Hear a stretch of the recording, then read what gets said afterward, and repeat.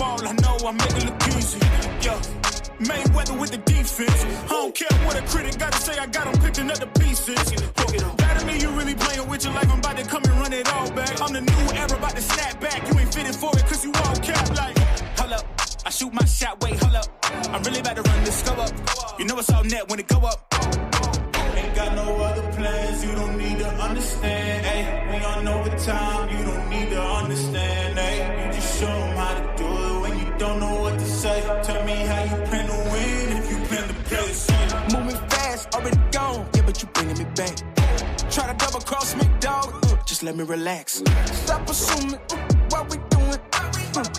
Keep it moving, what we doing. Cause it can get big right. Cause it can get big right.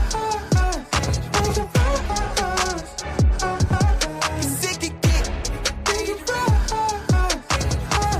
Hey, please don't play no games with me, I promise I'm too much. Ay, I can never let up even if you had enough. Ay, this ain't for the faint of heart, we always playing rough. I needed a mission to be this submission with no intermission. I see the collision, the crash in the distance, they coming off track, no. Now when they ask what's the motive, don't talk like the show. They all about to see what I mean in the moment. I gotta keep going, I'm shaking the dice and I'm keeping it rolling, they already know. Ain't got no other plans, you don't need to understand. Ay, we on overtime, you don't need to understand. Ay, you just show them how to do it when you don't know what to say. Tell me how you plan to win if you plan to play. Moving fast, already gone, yeah, but you bring me back.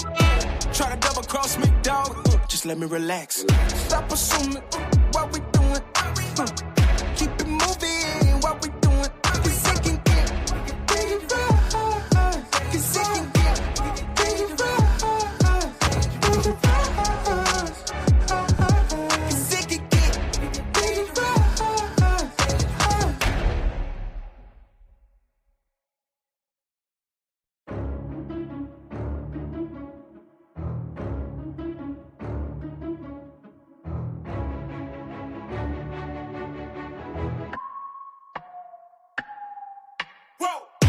Who knew I would make it this far? They hated, they never believed me. Yeah, I would never drop the ball, I know I'm. All right. Salute. What's goody?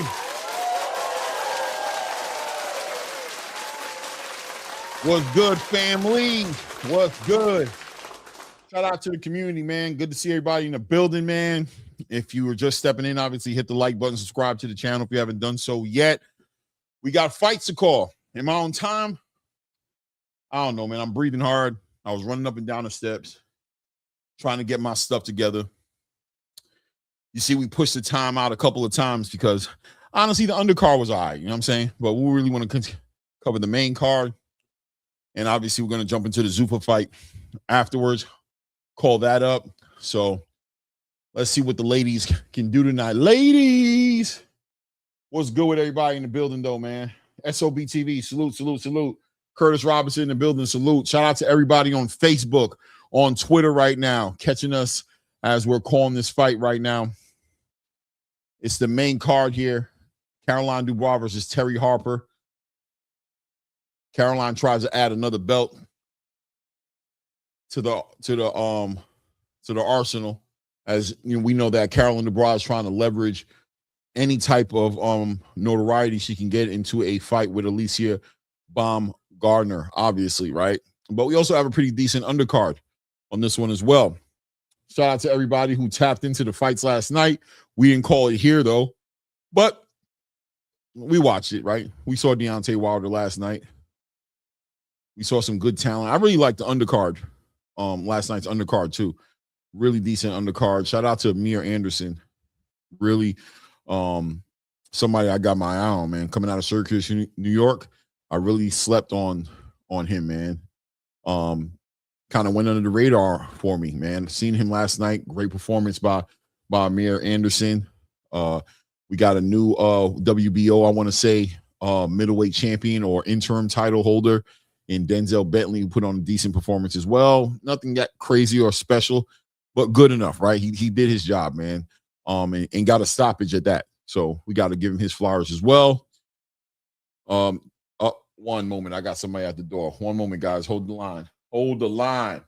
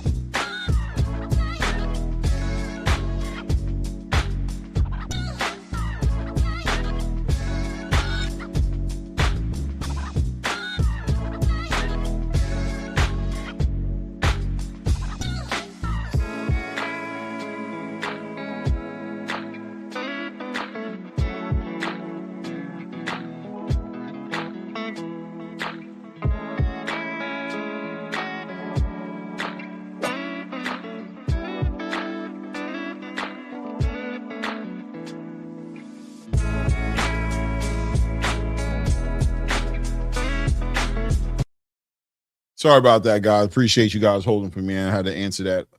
Ordered a little something that came through. Waiting on these fights to kick on. Reyes boxing should be on there right now too. I see you got the. You got the green screen on. There I'm here, y'all. I'm here. But hey, man, welcome to everybody. Thank you for everybody joining us. For all of you guys who did get a chance to watch last night, we want to hear what you thought, because me and Clay, we always got thoughts. Them damn thoughts always floating around. Them annoying ass little thoughts always floating around, man. It is what it is. Look, man. Shout out to you, Deontay Wilder, bro. Your conditioning was on point. So I was surprised. Good conditioning. Good conditioning. Bro, if I knew you were gonna make the distance, I'd have bet the plus 850 on your ass, bro. But I honestly didn't think you were yelling, talking about, doing your business in the bedroom, bro. Like, I wasn't sure. I was like, I'm not sure. Yeah. No, he showed up, man. He showed up. Right. Crazy fight, by the way. Crazy fight. Should have been several disqualifications because of the corner, man. I mean, crazy ass fight. It was like two drunk uncles who drank too much at the barbecue, and then they got into it. Right. And your mom calling you like, Andrew, come get your uncles. They'll be tearing my shit up. They've been arguing all day. I've been telling them, I knew it was going to go here. Come get them before I call you. Oh, man. No, it was crazy. It was crazy. I'm going to tell you, though, like, I even saw Andreas Hale make a comment about how, hey, I'm glad the fight didn't stop, but technically speaking, it should have stopped, right? Like they were saying about the corner. And I'm like, yeah, technically it should have, but technically Mayweather versus Zab Judah should have been stopped too, because you want to talk about a crazy ass cornerman jumping in the ring. I remember that vividly, bro. Uncle Roger straight up came in the ring to punch Zab Judah. You know what I'm saying? Shout out to Roger, man. Rest in peace. Hey, man. So I'm just saying, it's not like we've never seen something like that happen before. So, but yeah, man. Yeah. Hey, shout out Kaisu.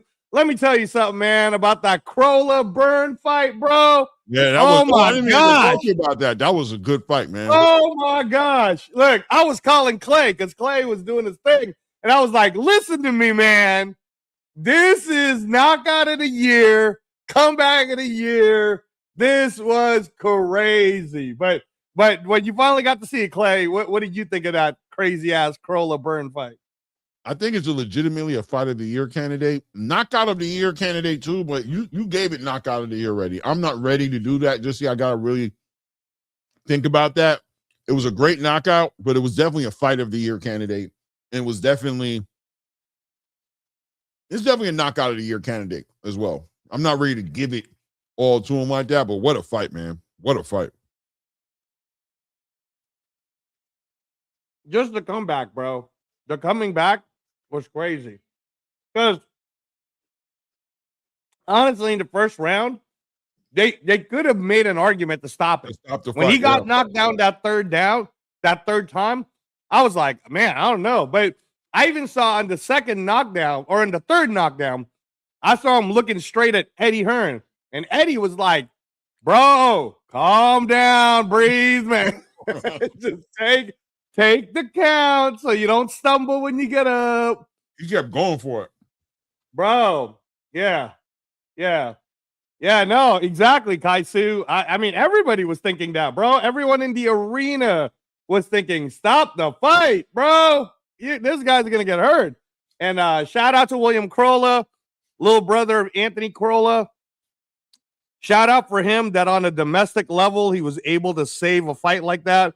Hopefully Glenn Byrne ends up okay. Shout out to him. That's a first loss in his career coming from Ireland. But wow.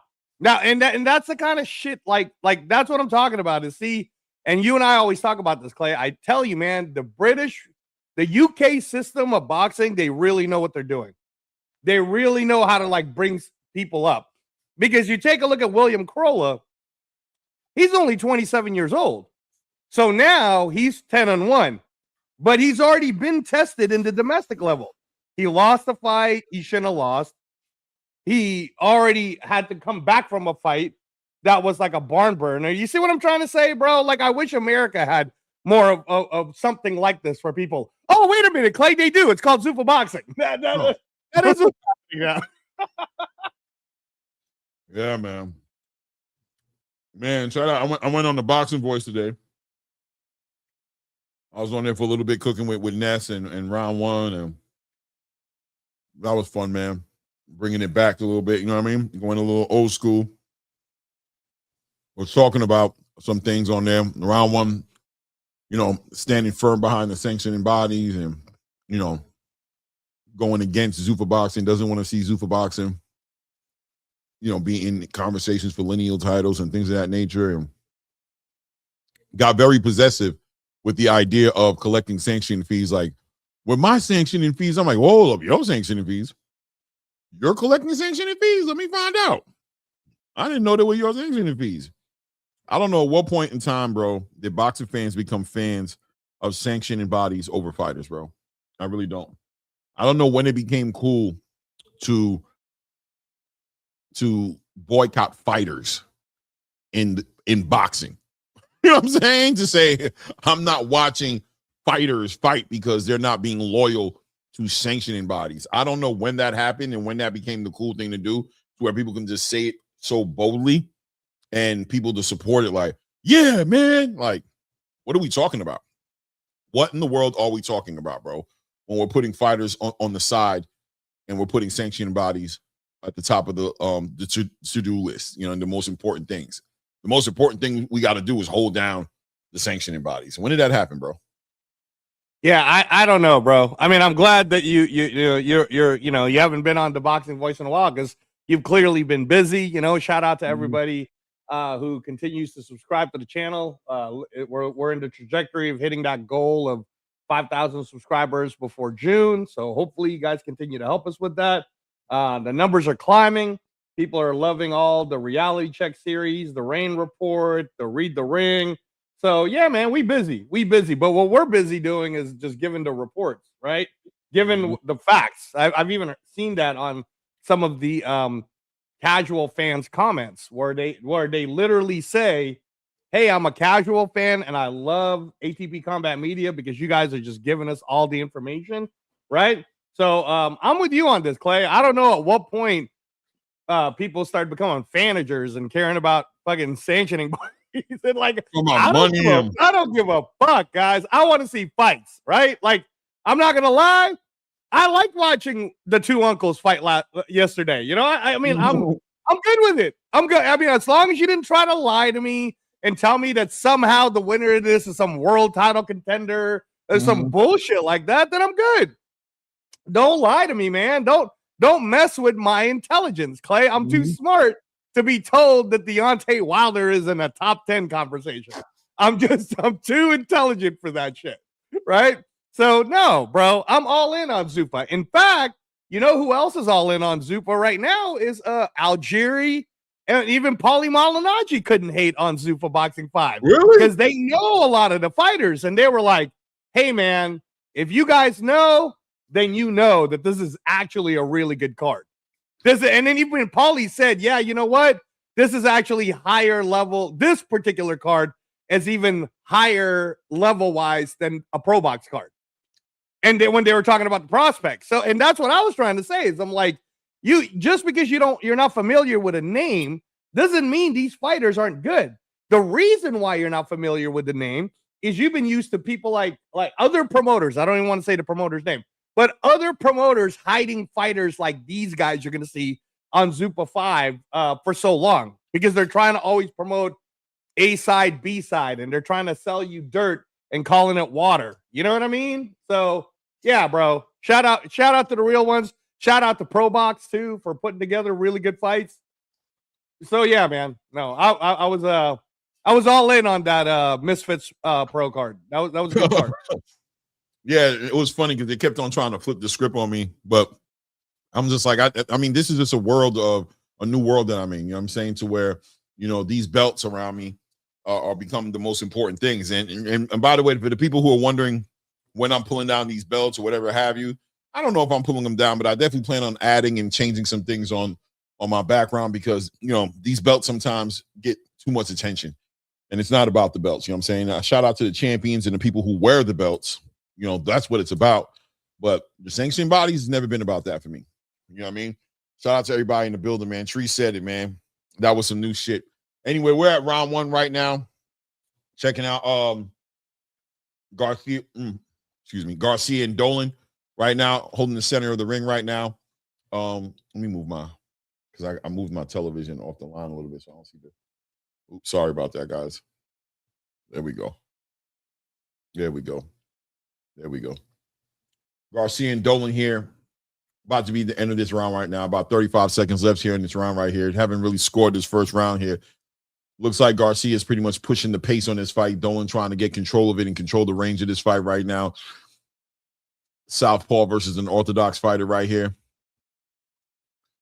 Dolan seems to be doing a decent job controlling the range of this fight, but Garcia is still applying that pressure, working behind that lead hand. Looks like she's winning the war on the lead hand, to be honest with you. Oh, shout out Dolan right there, kind of closes the void right there. I think we're about to close this round right now. I think Dolan's moving pretty good. I'm going to give Dolan that round, but I mean, Garcia was pushing the pace, but I thought Dolan was controlling the range and doing a good job doing that. Let me see here. Yeah. I'm trying to catch up myself right here. Oh, wifey. Yeah, is that a fact, by the way? We fight all night TV. Claymore was cooking round 1 today. Yeah, that'll happen, bro. That'll happen. We try to warn everyone. If you come to ATP Combat Media, you want to try to debate, man, you better get your facts together.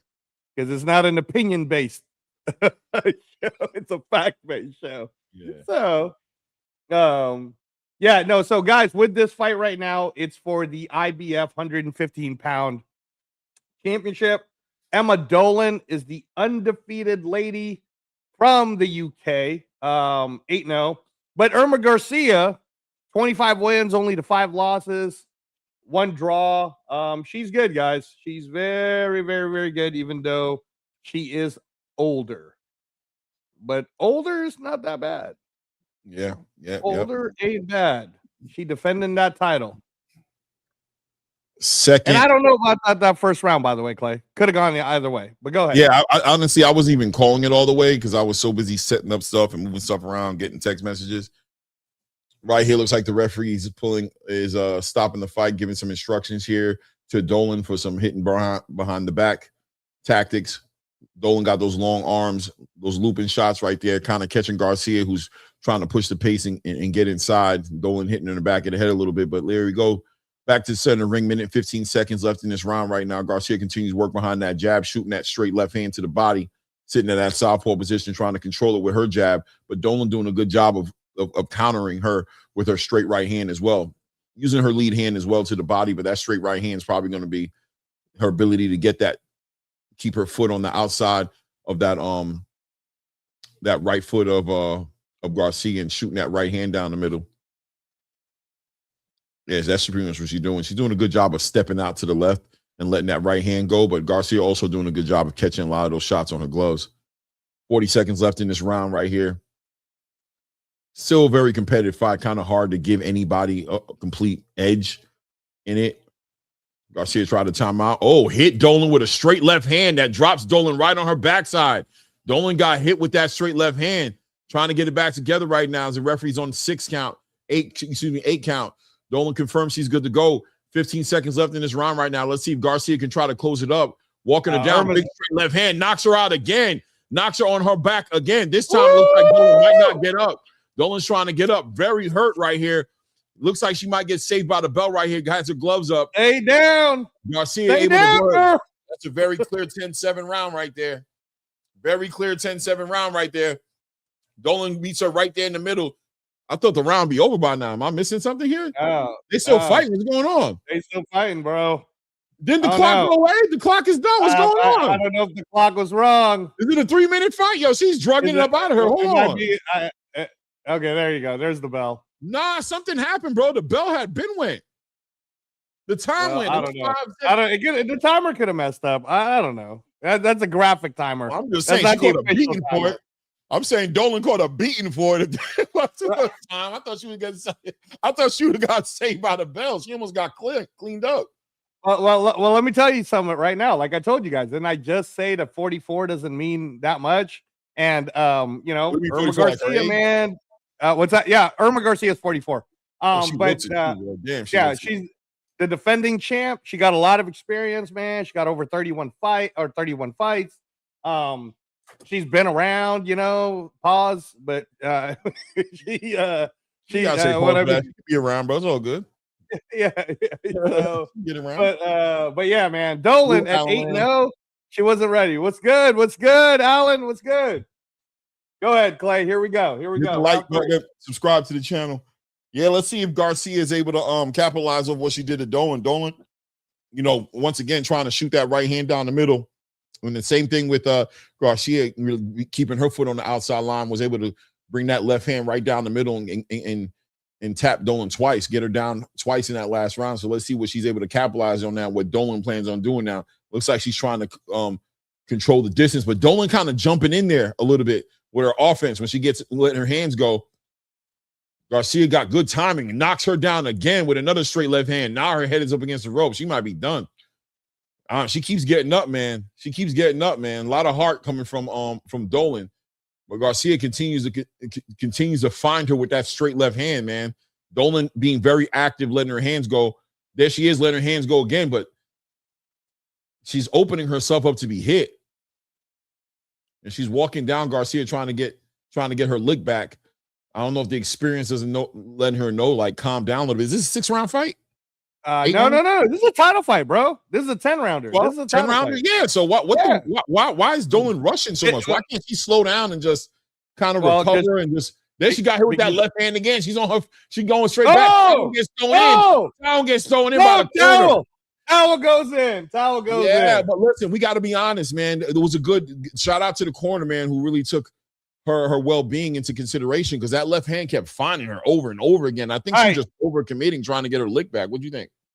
Right. Yeah. No, absolutely. And again, like, these are the type of, and Clay, I'm big on women's boxing. I'm a bit of a women's boxing aficionado. And this is what I mean is, if you don't know who these fighters are, then you don't understand why it's exciting. But this was an exciting main card opener. We got to see, it's women's boxing, bro. We got to see 3 knockdowns. We got to see 3 knockdowns in this, and don't worry about the fact that Irma Garcia is 44. Was it 3 or was it 4? No, 3, and then they stopped it. They threw the towel. Yeah, because it was 2, knocked her down twice, and then he knocked her out. So really, we could say it was 4, because it could have been 4 knockdowns, but the towel got thrown in, right? So no, bro. Dolan, hey, shout out to you. It's for your first defeat, but this wasn't going to be your William Crolla moment. This wasn't going to be it, man. You already Garcia saw got that killer instinct too. She look like somebody's mom for real. She look like she whooping on somebody for real. she got a lot of experience, bro. And let me just say this too. I'm not gonna say that Gabriela Fundora couldn't beat Irma Garcia. I'm just saying maybe there's a reason why Gabriela Fundora is going down to 108 rather than going up to 115 to fight people like Irma Garcia. That's all I'm gonna say. You know, that's all I'm gonna say. No, I ain't gonna lie to you, bro. Gabriela Fundora should definitely beat her. I'm just saying. Why not go up though? You know what I mean? Why not go up is what I'm wondering. Yeah, I don't understand that either. I don't like the idea of her coming down to do something. Like, what are we talking about here? What are we talking about? Exactly. Shout out to who's that? Pensionator said Garcia won. Yeah, Garcia gets a stoppage, man. Corner throws the towel in. Salute to the Nigerian Nightmare too. Salute. Yeah, 5 Boxing. It's on ESPN Plus, brother. Just go to ESPN Plus or go to your Disney Channel. Type in most valuable promotions. You'll be able to see it. Yeah. Hey, low key. Listen, man. I'm hoping, and Ellie Scottney, who's going to be on the co-main event coming up, she's the undisputed 122 pounds. But I got a little money on Flores because I'm gonna keep it real with you right now, man. I feel like Flores, as long as she doesn't get robbed, could do it. So you might be right, low key. You might be right. Salute to everybody in the building, man. We got a couple of people in the building, a little over 50 people in the building. Hit the like button, subscribe to the channel. My God, Freedom's March in the building. Salute. On his channel earlier today, building with him a little bit. Listen to him build, really, what should I say? Listen to him build, man, talking about some real political stuff. But shout out to Freedom's March, man, for real. Hey. Can we do a shout out to King Pound for Pound, man? Hey, new subscriber, bro. Welcome. Yeah, welcome. I was on Cigar Talk a couple weeks ago. Clay was on Cigar Talk, I think, last weekend. So, yeah, man. Shout out to you, King Pound for Pound. Hopefully you love our content. Please check out the videos section, King Pound for Pound, because we got some really good stuff. Our Read the Ring episode 10 just dropped. I think our most popular ones right now are Read the Ring episode 8 and 9. But you'll just love the conversation. You'd love the conversation. And then, yeah, everybody, I'm going to tell you right now, King Pound for Pound, ain't nobody doing a watch party better than the Claymore Rain YouTube channel. I'm just keeping it a buck. It might be a fact. Am I lying, Clay? Am I lying? Can't disagree with you. Can't disagree with you, man. Guys, hit the like button, subscribe to the channel, man. The card is moving along pretty fast. I'm looking forward. I ain't gonna lie to you, bro. I'm looking forward to the Zupa boxing card coming up, but I'm also looking forward to Caroline Dubois doing her thing on this card here. And let's see what Chantel Cameron is able to put together. Kaisu, why are you lying, bro? I never once said Jermaine Franklin was gonna win. I don't know what you're talking about, bro. Find me a clip that said Jermaine Franklin was gonna win. And let me tell you something right now about Ellie Scottney, bro. And you probably watch women's boxing a lot too. All right. She's all right. I think Sky Nicholson could actually get her.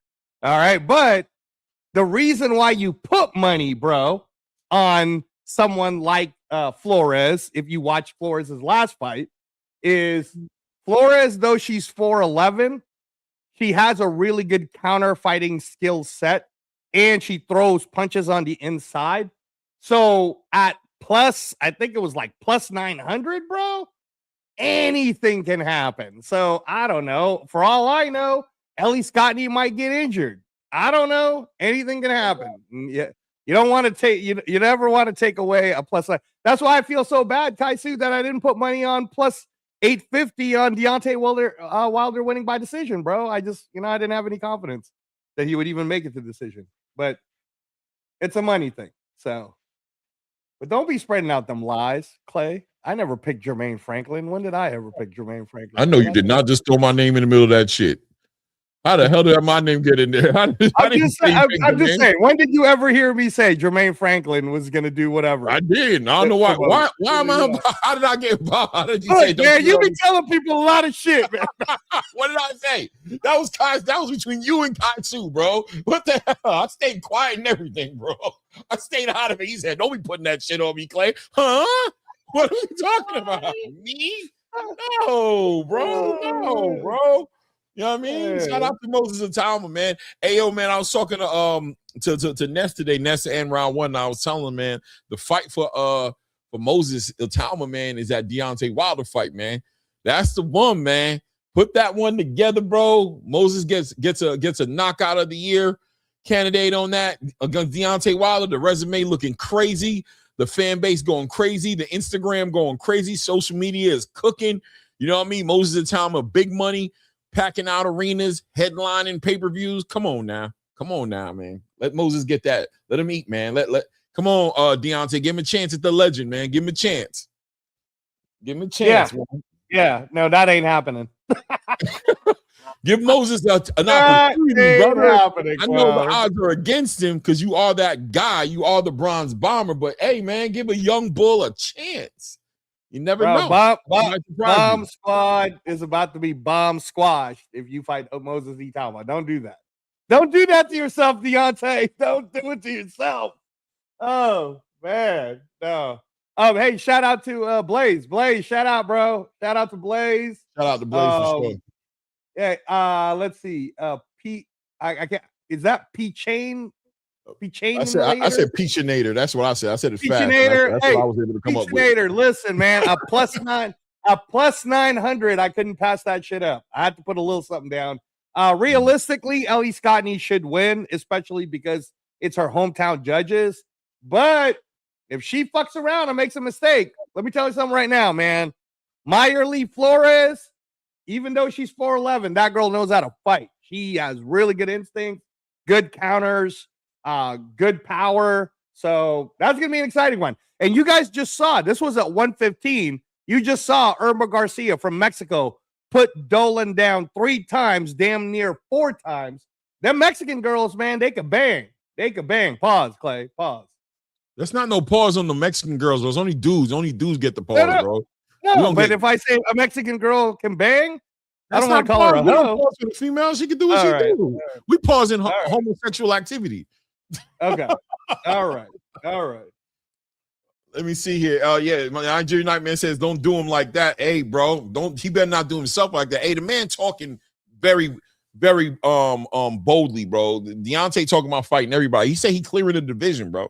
Deontay said he clearing the heavyweight division. He on his second run. He heading to undisputed. This man wants it all, bro. So why not give a young Moses Atama an opportunity, man? You know what I mean? Moses Atama, you beat Moses Atama, you put yourself in a position for multiple titles because he's top 3 in like almost every sanctioning body. You know what I'm saying? So that's a great fight for Deontay Wilder. Listen, man, I'm advocating for the fighters. You advocating for Deontay to get his ass knocked out, bro. Stop it. I'm advocating for Deontay to get an opportunity. This is crazy. This is diabolical that you guys are speaking on like this. Guys, man, Clay's being diabolical, guys. Call him out. Yo, Deontay, I got faith in you, bro. Hey, man.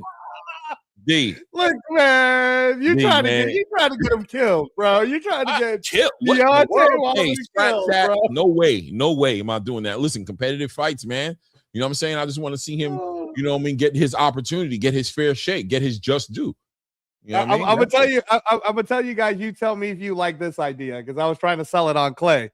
But Deontay's obviously, depending on if his hand is really broken badly enough or not, the AJ fight looks like it could be real, and it looks like something that he can make a lot of money on. But if the AJ fight isn't available, I was telling Clay that at Doncaster, May 16th, I think it is, we're going to be seeing Filip Hrgović fighting Dave Allen. Now, Dave Allen, for all intents and purposes, should lose that fight. When Dave Allen loses, what y'all think about Dave Allen versus Deontay Wilder? That could be fun. The Homer Simpson of boxing versus Deontay Wilder, that could be fun. That could be a fun match. You got that. Nope. It's all about Moses, man. Sorry. I don't know why you guys are scared for. Why you scared for? You scared for Moses? Because I know you ain't scared for Deontay. We already know. I know, man. I was scared for Deontay and the Chisora fight, bro.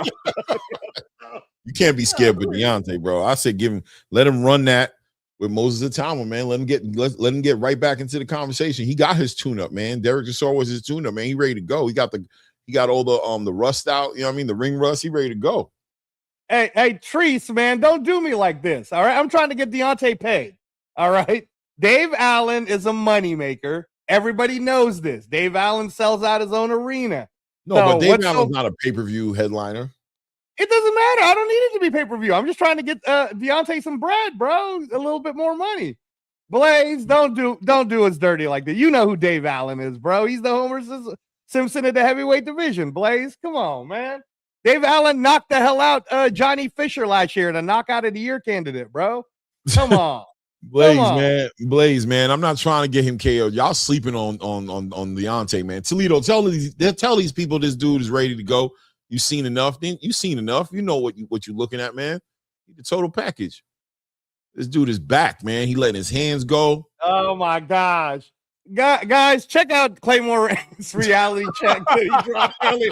This guy is straight trolling right now, guys.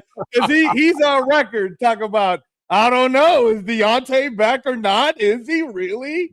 Man, listen, now he's trying to gaslight my guy, bro. Did you hear Deontay? Did you hear Deontay's post conference last night? Come on, stop it, man. You guys got to use your ears. The same ears I'm using, you should be using. Deontay's ready for everybody in the heavyweight division. Anybody the fans want to see, he's ready to fight. He's back. Do you understand? He was going through something before. He had some things he was going through. He's got his life together. He's doing this for himself. He was being selfless in his old career. In this new chapter, he's going to be selfish and do things for himself, bro. That most is the time to fight. Gaslighting the greatest heavyweight fighter in the 2020 era, bro. In the 2010s to the 2020, bro. Man, what are you doing? You trying to get him killed? Hey, that's like saying let Mike Tyson that's like saying let Mike Tyson fight Butterbean. Man, come on, stop it, man. What are you doing? And he done called Deontay Wilder Butterbean, Lord child. Jesus, Lord child, man. Hey, man, I tried, Deontay. I tried, man. Do what you like. If you like it, we love it, man. Let me see here. He's back, but he also gone backwards. Yeah. Listen. At the same damn time. He is backwards. Hey, that's real. Easy Blends. He is backwards, bro. He is backwards. Hey, Alan, you know what? I was just talking about it. So if you watch the post-fight conference, Deontay's right hand was swollen for real, so we don't know how broken it is. But he hurt his right hand at some point. That's probably what it was. That's probably what it was. So I know he's back. I know when he says he's back, bro. So throw him in there with Moses.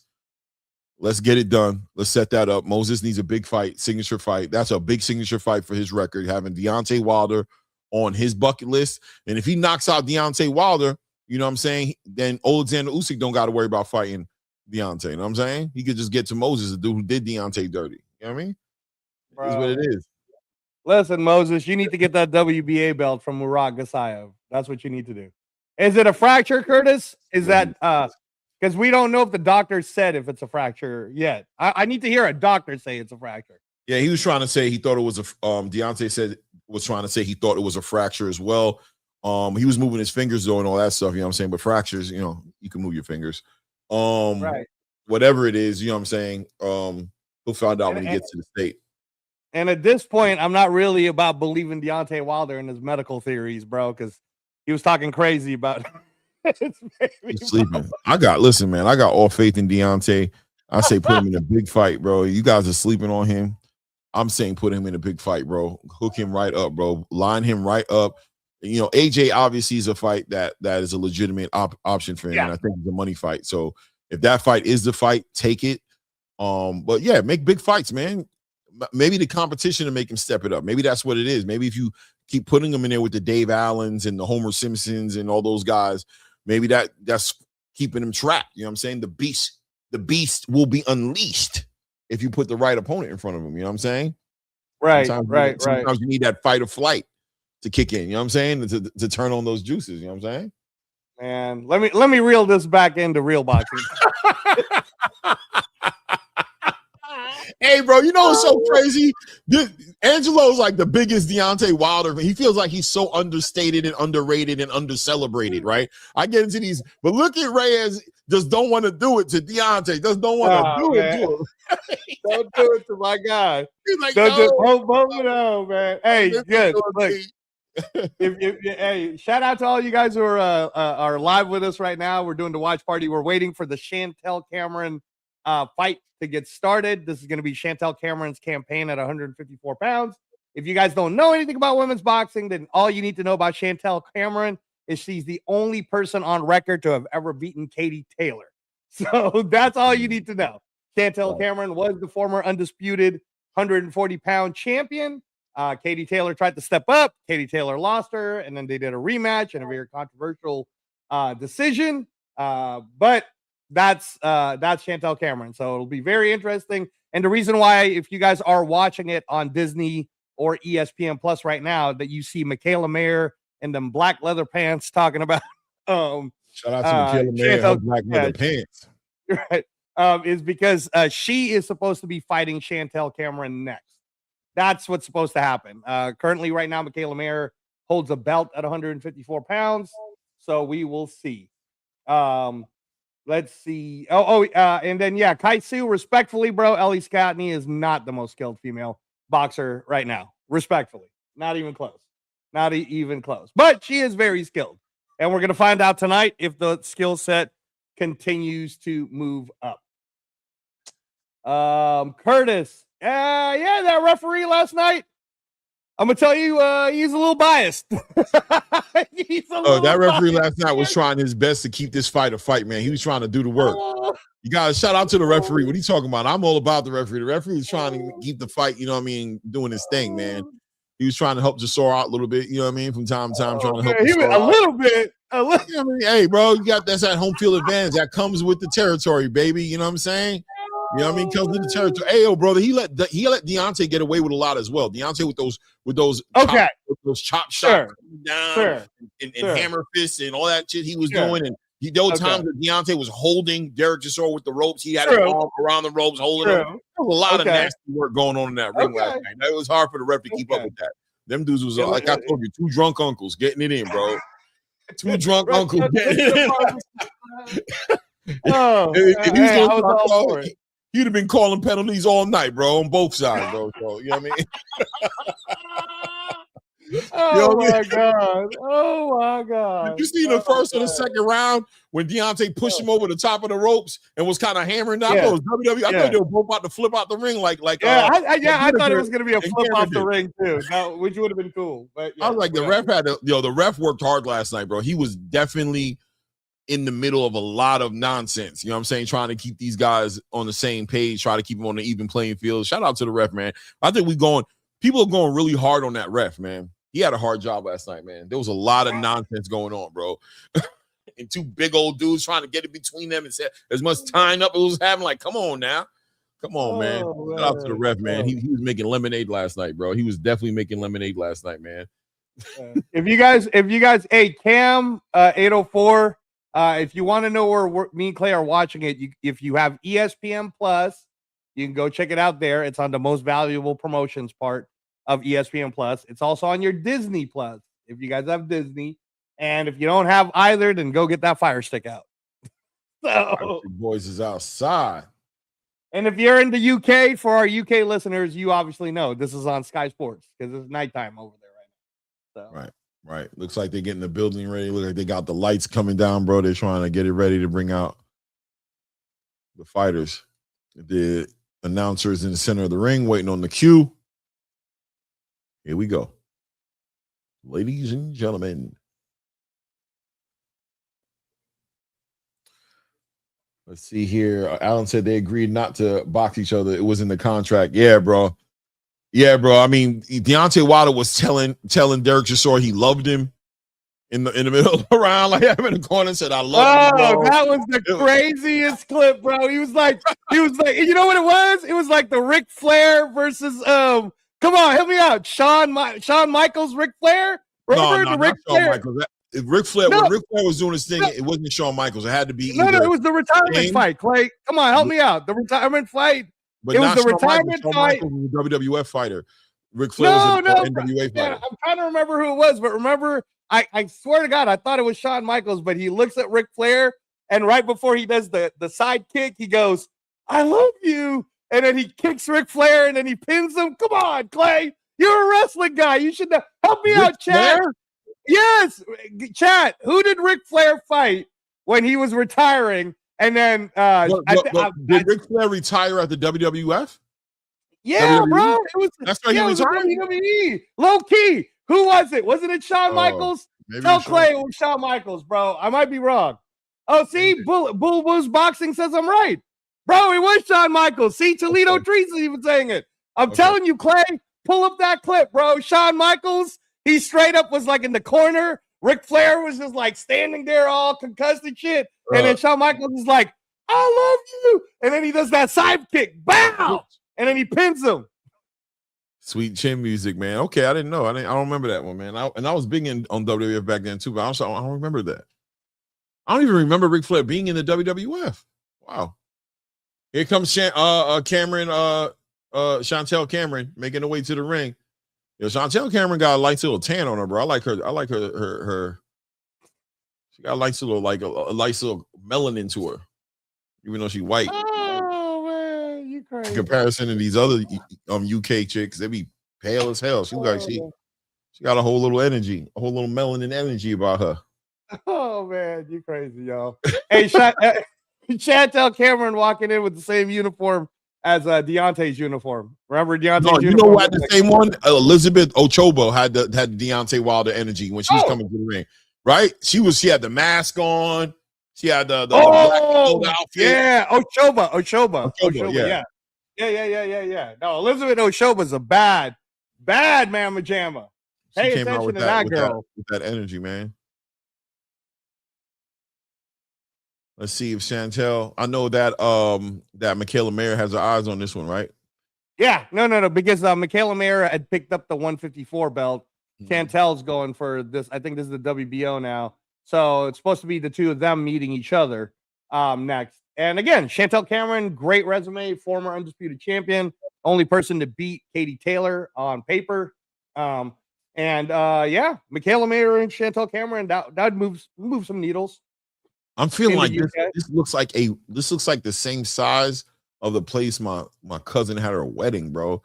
Like her wedding after party. This is a small little space, bro. I mean, do you remember this spot at all? This is where last year when they did the all-female card where Caroline Dubois fought Bo Ren. The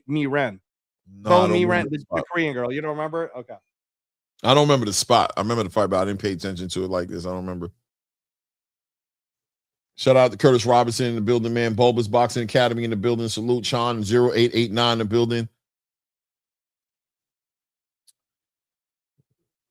So remember, I was telling you guys, if you listen to our live on Thursday, I was explaining to you that the undefeated girl from Czechoslovakia, I want to say it is, but she's good, guys. So this isn't going to be like a walk in the park for Chantel Cameron, but I agree with Treese that this is a very interesting fight to see Chantel at 154. Let's see what she can bring to the table.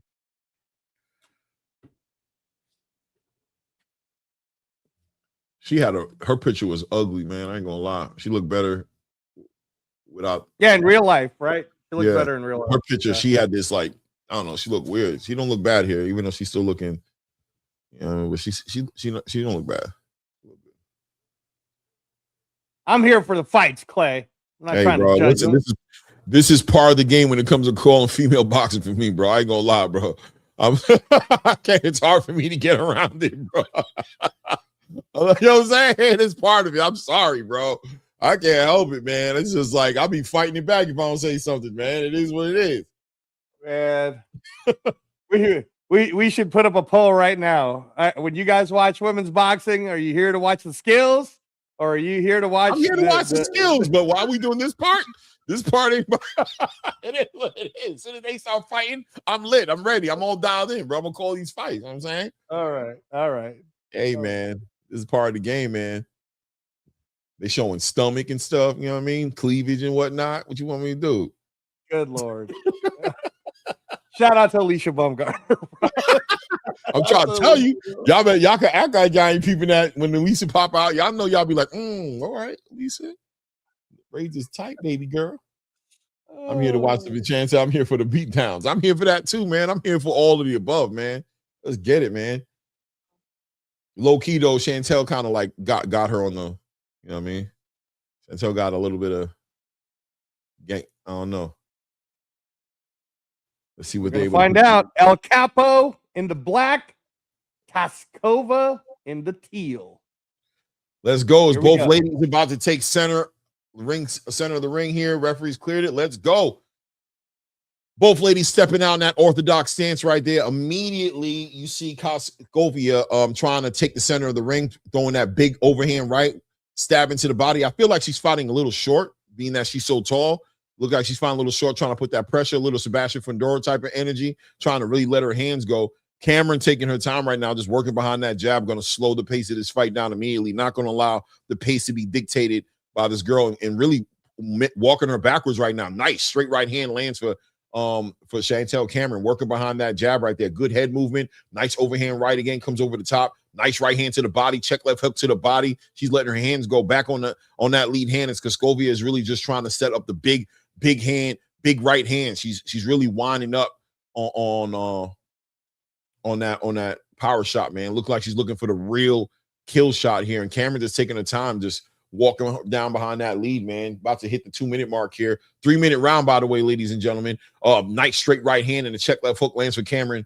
Chantel Cameron right there. Nice backhand to the body for Chantel Cameron, working behind that lead hand, walking down Kostovia as Kostovia continues to try to shoot that 1-2 down the middle, but Cameron able to just domesticate her with that jab, man. That jab is just doing a good enough job. You would think Kostovia would be the one controlling the fight more with her lead hand. It looks like she has the reach advantage, the taller, longer fighter, but Cameron really just doing a good job slipping her lead hand, slipping that straight right hand down the middle, catching her with those shots, and even domesticating her with that jab. Minute and 20 second mark about to be approached right here in the first round. Chantel Cameron doing a great job there. Straight right hand, followed it up with a check left hook, and then stabs it to the body with that straight right hand. Back on that lead hand to the body, coming over the top with that right hand now. Walking down Kostovia now, who's overreaching, out of range, shooting that right hand, hitting nothing but air. Cameron continues to walk her down behind that lead hand. Good check hook by Cameron. Chantel Cameron shoots that right hand. Kostovia moves off, circles off to her left a little bit, but Cameron continues to work behind that lead hand. Nice work by Chantel Cameron there, working in a nice backhand uppercut off that lead hand. Continues to walk down Kostovia on the ropes right now. Kostovia is definitely trying to get out the way. Early, Kostovia tried to take the center of that ring and take the control, but Cameron was able to change that very quickly, change that whole momentum around. Nice lead hand to the body, doubling up on that lead hand to the body. As she knows she's dealing with a fighter who's trying to stay out the way. So she's going to slow her down, working that body. Good work, straight. Good work. Doubled up on that jab. Nice right hand to the body on Cameron right there, working behind that jab, sitting behind that high guard. Savia tries to let off some good combination punch in there, but just really just getting caught on the gloves of Chantel Cameron. Nice straight right hand lands for Kostovia right there. Cameron eats it and keeps pushing forward right there. Still continues to press the fight right there. Kostovia tries to sleep in a lead hook right there. Easy round for me to score. I'm going with Chantel Cameron on that round. I can tell you right now, Kostovia is a lot of fluff trying to, discourage Chantel Cameron from walking her down, but Chantel Cameron was able to take control of that fight just with an easy lead hand and taking advantage of a Kostovia that was letting her hands go just a little too much in that first round, and Cameron was able to hit her with a lot of clean shots. Already got the respect of Kostovia right now, who's on her back foot, trying to use her legs and move around the ring right now as Cameron's cutting off the ring and attacking that body, trying to slow her down and set her up with that big right hand. For sure, Chantel round. And to collect my, I like to do the quick corrections to my colleague. So the way you pronounce the opponent's name is Kotaskova. Kotaskova. You keep calling her Kostovia, bro. Yeah, man. I don't know. I'm trying my best, man. I'm trying to sound it out a little bit. You know what I mean? Still trying to call the fight. What, is this the beginning of the second round already? Oh, damn. Double lump on that jab. Chantel Cameron takes the center of the ring, man.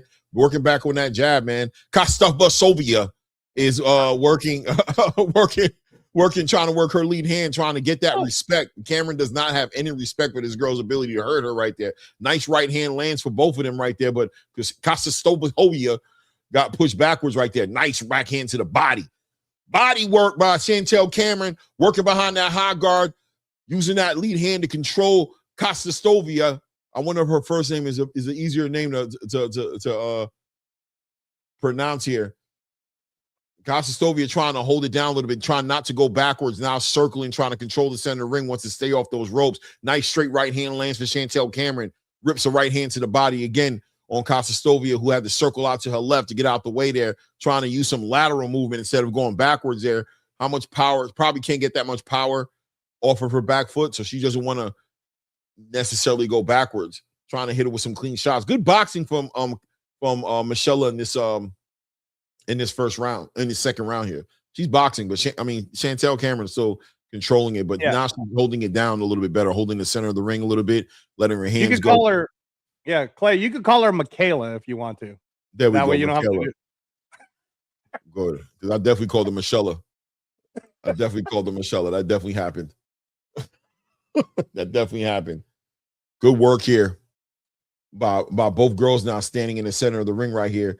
Chantel using that head movement now, not wanting to go backwards. Good body work, ripping to the body right now. Nice straight right hand knocks Michaela backwards here. Back on that lead hand work. Cameron not trying to go backwards right now, working, pushing back Michaela as Michaela's trying to be elusive and on her toes, jumping around, stay behind that high guard, but Cameron doing a good job of working that body, man. It's available. Good work. Look at that. Nice check left hook to the body. Working the uppercuts now between the middle of the guards right now. Michaela doing a good job of catching a lot of those shots on her gloves. Rips her own left hand to the body right there. Get her own body work going on there. As we're watching Chantel Cameron controlling her now, using that lead hand as a rangefinder. There we go, working to the body. Continues to work to the body of Michaela. Michaela just out of range shooting those 1-2s, man. She's shooting them from so far out. She's not anywhere near connecting in those shots. And, just giving up all that energy. You combine that with Chantel Cameron working that body, man. I wonder if the legs are going to still be there in the later rounds. Well, when you these look are also at 3-minute rounds. Yeah, when you look at Michaela Kotaskova, this makes you appreciate how good Gabriela Fundora really is, because they have like that same height, but the difference is you could tell Michaela is not using her height. She's 100%. She's fighting like Sebastian. Yeah, exactly. That's what I was saying. I think I said that earlier. She's fighting short, right? She's fighting short. She's fighting down to the level of a fighter who doesn't have the arm reaches, or doesn't have the leg span as her. And you would think she would try to work behind that lead hand a little bit more and also control that range. But she's completely out of range. So when she's shooting that 1-2, she's like so far out of range.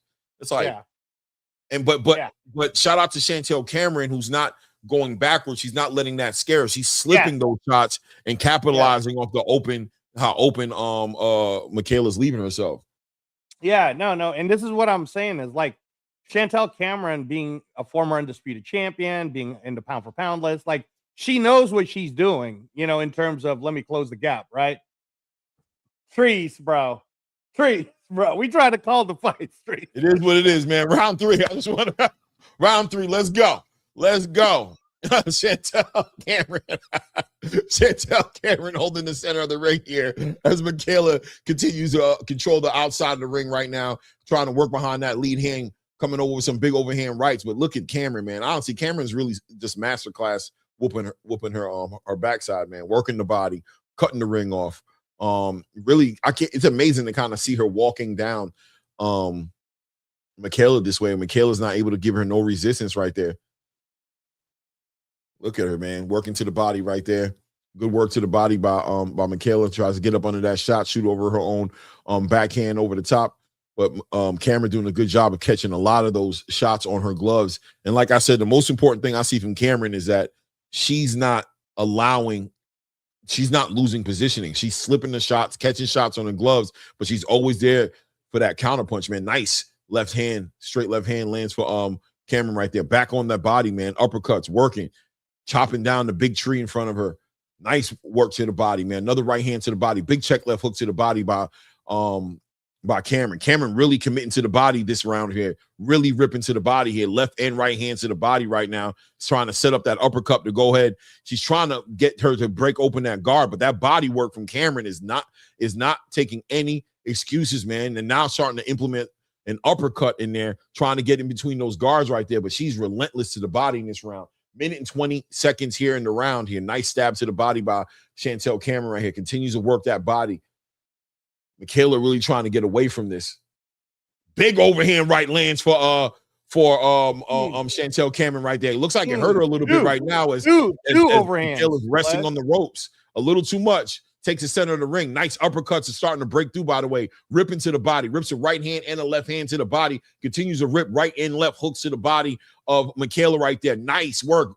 Working her way up, mixing the punches up, level changing on Michaela here, who's just really on her bicycle here, burning the candle at both ends, on her legs, burning the candle, high punch output, burning the candle, and Chantel Cameron beating that body, burning the candle. I mean, it's just a combination that's not working out well, in my opinion, for Michaela, man. 30 seconds left here in the round right now, as at this point, it's starting to see a little bit of desperation coming from Michaela, punching with real desperation, trying to get that respect, but Cameron will not have any of it, keeping her on those ropes, working that body, hard check left hooks to the body, hard right uppercuts right up the middle of the guard, ripping those left hooks to the body. She's really hurting her to the body. We're early. This is just a third round, man. This is just a third round right now. Now Cameron just kind of on her own back foot now, trying to walk her into some shots now. Easy work, man. Chantel Cameron just pitching a shutout here. Total masterclass here. Total masterclass here, man. What you think of that round? Yeah, no. Again, Chantel Cameron working the body. This is, this, by the way, ladies and gentlemen, is when you watch, if you guys got to watch it from the beginning, like Claymore and I did, Elizabeth Ashoba, like she was on a 3 minute round pace, and you could tell that here's Chantel Cameron. She understands, hey, I'm gonna work this body early because I'm gonna try to get this girl late, right? And that's what it's looking like, man. She busting that head up already, just like Claymore saying. I don't know. I think that Kotaskova will need to make some serious adjustments, but I think it's too little, too late, Clay. I can't see it, bro. I see a stoppage probably about round 5. Yeah, I see it. Man, it might be in this round right here, to be honest with you. She's really put a real good body campaign in that last round. Shout out to my brother G Tatted up from Philly, man. Hope that asthma clears up for you. Crazy, you got COVID as well, man. And man, I hope you feel better, man. For real. Top of the fourth round right now. Let's see what Chantel Cameron does here to capitalize off the momentum she built on that last round. Really bang that body real heavy in that last round right there. Probably wanting to take this movement away from Michaela, whatever her last name is, respectfully. Continuing to work behind that high guard, walking her down, and really, like I said, burning the candle on both ends, right? Taking advantage of a Michaela who's letting off a lot of punches. That's got to be burning the engine. Let's remember, these are 3-minute rounds, Reyes. 3-minute rounds. These aren't the regular 2-minute rounds, so they really got to kind of like, ration conserve out some energy. Yeah, ration it out, right? Yeah, no, exactly. And again, this is, by the way, pay attention, y'all, about how to beat someone like right Sebastian Fundora. Work the body early, Keith Thurman. Right. You work the body early, right? Jesus. The big thing here is the difference between the Keith Thurman situation and this situation is that Sebastian Fundora's jab was a little bit more accurate and a little bit more. He was more punishing. This girl really has nothing to offer Chantel Cameron as far as discouragement, right? Like she's like standing in there, slipping those shots, and look at it, just ripping that to the body. Oh my God, I think she's gonna stop her in this round. I ain't gonna lie to you. I was thinking the 5th, Clay. I was thinking the 5th, but you might be right. It might be the 5th. You might be right, but I mean, she's really catching a beating, man. Cameron's just ripping her to the body, and you see the desperation starting to settle in for Michaela. She's punching to live now, like she's like trying her best to like get up out of there, but finding a hard time staying off those ropes right now. Yeah, she tries to circle off to the right. Cameron doing a good job of making that ring smaller too. She's really not letting her get any of the center of that ring. She's keeping her against the ropes, cutting the ring. What I appreciate about what Chantel Cameron has done is the body. Oh, nice left hand. Little bleeding coming from the nose of Michaela right now. Michaela kind of pinned her right in that corner now. Nice left hand to the body. Nice straight right hand. Michaela is getting really just worn out, man. Shoots her own little bit of combination punches, but Michelle Cameron just catching a lot of that on her gloves and ripping her to the body, man, just so relentlessly. Straight right hand down the middle by Michelle Cameron. Doubles up on that right hand, follows up with a left hand, back on the ropes. She's ripping left hand and right hand to the body. Right uppercut, right up the middle of the guard. Shoots a straight left hand down the middle again. Beautiful work by Michelle Cameron, working behind that lead hand, man. She's tearing this girl up right now. I ain't gonna lie to you, man. She's putting her in a blender right now. 15 seconds left in the round right now as Michaela continues to try to use that movement, man. Tries to work behind that lead hand, trying to still shoot over that right hand. But Michelle Cameron doing such a good job. What a nasty right hand she rips to the body. Big right hand again for Chantel Cameron. Back to the body. Wow, that one right there was a bad round. Probably the worst round yet for Michaela Kovas. Now you messing it up for me, bro. What's her name, bro? What you want me to do, bro? I'm trying, bro. Oh, man. Public high school education, y'all. Public school, bro. You know what I'm saying? Oh, man. But hey, you know what? So what I was gonna say was, what I appreciate about Chantel Cameron is this is the game. Imagine what Chantel Cameron's doing, but a little bit or a lot faster, actually. When she was at 140, that's why she gave Katie Taylor such a hard time. That's why if you guys ever want to watch someone who actually gave Katie Taylor a hard time, you should watch the two fights between Chantel Cameron and Katie Taylor. Both of them were very Beterbiev-Bivol close, right? Both of the matches were very close. Again, Katie Taylor's only loss was to Chantel Cameron. And like I predicted, I think the stoppage is going to come right here on the 5th round. Shout out to Coach Bernard Hackett on the chat. Appreciate you listening to us, Coach. Shout out, Coach Hackett. Shout out, Brendan Tour says, just tune in. Does Cameron get the stoppage? I think this might be the round, man. I'm going with Reyes on this one, man. This girl slowed down. Cameron did a good job of campaigning on that body. She slowed her down a whole lot, man. Just right now, early in this round, already have her pinned up against the ropes in that corner, ripping to the body. Looks like she might have got that nose broken too. I'm not too sure. But she's definitely used up a lot of energy trying to control the pace of this fight. And Cameron just done a good job of just steadily attacking that body, working behind that lead hand, and finding her with straight right hands up top as well. And that uppercut is starting to break through between that guard as well. Once again, guys, reminding you guys, this is a 3-minute round fights here. So, all this energy that we're watching Michaela push out in these rounds right here, you compound that with that body campaign, man. She's really getting a masterclass. Here we go, doubling up with that left hand, trying to back her up into those ropes. Michaela continues to try to use her legs and use that lateral movement to get out the way, trying to bounce. Straight right hand lands beautifully for Chantel Cameron, Nice left hand to the body, rips another right hand to the body, ripping uppercuts now between the guards. Straight right hand, left hand to the body, right hand to the body. Left hand got her nose leaking again. I think her nose is definitely broke. I don't know. I think it is. Yeah, I think it is broke, Clay. I think it's broke. Working behind that left hand, time, nice straight right hand. So she's breathing through her mouth right now. That left hook to the liver is crazy.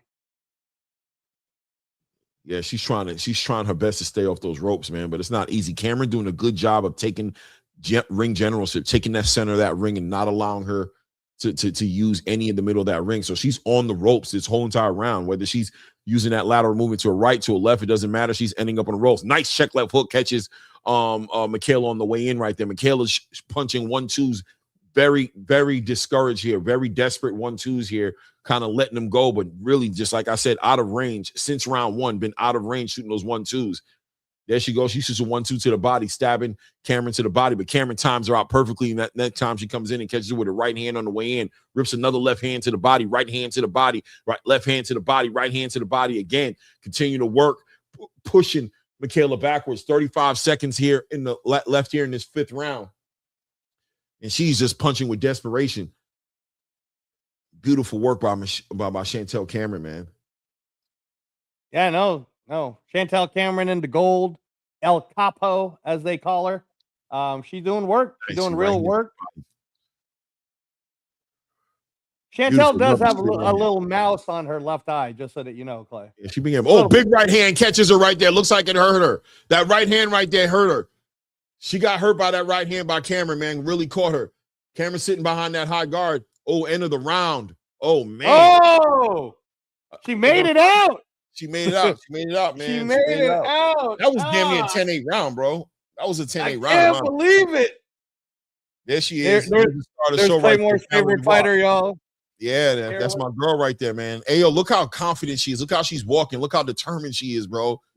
It's a different energy right now, man. She understands, man. This is a big chapter and a big season in Caroline Dubois' career, man. She's getting the notoriety. She's got the big machine behind her right now. She's got the big fight that everybody's looking for her to be in as far as her and Alicia Baumgartner. She's somebody in the space right now outside of Clarissa Shields.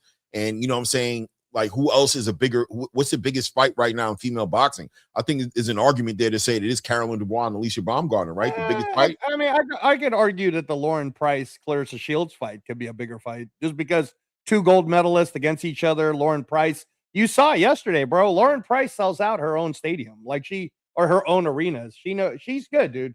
Lauren Price is good. I would say Lauren Price, Clarissa Shields matches. I don't know if anybody's asking for that fight right now, bro. I don't know. Maybe. 6th round right now as Chantel Cameron continues to work behind that high guard, walking down relentless pressure on Michaela Koska-Vaskova. And listen, I ain't nobody tell her to get a nice name like that, bro. She could have did better. Her parents ain't have to let her go out like that, man. On them syllables, man. It's a last name, bro. Come on now. Kotaskova, y'all. Kotaskova. 2 minutes and 10 seconds left here in this round right now. And listen, man, Chantel Cameron has completely worked so well behind. This fight right here is a fight that makes a good argument for 3-minute rounds for the ladies, right? Because the first one did too, Clay.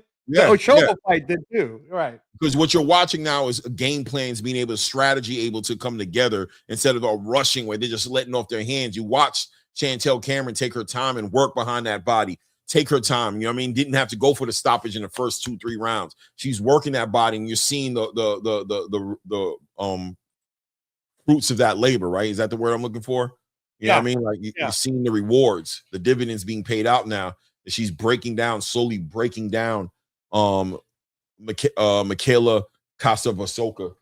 Kosta-Skova. What you want me to tell you, bro? Nice check left hook to the body by Chantel Cameron. Nice uppercut. The uppercuts are starting to get in between the guard. I don't know if you're noticing. The uppercuts are getting up in there now. They're touching her now. Yeah, and that's that body work, right? Because now she has to be concerned about that body a little bit. So she's trying to bring those elbows down a little lower, but it's opening up that guard a little bit, and boom, those uppercuts are starting to get right up under there. Yeah, no, this is. I mean, I wouldn't be mad at the corner of Kotaskova if they threw in a towel already. Yeah, at some point or another, you got to think she needs a knockout to win this fight. Do you think that your fight is going to knock Chantel Cameron out? If you don't, then you might want to take that into consideration with how much abuse you let her. She's getting beat to the body right there. The body is getting destroyed there.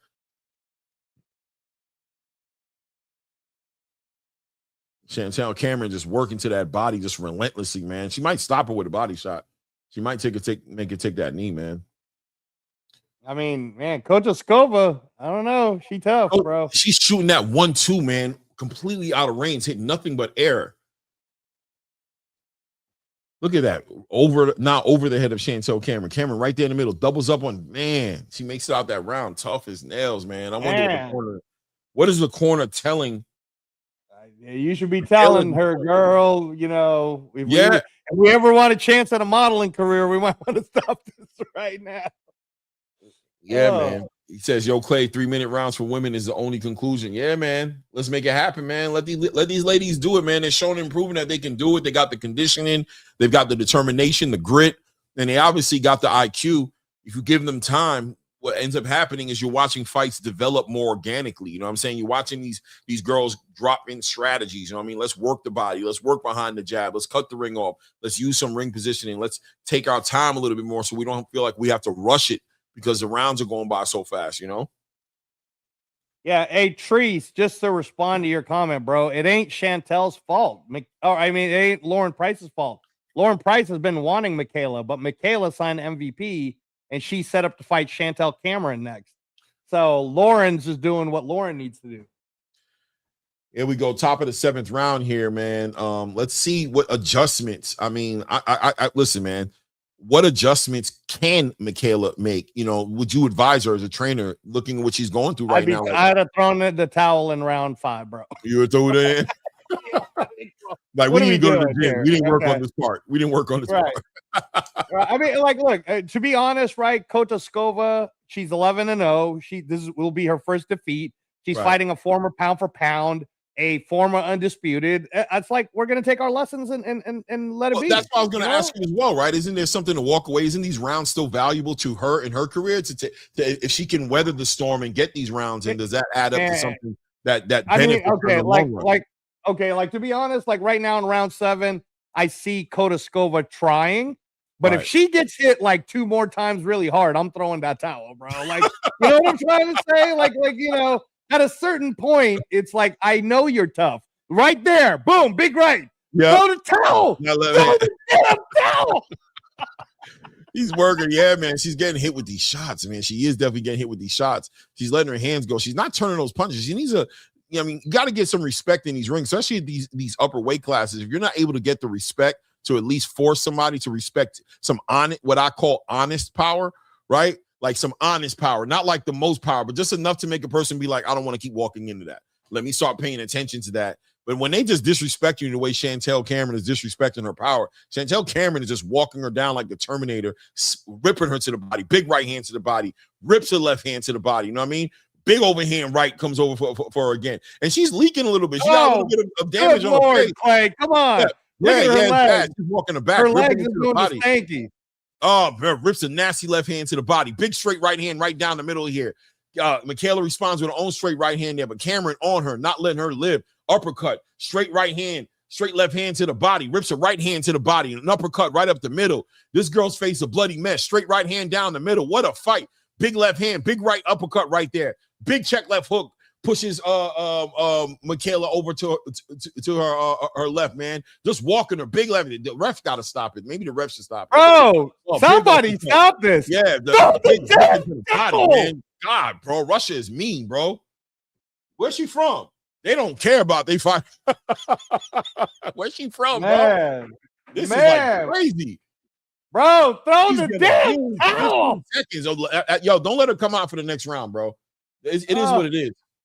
Why they stop it? Or somebody's mouthpiece came out. Time out? A mouthpiece came out? Yeah. Come on, man. Mouthpiece came out. And they let the clock run too. And they let the clock beating her up so much, bro. Her mouthpiece came out. Clock run, bro. Hold on. What's going on? No, the clock didn't run. Yo, they weird with the clocks tonight, man. MVP. Oh, I'm telling you, that's the MVP producers. That's not the official clock. Yeah, they need to work on that. Good work. Okay, look, man, I'm seeing some life right now, and Michaela, man, letting some quick combinations go.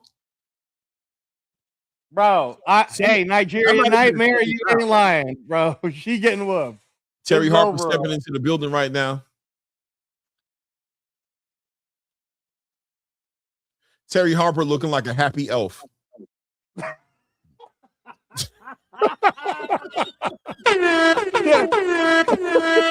You look like a happy elf, bro. Shout out to Lord of the Rings, y'all. Shout out to Lord of the Rings. Damn, shout out to Zelda. Shout out to Zelda, bro. He look like a happy tree elf, man. You know what I mean? Oh, good Lord. Shout out to John the building, man. Says, shout out and blesses King Clay, King Reyes, and the place to be. One love, no doubt, man. Shout out to you guys. Hey, Terry Harper looking like a drug dealer in that great. Yeah, man. She look like she looking like somebody, man. She looking like somebody, man. Yeah, happy Easter to you guys who celebrated, by the way. On the building, hit the like button, guys. Support the channel. Hit the like button as you step in and subscribe to the channel. Shout out to everybody watching from Twitter, from the Facebook space, man. Salute to you guys, man. Definitely try to make your way over to the YouTube channel and subscribe to the channel as well if you can. And give us a like button as well. But we appreciate the support, man. Top of the 8th round. Hit the right like buttons, y'all. We try to get to 100 likes. Don't make me get mad at you. We got the corner let her back out, bro. They let her back out into this round, so it is what it is. But look, very active, man. Showing some life here. It looks like the corner might have told her, if you don't show us something, we probably gonna throw the towel in. So Michaela's letting her hands go right there, trying to hold the center of the ring, stabbing her to the body. Chantel Cameron recognizing it and saying, you know what, I'm gonna let you throw. You want a part? I don't got to chase you around. I just got to let you throw some shots. Fine. I'm tired of chasing you around, cutting you around, cutting off this ring on you. You want to let your hands go? Let's go. But back on her back foot as Chantel Cameron continues to work these combinations and continues to rip that right hand to the body, continues to rip left hand to the body, uppercuts in between the guard. She's continuing to apply that pressure. And on her bicycle, Michaela's continuing to try to keep an active lead hand and set up a right hand that I think she's been overshooting all night long. Just hasn't really been able to get the range in on that. Sitting on those ropes just a little bit too long. Cameron's been doing a good job of that all night, man. Just controlling the center of that ring, forcing her to stay on those ropes. Big overhand right from Michaela comes over the top, but Cameron catches it easy on the gloves and just fouls it up with a nice lead hand. Just domesticates her, man. Just almost like punishing her like a pet. Just potty training her in the middle of the ring. Straight right hand. We're in round 8, y'all. We're in round 8.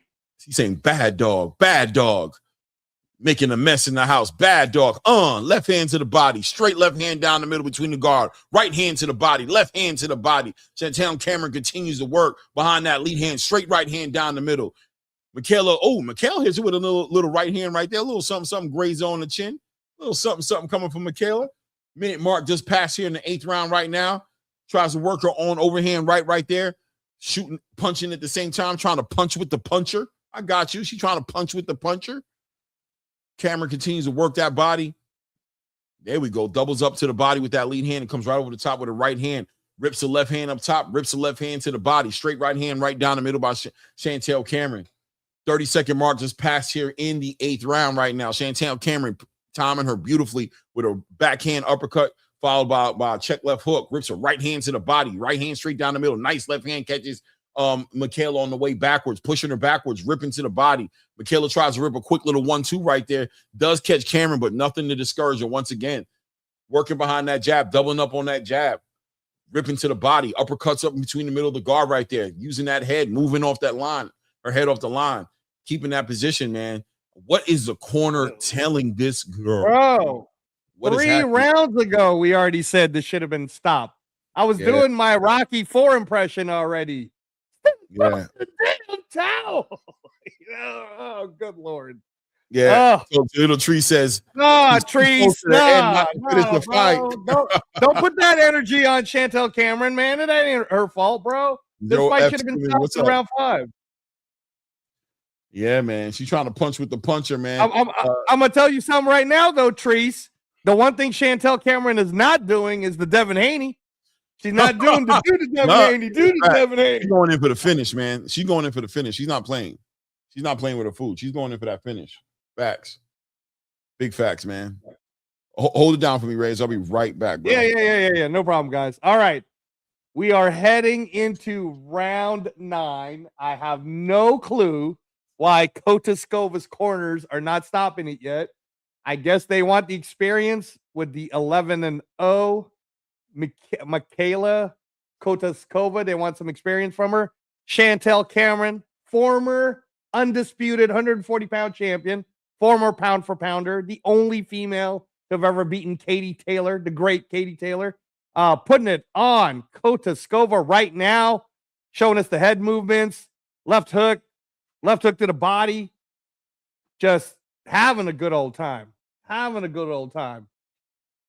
Kotaskova, again, to her credit, she's fighting back.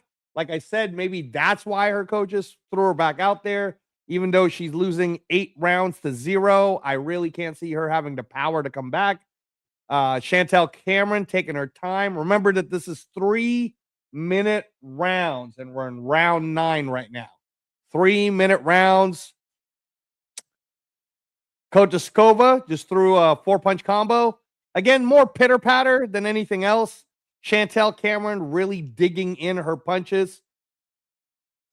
Showing some of the half-step backs. Using that closed-up guard, Tito Trinidad style.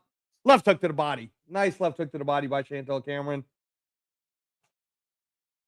Yeah, another nice left hook to the body, y'all. Nice right hand, another right hand to the body. Chantel Cameron has been Mike McCallum tonight, y'all. He has been a body snatcher. Nice right hand by Kotaskova. but it's just not doing enough to slow down Chantel Cameron. Ooh, nice uppercut hook. Nice uppercut hook by Chantel Cameron.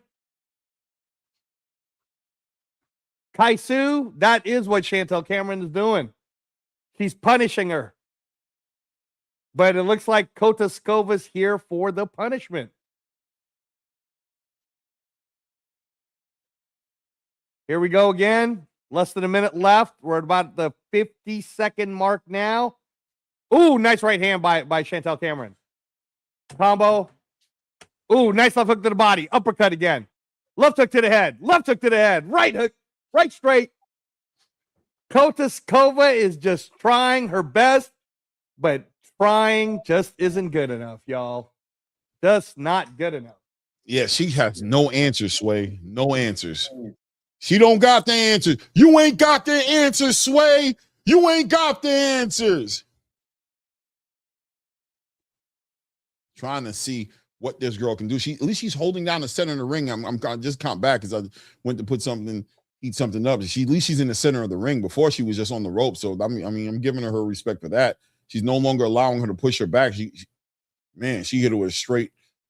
Bro, look at her face. Look at Kotaskova's face, bro. Look at Chantel Cameron's face. Yeah, Chantel Cameron's face looked like she came from the park. Look at Michaela. Michaela looking like a corporate beast. She look like she, you know what I mean? She look like she run dudes, bro. You know what I'm saying? You right? Don't she look like she tell dudes what to do? Looking like a dominatrix out there, bro. She's eyeballing what Cameron's doing right now and saying, "Yeah, I see you. I see you, girl. I definitely see you." I think she's getting ready to get into ring in Colorado, which I hope happens. Lined up. She looking like she dealing. She got that eye of the tiger right there. Low key, Michaela be looking kind of be doing her thing when she be looking like that with that serious face, man. Looking like that, she be looking serious, man.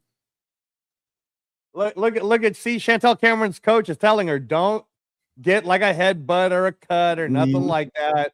You know, just do your thing, but don't get cut. Don't do something stupid like Tim Zoo got. There you go. You know what, man? I love the fiery spirit of Michaela Kotaskova. Michaela Kotaskova. I'm liking her, the spirit she has, man. Like she just meets right there in the center ring. She's letting her hands go. She getting pieced up for everything. You know what I'm saying? Her ancestors did. She's getting beat up for ancestor sins up in right now, bro. She's paying. She's paying, man. She getting the slate cleaned. She's getting a clean slate for her whole entire family bloodline, bro. She's paying. She's paying it forward and backwards, bro, because Cameron is putting the things on her, man. Big right hand lands. Cameron holding down the center of the ring right now. Look, man. Shout out to the Czech Republic and shout out to Austria, by the way, y'all. Yeah. That's where Kotaskova's from. Shout out to Kotaskova, who's holding down the center of the ring, man. Understands that she needs a knockout, man. She's trying to go. Nice work to the body. Where was this fire at earlier in the fight, man? Holding the center of the ring, ripping to the body right now. This might be a round I give her. She's letting her hands go. She's letting her hands go. Yeah, man. I get you could give her something. No, this is the best round I've seen her have all night. This round right here is the best round she's had. She's actually walking. Cameron's actually on her back foot a little bit. Look at her working her back, pushing her backwards, man. Look at her chopping at her shots, letting her hands go. Cameron's still sticking it, though. She's still sticking with a minute and a half left. Yeah. Come on, Clay. Stop. No, you got to give her respect, man. We can't just disrespect. Look at the girl putting it in, man. We seen what she's been through for 9 rounds, bro. For her to hold down the center of the ring right now and let her hands go, bro, you got to pay her, give her respect, man. I'm giving her respect for the spirit. I'm not giving her coach's respect, bro. Nah, not the coach, but her. Look at the grit. Look at her in the center of the ring, forehead to forehead with somebody who's been wearing her down all night long. You know what I'm saying? Look at her throwing them shots, man. Desperation, not caring, throwing. She's like, one of these land right, I'm going to stop you. If I could land one of these damn things, I'm going to throw these damn things right here. Cameron like, go ahead, bring it on, girl. Bring it on. That's what you, right now. That's what you think. Cameron on her back foot a little bit, man. Cameron on her back foot a little bit right there, man. Give Kotaskova her respect, man. She's walking her down for the first time, man. Cameron pushing her back. Walking her down, bro. She's not. She is. Look at her. Look at working to the body. She's working, man. This is a good round for her, bro. This is a good round. Straight right hand for Kotoskova, bros. Come on now. Cameron working, but so is Michaela, man. She's working. She's walking her down, bro. Look at her. Come on now. Give her flowers. Kotoskova's walking her down. Cameron is using her legs right now, moving around, throwing her shots, trying to punch with her. But she's relentlessly putting the pressure on her, man. She's trying to win this fight, man. 4 seconds left here. Man, she's throwing her shots, man. You got to give her respect, man. Shout out to her, man. Shout out to Michaela, man. Y'all got to stop. Give her flowers, man. It was a 10-0 shutout, 10 rounds to 0 shutout. Maybe. No, I give her the last round, bro. I give her the last round. There you go. Not 9-1. But yeah. Respectfully, Chantel Cameron was on sparring mode in the 10th round. So it is what she's trying not to get cut. Hey, man, that's her choice, man. My girl Michaela Kotoskova was trying to get hers, man. She was getting hers. You know what I mean? She was getting hers, man. If that's what you give me, I'm gonna take it. Shout out to her, man. Right. Shout out to Austria. Shout out to the Czech Republic. Kotoskova, you definitely got heart. You'll be 11-1, and no shame in losing to the former pound for pound undisputed 140-pound champion. No shame at all. You're about to hear them say, and the new WBO World Super Welterweight Champion.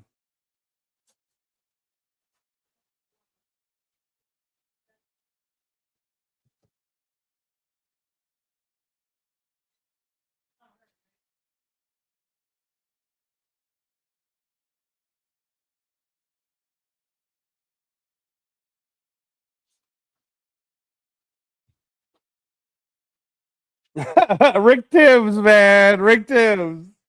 I do respect her, bro. I do. I really do. I just wanted the fight stop like in round 5.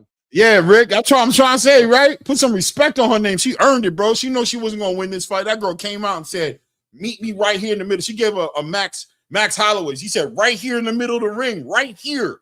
What are you talking about? Right here. Right here in the middle of the ring. Shout out to the all action.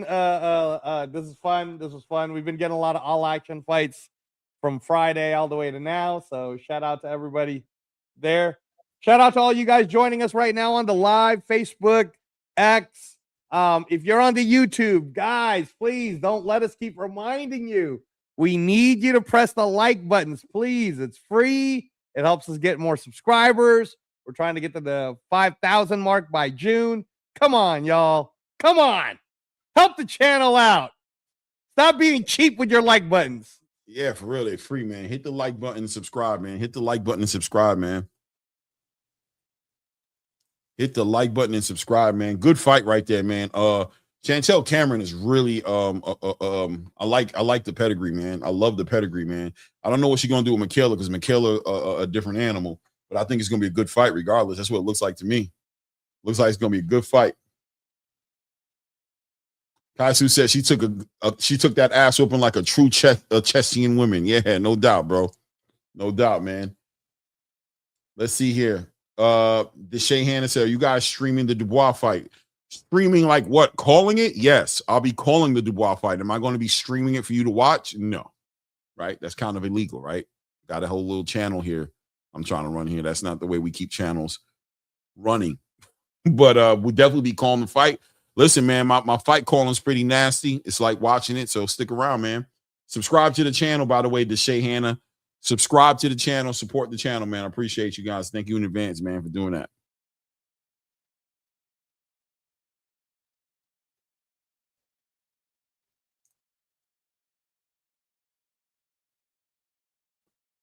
I didn't even get the scores for El Capo.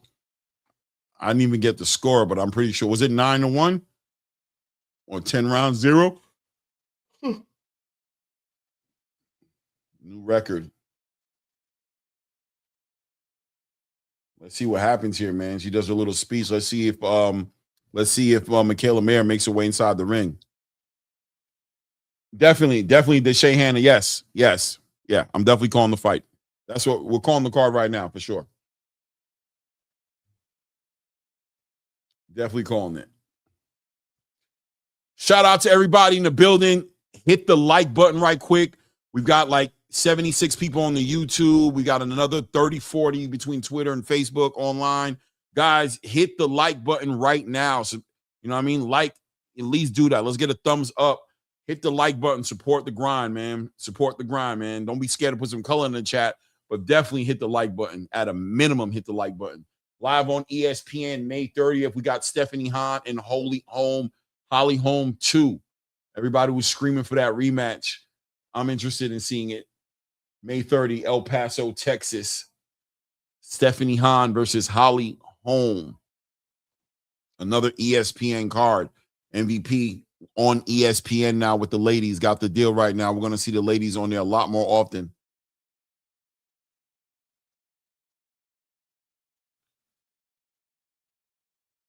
Giving us a little pause time right now. Hit the like button. Subscribe to the channel.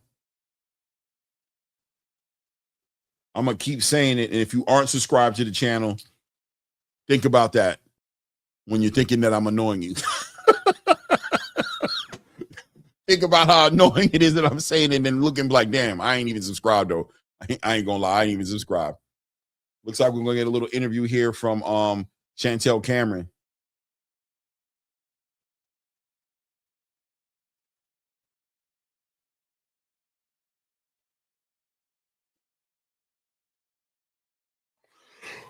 Ooh. Hit the like button. Hit the what time is it right now? It's almost 4:00. So are we going into the Caroline Dubois fight? I wonder, is that the fight we're going into?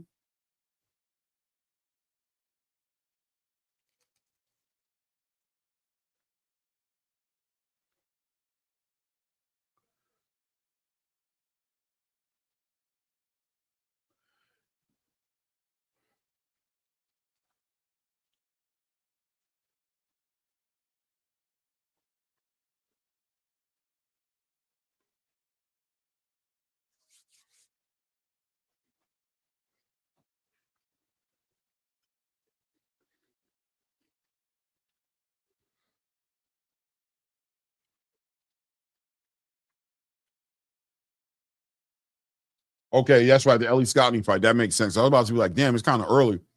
93 Octane in the building said this would be a good opportunity for Gina and Ronald to pull up and promote their fight. Maybe, yeah.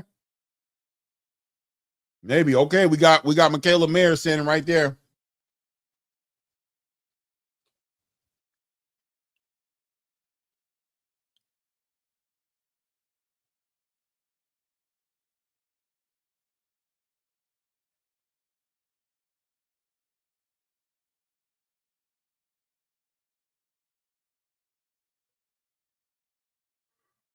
Michaela looking like a corporate beast, man. She look like she running a whole entire corporation full of dudes, man. For real. She got that look, man. She fierce.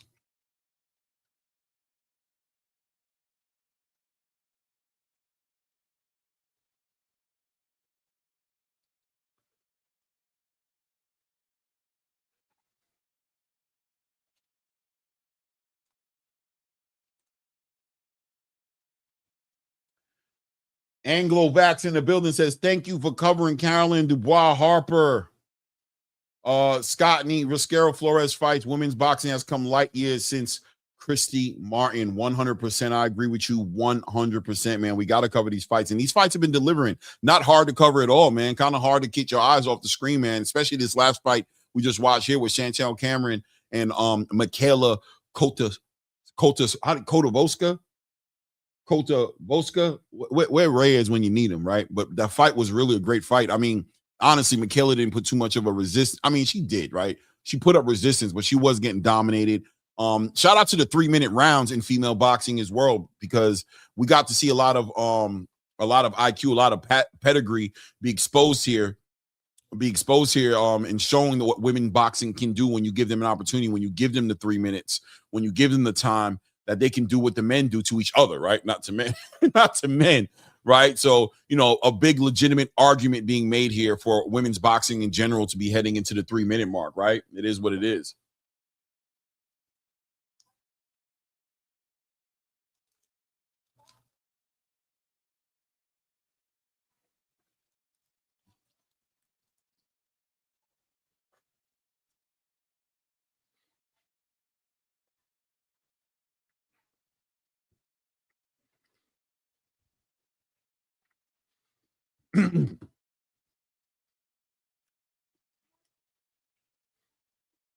A lot of punch output here between Michaela and Chantel, man. When you look at the stats here, 328 jabs thrown for Chantel Cameron, 321 jabs thrown for Michaela.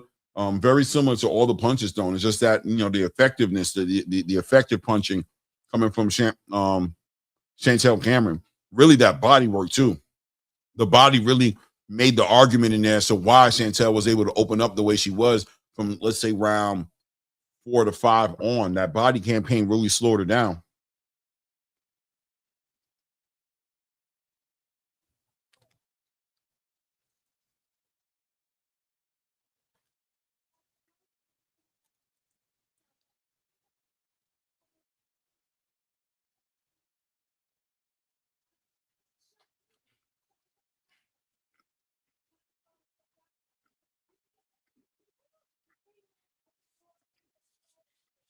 Oh wow, man! I love what this girl's saying right now, talking about Chantel Cameron leaving that weight division and Amanda Serrano going down. If they would have stayed in that same weight class division, a 3-minute round fight between Amanda Serrano and Chantel Cameron would really be an awesome fight, man. I ain't gonna lie. Just putting that together in my mind, wow.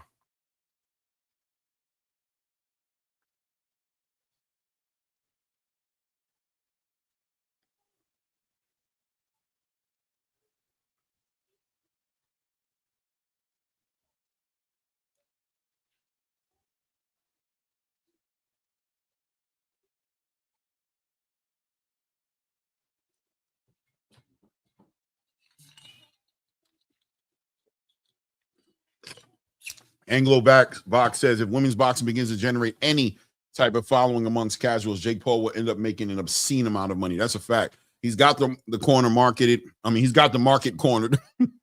And ESPN is giving him a huge opportunity now with women's boxing. I think they're going to deliver, man. I'm going to be real with you. I think they're going to deliver on the promise, and I think we're going to see women's boxing do a lot of great things, man.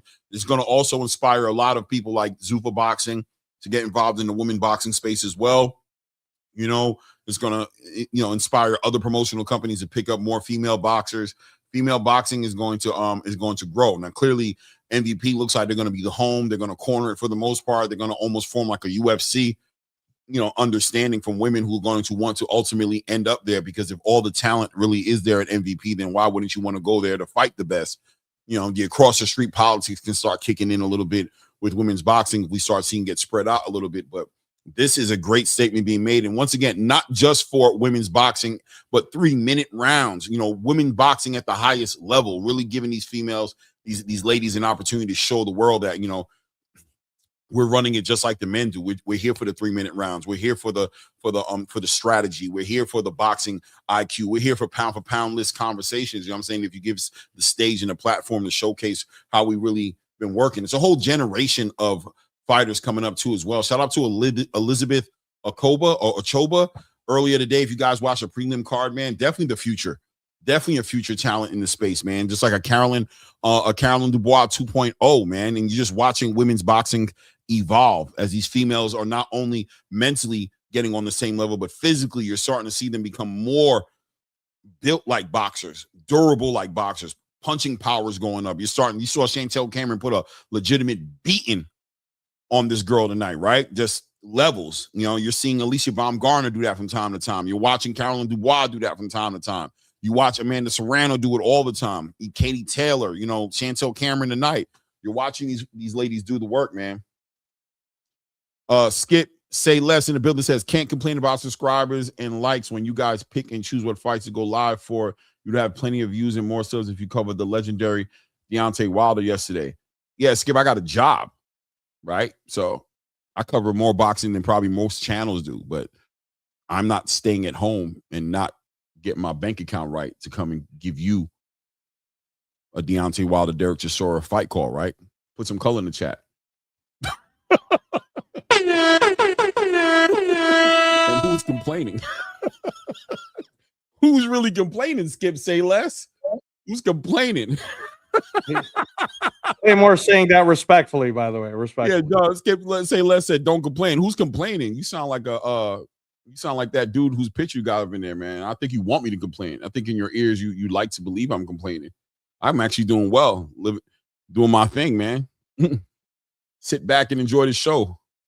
Shout out to Kai Su says this whole MVP women thing confuses me because they got Jamal Harvey. Shout out to Jamal Harvey, man. Woo! Up and coming fighter, man. Somebody who I'm a big fan of watching fight.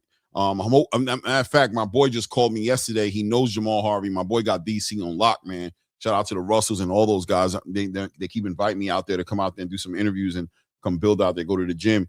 But yeah, talking about me interviewing Jamal Harvey, man. So that's an interview I definitely want to line up.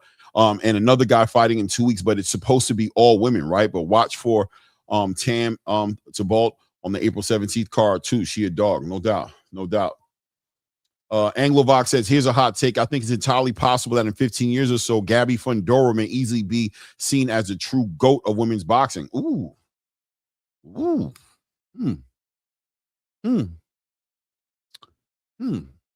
Yeah. I'll tell you what though. 100%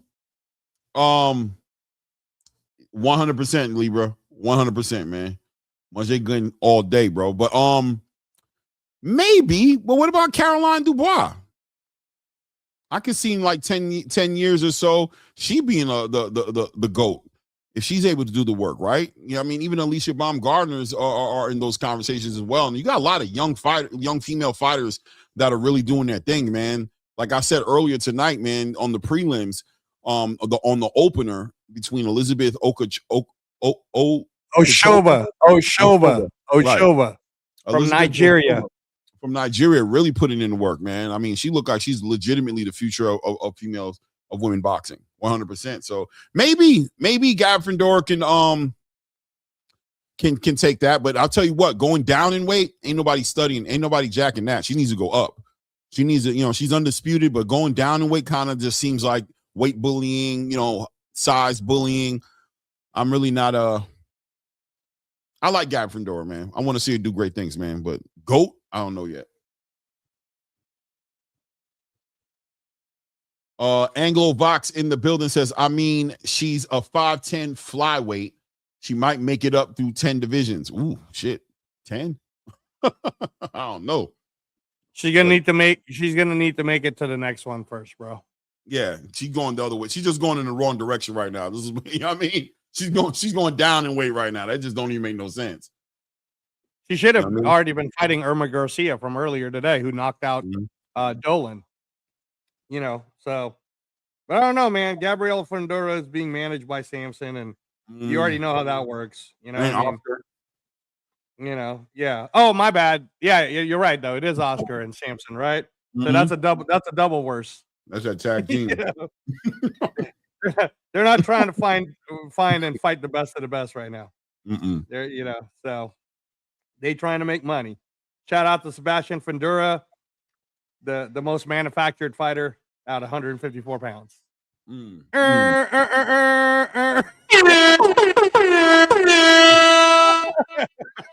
Red 40, yellow 5, and blue 22. Oh man. All the Sebastian Fundora fans really gonna get me on this channel, bro.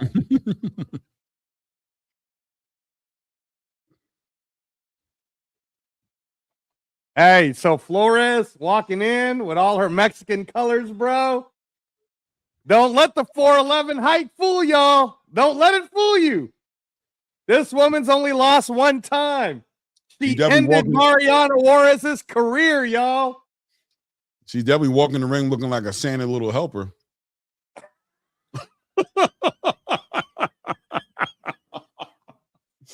Oh, shout out to everybody celebrating Easter. All right, happy Easter to everybody celebrating it. Looking like a little Santa helper right there. I mean, oh, man. Hey, man, don't mess around, bro. All right, come on.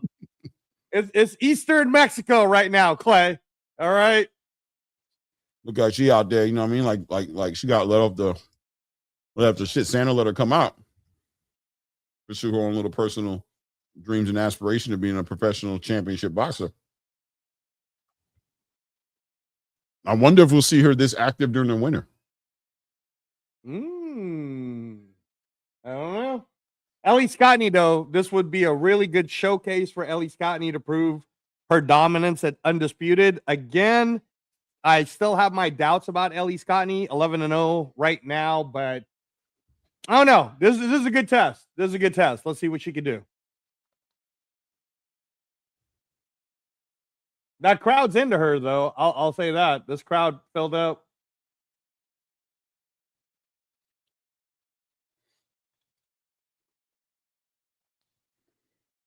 Oh, Ellie Scottney listens to this music? All right. Oh, what's going on here? Let's go. Oh, she got her own rapper?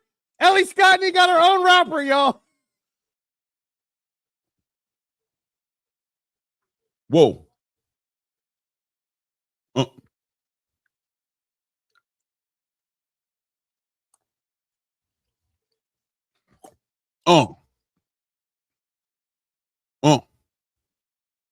Let's go.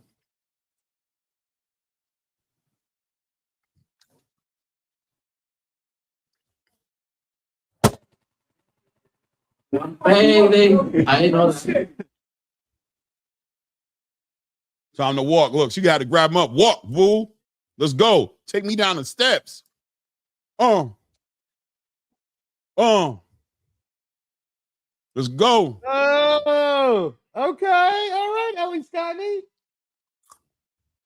This is different coming down these steps. It's kind of different a little bit, bro. Don't trip, girl. Don't trip. That's what I'm trying to say. That's what I'm trying to say, right? I'm like, yo, be careful.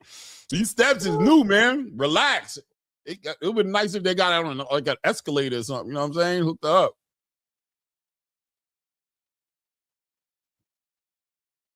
$11 wins, undefeated. What's up, Rel Jones? Stratford. What's up? What's up, Rel Jones?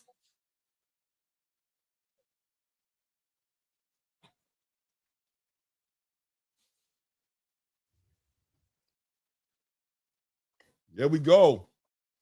Nice walk out to the ring. Crowd screaming their name. Shout out to Jake Paul, MVP Promotions, man. They putting on for the ladies, man. Ladies! Big unification talk.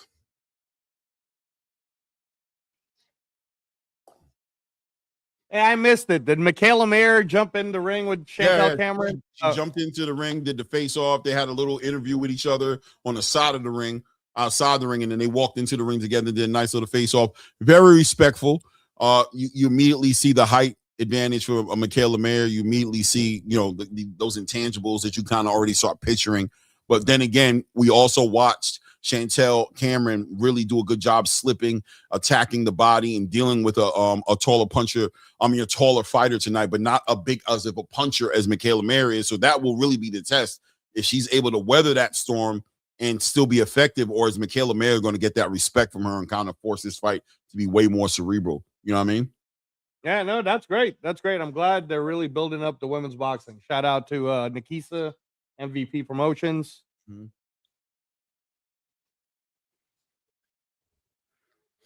Los Chinos.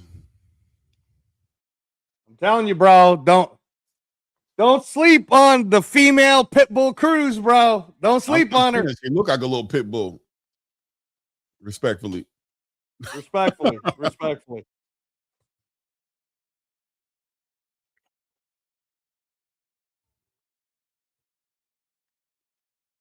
Man, I don't know if that's her dad, but she's shorter than him. I know you can tell he's short, bro. That's a whole little clone right there. Jesus.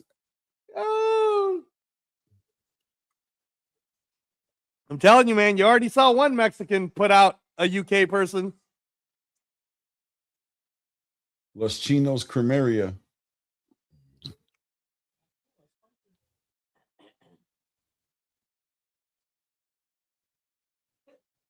It definitely looks like Mayerly Flores eats a lot of burritos. I'll tell you that. Yeah, living a good life, man. She looks more like a taco person, personally.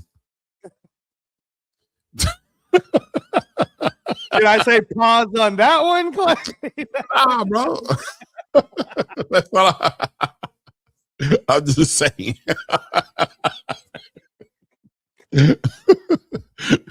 I like girls too, man. I ain't got no problem with it. I like girls too, bro. We got something in common. That's like the Chappelle joke, bro. Yeah.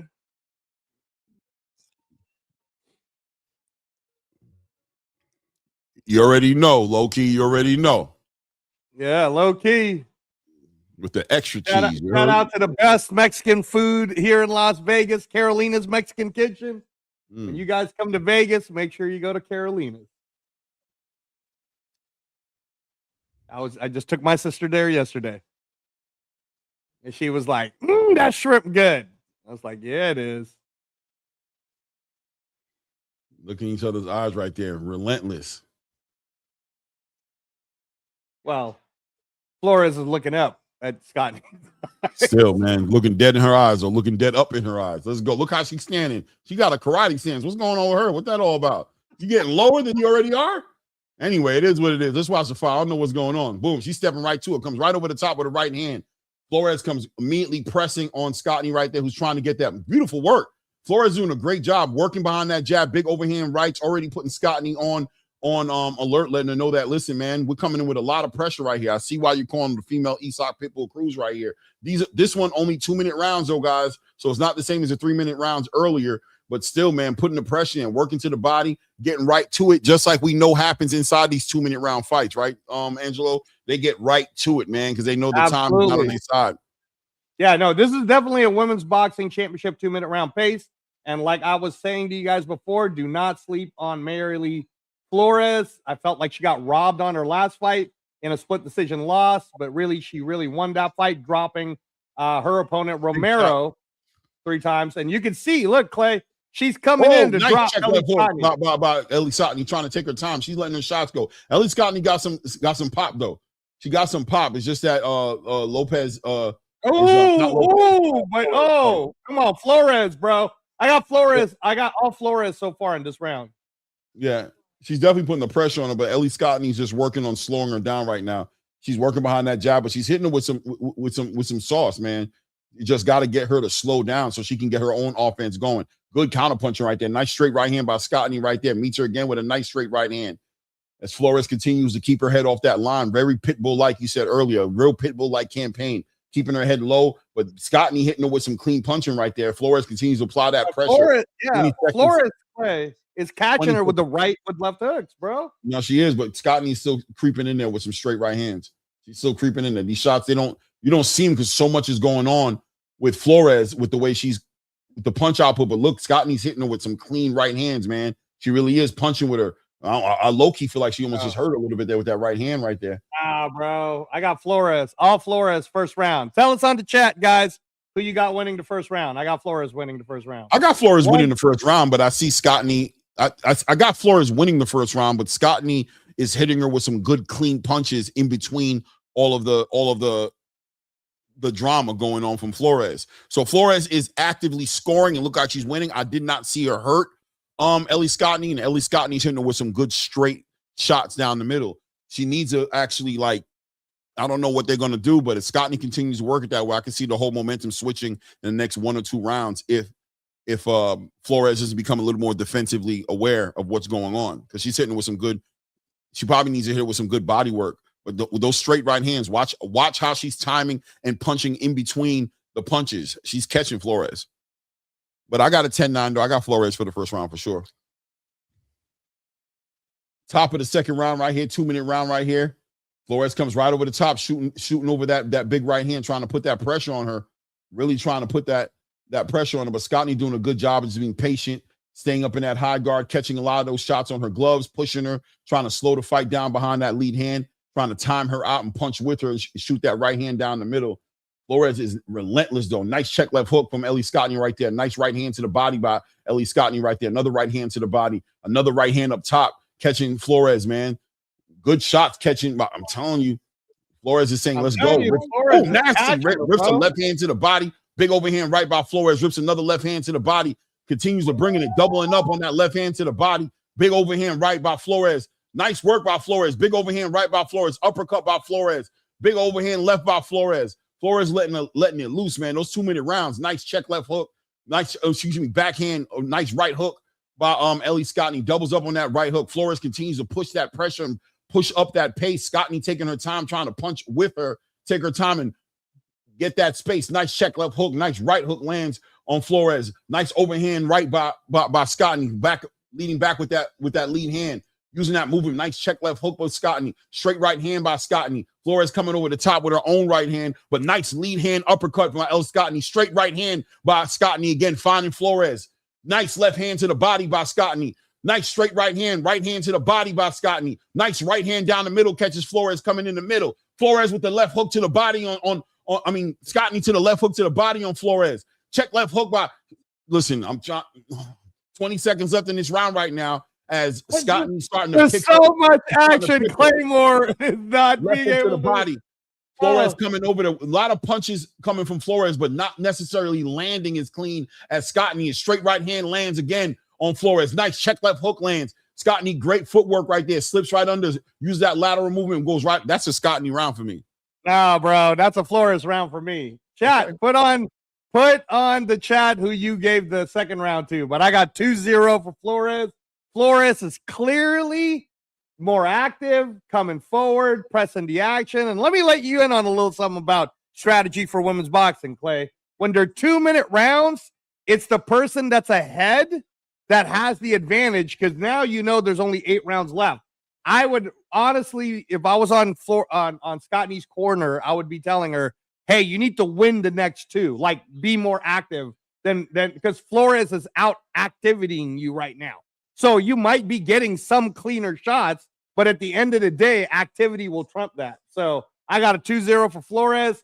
Guys, tell us on the chat who you got. We got a lot of Floreses. We got no Scottney so far on the chat. Top of the third round, Flores steps right in there. Now with that head movement, that Mike Tyson movement, pressing her, letting those shots go. A lot of punches, a lot of punch output coming from Flores, man. Just really trying to overwhelm her.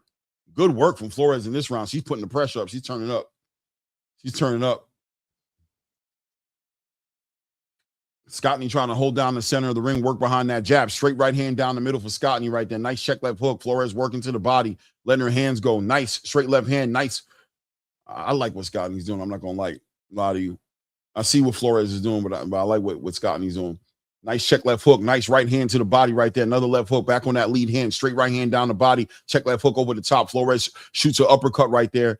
Tries to get up in there. A lot of flailing and a lot of punch output from Flores, but good clean punching from Scottney. Timing out now with that straight right hand. Nice overhand right hand by Flores. Nice overhand left from Flores. Nice straight right hand lands for Scottney right there, right down the middle. Flores is not caring, continuing to push the action here. Good work to the body right there from Flores. Rips the left hand, right hand to the body. Overhand rights from Flores. Good work dipping up underneath those shots from Scottney right there.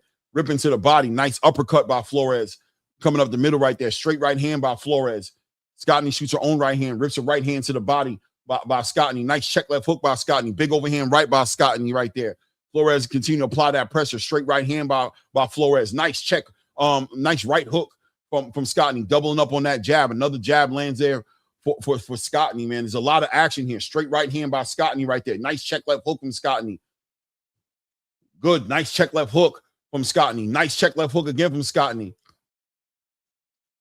Trying to pin her up against the rope. There we go. Turning her around. Trying to work it out. Nice hard back right hand to Flores has got a chin, man.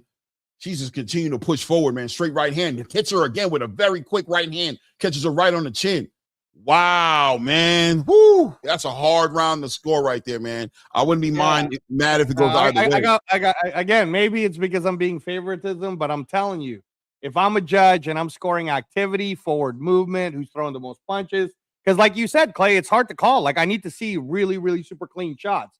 So Flores is the one throwing the most. Flores is catching her. And even though Scottney Appreciate is you. catching Go back. her, Thank you. yeah, even though Scottney is catching her on some counters, Claymore, I'm telling you, bro, I got Flores up 3-0. I got Kaisu, you crazy, bro. There's no universe that Scottney is up 3-0. You've lost your damn mind. Yeah, I'm telling you, I got a 2-1 Scottney. Yeah, but you got to at least give a round to Flores. I got a 3-0 for Flores. I gave Flores the first round for sure. Yeah, I'm gonna stick to my scorecard.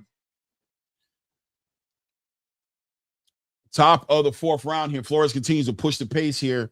Scottney just trying to really control that pace, but really a determined fighter like Flores sitting there in that high guard coming through and really a high punch output, man. Nice work right there. Straight right hand to the body, left hand to the body. Flores working the body here. Good work to the body by Flores here. Great work to the body by Flores here. Getting right up underneath those shots. Scottney's trying to pick her shots right there, but in that high guard, can't really headhunt with her. Needs to attack that body. Nice check left hook by Scottney right there. Flores continues to apply the pressure, walking her down right there. Nice work to the body by Flores. Flores really putting in the body work in this round right here. Really attacking the body aggressively in this round. Flores continue to use that head movement, get up underneath that lead hand and work that body relentlessly, coming over the top with the big overhand rights. Another big overhand right. Nice check left hook by Scottney, catches right there. Nice right hook by Scottney, catches. Good clean punches. Working, doubling up on that jab, trying to set her up for some big shots as she's coming in there. Nice work. Nice right hand to the body. Wow. Flores is working. Woo, that girl don't stop working. Nice straight right hand down the middle by Flores. Doubles up on that right hand. Check left hook by Flores. Flores shoots a left hook. Nice hard backhand from Scottney right there. Flores with that 1-2 down the middle. Scottney rips a hard check left hook right there. Tries to get a little uppercut going there, but big overhand right, big overhand left. Check left hook right there. Catches Flores clean right there. Getting up, nice check left hook, catches Flores again. Good movement from Scottney now, trying to use that lateral movement. Hard check left hook again. Nice straight right hand, catches Flores coming in there. 5 seconds left on this round right here. Scottney finishing the round hard right now. Flores kind of respecting the power a little bit, not pressing as hard in the last bit of that round. Give that to Scottney again. Two things, Clay. Number one, if you guys listen to our live on Thursday, did I not say this was going to be the best fight of the evening? So first off, I'm correct so far. Secondly, that's an example of a round that I gave Scottney, Clay, because now I can see like there's a power difference, right? Scottney hit her harder. There were more clean, effective punching in the back end. So I got a 3-1 for Flores. That's my scorecard. But you probably have it the other way around, right? You probably have it 3-1 for Scottney. Yeah. I got 3-1 Scottney. Yeah, if you notice what Flores is doing, Clay, she's doing a lot of the Joe Frazier. You know, she's in, she's around. She's catching her with that overhand right and that left hook. But let's see what Scottney does. But there's no world that Scottney's going to stop her, bro. She's not stopping Flores. There we go. Flores steps right across the ring with the big overhand right. Scottney now holding her.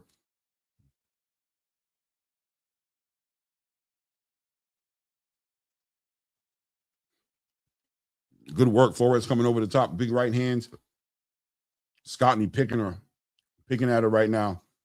Using that lead hand. Good work right there by Scottney. Good work. Good clean punches. Nice 1-2 down the middle. Right hand to the body by Scottney. Flores is slapping at the top of her head right now. That was kind of crazy. Flores really doing a good job of slipping a lot of that work. Nice hard check left hook to the body. Straight right hand down the middle again by Scottney. Scottney with that straight right hand. Good hard check left hook by Scottney. Flores letting the punches go though right now.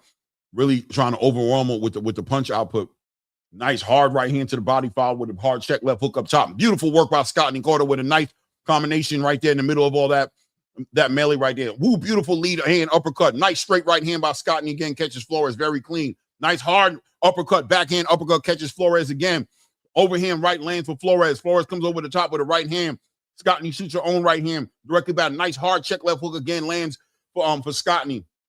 Good short punches by Scottney right there. Hard backhand from Scottney. Nice check left hook by Scottney. Straight right hand by Scottney. Flores with a nice uppercut up the middle of the guard of Scottney right there. Nice lead hand uppercut by Scottney. Straight right hand by Scottney right there.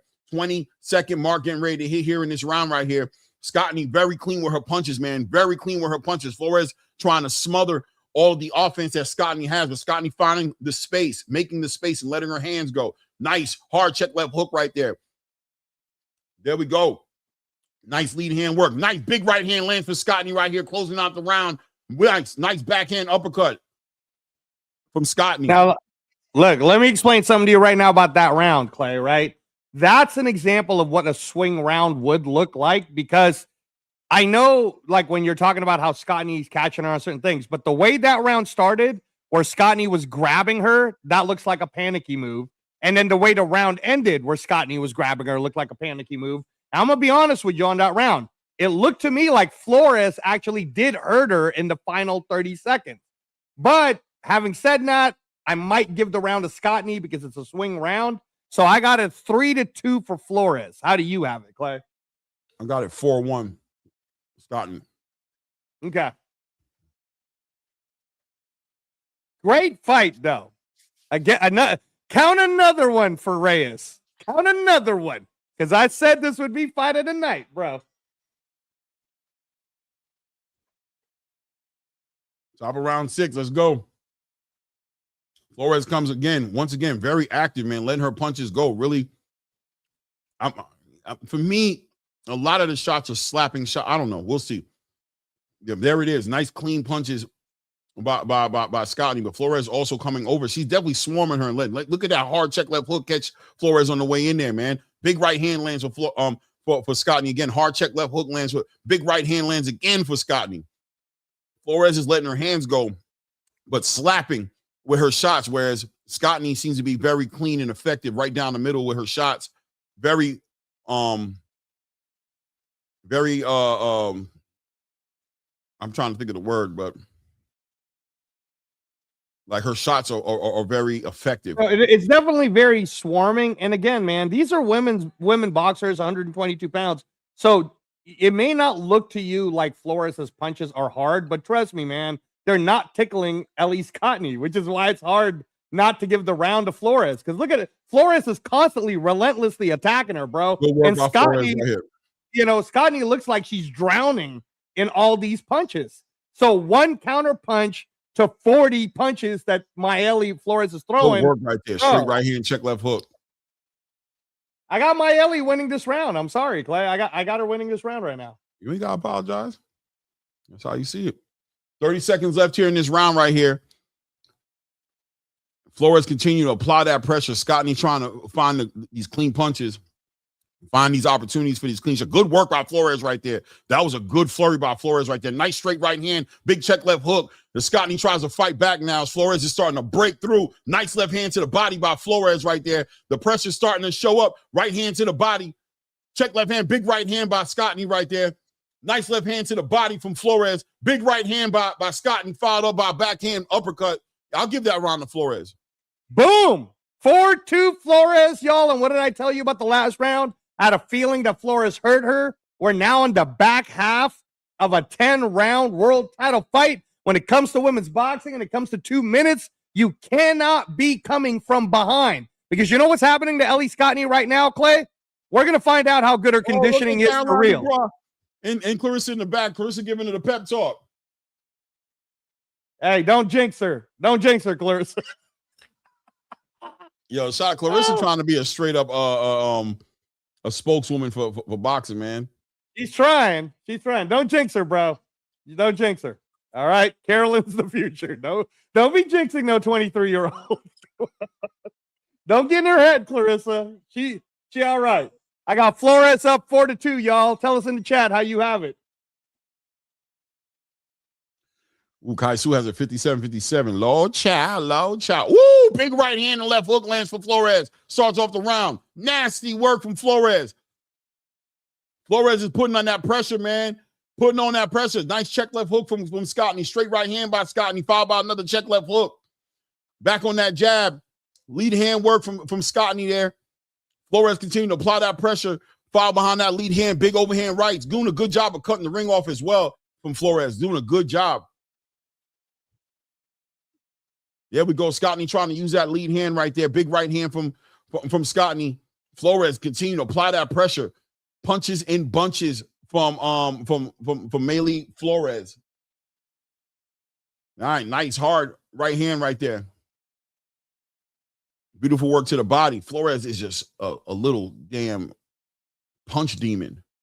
She just don't stop, man. Got the conditioning, man. I wonder what she would do in the 3-minute round fight if she could keep this kind of pace. 5-minute mark just passed here in this 7th round here. Rips the left hand to the body by Scottney. timing, slips that overhand right, catch her with her own check left hook. Big, nice, hard check left hook stops Flores right in the middle of that punch selection she was doing right there. Nice work right there. Flores coming over the top, but Scottney stopping her with straight right hands. Back on that lead hand, rips another left hand to the body, another check left hook up top. Nice straight right hand lands for Scottney right there. Followed by a check left hook, another straight right hand.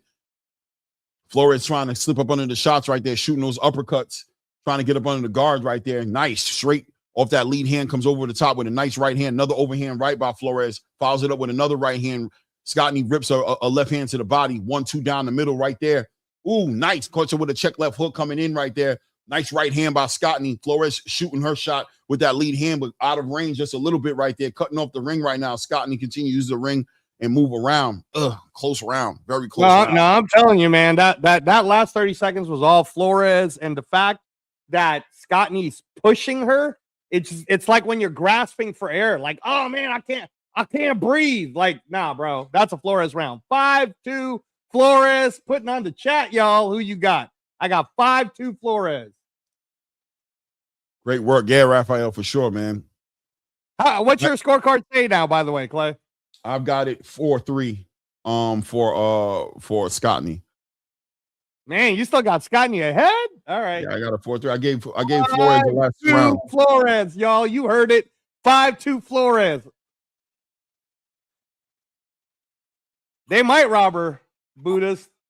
B-side. Shout out to everybody in the building. Take a moment, hit the like button as you're stepping into the building. If you haven't subscribed to the channel, take a moment to go ahead and subscribe to the channel right now as well. Oh, there, Flores running right across the middle of that ring. She is a fireball, man. Top of the 8th round right now, man. Flores in with the punch combination, coming over the top with the right. I'm fine with lead hand uppercuts, backhand uppercuts, straight right hand by Flores. Doubles up on that lead hand, rips a right hand to the body. Scottney catches it with a hard check left hook in the middle of all that. Nice work by Scottney right there with a nice 1-2 and then follows it up with a nice uppercut. Nice work right there. 2-1 by her right there. Nice work right there. Nice right hand to the body, check left hook up top. Nice right backhand hook from Scottney. Nice work from Scottney, trying to let her hands go a little bit more in this one. Trying to match some of this energy here because Flores is nonstop punching. Nice overhand right by Flores lands right there. Scottney lands with a nice uppercut. Nice check left hook right there. Nice 1-2. Back on that one for Scottney. Ooh, nice overhand left from Scottney. Another overhand left from Scottney. Followed by a straight right hand. Man, my goodness. Just past the minute mark here in this round right here. Scottney doubling up on that jab. Straight right hand down the middle by Scottney. Nice check left hook by Scottney. Back on that jab, continuing to work, touch her. Nice right hand lands for Flores right there. Hurts Flores. Didn't hurt Flores. Flores just turned her back up a little bit. She didn't hurt Flores there. Just Flores turned around. She didn't have turned around. Nice overhand right lands for Scottney. Back on that lead hand. Big check left hook lands for Scottney. Flores trying to work it to the body. Scottney times it out, rips another right hand to the body of Flores. Flores swarming her with all that work. Nice work right there. 1-2, 1-2, 1-2 again by Scottney. Another 1-2 by Scottney. Doubles up on that straight right hand and follows over the check left hook. Under 10 seconds left on this round right here. Good work. Rips a nasty left hand to the body and a nasty backhand uppercut right in between the guard right there. Oh, man, what a crazy round, man. I'm giving that round. Yeah, on that round, and again, Flores was very active, guys, throwing a ton of punches, which is why I was saying Scottney's not built like that. She's not a power puncher. So Flores was outworking her, but I did feel like the biggest punches of that round came from Scottney. So I'm giving it to Scottney, and on my scorecard, Clay, I have it 5-3 with Flores ahead, heading into the championship rounds. We're about to get to round 9. Chat, put on the comment section how you have it scored. I have it 5-3, Mayeli Flores winning. Clay, how do you have it? I got 5-3, Scottney. Okay, there we go, y'all. There we go. 2 rounds left. We're going to find out.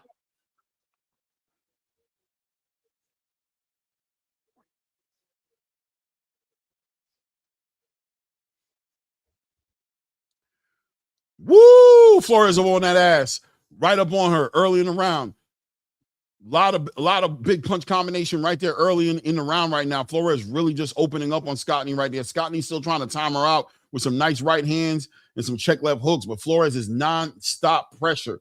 Non-stop pressure coming from Flores. Nice left hook to the body, followed by a lead hand right down the middle. 1-2 down the middle by Scottney. Another 1-2 down the middle by Scottney. Again, Flores with a nice 3-punch combination. A lot of it hitting off the gloves. Scottney catching her with some clean right hands right down the middle of all those punches. Nice left hand down the middle right there. Flores letting off these combinations, but Scottney just finding these little opportunities in space to hit her with some hard check hooks, man, and right hands and uppercuts right there up in the middle. Real clean punching. Nice hard left hand, nice backhand uppercut right there. Pushes her back right there. Referee warns Scottney about pushing her again. Scottney just trying to get that space there as Flores is trying to close that space up and smother her. Referee warns her. Big overhand right by Flores lands right there.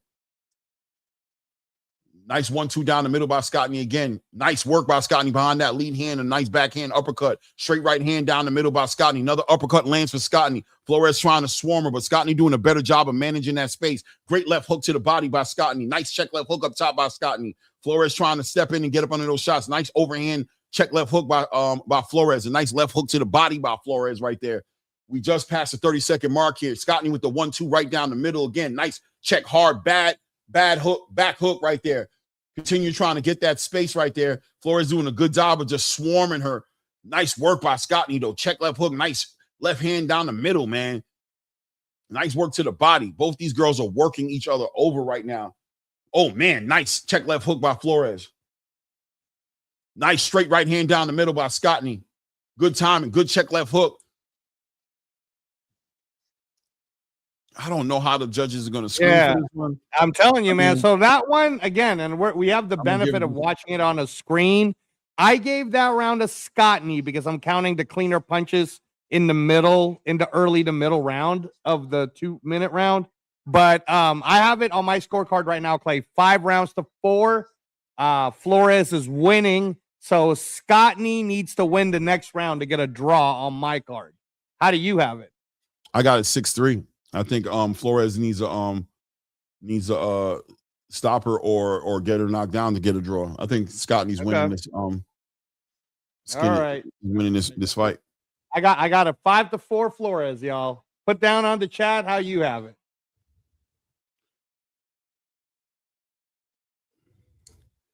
Let's see what happens here. Good clean punching here by Scottney right here. The crowd going crazy in the building, man. They're loving this fight. These girls are delivering on the action. Almost makes me wish they would have did 3-minute rounds, man, because they are going crazy. But at the same time, this is kind of like an argument for 2-minute rounds with female boxing with the action that we just seen tonight. You got to ask yourself, we would have seen all this action in 3-minute rounds. Scottney working right there. Nice shot selection right there. Controlling the range right there. Doing a job. Good job. Straight right hand. Nice right hand. She's timing Flores well now with that right hand, working behind that lead hand. Good work right there. Followed with a back upper, a backhand uppercut, big overhand right by Scottney, getting up underneath that punch, those punches right there.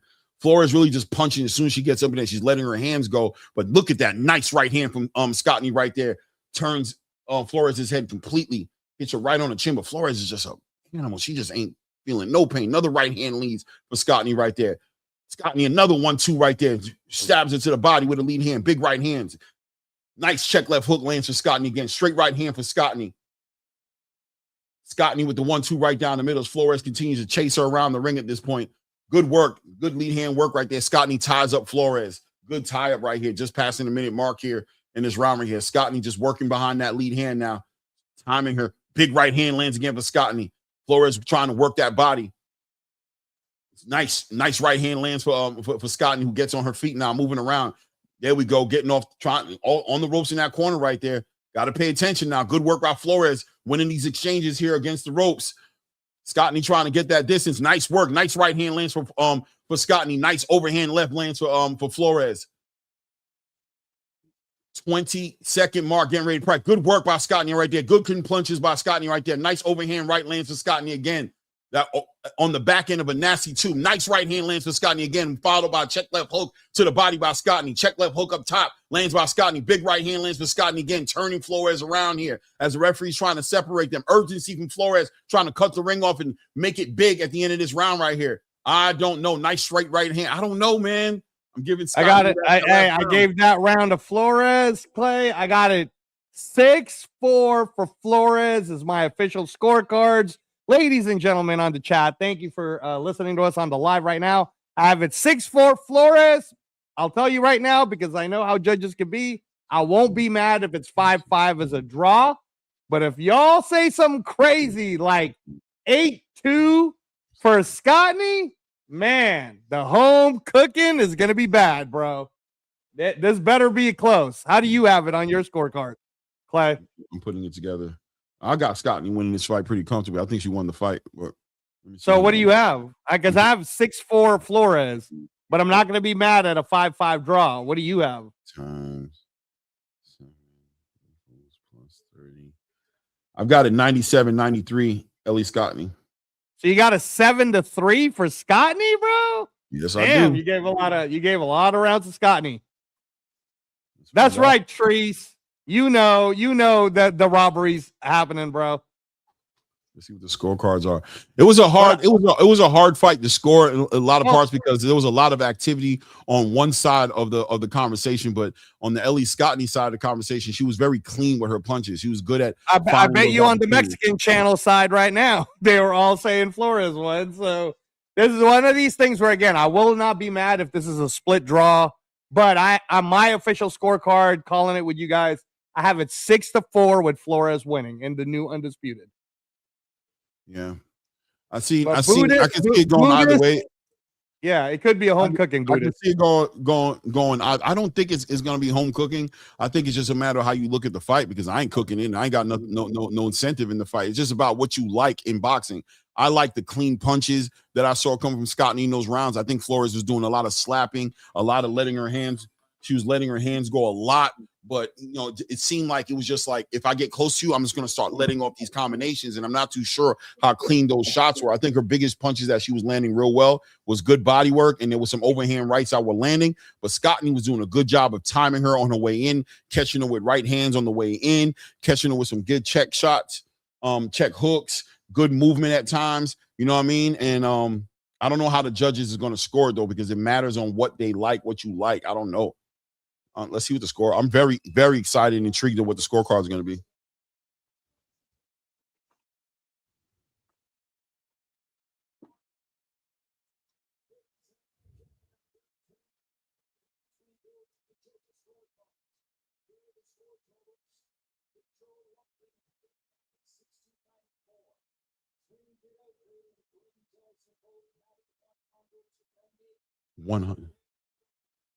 $100 to $90.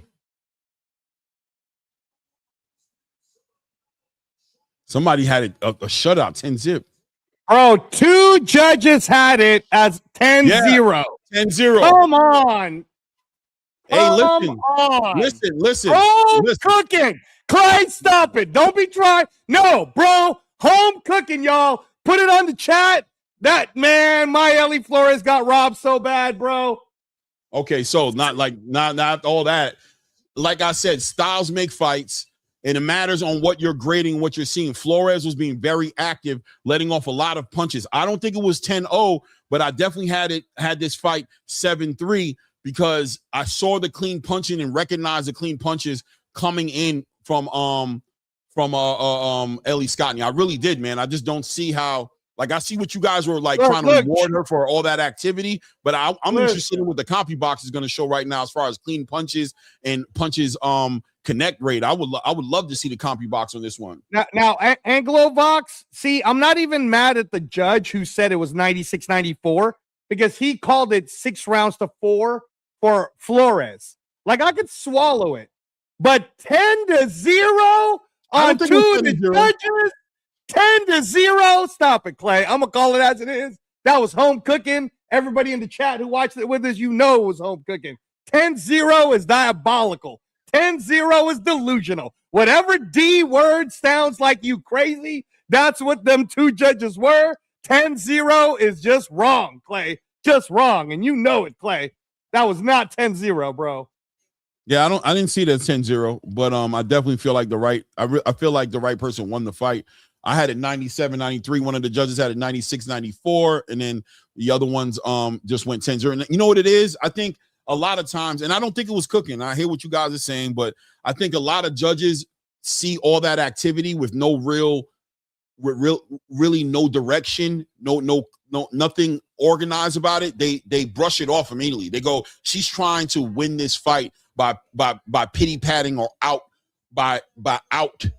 I don't want to say out punching her because that would be a good thing, but like by outputting her. Like, I'm gonna do more output than you, and the judges are gonna have a hard time scoring against me. And I think judges today get past the silliness of it all and they go, yeah, you're throwing your hands a lot, but you're not really putting together anything that's effective. This girl is the only thing that's making this girl look anywhere near where this fight is competitive because she's constantly having to push you off because you're pushing up on her with you're not effective. You're not hurting her. You're not doing anything. She's finding so many opportunities in the middle of that to connect with so many clean shots. She's timing you coming in with good straight right hands. She was hitting her with a lot of clean shots. I'm very interested in those CompuBox numbers. Now, once again, I do not think it was 10-0. I've already told you guys I had it 7-3, but I did have Scottney dominating this fight.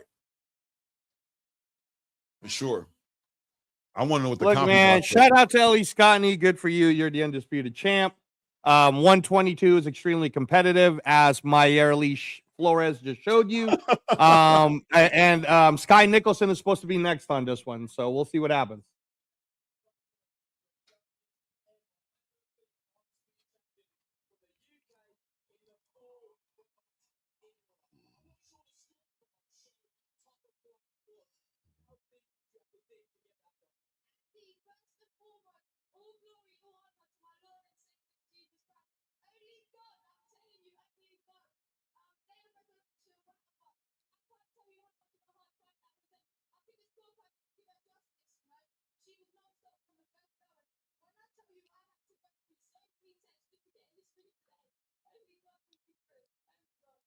Yeah, shout out. She gave her props, man. She said she doesn't agree with the scorecards either.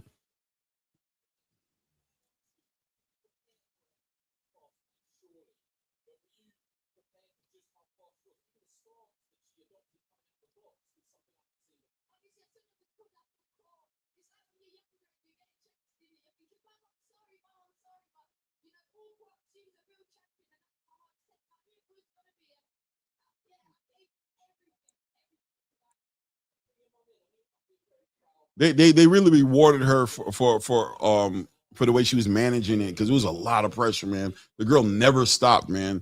That girl Flores is tough as shit, man.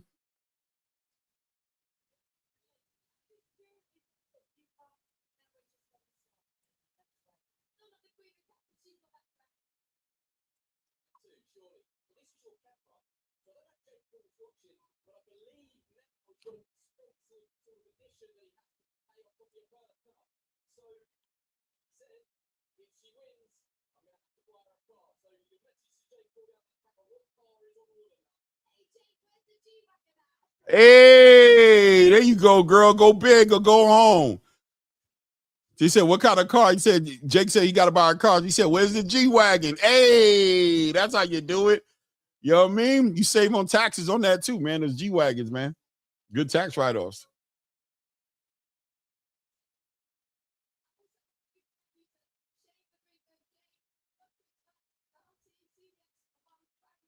Ellie's mom.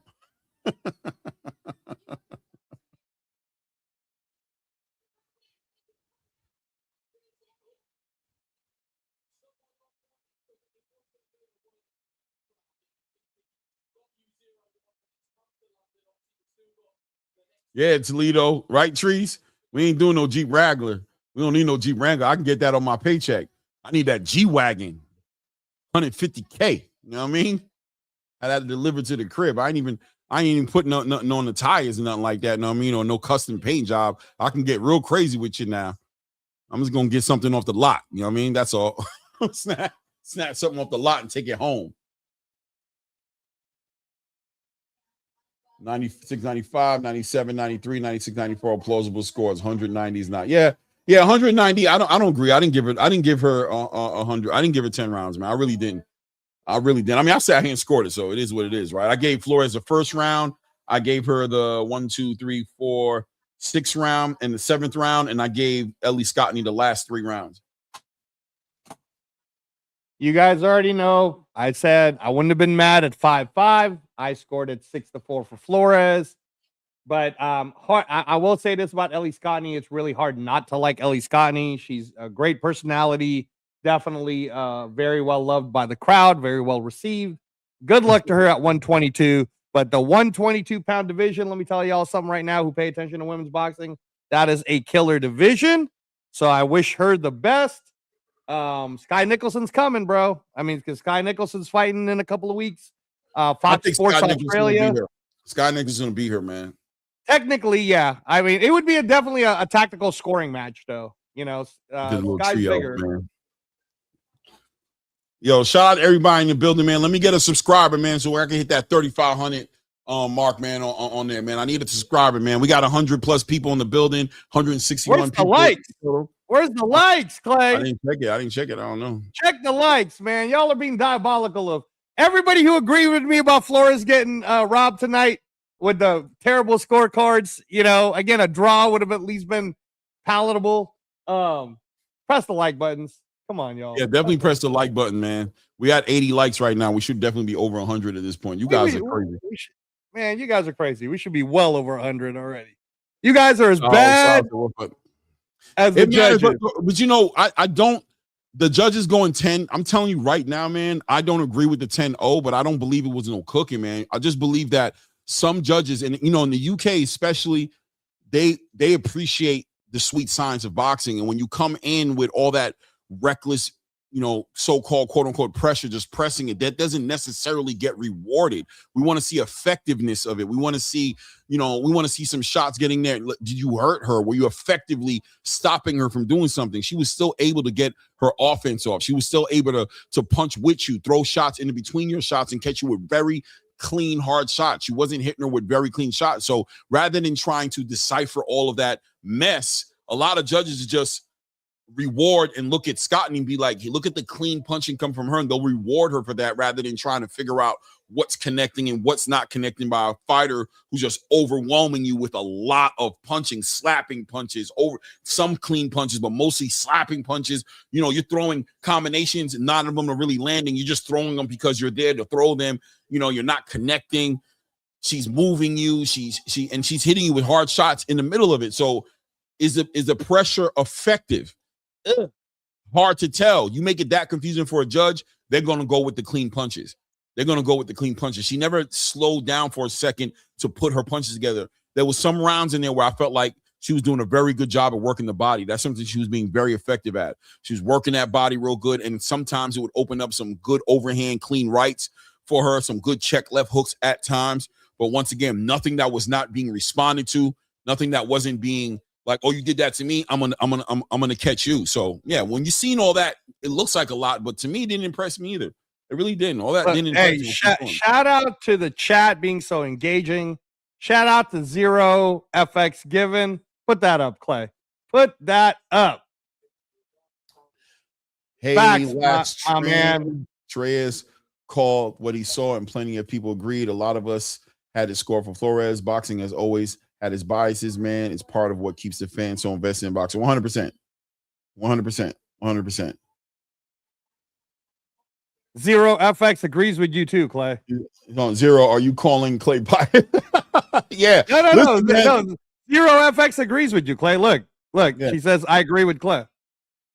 Yeah, he said, I agree with Clay, but I wouldn't be surprised if the telecast in Mexico was complete. 100%. 100%. I bet you the telecast. But see, the telecast in Mexico like that, right? That pitbull, that aggression, they're going to score that. And they're going to say to themselves, if you're not stopping her from doing that, then you're not effective in what you're trying to do, right? They're going to say, she's doing what she wants to do because you're not hitting her with nothing that's getting the respect from her, which I agree as well. She wasn't respecting Ellie Scottney, but some people are just wired like that, bro. You know what I mean? Like Pitbull Cruz, you could be hitting him super clean. He's still gonna, if him and Tank fight, watch. Tank is gonna be hitting him with shots, and he's not gonna stop. Does that mean that he's effectively beating Tank when Tank is hitting with super clean shots? It's not until he gets hurt or he falls down, that somebody's going to acknowledge all the work Tank was doing up until that moment that got him there. But if it goes to the 12th round, are we going to sit here and be like, no, I don't know, man, Isak was kind of eating Tank up, when we know we see him hitting all those clean shots? It's hard to call that shit. Even on the rounds I gave as I was scoring it, it was hard for me. It was like, yeah, you gave a lot of swings, right? You gave a lot of swings. And again, at least when we're calling it fairly based on what we're seeing. And I can't repeat enough that I would have been okay with 5-5. I would have even been okay if they would have said 96-94, 96-94, 97-93 for Scotty. But you can't do a 10-0, guys. They gave up. Those judges, I'm telling you, those judges gave up. I've seen judges do this before where they're like, yo, what the fuck is all this going on? And what they do is they stop watching her because they start just dismissing what she's doing, and they start scoring everything Scotty's doing, right? Because they can't read in between all of that shit. That shit works sometimes, and sometimes it don't, man. Whenever I've seen plenty of fights that look like that, where it's just like, I don't know how to call it, bro. So even me, I gave Scotty rounds based off of what was, for me, was like, what was Flores really doing?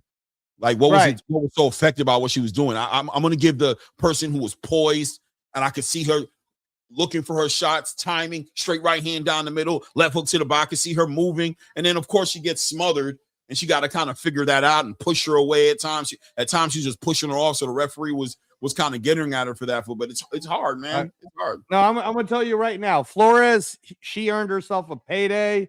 If MVP's willing to allow her, if they're trying to have Scotty not fight Sky Nicholson next, put Flores against Sky Nicholson so that the fans can do a comparison of how Sky did Flores versus how Scotty did Flores, and then you could build up the fight between Scotty and Michaela wearing them pants, boy. All right. So Nakisa's talking right now, everybody. Wearing those damn pants, brother. Shout out to Anglo-Vox. Anglo-Vox, thanks for being a new member, bro. Please, Anglo-Vox, check out on the video section. We have the Read the Ring series. I think you'll enjoy our most recent one, episode 10. Right now, the favorites are episode 9 and episode 8. A lot of people really love that one. But yeah, no, Anglo-Vox, thank you. Thank you for being a new member. Guys, please hit the like buttons, man. You're making me angry like my early Flores right now. We should already be well over 100 likes. Guys, stop it. Let's see what else we got. Kaisu. Okay, Kaisu had it 8-2. All right. But I mean, even if you'd have said it was 7-3, like how Clay had it, I would have been like, all right, at least you recognize that it was a tough fight, right? But 10-0 is diabolical. Hey, thanks. Last train to trance. All right. Thank you.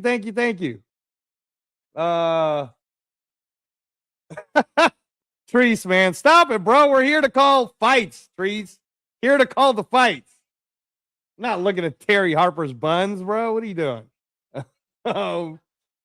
Thank you, Anglo-Vox. Thank you. Yeah, no, we have fun doing it. When we go out, a lot of people really listen to the fight calls. Claymore's really good with doing that, and I'm pretty fun at the color. So let's see what else we got here. All right, 90. See what you started, Trees. You got 93 octane talking about Terry's body is on point, but the grandma face though, man. Come on, 93 octane. Y'all are wrong for this. We're trying to keep it boxing, y'all. We're trying to keep it boxing. There you go, Sal. It's not about the looks, man. Not about the looks.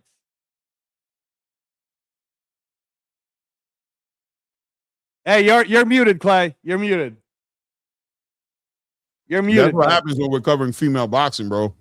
It's hard not to acknowledge the features. Shout out to the ladies, man, for looking so good, even without makeup, without even prettying themselves up, getting ready to fight. And we still like, all right, girl.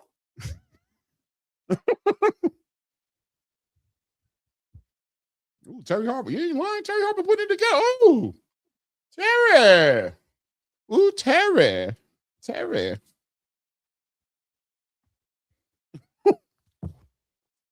Terry.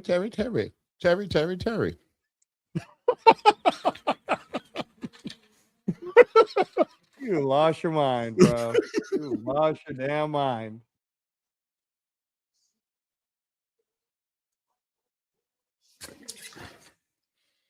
Dubois fight is on right now. So Super Galaxy, the Dubois fight is on right now. Tune in on ESPN. Yeah, with the subscribers, we over 3,500. My people. There we go. There we go. Now, if y'all can just press them like buttons, stop being diabolical. Hit the likes. Hit the likes. Here comes Terry, man. Oh, Terry, look, she's switching down them. Go ahead, Terry. Hey, Treese, fastest growing YouTube content channel for boxing right now, Treese. We coming for that 5,000 before June, bro. Coming for that 5K before June. It's a grind, baby. It's a grind. Everybody check out on the video section. Everybody check out the video section. Clay did a reality check rain report this morning. Check out our Read the Ring episode 10. Check them all out. Please comment. We like to comment. So don't waste your energy. Oh, last train. Come on, man. I ain't trying to holler. She still got her little thing. She's still working, man. She's still working, man. Her face, though. Her face makes me understand that, though. Man, come on. No, I'm just being honest. The face. Stop, man. Somebody be married, bro. Don't do that to her husband, dude. Come on. Stop it. She married? We're here to call the fights, yo. We're here to call the fights. We're not talking about Terry Harper's face. Come on, stop. No, I wasn't talking about her face. I was talking about her body. But her face, I see what she batting up for that other team for sure. She look like, I told you she look like a trio. Oh, man. Hey, Too Rich. Salute, bro. Salute, Too Rich. Let's get back to boxing, Too Rich. Let's get it. There comes my girl, Carolyn Dubois. Here comes who I came to see, the star of the show.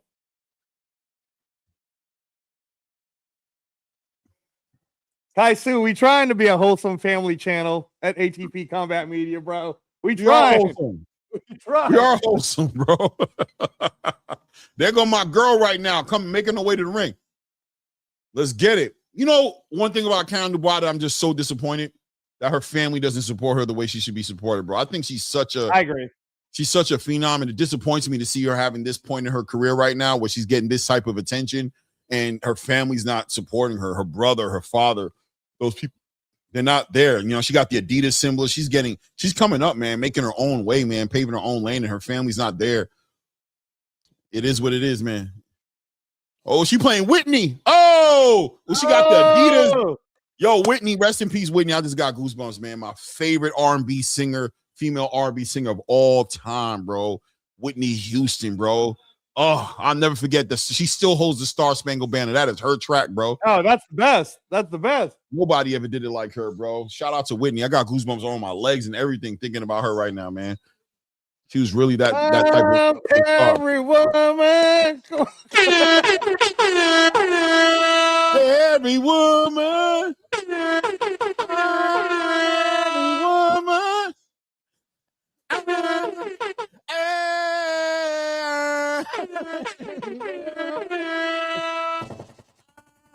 Hey.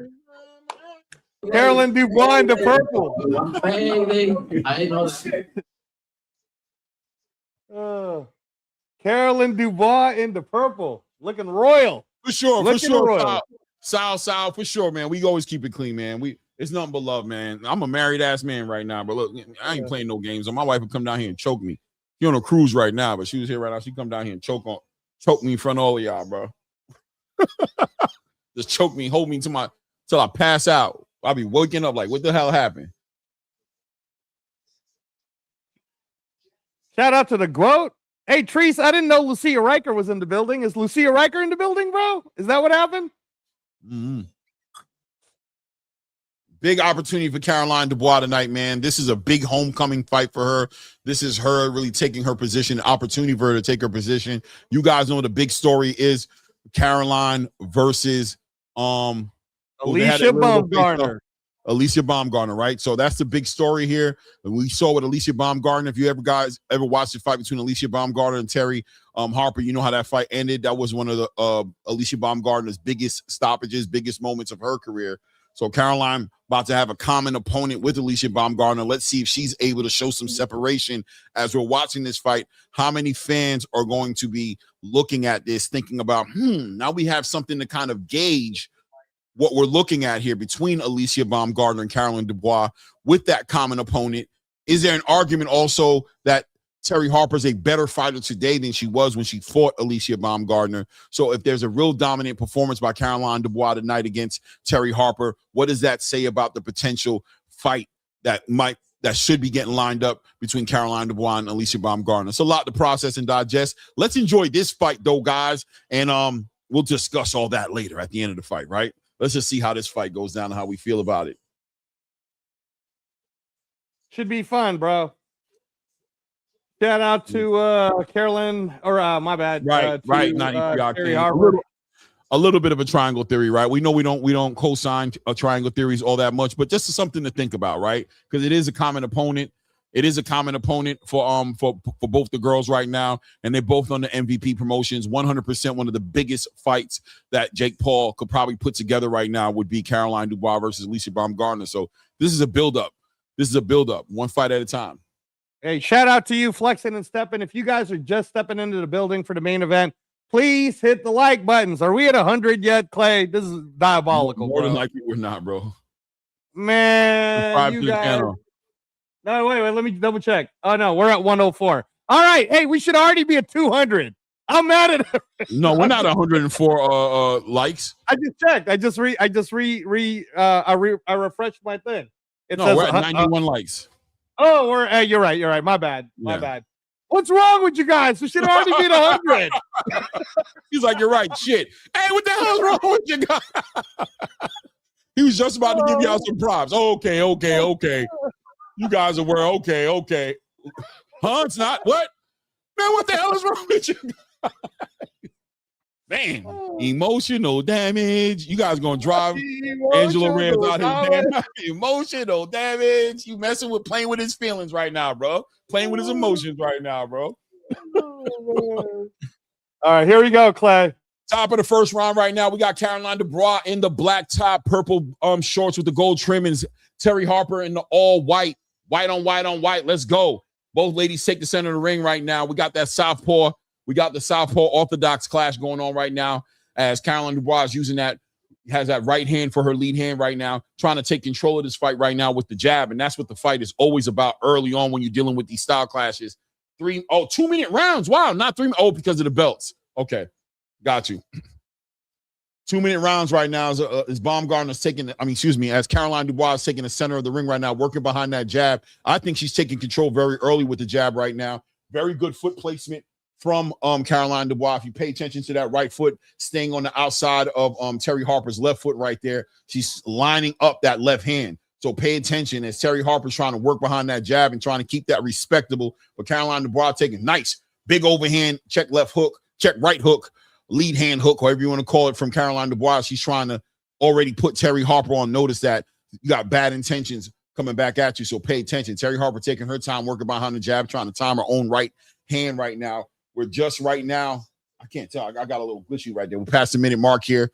Caroline Dubois taking the center. Ring generalship definitely on Caroline Dubois' side of the conversation, walking her opponent down, controlling the center of the ring right there. Doubles up on that lead hand, tries to shoot that left hand down the middle right there. Bad intentions you can see already coming from Caroline Dubois. Nice lead hand to the body by Caroline Dubois. Both ladies being patient, processing the data that they're looking at right now as Caroline Dubois continues to try to keep her head off that line, but looking to set up that left hand. I could see it in her eyes, man. She's trying to set up that left hand. That the lead hand is almost like a rangefinder right now. Terry Harper kind of sees it coming as well. Boom. Nice work. Caroline Dubois feints to the body with that straight left hand, but doesn't shoot it, but kind of put Terry Harper on notice just to kind of see how she's going to deal with these feints right now. Terry Harper is on high alert right now. Definitely doesn't want to give up anything to Caroline Dubois, making her work to get inside. Caroline Dubois is trying to take her time right now to get inside, shoots that overhand left. Both ladies really just respected each other, processed a lot of data. If I had to give the winner to that round, I'm going to give it to Caroline just off the general. Yeah. Yeah, no, again, if you guys think about the 4 criterias of how a judge is supposed to think, you have to give that round to Carolyn, right? This is why, by the way, Clay, I'm in favor of the 10-10 round. Because a round like that, right? Like, I want to be fair to each person. But if you're going to force me to give it to somebody, then if you're going to force me to give it to someone, then I'm going to have to give it to Carolyn Dubois. What's good, BBO Sports in the building, man? BBO Sports. Yeah, Kaisu, no one landed, man, but sometimes you got to give it to the generalship. You know, Caroline did a good job of controlling the center of the ring and really just had Terry Harper being super defensive, man. So I'm going to give it to her. We'll see what the judges might want to look at. I don't know. Who knows? I wouldn't even mind a 10-10 round, but if I got to give it to somebody, I'm going to give it to Caroline. Top of the second round here.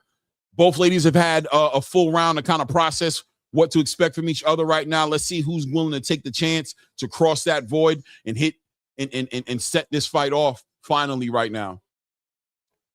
There we go. Caroline working now, finding the body with that lead hand. She is crossing. She got closer. Now she's sticking her with that. She's sticking her with that lead hand to the body, trying to set up that check overhand right.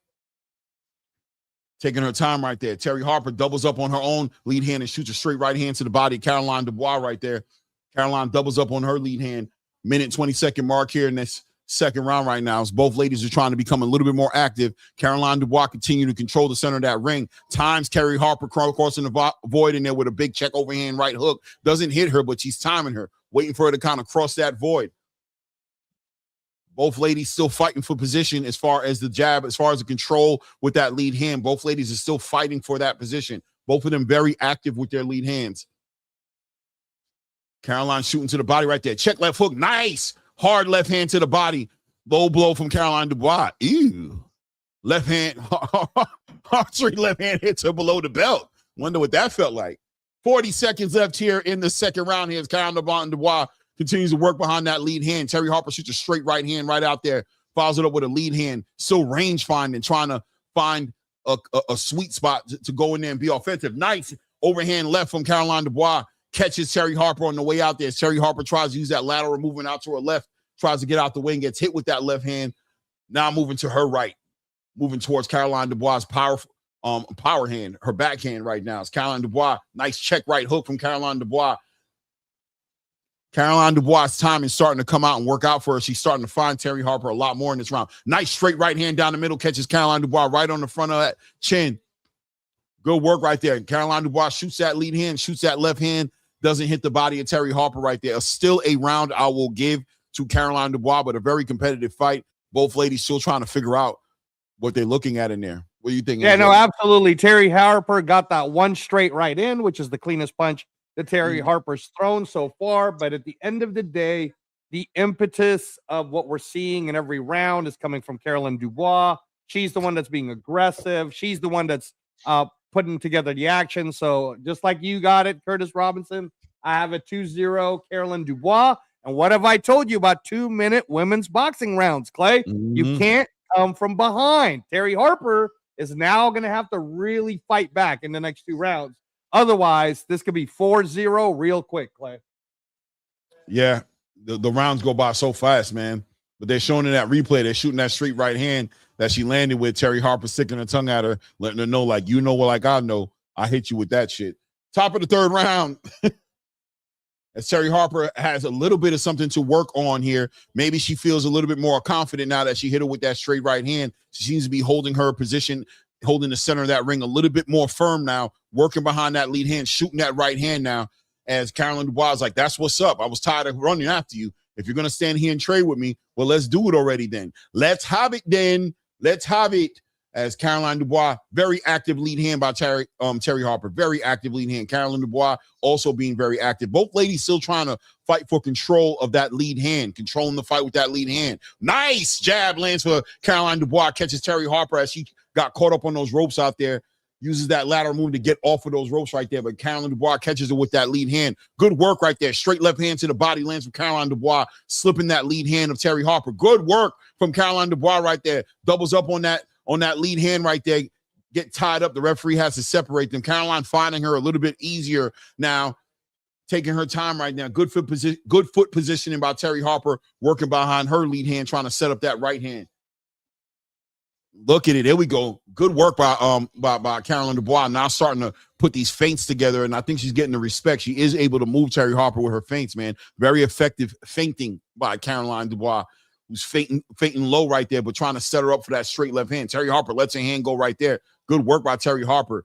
Caroline Dubois tries to shoot a straight left hand to the body right there. Terry Harper doing a good job of staying out the range of that left hand of Caroline Dubois. 20-second mark here in the third round right now. Terry Harper being very active with the lead hand. Caroline Dubois shoots in with her own left hand right there. Left hand to the body for Caroline Dubois right there. There we go. As we're watching Caroline Dubois trying to still control, still being some ring generalship from Caroline Dubois. Doubles up on that jab. Straight left hand lands for Terry Harper. Terry Harper tries to follow up with her own shot. Caroline gets right out the way. Very competitive round, man, but I'm still going to give it to Caroline again. Yeah. 3-0. 3-0, Caroline Dubois. Again, you know, with it looking like Terry Harper's trying to be careful. You're giving up rounds. There's only 7 more left in a 2-minute sequence per round. Being behind 3-0 is not good, because if Terry Harper starts to come after her, Clay, the way Caroline Dubois is firing them shots, bro, those are fast and explosive, which is why we're also interested in Caroline Dubois fighting Alicia Baumgartner, right? Because, you know, we want to see this. Like, Alicia's used to being able to counter people. I don't think she'd be able to counter Caroline Dubois as effectively. And Terry Harper showing you exactly why. Yeah, I agree. Caroline is doing a good job of controlling the center of that ring, man. And she's got some real good muscle twitch reflexes, like a very good counter puncher and very good range finder. Once she finds that range, she's starting to touch her now a lot more to the body. That left hand's finding her to the body right there. She's doing a good job of slipping seeing these punches coming. She's good at reading that lead hand of Terry Harper right there. Look at this, doubles up that lead hand and shoots that left hand to the body. But Terry Harper does respond with her own straight right hand right there. Both ladies' hands getting tangled right there, as both of them are still fighting for that lead hand. Good work. Oh, nice work by Caroline Dubois right there. Follows up with a nice check lead hook. Catches Terry Harper on the way in there in that exchange. Using that lead hand as a rangefinder right now, as Caroline Dubois is starting to feel the pressure of wanting to hit her with that left hand. There we go. Big left hand comes over the top for Caroline Dubois right there. She's finding that range, using that lead hand to find her range and let that left hand go. Terry Harper is trying to use a lot more movement right now, seeing the writing on the wall as Caroline's getting closer and closer to hitting her with that left hand. Good work by Caroline Dubois. Slips underneath the lead hand and the lead check left hook right there and gets right up under there and turns Terry Harper right there. Minute mark just passes right here in the 4th round, as Caroline Dubois continues to find her with that lead hand and steadily trying to set her up for that left hand right there. There we go. She shoots another left hand. Terry Harper gets out of range. Terry Harper using her own lead hand, but Terry being offensive as well, trying to find her right hand in the middle of all this as well. But Caroline keeping her real tied up with that, with the fear of that left hand coming back at her. 30-second mark here, passing here in the 4th round right now. Caroline continues to walk down. Terry Harper is trying to use the perimeter of this ring, use the real estate. Good work. Caroline doubling up on that lead hand now. Comes in, misses the first one, but hits her with the second one on the way out. 20-second mark here in the 4th round right now. There we go. Good work by Caroline Dubois. Slips that check left hook again, gets right up under there. Like I said, she sees those punches coming. Good work right there. Slips the right hand and attacks the body. Slips that right hand. Real nice. Caroline slips it. End of that round, doubles up on that lead hand and shoots that left hand straight up the middle and connects. Shoots that left hand again, man. Better round for Caroline Dubois. She's finding her with that left hand, Angelo, and that lead hand is starting to become way more accurate, touching her a lot more. Yeah, absolutely. I got a 4-0, and listen, man, I like no disrespect to Terry Harper, Toledo Teresa's favorite buns fighter. But at the end of the day, man, Terry Harper is starting to give me that William Skull energy. Listen, girl, you got to start throwing some punches, man. This is starting to look like Canelo William Skull. You got to start throwing some punches and go after Caroline. You down 4-0. You're down 4-0. There's only 6 rounds left. Unless it's the same judges that was judging for Ellie Scottney, and they got a 4-0 for Terry Harper, bro. This is crazy. All right. Caroline Dubois clearly winning. Man, that nice check lead hook right there. Look at her. Boom. Nice straight right hand to the body by Terry Harper. They're showing those shots right there. I think the fight is competitive. Terry does need to turn it up, though. She's down 4 rounds to 0. She needs to make some separation in one of these rounds so she can start putting some rounds in the bank, or she's going to be needing a knockout very soon, man. This round right here is her last. She needs to turn it around right now, win a round right now. She needs to be first is what she needs to be, Angelo.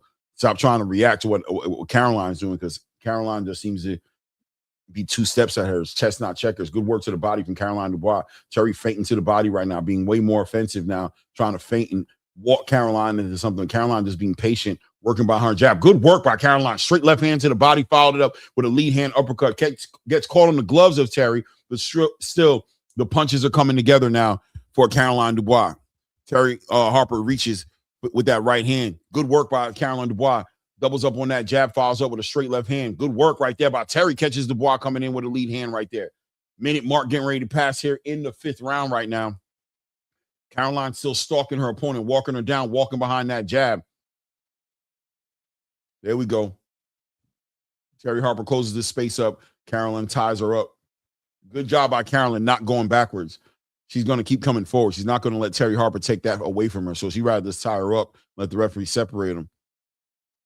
There we go. Doubling up on that jab, trying to set up that left hand. Terry Harper staying out the way here. You can see the improvements that Terry Harper made from fighting Alicia Baumgardner. She's doing a better job at controlling that range and not really putting herself in a position to get hit with anything significant. Good work by Terry Harper getting up under the hands of Caroline Dubois. Tries to come over the top with her own shot, but Caroline intelligently moves out the way. Good work to the body by Caroline Dubois right there. Nice lead hand to the body, followed by a hard check left hook to the body of Terry Harper right there. Walking down Terry Harper down to the last 10 seconds of this round. Caroline keeping her at bay with that lead hand. Good head movement by Caroline Dubois, man. Working behind that jab. No, absolutely. Another round for Caroline. And the problem with that theory that you're talking about, Last Train, respectfully, is when you're down 5-0 on the judges' scorecards, let's just say, right? Now Terry Harper's really got to start fighting to just get a draw. So, and with that theory, if Terry Harper comes forward to Caroline Dubois, the way Caroline Dubois is exploding with her hands right now, Terry Harper might get knocked out again. So, respectfully, bad game plan. You needed to at least win some of the early rounds, which Terry Harper clearly did not. Okay, I like that, Last Train. I like what you're saying right there, Last Train. I like what you're saying right there. Says thinking you're missing a little. Harper has repeated in the buildup that Caroline's stamina is suspect. Terry's only realistic chance is to hope that Caroline tires because Dubois tired late versus Shin. Yeah, I remember that fight, but I think that's why I disagreed. It's because Shin pushed her. Terry Harper hasn't pushed her at all. Exactly. So respectfully, no. If Terry Harper fought like Bo Reeman, Shin should have been knocked out already. So no, Terry Harper's being too careful. Facts. He's allowing Caroline to pace herself very well in this fight. She's not going to get tired. That's what I was going to say. She's not going to get tired. Minute 30 seconds here inside of the 6th round right here as Caroline Dubois continues to just expand on this lead right here. 5-0 right now. My scorecards. I mean, legitimately, Terry Harper would have to win every single round moving forward here and maybe even get a knockdown to get ahead, win every round just to get a draw according to my scorecards. But let's see what she's able to put together, man. About to hit the minute mark here. Terry Harper continues to play the perimeter on her bicycle. Good work right there. Straight right hand by Terry Harper. Connects right there. Caroline setting her up right there behind that lead hand, trying to set up that left hand. Been trying to set up all night. Good work to the body right there by Caroline Dubois. There we go.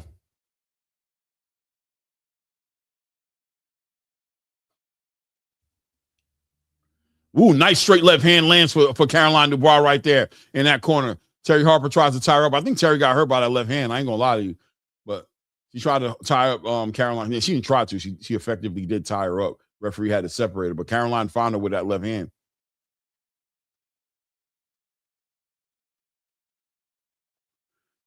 Got her on against the ropes right now. Good work to the body. Caroline controlling her. Caroline needs to do a better job cutting this ring off on her. Stop letting her move. Oh, nice left hand land right on top of Terry Harper's nose and knocks her on the pockets. She gets a 10 count right now. Caroline's excited. Caroline's effing up right now. She's getting too excited and messing up on that count, man. Relax, Caroline. Relax. She is screaming on her. You're giving her time to get it together right now, doing all that. That was a waste of time. That was a waste of time, Caroline. Good knockdown, but 10-8, 10-8, and it's exactly what I've been saying this whole time. Shout out to you, Last Trains, by the way. I hope you're subscribed, Last Train, to Trance. I understand where you're coming from, but it was a bad game plan by Terry Harper. I understand the risk of what she's trying to do, but now she's down on a 10-8 round 6. She's down 6-0. She really, at this point, she either needs to fight back and fast and turn it into a ugly war, or she's going to get knocked down. Now, to everybody else who keeps saying that Alicia would give Caroline Dubois a hard time, let me tell you something right now, Clay.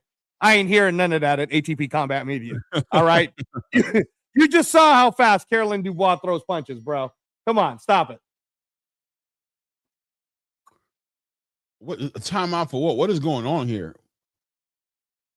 So the judge is telling her, when I tell you to go to a corner, go to the corner.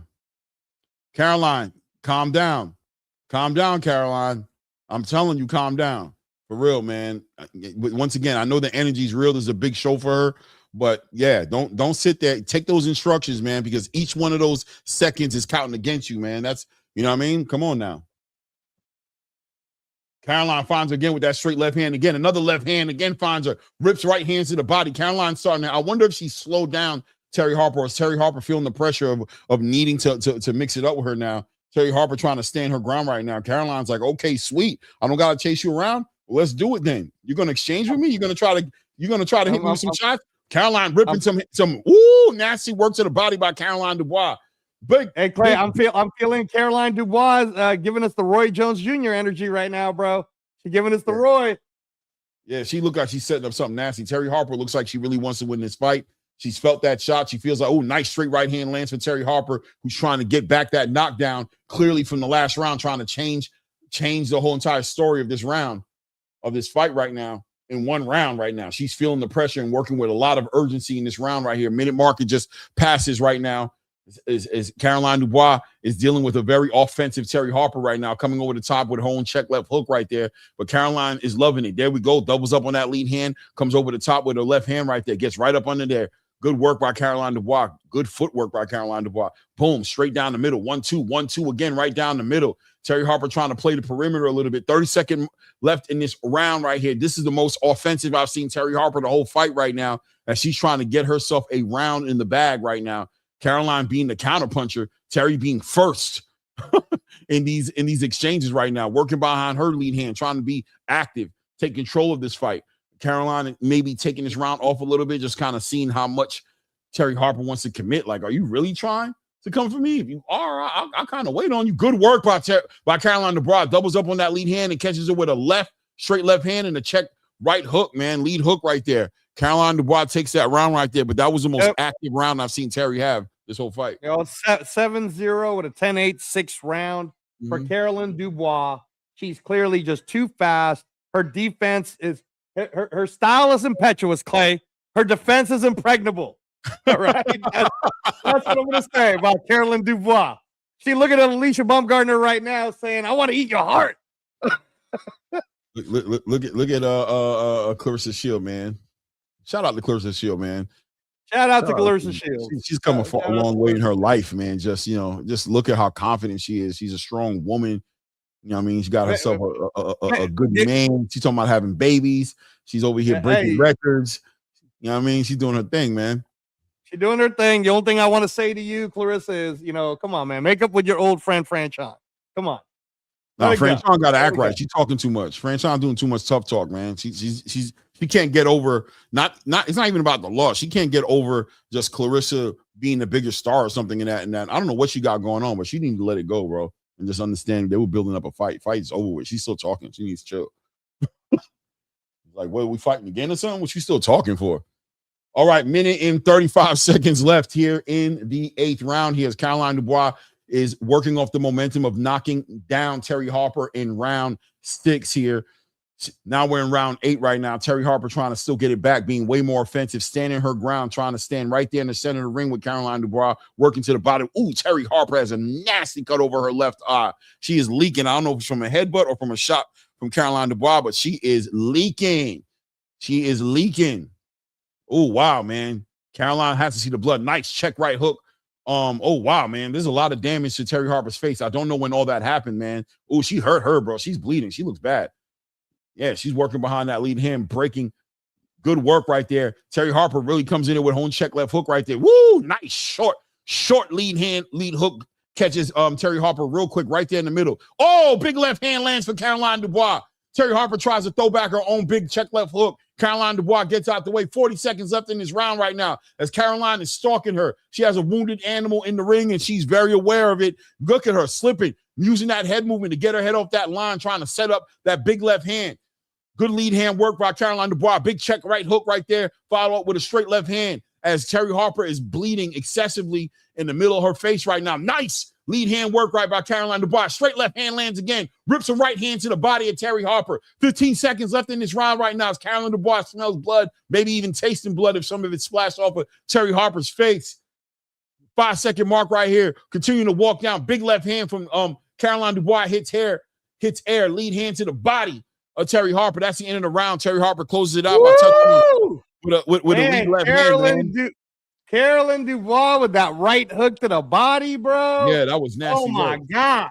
Oh my God. Listen to me, Alicia. Run, girl. You don't want none of Caroline Dubois. Alicia, I'm gonna give you some free advice. Say no. Just say no, girl.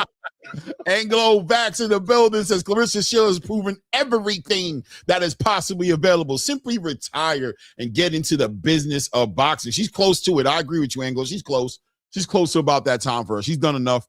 Maybe she has like 1 or 2 more fights. I would still like to see her run it with Shadeja Green real quick before she leaves out. But yeah, man, she's got a couple fights left in her and she's done. Couple fights left in her and she's done. Headbutt 93 Octane. Okay.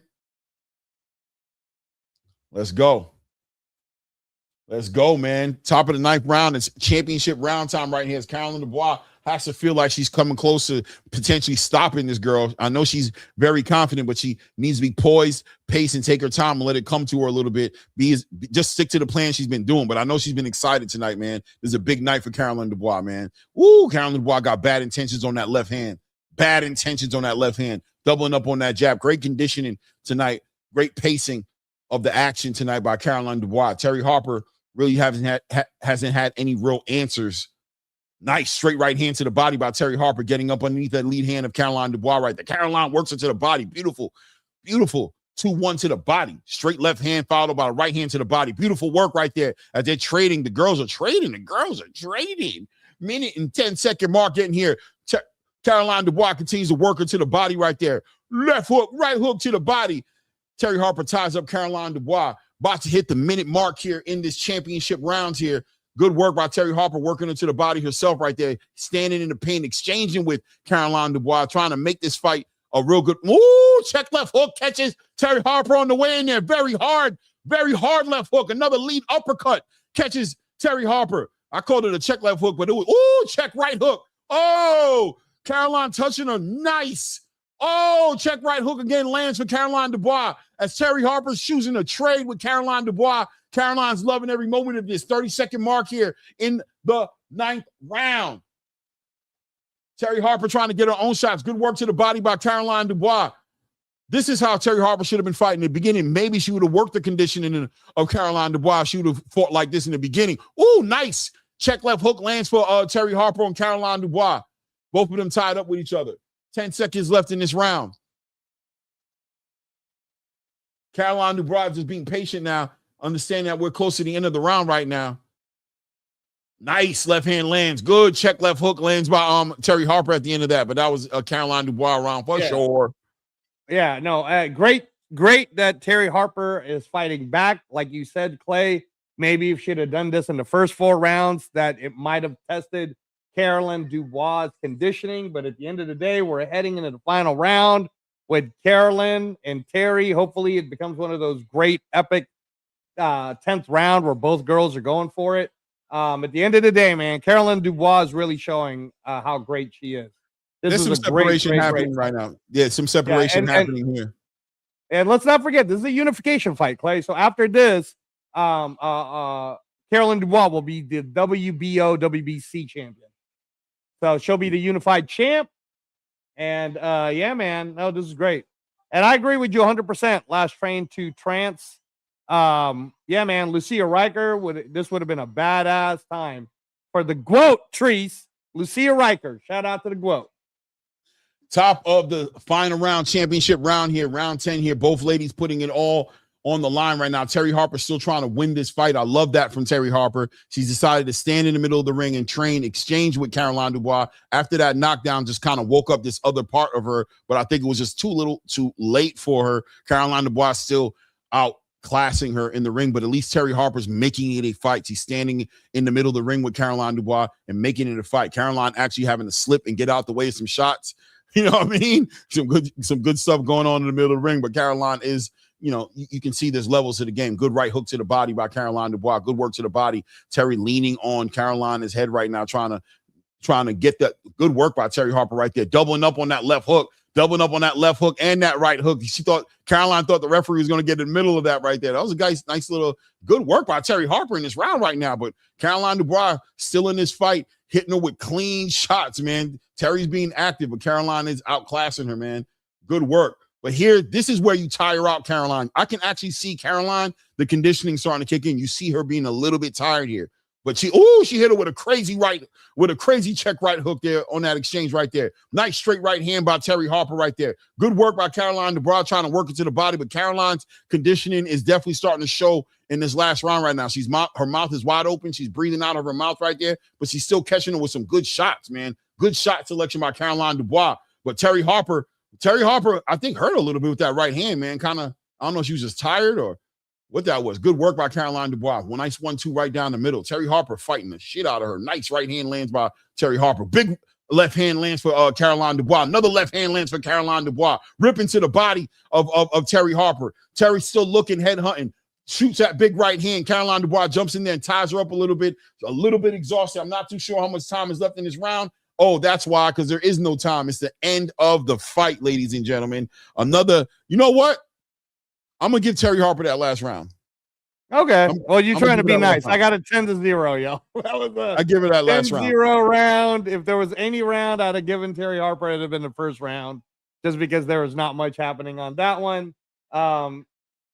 Great victory for Caroline Dubois. She's definitely solidified herself in the division as the best 135-pounder. She's now the unified WBO, WBC champ. So let me tell you guys something, right? Anglo Vox, I understand what you're talking about. You're talking about the knockout artist, Alif Nur Turhan, and she's amazing, knocking out Beatrice Ferreira to win the IBF. But she is also the 130-pound interim WBA champion and is the mandatory contender to Alicia Baumgartner. So I want to see Alif Nur Turhan fight Alicia Baumgartner. That's who I want to see.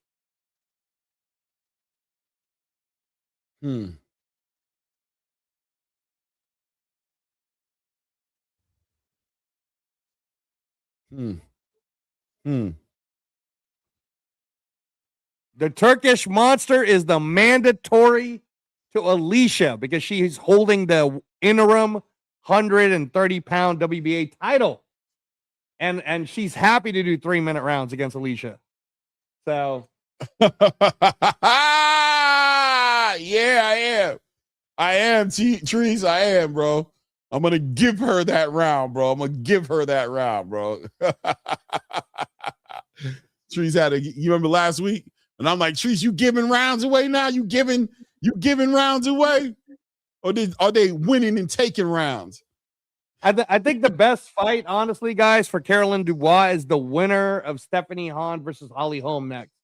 I think that would be a good fight. Get another belt, or work to get another belt. If Holly Holm can pull off an upset against Stephanie Hahn, Holly Holm has the UFC name. Holly Holm's the one that knocked out Ronda Rousey. It's better for Caroline Dubois to get a resume name like that, add another belt. But the new unified WBO, WBC champion. Shit, I almost forgot. Yeah. No, I've got it 99-90. 99-90 for Caroline Dubois.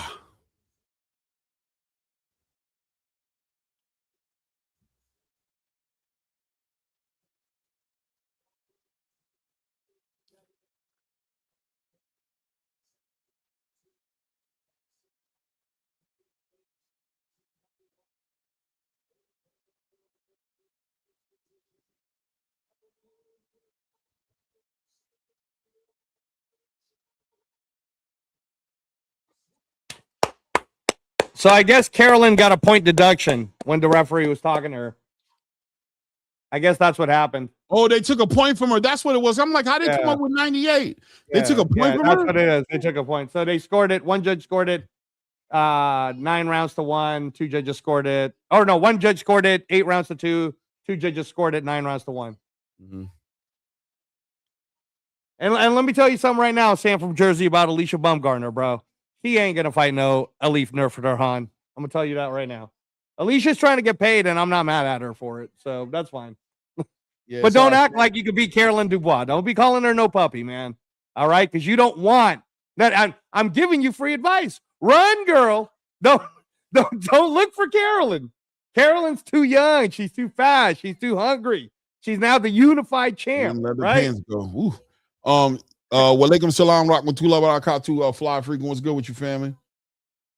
Salute, Flyer.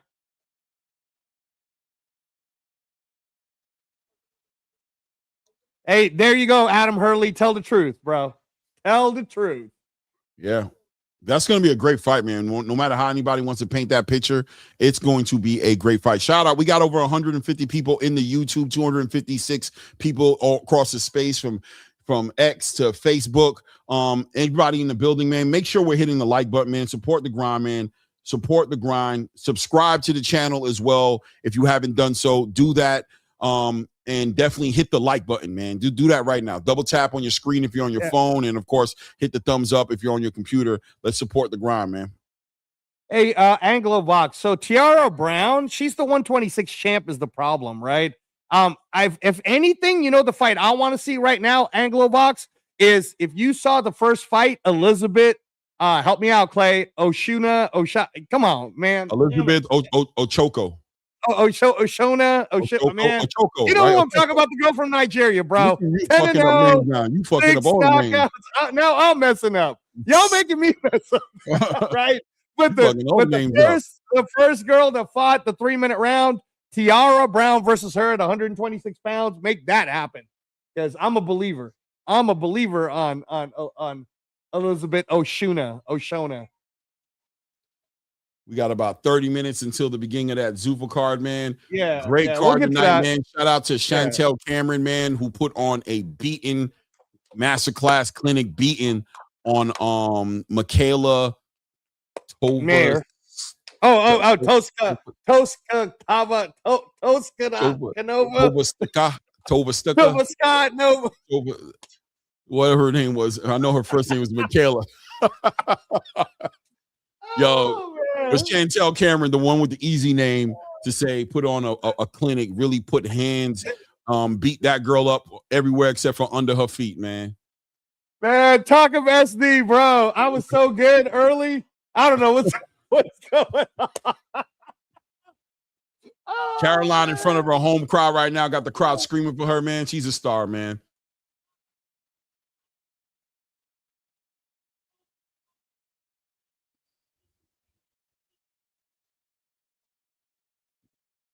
Yeah, Terry definitely looking like she played for the other side of the street now.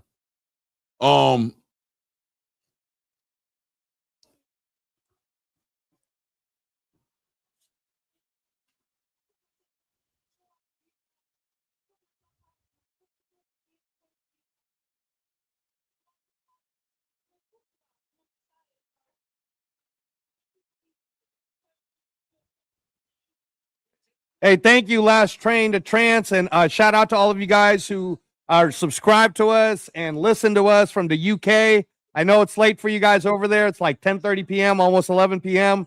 But shout out to all of you guys. Thank you so much. UK, shout out to you. You all put on a hell of a show this whole weekend. Great job. Matchroom Card Friday. He said, "Tell the side." Hey, Last Train from Trance. Great job on the O2. Great job on the Matchroom card. Great job on today's card too, man. The UK, you guys are keeping boxing up there. Keep it up. Keep it up. Talk to SD, man. I said, yeah, Terry Harper look like she plays for the other side of the street now. She definitely look like she played for the other team now, bro.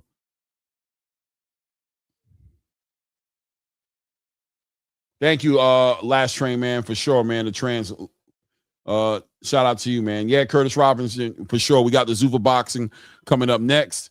Getting ready to call that card. Got about 30 minutes or so before that one goes off, man.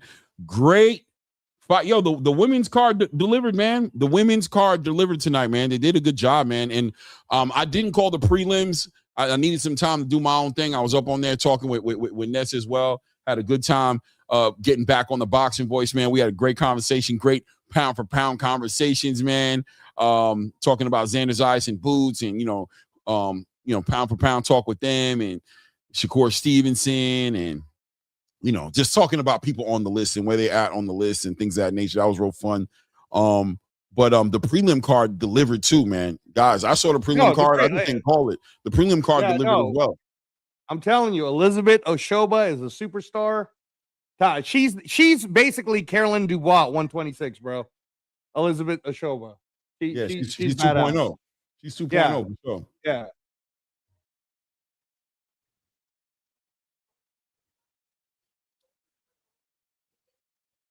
Terry Harper is still a really good fighter, and she'll have a chance to get some fights in there at 135. But nah, man, Carolyn Dubois, I'm telling you, woo.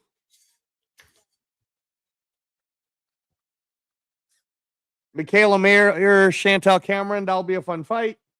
Next up on ESPN Plus is Alicia Bumgarner fighting Bo Ri Min Shin, and then Shadasia Green is fighting on that card also. So that's going to be in a couple of weeks, I think.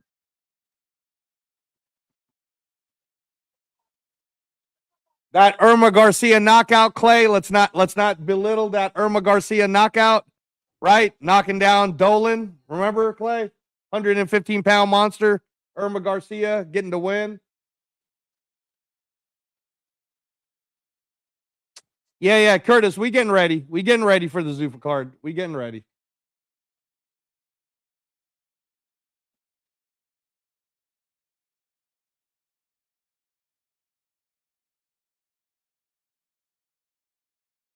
$93 octane. I promise you, Alicia Bumgarner ain't ever fighting Carolyn Dubois anytime in the next year, bro. That is not gonna happen. Alicia's trying to get paid. Carolyn Dubois is Moses Itama right now, and Alicia Bumgarner is closer to Deontay Wilder. So they don't want none of that. Clay knows. Clay's on mute right now because he can't even speak for Alicia Bumgarner. That's why. Yo. Hey, you're on mute, Clay. Yeah, I think he's talking on the phone. Yeah. We're on live right now, Mr. Zero. We're switching it on to Paramount Plus. Guys, go to Paramount Plus right now and start waiting for the Zupa card that's about to start. Yeah. I'm watching. I was just watching Michaela Mayer build a little bit, wearing them jeans. Man, stop lying. You ain't watching nothing about no building, bro. You ain't even listening to the. You probably got it on silent, bro. You just looking. He's just looking at them leather pants. Stop lying to the people, Clay. We're a truth-telling show, bro. Shout out to Yves Saint Laurent. You know what I'm saying? They doing their thing, right? Yves Saint Laurent doing their thing. So April 17th is my born day, and that's when Alicia Baumgartner is going to be trying to figure out with Bomiri Shin. Trying to figure out in that fight right there. That fight I think is going to be a good fight. People are sleeping on that fight and really don't know how competitive that fight probably is going to be. Shadasia Green will be on that same card fighting against Lonnie Daniels.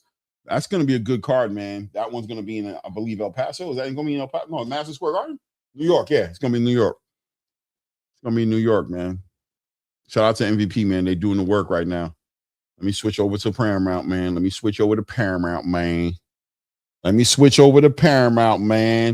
93 Octane says Caroline compared to Moses. Wow. I ain't doing that. Caroline's in her own right is her own animal, man. We don't need to compare it to nobody else. Really, the only person we should be comparing Caroline Dubois to is Alicia Baumgartner, because that is her fight. That is the fight that's going to make those girls who they want to be in their careers, right? Those are the fights, those signature fights that fighters look for. That's Alicia Baumgartner and Caroline Dubois. You know what I mean? Salute to my guy Ryan from the 66666.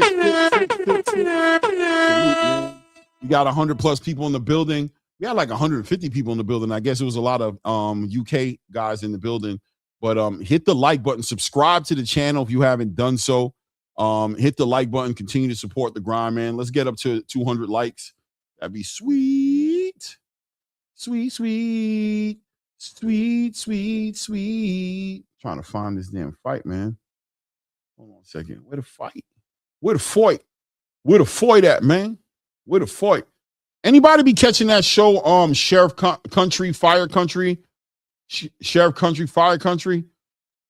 I've been feeling like I want to watch that to see what that is. I know a lot of people supporting that. Sweet, sweet, sweet, sweet, sweet, sweet, sweet. Kaizu said facts. Y'all call her Sweet Caroline, but the bomb got that blood sugar regulator. I'm telling y'all. Oh, wah, wah, wah. Let's see here. Were there prelims to the Zuffa card? They better not have been. I'll be kind of upset, low key. No, okay. It's loading up. It's loading up. It is loading up. Okay, the bell's about to ring. There we go. We got time. We got time, man. Bell's about to ring. There we go. Let me see here. Let me see who won. Angie, who won? Caroline won, man. Put the beats on her, man. Do.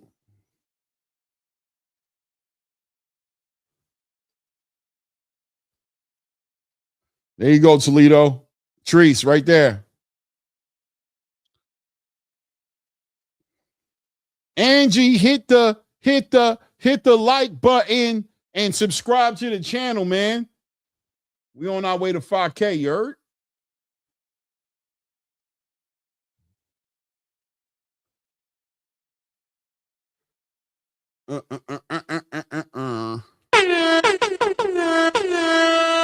This card for Zuffa is going to be a good card tonight, man. Guys, this card right here is going to be televised. Sky Sports is going to be shooting this. So UK, Ireland, everybody's going to be on this, watching this fight tonight. This is great for the fighters, man.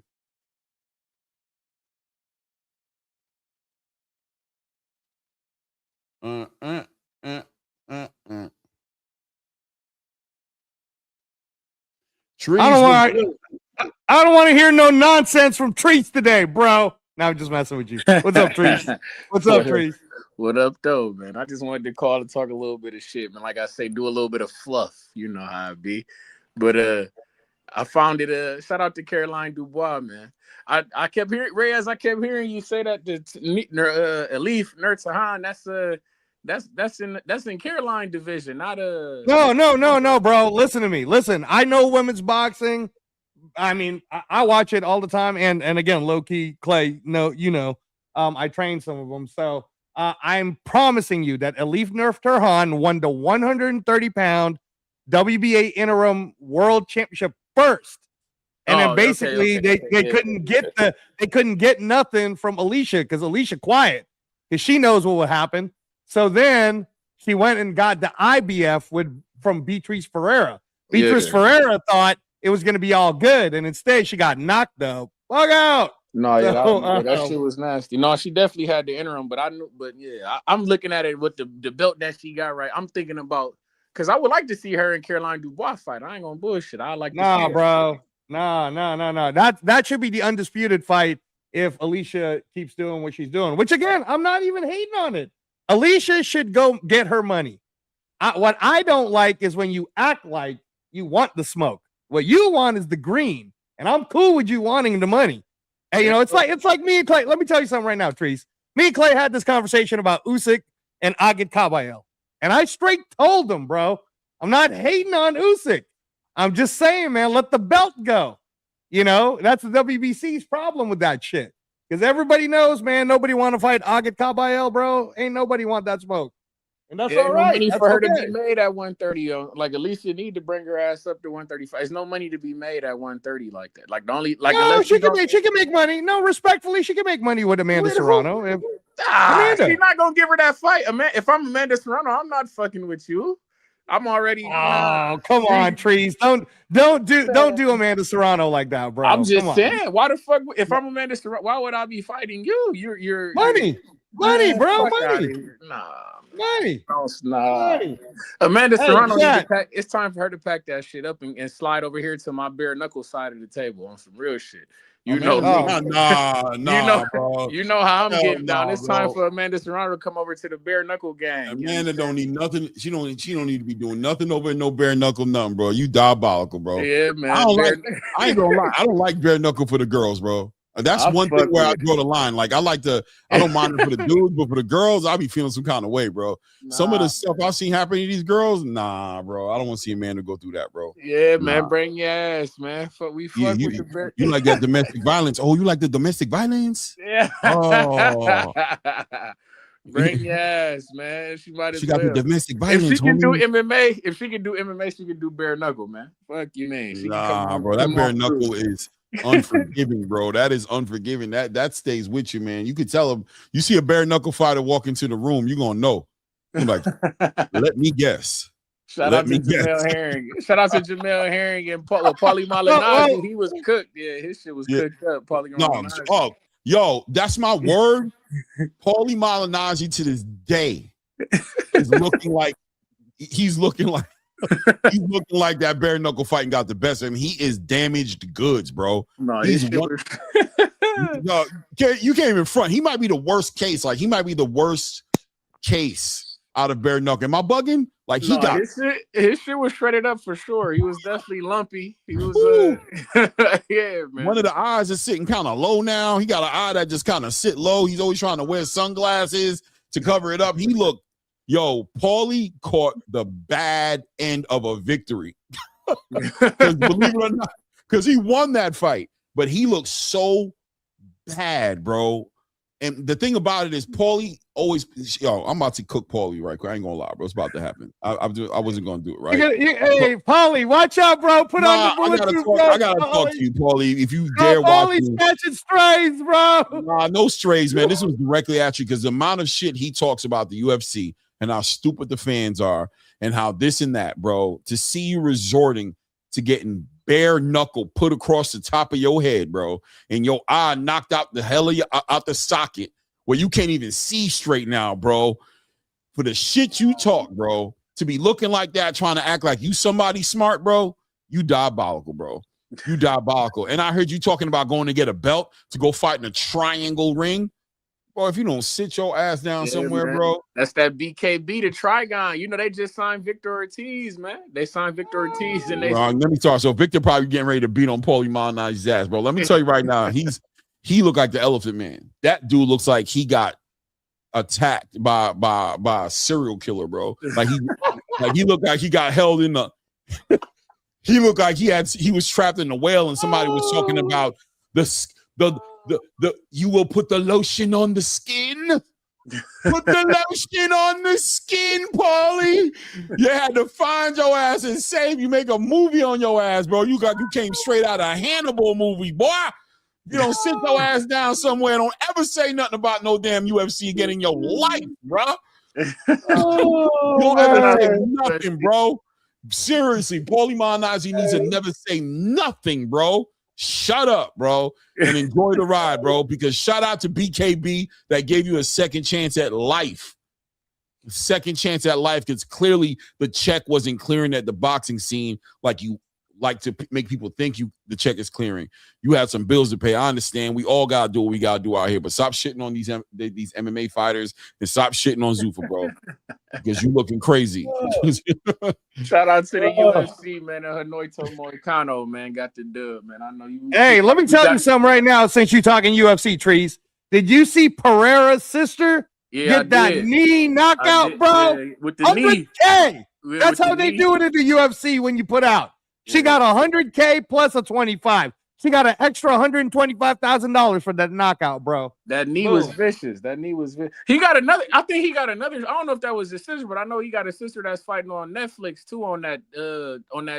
What is it? The Ronda Rousey and Gina Carano card. His sister on that. No, that's the same. Maybe that's a different sister. No, I gotta look it up. I don't think that was his sister last night, but fuck it, that was his sister to me. That motherfucker was his sister in violence, motherfucker. That knee was sick. No, that was a sick ass knee. That shit was. Bro, fire. that knee looked like the knee from Street Fighter, bro. You know what I'm talking about? Yeah, When that Sagat shit be throwing that knee. Oh, no, that shit was fire. She ain't even Yo, jumping. I always wanted to be good with Sagat, bro, but I can never be good with him, bro. But I always liked the character, bro. I just wanted to be good with him. You know, you have a character, you just want to be good with him. man, you suck at Street Fighter, Clay. That's the problem, bro. I'm playing, yo. When it comes to, first of all, I'm old school, so I'm Ryu or Ken, and normally Ryu. I'm giving you issues, bro. I'm a problem. I'm all kinds of problems, bro. In Street Fighter, bro. I got a Street Fighter right here for my PS5. Every console I've ever had that had Street Fighter, I've had Street Fighter. I was more of a Tekken guy. I used to fuck with Tekken over Street Fighter and shit. I'm a Tekken. I like Tekken in the arcade more than I liked it at home. Okay. You know what I mean? In the arcade, I like Tekken a lot. Like Virtual Fighter, I like that too in the arcade too, man. I used to work at Adventureland. Shout out to Adventureland in New York. And in the lunch breaks, the manager used to go up in there, pop open the back, and hit me with the credits. Bing, bing, bing, bing, bing, bing, bing, bing, bing. I used to play Mortal Kombat, Virtual Fighter, and Tekken for my whole break, bro. Before I had to go back out to the games, bro. Shout out to Adventureland. Let me tell you something right now about them arcade games. I know you played the Punch Out, Clay. Oh, yeah. The Punch Out in the arcade. Hell yeah. That motherfucker was like this in the green. in the green, like, hey, bro. Hell yeah, bro. No, the best fighting games is definitely that second Mortal Kombat. That was the best. Oh, that second Mortal Kombat, bro. Oh my god. With Katana, that's when he brought Katana and all those. Well, we used to tear up Mortal Kombat, bro. Tear up Mortal Kombat. Mortal Kombat fight. They got a movie coming out. The Mortal Kombat 2 movie supposed to be. Well, they got a Street Fighter movie coming out too, bro. Oh, that shit, I seen that. That shit look horrible. I ain't gonna lie. It looked low. That shit look. Hey, watch yourself, bro. Watch yourself. Saying. All right. That don't look like it's gonna be the Mortal Kombat. What I think about the trailer for that He-Man, bro? I'm not feeling it, man. I'm not feeling that either. Hey, listen. Stop making fun of He-Man. No, I'm not making. I love He-Man, but the trailer they got, it looked kind of weak. Look. Time out. Hold up. Let me explain something to y'all about filmmaking. Dead or Alive is definitely official too. Go ahead. But like, you got to give it a chance. All right, you got to give He-Man a chance, but they're trying to give you a storyline spin. And on this one, He-Man had to come to regular Earth and shit, to get hidden, but then he going back to go meet everybody and be the savior of the universe, bro. Come on, stop it. First of all, I'm going to tell you where they lost me at. When he said, I have the power, they lost me. When I saw it in the trailer, I felt some kind of way. I have the power. It's signature. It's supposed to sound a certain way. The energy is supposed to be. I have the power. I need to hear that from the soul, bro. I mean, I have the power. Hey, bro. Nah. Already, I don't like the way they carrying it already with that. Let me know that He-Man gonna be low-key soft, bro. You know what I'm saying? So I don't know. We're gonna see, man. I'm gonna watch it. You know I'm gonna watch it. Okay, so let me ask you something, Clay, because I know you and I watched the He-Man cartoon. Did you like the Dolph Lundgren version of He-Man when it came out live action? During the time, in the moment, I liked it. But as a grown-ass man, that shit was trash. That shit was good. You didn't like Ivan Drago as He-Man, bro. I'm too old, bro. Shout out to Corinthians. I can't remember the number is, but when I was a child, I thought as a child. When I grew to a man, I dropped my childish ways, bro. I have no imagination good enough to make that movie good anymore. And TVJT's like Dolph equals nope. Yeah, Dolph ruined a lot of movies, bro. Punisher, nah, bro. Wasn't you, bro. You didn't. He had a lot of movies that when you look back at it, it was just like, nah, Dolph. He was good on Expendables, dude. Dolph Lundgren. He was good, but he was good on Creed 2, bro. He was good on Creed 2. Think about the cast that had to be around the Expendables, because the Expendables was well beyond Dolph Lundgren. He just filled in a little space, man. That was like all the action heroes we grew up on in one movie, from Wesley Snipes to Jet Li to the new guys. What's my new guy? Jason Statham was in there. Yeah, Jason Man, that motherfucker. Hey, listen, Trees, that motherfucker Jason Statham about to come out with a movie called The Librarian, bro. Every movie that guy has is some kind of occupation. He's the number one action superstar of our time, bro. I'm the librarian. Oh, listen, bro. he is a dangerous person, bro. I don't care what he does, bro. I don't care. How about the beekeeper? When he's the beekeeper, it's like, hey, he always got a fucking occupation. Why the fuck he always got an occupation? He was the working man. The working man, Trees. That motherfucker was the working man, bro.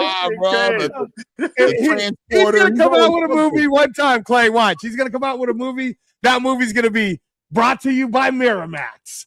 Bob the Builder. Starting. And you know it's gonna be fire. And you know it's gonna be fire, bro. He don't miss, bro. He don't miss, bro. Jason don't miss, man. I don't care what he does. He don't miss.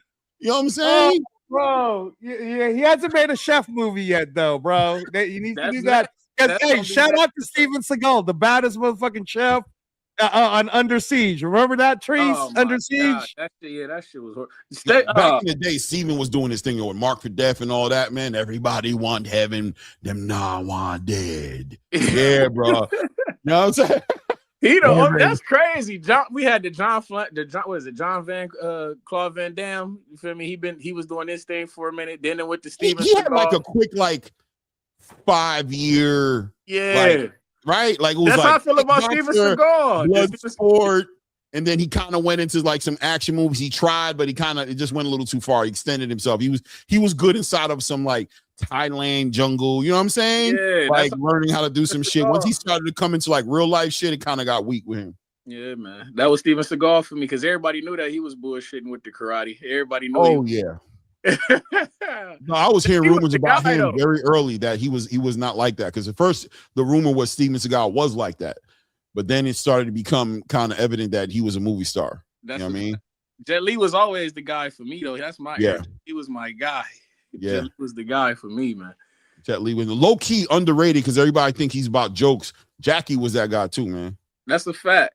Jackie Chan was that guy. He had hella movies that was fire. Hell yeah. People got too caught up in laughing at Jackie Chan because he was funny, but they slept on the fact that he beat your ass for real.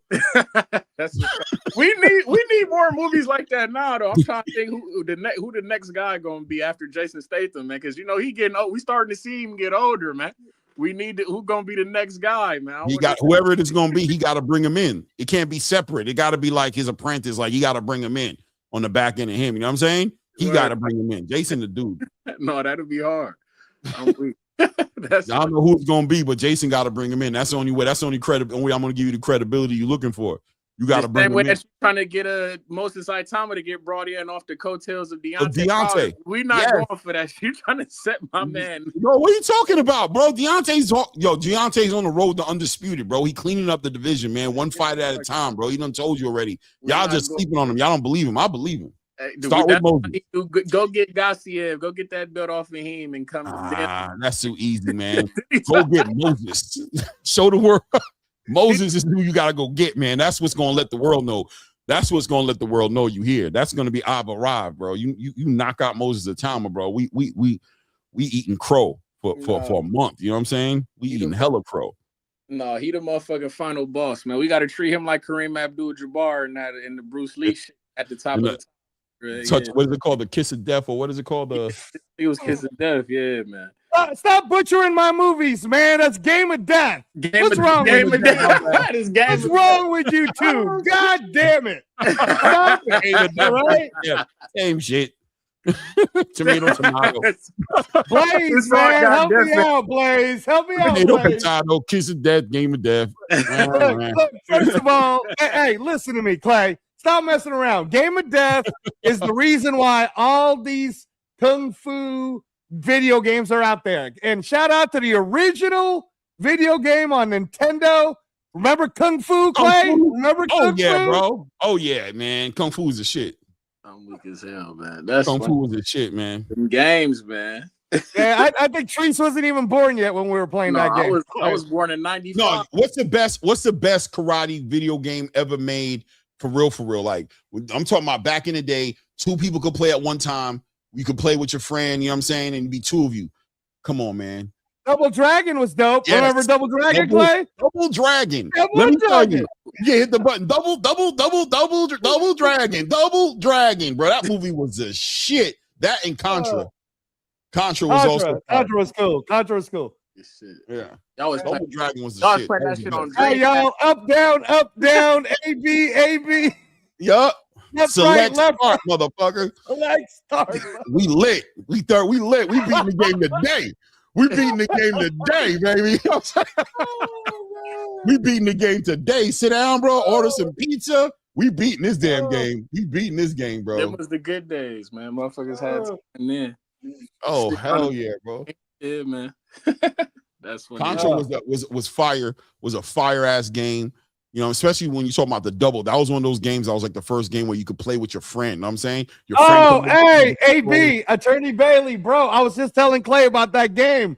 King of the Ring, bro. I was saying how the uppercut, when you hit that, when you got to do the button right. But if you hit dude with the uppercut and then he be leaving the ring and he flies out like he flying to the moon. Oh man, that was a good game. That was fun.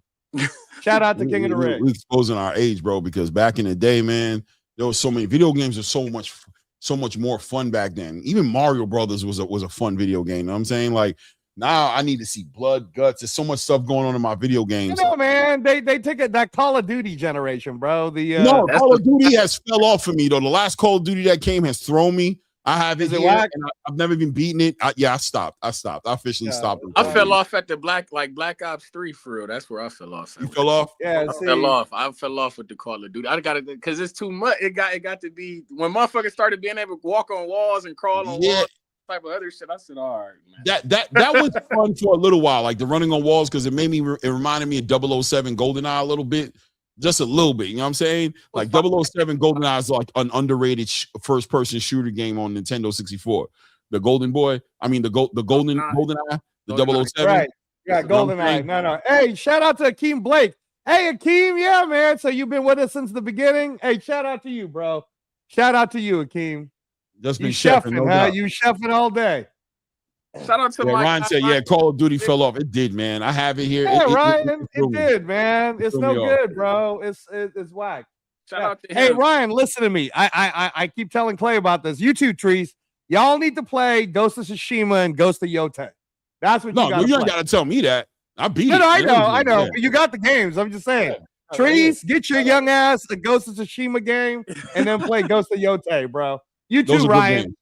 You too, Ryan. You need to get Ghost of Tsushima and Ghost of Yote. Yeah. Shout out to Ryan, man. He had that Caroline Vieira interview. Ryan, if you listening, shout out to you. That was a great interview, gang. We watched Caroline Vieira. She that Mexican, right? Boxer?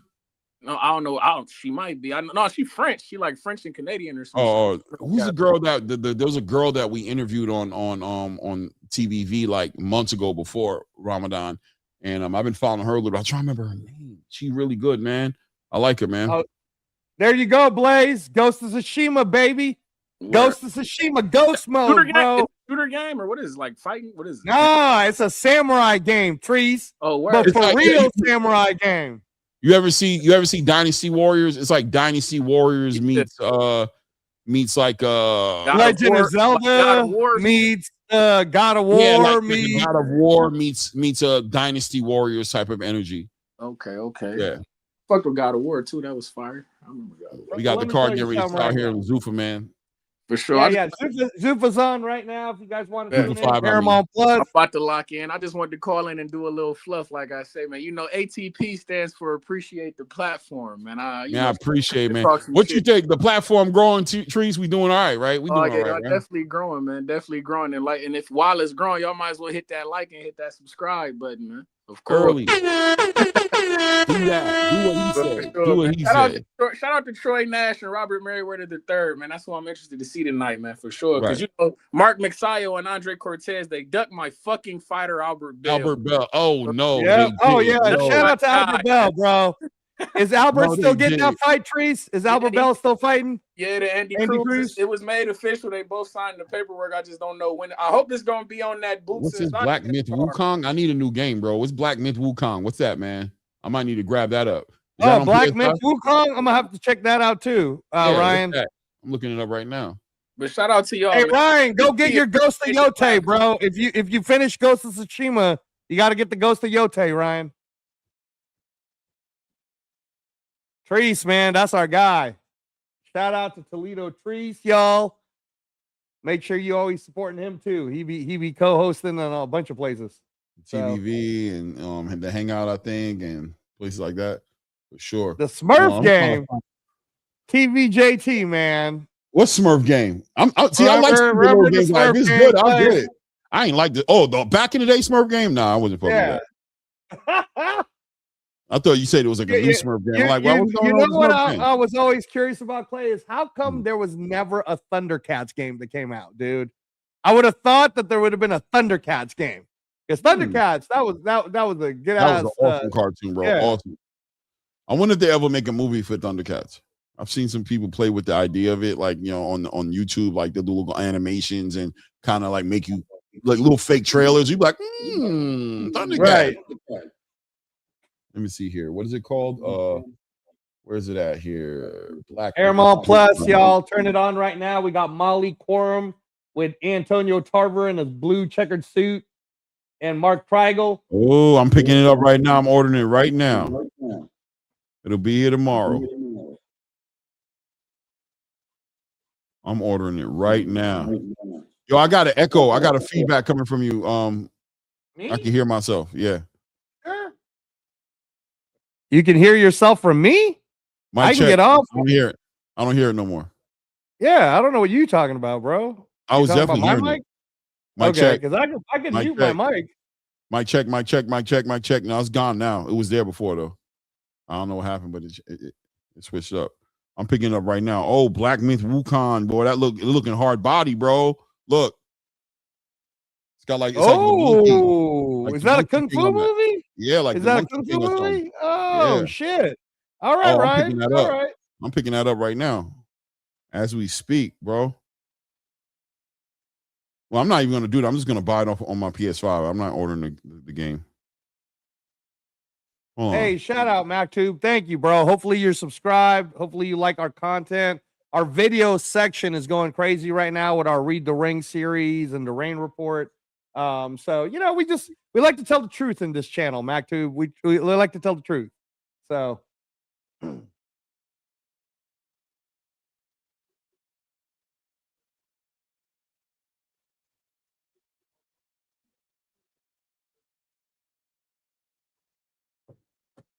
yo, so I was talking to Ness today, and we were talking about Andy Ruiz. Is he or is he not officially signed to Zupa Boxing?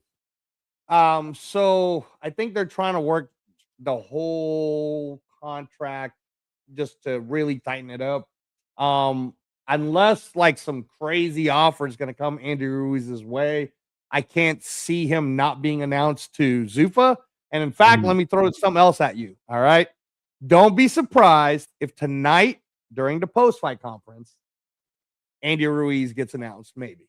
Just saying. Gonna throw it out at you guys right now. But Zuffa Boxing, May 10th is the next date in May.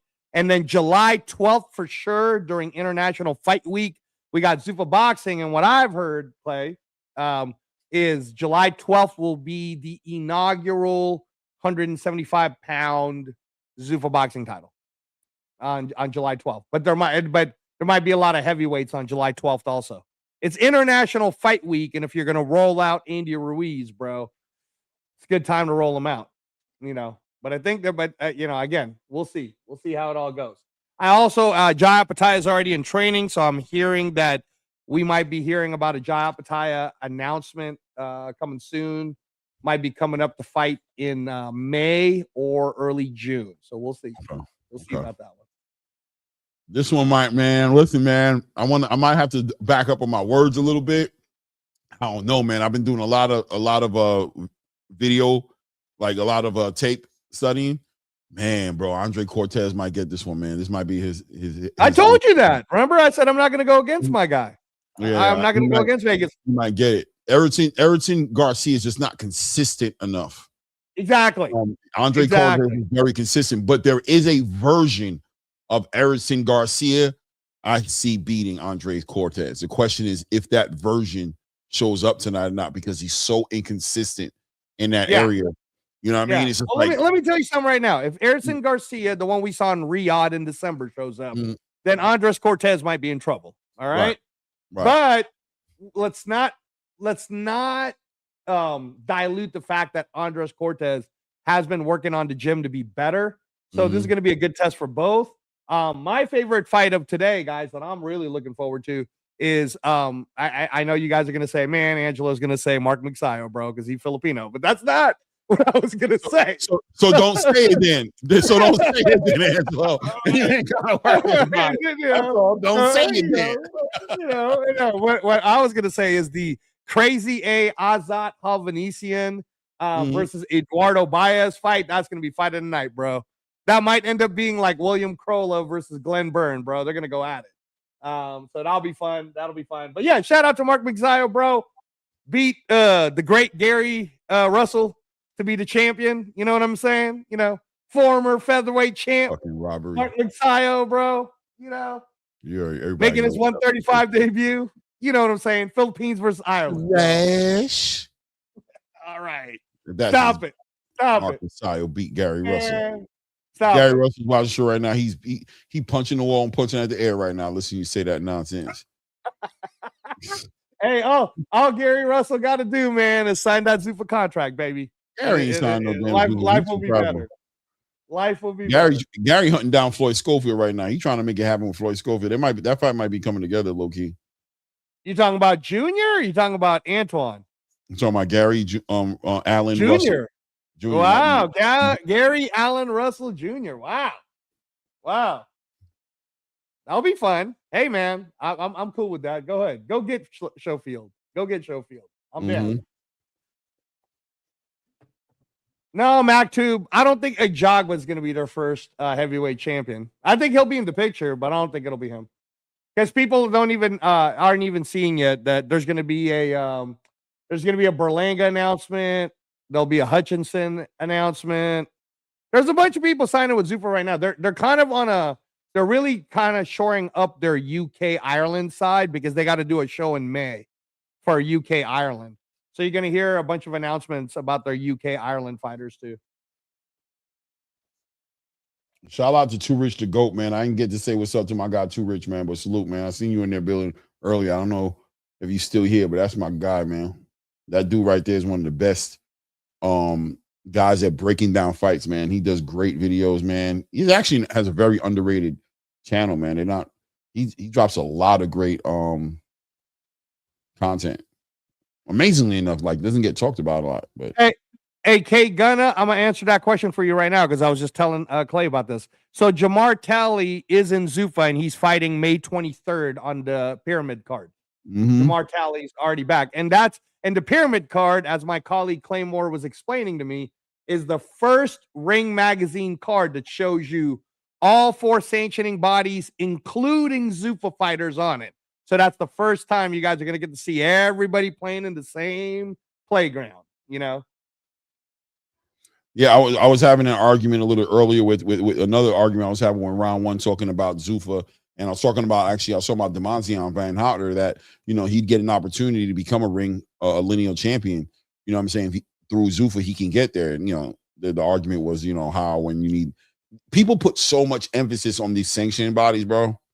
They really over exaggerate the part they play in these conversations. They don't realize that there's so many ways around this, you know, situation. You don't need the sanctioning bodies. And once Zuffa boxing is acknowledged by Ring Magazine, the champions are acknowledged and able to make it to the top 10, man. They're in those conversations, man.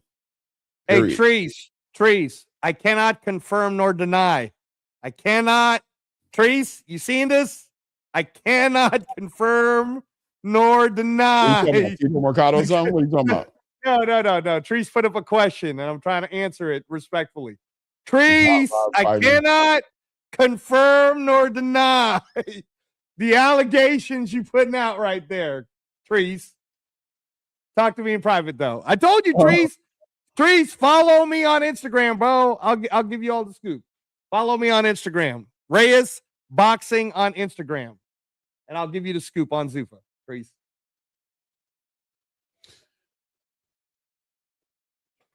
Andre Cortez, man, tonight, man. My guy Max Kellerman, my guy Andre Ward in the building, man.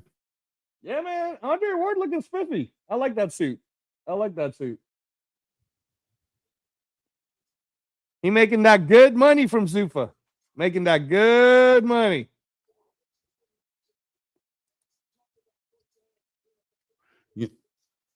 Oh, in fact, you know what, K Gunna? I'm gonna tell you something else. Next week, April 11th, on the Ring card, which is on Netflix, two Zupa fighters are on there. Brian Gorham is a Zupa There fighter. he is. He's fighting on that card too. So Ring Magazine card, you guys are going to be seeing a lot of Zupa rostered fighters on there.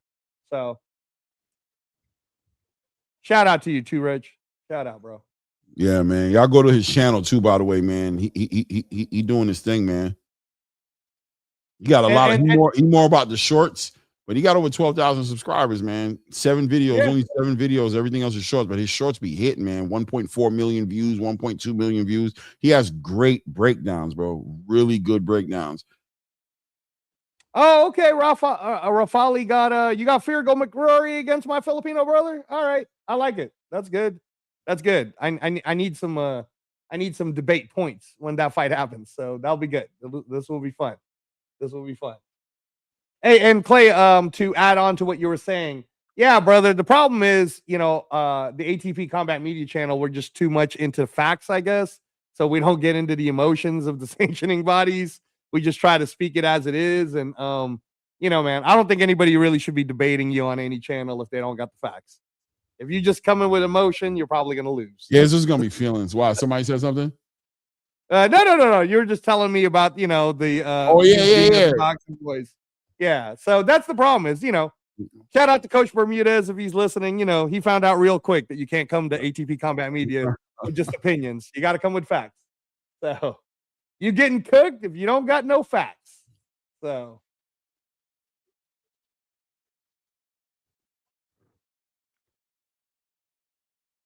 Oh, they don't got Andre Cortez is the favorite in this? Hold on, what's Vegas saying? I think Andres Cortez is the favorite on this. No, I don't think he is. They haven't go look at him right now. Go look at your DraftKings, bro. Go look at your. Hold on, I'm doing it right now. Hold on. Yeah. Hey, Kaisu. Oh, you're looking at it right now. You just saw it. You already saw it, or no. I'm addressing Kaisu's question. So, Kaisu, the thing is, Dana was being asked a question in UFC Seattle post conference 2 weeks ago, and the reporter was asking about like AI and how fans weren't digging the AI, and basically that's Dana's response, like to, bro, just why don't you just shut the F up and watch fights, right? Like that's But yeah, man, that was the whole look. I'm a fight fan and I just like watching fights, so I don't really give a damn if you're doing AI or not. I don't care. Oh, Garcia is the favorite, Treese? That's crazy. All right. Hey, whatever, bro. Might want to put some money down on Cortez then, yo. He is? That's what he's saying? I mean, that's what Treese is saying. What's the line say, Treese? I'm almost there. Definitely put your money on MacTube. I mean, the favorites are the easy money, right? Unfortunately, the odds are crazy. So, hey, MacTube, go on the chat. Put what the odds he's a plus like. 116. Yeah, he's a plus 116. That's not a bad bet if you want to bet Andres Cortez. That's not a bad bet. It's not a great bet though, because one plus 116 is almost even money. So I don't like betting on those even money fights. But yeah, hey, MacTube, put on the chat what the odds are saying for all the fights that you're curious about on for Zupa 5, and I'll tell you which ones will be good ones.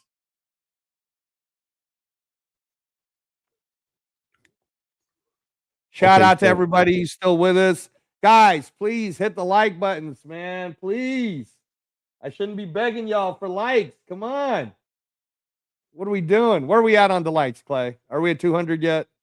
Should be at 200 likes. I already know it. I think we was probably like 130 or something, 140 something. Let me see. Man, you guys are killing us. We should have already been at 200 likes. Yeah, 125, not even 130. Diabolical. Man, guys, hit the like button, subscribe to the channel, man. Hit the like button and subscribe to the channel, man. Waiting on these fights to kick up right now. Diabolical. Yeah, Tarver probably is in fighting shape, 93 octane to fight Jake Paul. So, Tarver's always waiting for Bernard Hopkins to sign that paperwork. He want to fight Hopkins, Bernard again bro. so bad, bro. He want that fight with Bernard. He's like, yo, sign that paperwork, bro. He's staying fight shape, waiting for Bernard to act like he built like that. So I was like, please show me. Show me. I don't believe you, Bernard. I don't believe you, man. Man. Guys, I'm on DraftKings. Who should I definitely bet my money Yeah, on? no, I asked them to put it on the chat. Just you got to put the you got to put it on the chat because I don't know what the DraftKings odds are. Then we can tell you who'd be a good bet. I'm in Vegas, bro, so they don't let us do that. You know, in Vegas, you got to bet in the casinos.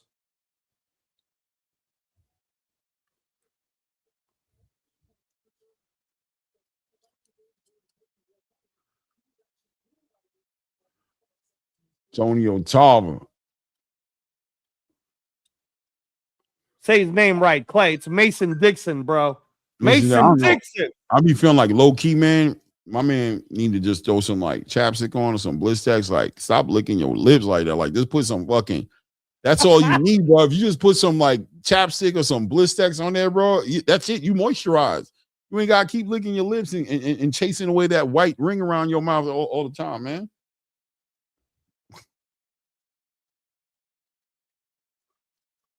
I'm waiting on these fights, man. Come on now, kick it off now. It's damn near 6:30 now. It's almost 6:30 now. We can't be doing this all night with you now. Come on now.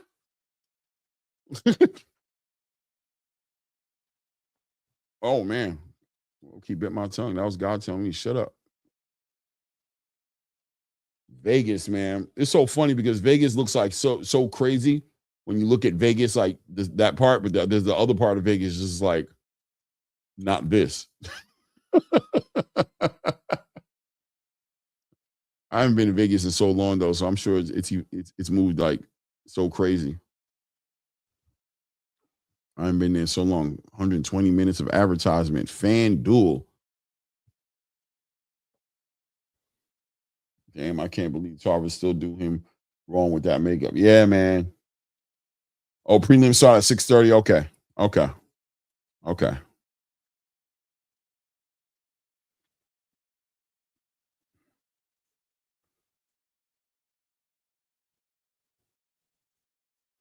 Let me see what happened here. Hey, Clay. Yeah, no, man. You got to visit Vegas. And no, Vegas isn't about that. That's the strip, bro. Let me tell you something right now about that picture. That is actually called Paradise, Nevada. It's not even called Las Vegas because they got their own tax code. You got to step 2 miles outside of Paradise to really know what Vegas is all about. So, but don't worry, man. I'm going to show you how beautiful and nice Las Vegas is, bro. You know that there's like the most billionaires, I think, in America live in Vegas. Did you know that? There's hella billionaires that live here, bro. Most billionaires, the billionaires live here, bro. There's like 20 billionaires in Las Vegas, bro. I thought it was Connecticut. I felt like I heard it was Connecticut. Wow, maybe you can look it up on the stats, but there's hella billionaires up in this bitch, all hiding at Area 51. You know. Hey, I'm gonna be right back, bro. I got to make a call real quick, guys. Hold it down for me. I got you.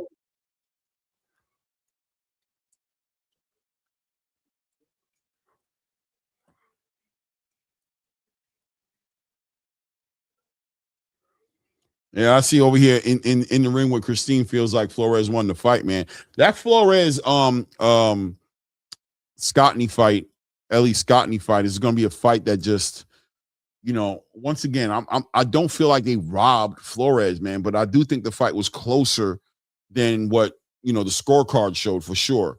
But nah, they didn't rob her, man. You know, that activity looks good and everything like that. But when somebody's able to, you know, hit you with clean shots the way Scottney was, man, you got to watch out, man. You got to make sure you're scoring clean punches, that you're controlling what you think you're controlling.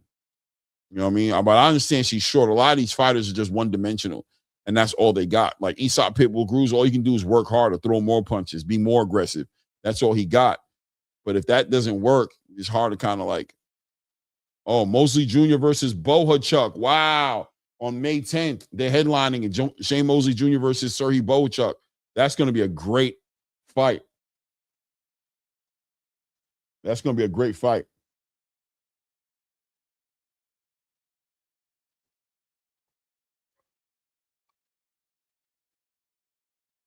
Mark Masayo.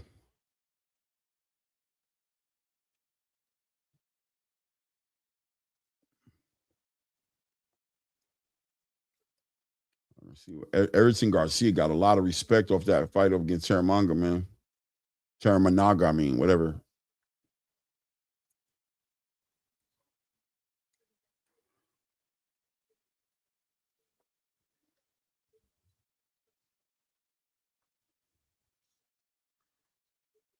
Wow.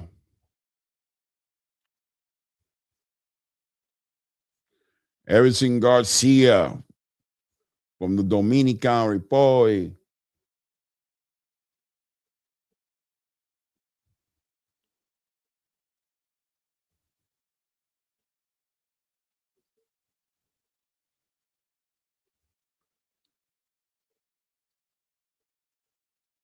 Oh, he had a bad right hand. All right, so that kind of speaks to why Erickson Garcia was why he didn't come on to the second half of the fight. He was reserving a lot of his energy. That left hand.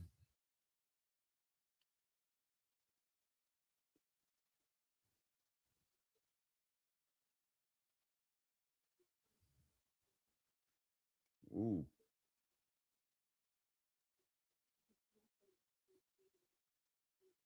He come from a horrible part of the Dominican Republic. Him and the wifey.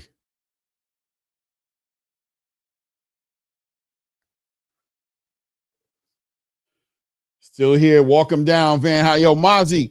Yo, Cheeks. I had to sit here and fight the good fight today on TBV, man. Let these guys know that Mozzie was coming, man. That he was our American heavyweight hope. When we talking about the conversation of who we're gonna have in the big heavyweight conversation with Moses Atama and all those guys. They're like, really? You think that about Mozzie? They asked me if I was from Florida, brother. Like, you from Florida? You been in the gym? You been in the gym with Mozzie? I'm like, nah. But that being said, I do need to come out there to go in the gym with you guys. But nah, man, I think the writing's on the wall for Demazian, man. I think the writing really is there, man. I don't think he's ready for Moses Atama right now. I'm sure you feel that way, Cheeks, without doubt. But I think without a doubt, the writing is on the wall, the development and the opportunity to get better under a Zuffa boxing banner with the activity. I think he's just going to get that much better. And I just think in like 2-3 years, it's going to be about Demazian, man. It's going to be about Demazian, man. I really believe it. Do you believe? Yeah, 93 Octane. You see that, right? 10 roofs, no indoor plumbing. That's a different level of poverty, bro. That's a different level of poverty, bro. Shout out to Raphael says, I take that back. I got Cortez. I thought Garcia was a British black fighter who was coming off a loss and redeemed himself and won on Riyadh season. What? Nah, man. Erickson Garcia has a version of him. I'm telling you guys, he has a version of him that I believe beats Andreas Cortez tonight. There's a version of him that when that version shows up, he's really a jack of all trades. He's really a well-rounded fighter. He's slick. He's got great timing. You know what I mean? He has good pop on his punches. He's that guy, you know what I mean? The great counter puncher. He can punch with you and connect with those shots, get his head off the line. You know what I mean? Be slick, but at the same time, put that pressure on you. Work great on the inside, close the range. You know what I mean? Get out of range, control the range. All those attributes that make the champions. He has it. Andres Cortez, in my opinion, kind of got away with one with Abraham Nova. I feel like he's a good fighter, man. He's a well-oiled machine. He's a good all-around fighter, but does Andres Cortez do anything? Does he do any one thing in particular special? No. He's not special to me. He's a great fighter, though. He's a great fighter and not going to be easy for anybody to beat. That's why he's undefeated. But Erickson Garcia does have those intangibles, man, when he's dialed in, when he's motivated, when like what he did with Riyadh season, right? When he knows he's on a big stage and he knows that opportunity is there, he can step up. Keeping in mind, of course, that he's only lost one fight, right? So it is what it is.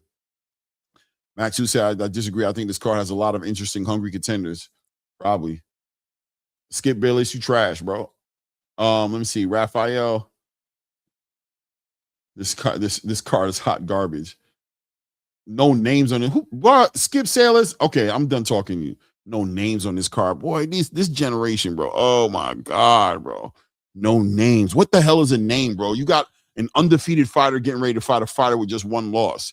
Did the names make the difference in this as much as how great the match is? How great the fight is going to be? Oh, Lord child, bro. Can't do nothing for you, man. Bad promotion. Yeah, okay. These guys are getting ready to play in UK. They're getting ready to play in Ireland. 30 different countries outside the US. Let me tell you, Clay, let me just say something real quick. Skip Bayless, bro, do you work for PBC or something? I'm just trying to figure that out. They play nowhere but Amazon, and they don't even play for free. You got to pay to watch them. Who's getting more? Who's getting better promotion? Who's getting better marketing? Come on, man. I'm telling you, bro, these PBC workers are diabolical, bro. Nah, y'all didn't have a fight card this weekend. You definitely speaking your truth, man. I ain't mad at you, brother. I ain't mad at you. Believe it or not, I'm not mad at you at all, bro. Believe it or not. Hey, Mr. Van Houter, you know we just try to keep it real, man. We just try to keep it real. Yeah. It's all good. It's all good. Shout out to everybody in the building, man. Hit the like button, subscribe to the channel, man. Help the channel grow, man. I appreciate all the love, man. Thank you, bro. In advance, man. We got over that 3,500 mark, man. That's a good look.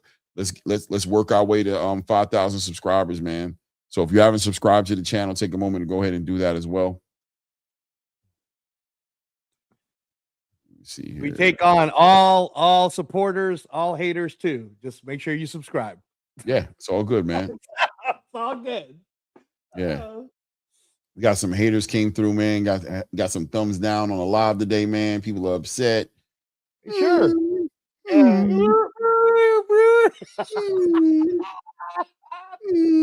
Oh, man. Hey, I don't like shout out to you when they talk about boxing. I don't like it. Thumbs down.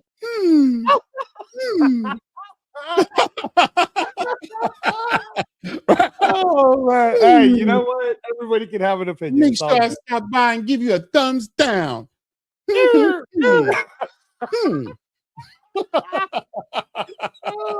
man. Oh, love it. Love it. Love it. Just make sure you come on over is all we care about. Give us some engagement. I remember check out the video section, guys. When my baby girl used to get mad at me, man. If I ain't do what she when she come by me, she'd be like, Dad, I can't go outside. No, you can't go outside. You messed up. Like, how many you gonna get? You go in your bedroom? Can you get out be in my face? She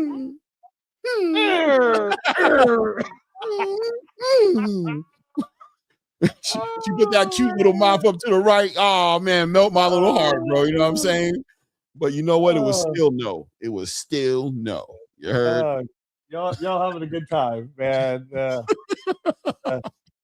So shout out to all the boxing we've seen this weekend. Friday Matchroom was awesome. Saturday, the Queensberry or the Misfits Pro card was a great card. It was fun to watch. Fun to watch that whole. Shout out to Amir Anderson, man. That was the standout for me on that card, bro. He's just promising. Amir Anderson was the standout. Okay, he was the standout for me. Who was the standout for you? I thought Denzel Bentley did pretty good, bro. You didn't like Denzel Bentley? He did good. He did good. He did good. Okay, all right. But you know what it is? Amir caught me off guard. Yeah, not he's American. He caught me off guard. I didn't see him coming. You know what I'm saying? It was just like the performance, the domination, the stoppage in the last round. I just was caught off guard, bro. And I just love the energy. I love the way he came out to the ring with the British rapper. You know what I'm saying? I love that. I think the whole package was just impressive. Right. I'm saying pause. You know what I'm saying? Right. No. I hear you. Hey, no, hey, Skip, say less. No, bro, we love that you're engaging with us. It's all good. You don't have to apologize, man. You don't gotta apologize. Never apologize, brother. That's why we like the engagement with the chat. We don't want to be disrespected, but bro, I told you I'm not mad at you at all for your opinion. I promise you I'm not, bro. I promise you, brother. No, all good. All good here. We're not like other channels. We're not gonna kick you out because you don't agree with us, man. No. We want Nobody everybody likes to to be agree. disrespected. You know what I'm saying? Yeah, But yeah. Don't be difference of- calling Angelo a clown. You might catch Yeah. a stray, bro. a Don't do difference in that. opinion isn't disrespect. You know what I'm saying? It's Yeah, just difference in yeah. opinion. For sure. Nothing but love, man. Nothing but love, guys. Nothing but love. We got Troy Nash in the ring right now. Getting ready to open up this card right here in the prelims, I believe. Am I right? Is it Troy Nash? Yeah. Troy Nash, Brian Rodriguez is the first fight of the evening. Yeah. It's going to be contested at, I believe, 100. And what did you think of Troy Nash's last performance, man? How do you against feel about Jacob Ramos? I thought he did good, but I also thought Jacob Ramos did good. That's why Jacob Ramos got to come back on Zuffa Boxing 4 when I was there to watch it live. Right. So Troy Nash is a good up and coming talent. But what I like about what Zuffa Boxing is doing with the Troy Nashes of the world is they're testing them early, bro. Like, let's find out how good you really are. Let's not give you some like fighter that you're quote unquote supposed to beat. Let's give you a challenge, and I like it. I think this will be a good challenge for him. I think Brian Rodriguez is going to give him a good tough fight. Are you looking to see anything from Troy this fight, man, that you didn't see last time? I mean, we want to see him elevate. We want to see what I'm looking for Troy Nash, Clay, is I want to see more distancing. Like, I want him to really be able to use that jab, use his stance, use that distancing. Brian Rodriguez is going to bring it to him, though. So we're going to find out if he's learned from the Jacob Ramos fighter. Yeah, this is the matchmaking here. This is the matchmaking that's going to make a difference here, Troy. Let's see if Brian Rodriguez can bring out the best out of Troy Nash. Maybe he needs that threat in there. You know what I'm saying? Troy taking the center of the ring right now, by the way, guys. Top of the first round right here. Troy taking the center of the ring right now. I want to see him assert himself more. That's what I want to see in this fight. That's it. Assert yourself a little bit more imposing of your will. You know what I mean? Nothing crazy. Don't take too much crazy risk, but don't be so defensively so conscious that you're holding your hands and keeping your hands in your pockets. You know what I'm saying? Do like Robert did. Do like Robert did a little bit. If you can. Win first and foremost. Win. You know what I'm saying? Let's go. Yeah. This one right here is an 8-rounder. If I'm not mistaken, Clay, this might be an 8-rounder too. This is I was just literally about to say, this is legitimately, I believe, his first 8-round fight right here. Yeah, this is his first 8-rounder right here. So already a step up for him in that conversation as Zuffa is trying to step him up and put him to the test a little bit right now. Good work by him right now, working behind that lead hand right now, trying to hold back. You can tell Brian Rodriguez is already looking to press the pace and press the action here. So this is what Troy needs, man. This type of fight, stylistically, puts him in position to either show out or barbecue a mildew. You know what I mean? Continue to control the distance and control the range by Troy Nash. He's just kind of waiting for Brian Rodriguez to jump in there. He knows what's coming at him a little bit right there. Good work by him. Doubles up on that lead hand, straight right hand, right to the body right there. Catches Brian Rodriguez again behind that lead hand right there. Feinting with the left hand, feinting to the body. With the left hand, feinting up top with that right hand. Looking forward, kind of holding back a little bit, but at the same time, I think this fighter, Brian Rodriguez, is going to bring that out of him, right? Brian Rodriguez really just using his feint, putting that pressure in, operating behind his own lead hand, pushing Troy Nash, keeping him on his back foot a little bit. Troy just trying to get that respect behind that lead hand, try to set him up for that right hand, doubles up on that lead hand, backs up Brian Rodriguez, shoots that right hand, misses, a little out of range right there. We're here just past the minute mark here in the first round right now, and Troy Nash comfortably controlling this fight right now, but definitely on that back foot. Good work, stabbing him to the body with that lead hand right there. Brian Rodriguez just waiting for the right opportunity to explode. You can kind of see him coiled up like a rattlesnake, just waiting for him to explode. Yeah, working behind that lead hand, walking down. Troy Nash stabs him to the body. Good work right there. Taking his time, working behind that jab, using that movement, trying to get off the ropes right there. Shoots that right hand to the body, but gets right off the line. Back on that jab. Processing that data the same way. Both Brian Rodriguez processing the data as well, trying to get that cadence and that timing right. Hasn't really let anything go. You can see it in Brian. I ain't gonna lie. You can kind of see where he's. Oh, nice. Brian Rodriguez times it out great right there. As Troy Nash tries to close the gap. He comes in with a backhand uppercut. Troy Nash catches on the gloves, but you can tell Brian Rodriguez is very dialed in. Yeah. This is a very mentally set chess game that's being played on Troy Nash's first 8-rounder. Brian Rodriguez being brought in as an 8-1 fighter. And remember, Clay, when these guys like a Brian Rodriguez is signed up for these type of fights, it's a full length contract. So they're not trying to perform poorly. He's trying to upset the apple cart in testing out Troy Nash. We're certainly not getting a side, B side feel, more so than a 50-50 feel at this point. So yeah, man, Troy Nash so far though, I gave him the first round. Did you give him the first round? I gave Troy Nash the first. Yeah, I gave him the first round for sure. Yeah. Salute to everybody in the building, man. Hit the like button. Hit the like button. Subscribe to the channel. Round One Sports Talk is in the building. Says Claymore for Zuffa Boxing. No doubt, man. Mayor for Zuffa. Why not, man? Why not, man? I'll take it's a good mayor to be in since they're in 30 territories. I don't think any other promotional group is in 30 territories. So, yeah, you know, and if you don't know what a territory is, then you better ask. You better watch the replay of Read the Ring on our video section, y'all. So shout out to everybody who's watching the Read the Ring series on the video section. Top of the second, Clay. Top of the second round right here, man. Troy Nash controlling the center of the ring back again. Brian Rodriguez really controlling the center of the ring. Let's be honest. I need to switch that around. It's not Troy Nash controlling the center of the ring. It's really Brian Rodriguez, man, now being more active with that lead hand. I wonder what adjustments Brian Rodriguez is going to make here. Last round, Troy Nash was able to control that range, you know what I mean, and able to stay out of any type of danger. Brian Rodriguez has an onus on him a little bit to close that void, close that space, and try to make this fight that mid-range fight he wants. And Troy shoots that feint up top with that lead hand and shoots the right hand to the body. Once again, trying to keep that respect, but Brian Rodriguez doing a good job of putting that pressure. I like what I see from Brian Rodriguez, man. I was going to say that, Clay. I was going to say that because it's exactly what you were saying before the fight started. You want to see more activity from Troy Nash. And now he's laying back so much, he's actually giving some of the mental momentum to Brian Rodriguez. Big facts. Big facts. It just seems like Troy Nash is fighting off the energy of Brian Rodriguez right now. And he's a little bit hands in his pockets, kind of like that last fight. You know, I want to see him do a little bit better than what I'm looking at right here. I mean, he's winning the fight, but you can't help but feel like Brian Rodriguez at some point is going to explode. Good double jab by Troy Nash right there. Catches Brian Rodriguez very clean. Very clean.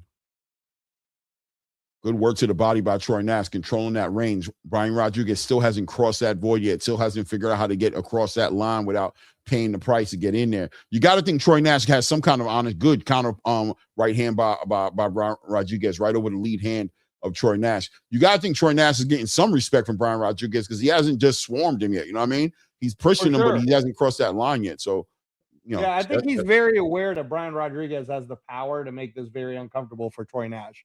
So he's keeping that distance. You know, like you were saying, win first, young man. Win first, look incredible later. Yeah, definitely. Troy Nash is definitely respecting what Brian Rodriguez brings to the table. He knows he doesn't want to mix it up with him. But this was an opportunity. This styles make fights. You know what I'm saying? Comes over the top with a right hand right there. Brian Rodriguez responds. Good work. As Troy Nash is making sure he pays on the way in there. Countering with that right hand, stabbing him to the body with that lead hand. Good work up top from Troy Nash with that lead hand.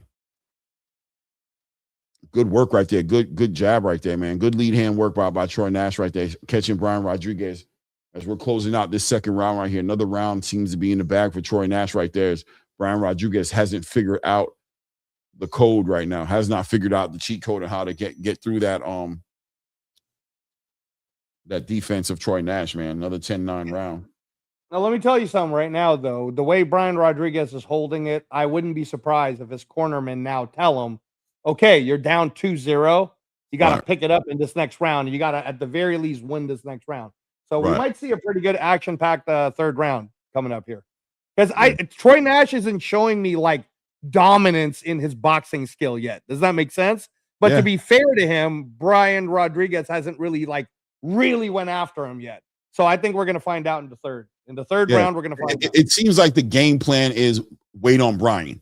Like, we understand he's going to be the offensive one. He's not doing it necessarily in this first or second round, but he's posturing right now, and we're going to wait for him to start to kind of push the action so that we can counterpunch, because this is the side of the conversation we want to be on in this fight. So we don't want to be first. We don't feel like we need to be first yet, so we're going to be patient, right? Yeah, absolutely. Absolutely. Here we go. Top of the third round. Troy Nash working behind that jab again. Brian Rodriguez definitely, like Angelo said, probably wants to figure out how to get this round under his belt. He needs to get a round. He needs to win rounds because there's a good chance this fight is going full 8 rounds here. This is not a 12-round or a 10-round fight. So I wonder if Brian Rodriguez shows a little bit more urgency in the way he approaches it in this one right here. Nice work by Troy Nash right there. Works with that straight right hand to the body, working behind that jab, starting to try to mix it up a little bit, stabbing him to the body right here, trying to discourage. Ooh, nice work. Troy Nash times him up nicely with a nice right hand, stabs him back to the body. Now that he's dealing with a more aggressive Brian Rodriguez, there's opportunities in there to walk him into some shots, and you can already see him taking advantage of it early here. Brian Rodriguez pushing the pace, stabbing him, lead hand to the body right there, but Troy really just taking him apart with that lead hand now. Nice work by Troy Nash. Comes in with a nice 3-punch combination. 1-2, a nice 1-2-1 right down the middle. Yeah. Good work on that lead hand. Stab him to the body. Nice check left hook from Brian Rodriguez. Catches Troy Nash coming in there, but Troy Nash did get to the body successfully, but caught that hook on the way out. Needs to make sure he's not backing out with his head up too high. Nice work by Brian Rodriguez with that lead hand. Follows up with a right hand right there. Troy does a good job of taking that shot, but it was a clean shot by Brian Rodriguez. Good feint to the body by Brian Rodriguez. I bid on it. The way he kind of like just ducked down like that, I bid on it. I was like, oh. Good work by Troy Nash, man. We just passing the minute 30-second mark here in the 3rd round right now. Brian Rodriguez trying to get himself around right now, but Troy Nash doing a good job of scoring, hitting, and not getting hit. Stabs him to the body with the lead hand there. Good work. Oh, nice work right there. Kind of throws that check left hook a little bit, kind of a lazy check left hook, but comes straight down the middle with a right hand from Brian Rodriguez. Good work. Oh, nice. Troy Nash slips that lead hand and comes right up the middle with a nice lead uppercut. Beautiful work by Troy Nash now. Troy Nash kind of getting more of that look he was anticipating from Brian Rodriguez, timing him right now and making him pay, man. Made him pay for real right there. Good stab to the body by Troy Nash. Finds himself on the ropes right there. Good work right there defensively. Good work by Troy Nash managing the pressure from Brian Rodriguez pretty well. Can't lie to you. He's managing it very well. He's not biting on the feints, and he's forcing him to stay outside with that stab to the body. That lead hand to the body is forcing Brian Rodriguez to stay domesticated, stay on the outside of Troy Nash's, at the end of Troy Nash's punches. And that's what Troy Nash is comfortable at. Nice counter right hand from Brian Rodriguez. Nice counter right hand. Back on that lead hand for Brian Rodriguez, who's pushing a little bit in that high guard, looking like he wants to press Troy Nash a little bit more here behind that. Nice work. Brian Rodriguez. Nice check left hook by Brian Rodriguez. Coiled up, man, like a rattlesnake. 3-2-1. Good 1-2 by Troy Nash right there. A better round for Brian Rodriguez. Still a round for Troy Nash, but a good round for Brian Rodriguez. Yeah. Listen. Troy Nash has to be very present in the 4th round because I have him up 3-0. And he probably scored the most, showing some of the things he can do in that 3rd round. But Claymore, I'm telling you, man, Brian Rodriguez found that power straight right, hit him with it again. If Troy doesn't adjust and realize that there's some power punches coming in his way in this next round, bro, it could get rough. And one more thing, with Troy Nash, when he backs up and he's in the corner, that's the time Brian needs to attack. Whenever he's on the corner pad, that's when Brian needs to go in there. Because when he's on the ropes, he can still bend, right? But when you're in the corner, man, that's a post. Some people got a 2-1 for Nash. I got a 3-0 for Nash. I'm going to be honest with you guys. I got a 3-0 for Nash. Clay, how do you have it? You have a 3-0 for Nash? I got 3-0, but I think we got some 2-1s in there, man. I think we got some 2-1s. Because that was a good round for Brian Rodriguez. I just don't think he won it. But it was his best round so far. He's actually like in the fight. And he's like, once again, there he is. He's fainting to the body, trying to open something up top, man. A lot of pressure, man. A lot of pressure from Brian Rodriguez, but he hasn't quite let his hands go yet. Troy Nash kind of waiting on him to do it. Nice 1-2-1 by Troy Nash, followed up with a stab to the body. And that stab to the body has been keeping Brian Rodriguez kind of honest in this fight. Good lead hand by Troy Nash. Another one, man, just keeping Brian Rodriguez honest behind that lead hand. Beautiful work. Just using that lead hand at times for a rangefinder, so he can shoot that right hand to the body or up top, or shooting that lead hand with some bad intentions on it and actually scoring some clean punching with that lead hand right there. Good work by Troy Nash getting out the way as Brian Rodriguez reaches to the body but doesn't get to that body the way he wants to. but that pressure is there. Oh, nice work by Brian Rodriguez. Comes in with his own lead hand, right hand, but Troy Nash responds promptly with his own 1-2. Pushes him right back, man, getting him back on. Good work right there. Good work by Troy Nash getting off those ropes, gets up in that high guard. And good work to the body by Troy Nash, man. Good work to the body. Lead hand, right hand to the body. Nice right hand to the body again by Troy Nash. You're watching Brian Rodriguez try to get the timing of that lead hand of Troy Nash because he's throwing it a lot. So be ready for that big overhand right to come over that lead hand. He's going to get that timing down eventually. You can see that Brian Rodriguez is working on the timing behind that lead hand. Troy might want to be aware of that because I see he's keeping that left hand a little bit low. Yeah, it comes over the top with a big right hand. Troy Nash gets up under that shot and ties him up right there. Referee separates him, puts him back to the center of the ring. Nope, right there. Back against the wall again by Troy Nash, stabbing him to the body. There we go. Brian Rodriguez comes in with the 1-2. You could tell there's some bad intentions on those shots. Good jab by Troy Nash. Backs up Rodriguez and makes him reset, to be honest with you. Every time he hits him with that jab, he forces him to reset the whole game plan. Forces him to kind of try to get back on that cadence. Good work right there. Woo! Brian Rodriguez tries to come in there with a 1 and then followed up with a back uppercut, but it doesn't. Troy Nash gets out the way of that. Good job, man. Off the range. As you're watching Brian Rodriguez reach with that lead hand, man, reaching because he's out of range. You got to give Troy Nash the respect for that, keeping him out of range, man, stabbing him to the body. And at some point, you got to think Brian Rodriguez is going to have to say F it and throw a little bit of caution to the wind in here to make something happen for himself. He's going to have to throw a little bit of caution out there. So fourth round, 20 seconds left here. Tries to time out that lead hand. Still trying to time the lead hand out of Troy Nash with that uppercut right there. But Troy's still ahead of him as far as mentally, as far as what's going on. Good work. Good work working behind that jab. Good work. Nice right hand to the body right there. Nice work. Ooh, nice. Brian Rodriguez trades with him a little bit right there. Troy Nash stabbing him to the body. It's getting a little more exciting now. Brian Rodriguez trying to push the pace a little bit more in that one, but another round for Troy Nash. Yeah, no, definitely 4-0 for Troy Nash on my scorecards. Troy Nash is going to need to be a little careful, like don't get too comfortable. And Troy Nash has what we call in the industry, Clay, a Pez dispenser type jab, meaning that he be moving people's heads like it's a Pez dispenser, bro. He got one of them Pez dispenser jabs, as we like to say. So good job, man. I like this. I like this version of Troy Nash. He's not, he was being careful, but at the same time, when it was time to hit the 1-2-1s, jab to the body, he's looking nice. The problem is, I think the reason why he's not really letting the right hand go, Clay, is Brian still got a little power left in him. And we're only at the halfway point. So let's see. Brian Rodriguez is the one that's going to need to push it. He's going to need to push it to start getting some of these points. Right. 4-0 on my card.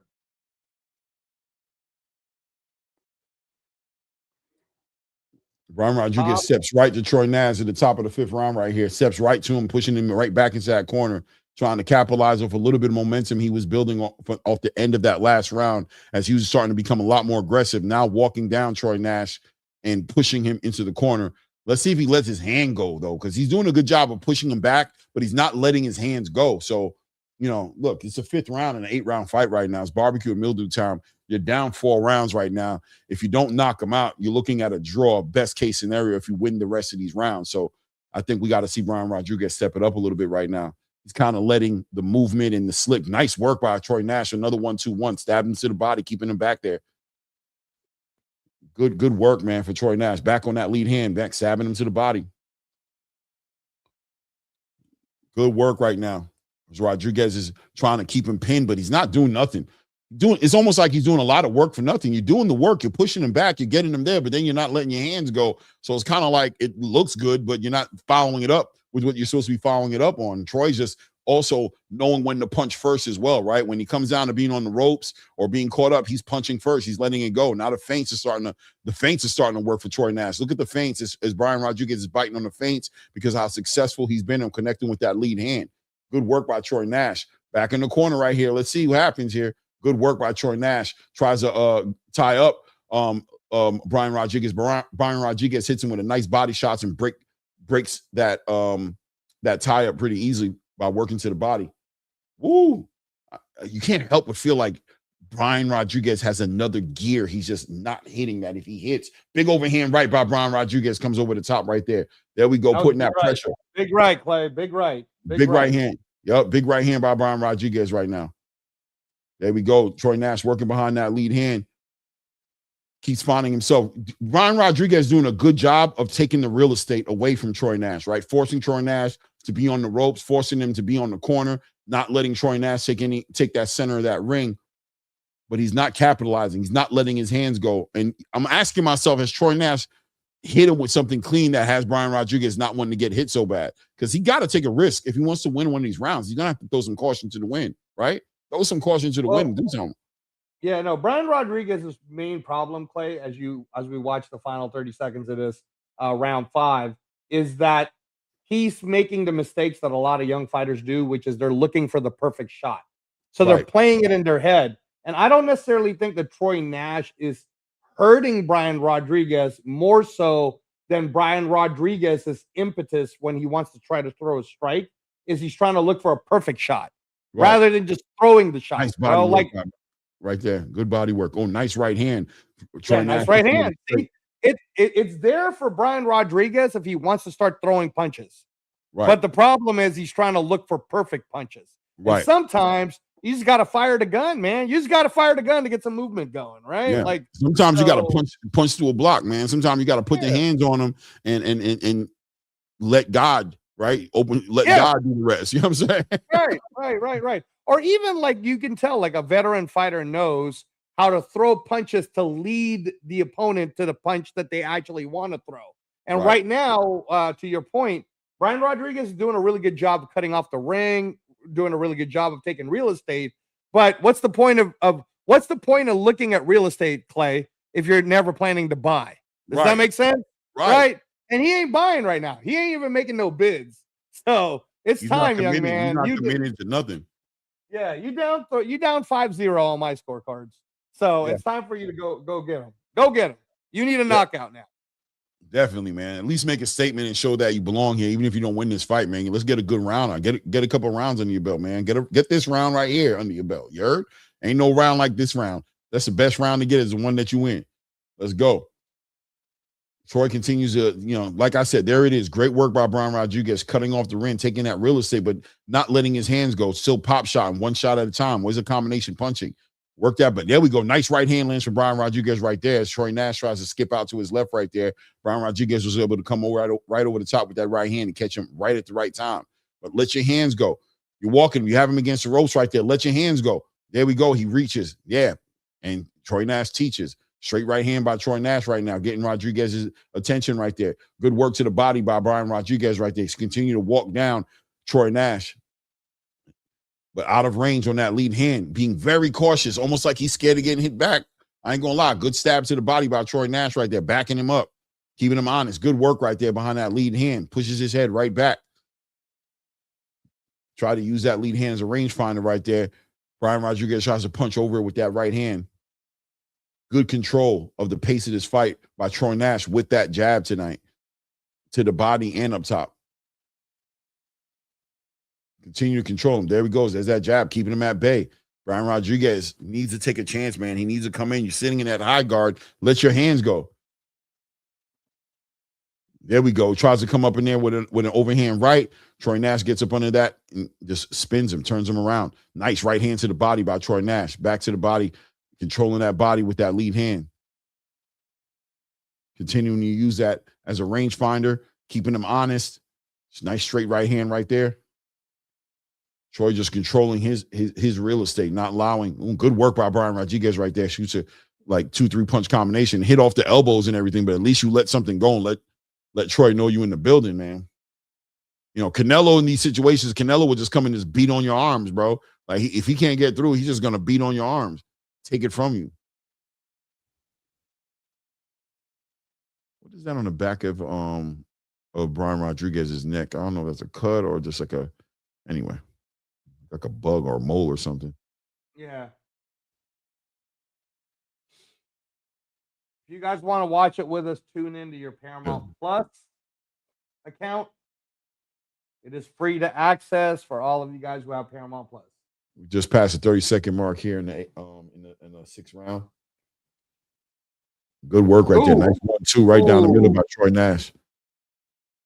Yeah, stabbed him to the body, keeping him honest, man. Paralysis of analysis is hurting Brian Rodriguez tonight. He's thinking way too much and not letting his hands move at all. Good work to the body right there. Good work by Troy Nash getting up under that lead hand and away from that uppercut. Just real easy work for him, man. Really just yeah. You can't be mad at Troy Nash for fighting the way he's fighting, man. Yeah, no, Troy Nash is really showing really good instincts as a young fighter. He's doing a lot of the Spider-Man defensive movements, Clay, and where he knows where the punch is going. So he's kind of moving already out of the way before the punch even gets there. He looks good. Troy Nash looks good. Troy Nash looks really good. I got him pitching a shutout right now. So now what I would be looking for with a young fighter like Troy Nash is, are you going to be able to close the show without making mistakes, right? I need to see the perfect game, because if you get too aggressive, you're going to give Brian Rodriguez a chance. Now, if I'm looking at the Brian Rodriguez side, what I want to see is, you're down 6-0. Are you willing to get knocked out to go get a knockout, right? That's what I want to see out of Brian Rodriguez. So we're going to find out here. And I mean, at the same time, willing to be knocked out is one thing, but have you been hurt? If you haven't been hurt, you're going through 7 rounds. You're going into the 7th round. If you haven't been hurt in this fight, it doesn't look like you've been hurt, unless, like I said, I don't know. Let's commit. Let your hands go. Let your hands go, man. Stab him to the body, you're almost like looking like you're trying to outbox Troy Nash, and he's been beating you 6 rounds straight, boxing you. So roughhouse him a little bit. Let's see you get a little bit more, commit a little bit to your shots. You're shooting big power shots from way out the range, and you're also telegraphing them low key, because Troy Nash is reading them coming from a mile away. He's been slipping, getting up under the shots. Good work right there. Nice lead hand by Brian Rodriguez. There he is. But now what did Brian Rodriguez do? He smothered the work. He smothered the work. He got too close now and got caught up, tied up with Troy. Don't do that. This is kind of like reminding me a little bit of Brian Norman Jr. and Devin Haney a little bit. A little bit. Except Brian Norman Jr. would try to cross the void, but every time he did, he over committed and he'd smother it, and they didn't tied up on each other. Good work by and I think that's what Brian Rodriguez is trying to do. He's trying not to smother the work. He doesn't want to jump in and get tied up by Troy Nash. So he's trying to control that range, but he hasn't been able to find that range to where he can operate, but still not smother the work. Nice work right there. Good counter punch, overhand right by Brian Rodriguez right there on Troy Nash, but Troy's still controlling him with that jab, man. Really controlling him with that jab. Good looks. Nice work. 1-2 right down the middle. Backs Rodriguez up. Good work right there. Rodriguez tries to jump in there, and Troy Nash meets him with a right hand. Puts him right back at the end of those punches. Working behind that jab. Minute 30-second mark just passed pretty much about 10 seconds ago. 5 seconds ago. Oh, good work right there. Walks him into an uppercut. Brian Rodriguez catches Troy Nash with a nice uppercut on the way in there. Back on that jab. Feinting with that right hand. Oh, nice work. Nice 1-2 by Troy Nash. Good body work by Brian Rodriguez, attacking Troy Nash's body right there. Back on that jab, doubling up on that jab.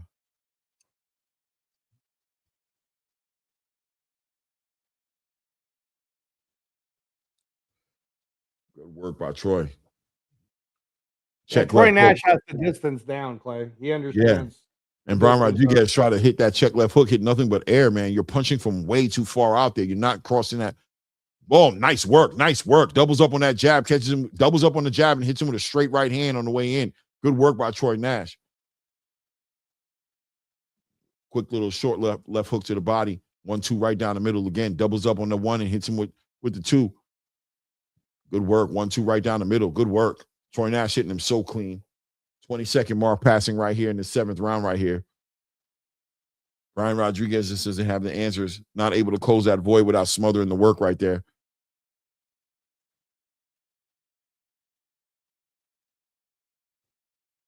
There we go. Nice work right there. Nice work.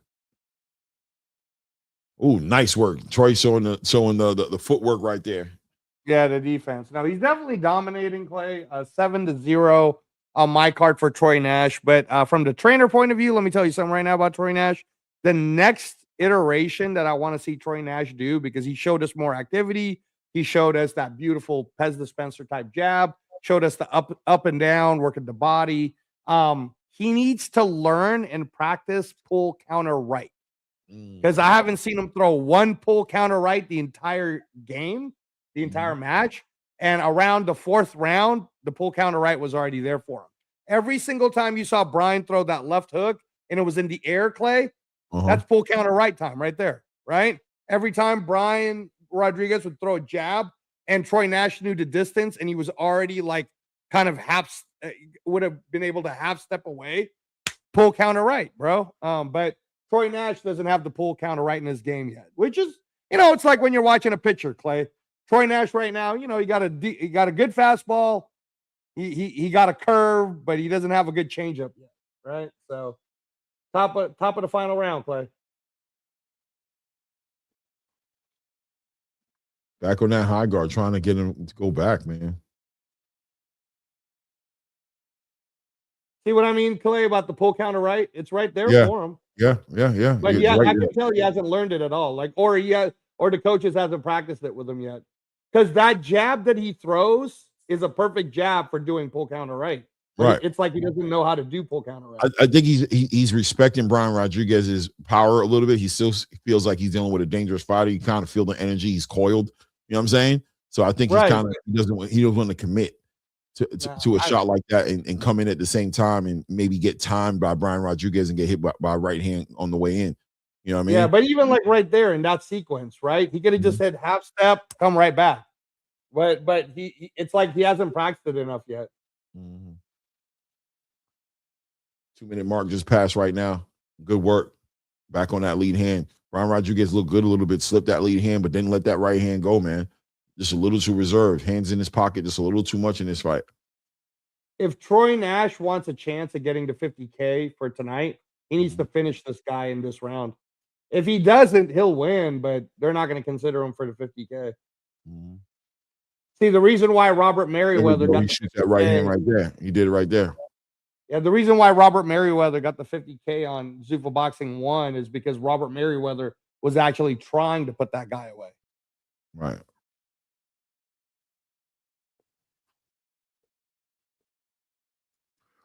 There he is. He's kind of catching and shooting now. Not backing up as much. Yeah, he's working on trying to finish around with some energy. You can kind of see Troy kind of standing his ground a little more, pushing back a little bit more. Let's see the wrinkles of your game, Troy. Let's see step it up a little bit. He's walking down. I'd like to see some 4-punch combinations from Troy at this point. Not so much the counter, but just start throwing like bop, bop, bop, bop. Just let me see what you got. Nice work. There we go. There you go. There we go. There we go. There's a 4-punch combination. There we go. Nice check left hook right there. Doubling up on that jab. There we go. He's setting up. He's standing his ground. He's not moving back anymore. I don't know if you noticed. He's holding it down. Yeah, no, I noticed. 30 seconds, young man. Let it go, Troy. Let it go. Yeah, he's showing what it could be. Giving you something to think about going to the next fight of what you might see from him. Right. Down to the last, approaching the 10-second mark here in round 8 right now. Now he's just kind of using his legs and moving out the way right there, taking the win right now. Did what he planned on doing. Showed that he could mix it up a little bit, but now just moving around. Just took it. Good win by Troy Nash, man. Dominating. Good win by Troy Nash. He's not going to get a 50 for that, but it was good, solid win. Brian Rodriguez needs to improve on his side on the offense.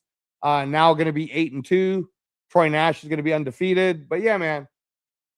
Troy Nash finished the fight, Clay, as Showbiz says. He did the Debo Haney. He did the Debo. Do the Devin Haney. Do the Devin Haney. Do the Devin Haney. Do the Devin Haney. Shout out to everybody in the building, man. Hit the like button. Subscribe to the channel if you haven't done it yet. We're covering the Andre Cordes, Erisland, Garcia fight. You know what I mean? Hit the like button, subscribe. Shout out to everybody on Facebook. Shout out to everybody on Twitter. And, you know, we got a lot of people on Facebook and Twitter, man. 250, 260 people in the building right now. 260. Hey, shout out to you guys. Please subscribe to our YouTube channel. Please check out the Read the Rings and all the videos on the video section. I think you guys will enjoy those conversations. 100%, 100%. Subscribe to the channel, man. Troy Nash has put in a easy work. Yeah, 131 punches thrown. 99 jabs thrown, 55 of the punches thrown landed, 99 jams. I'm sorry, 99 jams landed, 32 power punches landed. He got 99 jabs, Clay. Right. 99 jabs. Yeah, good work, man. Good work, man. Let me hear what the scorecards are. Yeah.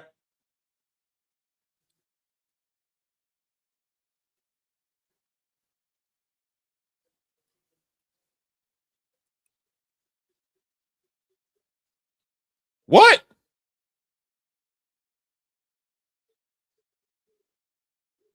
What kind of scorecard was that? Yo, somebody scored at 76. Bro, it's not just somebody, Clay. It is someone who is diabolical in the boxing world. Yo. Patricia Morris Jarman did it again. That's crazy. Draw. She should never ever judge in Zupa again. Atlanta, bro. That was crazy. What? One judge had it scored the right way. Dana, somebody take her off right Yo, now. she does not know what she's watching, bro. Bro, what is going on? And that's why I say, bro, you know, I've always been a person who's been a component of, I believe the judges deserve to have some sort of post-press conference where they can answer how the fuck that was. Yes. They should be able to be questioned by the media and be like, so exactly what did you see? Or at least get in front of a board of sorts regularly who can be like, break this down to me. How do she's diabolical. She's notorious for doing this, bro. Patricia Morris Jarman, I don't know what you were watching, 4-4. That's ridiculous. And here's the worst part, Clay. And you know, I've been at the Apex. At the Apex, the judges get the screen too. So they're seeing what we're seeing. Right. They're not looking at it like in the ring. They're looking at it on the monitor. Yeah. That's horrible. She should horrible. She should legitimately be take her out right now. To explain that. Explain that. That was ridiculous. Right now. The scorecards are so different from each other too. No. Two of the scorecards were 7 rounds to 1 and 8 rounds to 0. Right. That's fine. I'm good with that. 4-4, bro. Which 4? Yeah. Which 4? And it's only 8 rounds, so you should be able to explain it, man. It's not even that serious. What did you give? What round did you give to Brian Rodriguez? Explain the round to me, because even the punch stats are ridiculous. The punch stats shows that man wasn't hitting Troy Nash with shit. That's crazy. Hold it down. And again, guys, look, in the past, what a judge could get away with is saying, well, you know, I can only score what I see, and those guys were fighting on the other side of the ring. So since I didn't see it, I couldn't score it. Okay. So that's how we get like certain fights like Trinidad de la Hoya or other fights, right? This one at the Apex, and I'm telling you guys, I was there at the Apex for Zuffa 4. I was looking at what the judges' setups are. The judges have an actual TV screen in front of them because they do this for UFC judges also, right? So they have the benefit of seeing what we're seeing as an audience also. Same camera angles. And for her to score it a 4-4, come on, man, get her out of there. Get her out of there. 93 Octane, you're right, man. They're never going to interview these judges, but I don't know, man. I don't know. She's going to be in trouble for that one. 4-4. Come on, man. Come on. All right, we're getting into the next fight. This is going to be a 147-pound, another 8-rounder. Jorge Maravillo from Central California. That's in Salinas. Coming out of, I think he trains out of the Wild Card Gym, maybe. He looked like he had a hard time making the weight. He was supposed to make minimum of 148, and he came in 1.5 pounds over 148. But he is the favorite to win, Jorge Maravillo. And I mean, you know, we're gonna find out. We're gonna find out where he's at. We're gonna find out where Jorge Maravillo is at and what kind of a prospect he is at the welterweight division, 147 pounds. Deshae Hanna, yes, Troy Nash won. We scored it 8-0, like one of the judges did. One judge scored it 7 rounds to 1, but there was a diabolical judge that somehow scored it a draw, which was weird. That was just weird. weird stuff. Jorge Maravilla, 147 pounds, or actually weighed in at 149.5. So he's probably paying a penalty for not making the weight, fighting Elias Diaz, who made the 147 marker.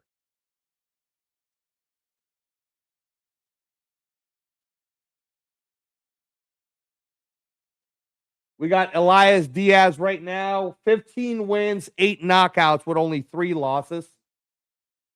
From San Diego, California, he's the plus 350 underdog.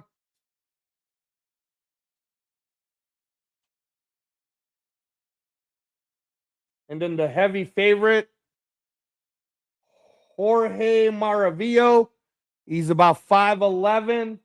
He did weigh over at 149.5, so he's probably going to have to pay some kind of penalty for that. From Los Angeles, he's the minus 550 favorite, so he's almost a 6-1 favorite at this point. We're going to find out where Jorge Maravilla is at.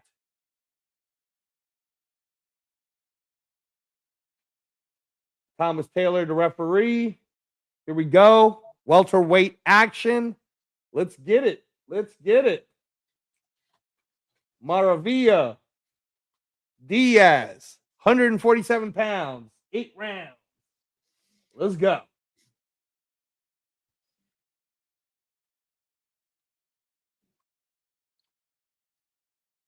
Yeah, Maravilla is probably going to get the money penalty, Clay. He might have had to pay an extra 30% of his purse to Diaz.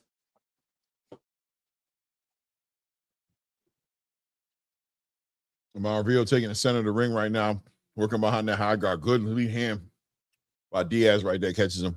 Good work, doubling up on that lead hand, circling.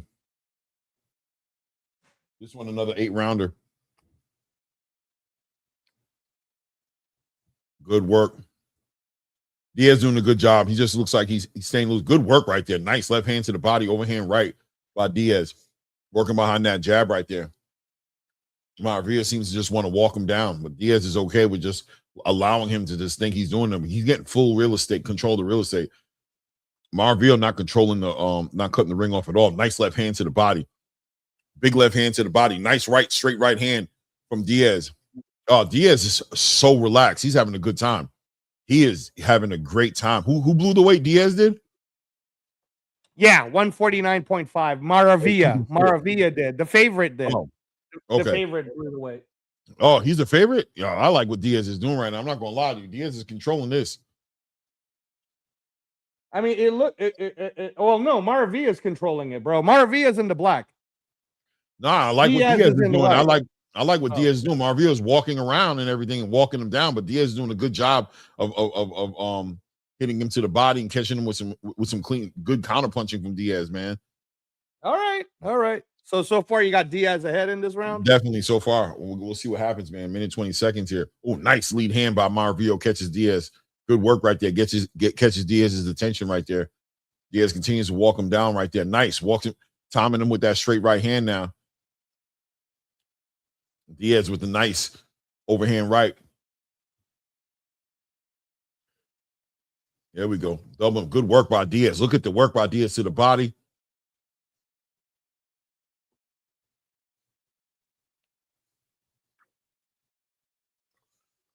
There we go. Nice. Lead uppercut followed over the overhand right.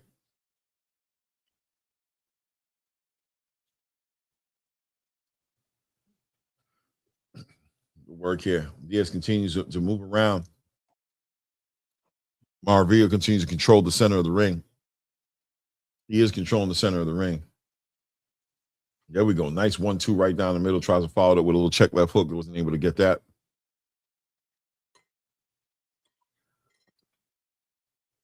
Diaz, nice. Slips up that lead hand. He comes up right at the top with a little check left hook right up in there. Nice work to the body. Overhand right by Diaz. You might be right. Diaz might have won this round. Yeah, Diaz is doing a great job, man. He's controlling it. That's the end of the round. I gave Diaz that round. I gave Diaz that round too. But if Patricia Morris Jarman is the one judging, who knows what she reading? Who knows what she got going on, bro? Because she's diabolical. Advertisement for something. What's going on here? He's chasing somebody. Where is he? This is a commercial for a movie. Oh, that's weird. My commercial is about sleeper app. There's also a Little Caesars commercial on the TV.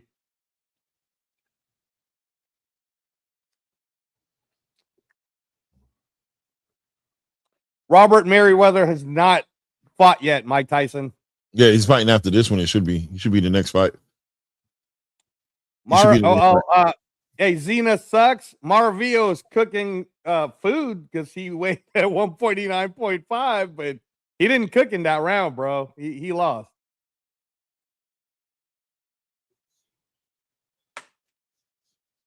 Shout out to everybody in the building, man. Hit the like button, subscribe to the channel, man. We're about to hit like about 300 people in here. Shout out to Facebook and X, the X space, man. We got a lot of people showing love over there, man. Bring your ass over to the YouTube channel, subscribe, and hit a like button over here, man. Let's help the channel grow. We're still working on the ATP Instagram. Clay's got to get on that one so we could have some Instagram viewers too. Yeah, for sure. Yeah, you're right, man. I'm not going to make no excuses. Over 300 people in the building right now. Stop making excuses, bro. Yeah, I'm gonna stop. Tell you about that shit. Stop myself right in the middle of it. I stop myself in the track, bro. I ain't gonna lie, bro. Go work right there. Now we're watching. I'm watching Orville standing his ground a lot more. He's walking him down behind that high guard, but once again, doing a bad job cutting the ring off. He's really allowing Diaz to really get full real estate. You know what I mean? Control. He's able to move around, and that's a pretty big ring, by the way. I don't know if you noticed. Yeah, it is a big ring, bro. It's a big ring for 135ers and 126ers. Right. It's like so if you're not cutting this ring off really well, like cutting it off, this dude's gonna dance around the ring all night long and just, you know what I'm saying? Just stay out your way. And by the way, shout out to Brian Rodriguez, because Brian Rodriguez did a better job of cutting off the ring than 100%. What Maravilla is showing us right now. That was annoying us the whole time we're watching. Like, you're doing such a good job cutting the ring. Let your hands go. Like you're doing that. You're cutting the ring off, making it small, but you're not letting your hands go. So a lot to work on, but good things I saw out of Brian Rodriguez. I'll be looking forward to see what adjustments he makes in his next fight. You know what I mean? Right. And by the way, I like how Elias Diaz is throwing that drop hook. You know what I'm saying? Beautiful shot right there. Beautiful right there with that hook right there, man. Yeah, man. You see that Moravia had a time up, bro. He had a time up. That was a good right hand he landed with. Good shot. Good counter punching by Diaz, man. I got Diaz really handily kind of controlling this fight. He really has no problem. Me too. Zeno sucks, bro. Yeah. He's slow kicking stuff. Hold on for a second. I'll be right back. Oh, yeah. Maravio is not winning, bro. He's losing this. He's losing this for sure. Right now, Maravio, I don't know what Maravio's plan is, to be honest with you, bro. I have no idea. But right now, Elias Diaz, I got him ahead on the scorecards too. And if Maravio doesn't do something to show me that he's hurt Diaz in any way at all in this round, it's about to be 2-0 for Diaz.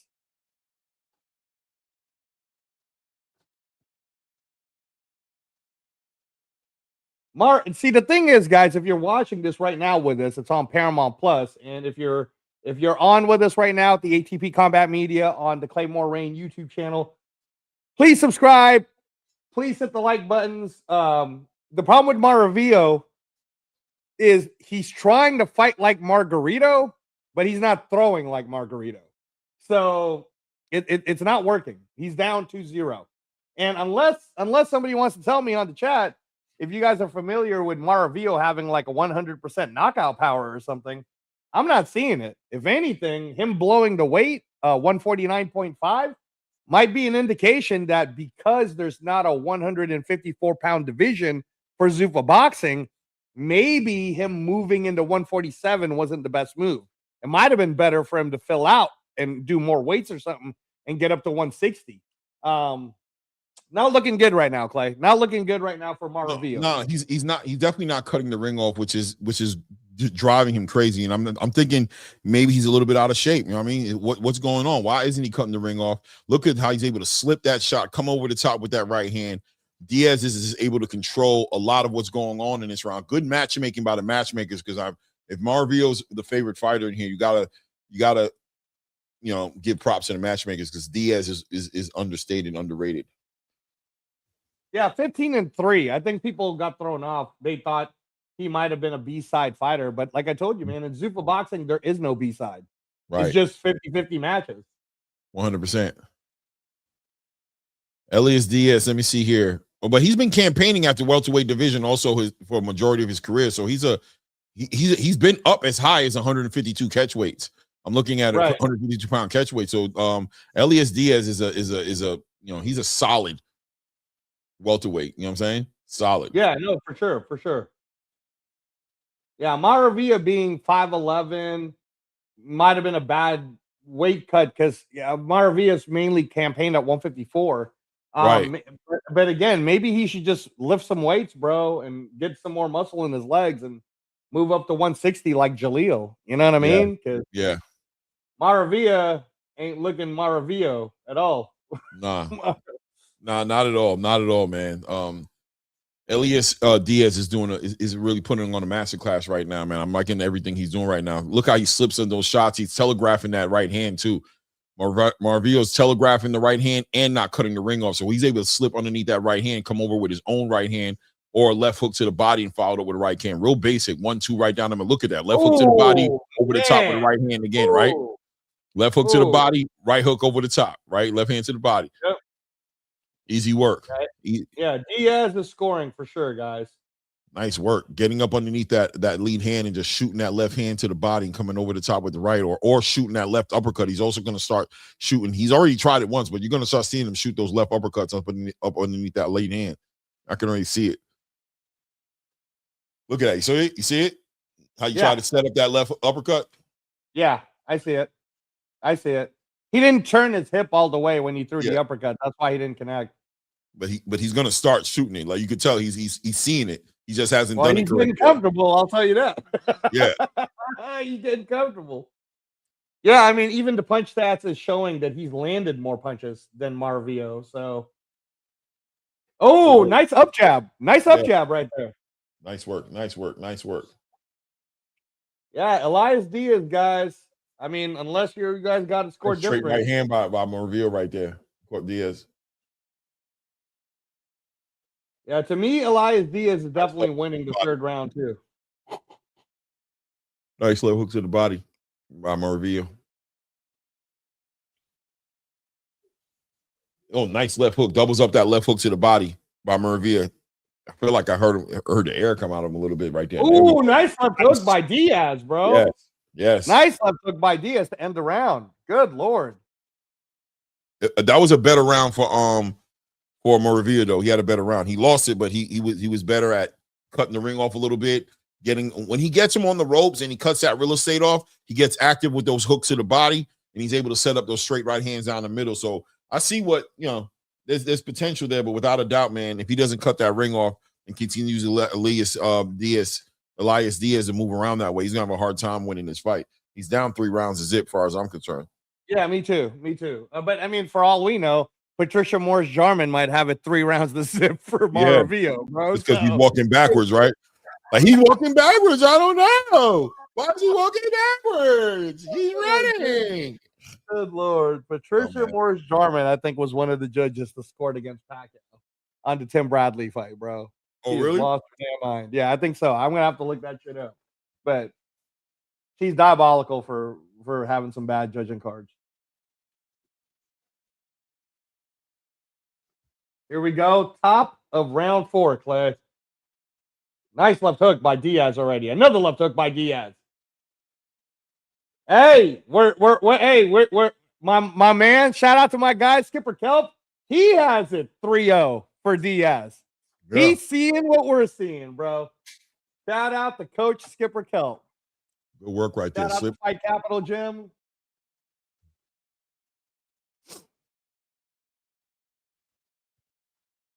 Yeah, man. Maravilla is looking Stinkovio right now. He got right underneath that lead hand, working him, pushing him back now. Now he's pushing him back. Elias Diaz now, if you notice, now he's pushing him back a little bit. He's not moving around as much anymore. He's standing his ground. Yeah. Look at him, pushing him. Look at him. Good work. Pushing him back. taking the power away from him because he's feeling the power. He knows if we get him on his back foot, this guy's got nothing for us. It's over with if we get him on his back foot. Right. Just past the 2-minute mark. Oh, nice jab. Good jab, and then rips the left hand to the body and then ties him up. Took his ball, scored, and then took his ball home. Good work. You know who Maravio is looking like right now, bro? Is the guy that we Elijah Garcia for PVC, bro. No, don't say that. That's foul. Come on, Maravio, do better, man. Don't let him do you like that.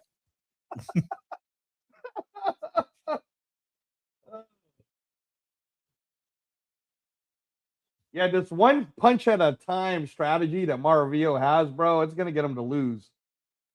He needs to throw. He needs to throw right now. Elias Diaz is doing a good job now of getting his shots in, and he's smothering Moravia's work. So Moravia can't get off now. So before he was moving and counterpunching him, now he's counterpunching him and tying him up and pushing him backwards.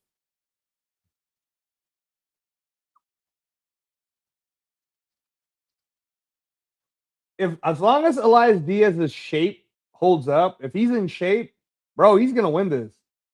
Yeah.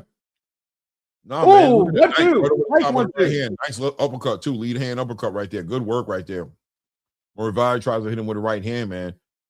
Good work by Diaz. By Diaz. I'm wondering if Moravia is just like out of shape. Oh, nice work right there. Oh, bro, left hook by Diaz. Yeah, good check left hook. Oh, my goodness. Good footwork. Yeah, no, I think Maravio weighing over by 1.5 pounds means he had a hard cut. And again, exactly. he's been more of a 154 campaign fighter anyways. You can see it in his height. He's 5'11". Yep. It probably would have been smarter for him to make his debut at 160 or 157 or something like that. But nah, bro, this ain't working for you, man. Yeah. You just gave Elias Diaz a job, bro. Elias Diaz is more athletic. He's stronger. You can tell that he's stronger. He's more made for the division, and you can tell that by him blowing the weight. I agree with you 100%. It was probably a bad weight cut. He's probably drained, and that body work that Elias Diaz is putting on him not helping. Not helping. And MacTube, I got it as a shutout. I think Clay has it as a shutout for Elias Diaz. Yep. And then to your question earlier, my bad, bro. I saw it. I think the focus of the division, I don't think they're focusing on weight divisions so much, MacTube, as they're just trying to fill in the rosters to know which divisions are going to show up to be the star guys, right? But you're going to see more and more heavyweights coming out. I think expect to see more heavyweights on the May 10th Zuffa boxing card and also on the July 12th Zuffa boxing card. There's going to be a boxing card in June also in America, and there's supposed to be some UK boxing cards starting out here in May. Round 5 right now. Okay, Maravio's trying a lot harder, and Diaz is working. Yeah, well, Diaz has changed up the game plan a little bit. Now he's standing his ground a lot more. He's tying up. He's not just moving around the ring. So this is really an opportunity for Maravio to kind of do something, because Diaz isn't as mobile as he was before. He's still moving, but not as much. Right there. The problem with Maravio, Clay, is his punches aren't snapping, bro. Yeah, they're like slow. They're like log jam punches. Yeah, I agree 100%. Oh, big right. He walks him. Big right by Moravio, hits him right there. Looks like he hurt him. I ain't gonna lie. He looks like he hurt him. No, he shook it out. He just shook his head. He got hurt with that right hand. He got hurt. Let's see. He got hurt. He's trying to time up. He's trying to time up right now. He's hurt. Yeah. Elias Diaz is hurt. He's hurt. He's hurt. He's hurt. He had a good run. Good right hand hits him. He's hurt. He's hurt. Oh, left hand hits him. He's hurt. By Maravio. Elias Diaz is hurt. He's hurt. He's trying to time up. He's trying to recover. Let's see if Moravio it sees it and putting that pressure on him more. Nice left hand to the body by Moravio right there. Good, another left hand to the body. Overhand right. Hard left. Another doubles up on hard left. Right hand catches Elias Diaz is hurt. He's trying to time up. He's hurt. He got hurt by that right hand early in the round. Minute and 20 seconds left in this round right now. He needs to time up. He's doing a good job. He's smart. You can tell he got that experience to know, like, he's not running from him. He's trying to slide up under those shots and time up. You see? Yeah. But, big check left hook catches him on the way out. He's hurt. He's heading down. He's hurt. He got no legs up on him, and he's hurt. He's going down. He's got a minute to try to get a knockdown, Clay. Oh, he got hit again with another left hand. Another left hand catches him. He's hurt. He's about to go. Got him with a good right. Big right hand catches him. He's hurt. Another right hand catches him. He's on the ropes. He goes down. He goes down. Oh, man, he almost rolled over completely. He's trying to get it back together. He's trying to get it back together. Diaz is down. Down goes Diaz. He says he's good. 40 seconds left in the round right now. Let's see if he can make it out this round right now. Check left hook catches him again. Big right hand catches him again. Another right hand catches him. He goes back down. He goes back. Oh, he's not done. He said he got thrown down. He could have used that 10 seconds. He could have used that 10 seconds. That was bad by the ref. It hurt him. The 10 seconds would have helped him. 20 seconds left in the round right now. Oh, big right hand catches him again. Moravia gets out the way. Big right hand catches him again. And the ref waves it off. The referee waves it off. Wow. Oh, there you go. 50K. 50K for Moravia. Moravia made it out. 50K for Moravia. He made it out. Hey, he made it out. Let me tell you guys something right now. The good news is, even though he got to give up 30% of his purse, I don't think the bonus counts as a purse. Right. So he's gonna get a 50K on top of his purse anyway. So wow, man, Moravia was losing this fight without a doubt. Elias Diaz was doing such a great job, but he got caught with that big right hand, never recovered, tried to tie him up, and really got caught early in the round, so he never had time to recover. But I'm gonna tell you, when the referee didn't count that knockdown, it hurt. Yeah, it was a slip. I understand what you're saying. It hurt. It hurt Diaz because had it been a knockdown, he would have got some recovery time. Yeah, especially with the time left on the clock, you could have made it out that round, man. Right. Nice comeback win for Moravia. Again, we like seeing this, but I'm gonna be honest with you, man.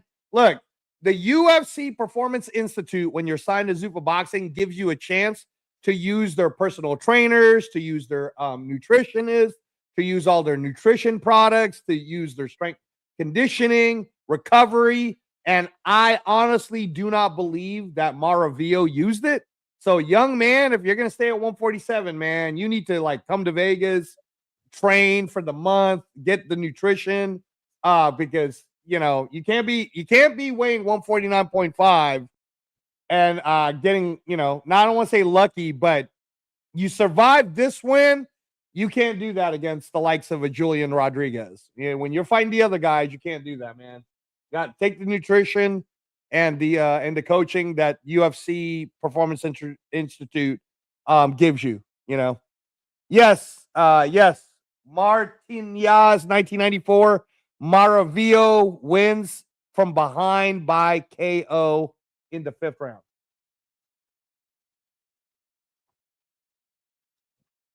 Looked like he got a nice little crowd with him too.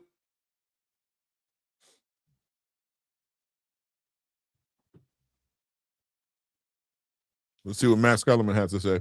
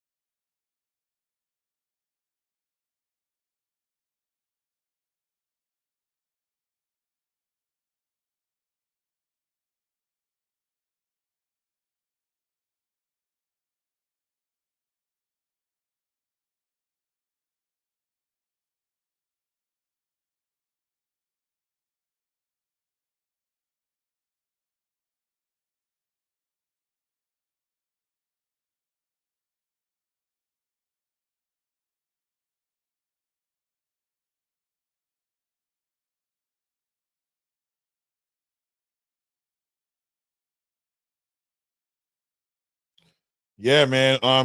He did a good job with the interview. He He was honest.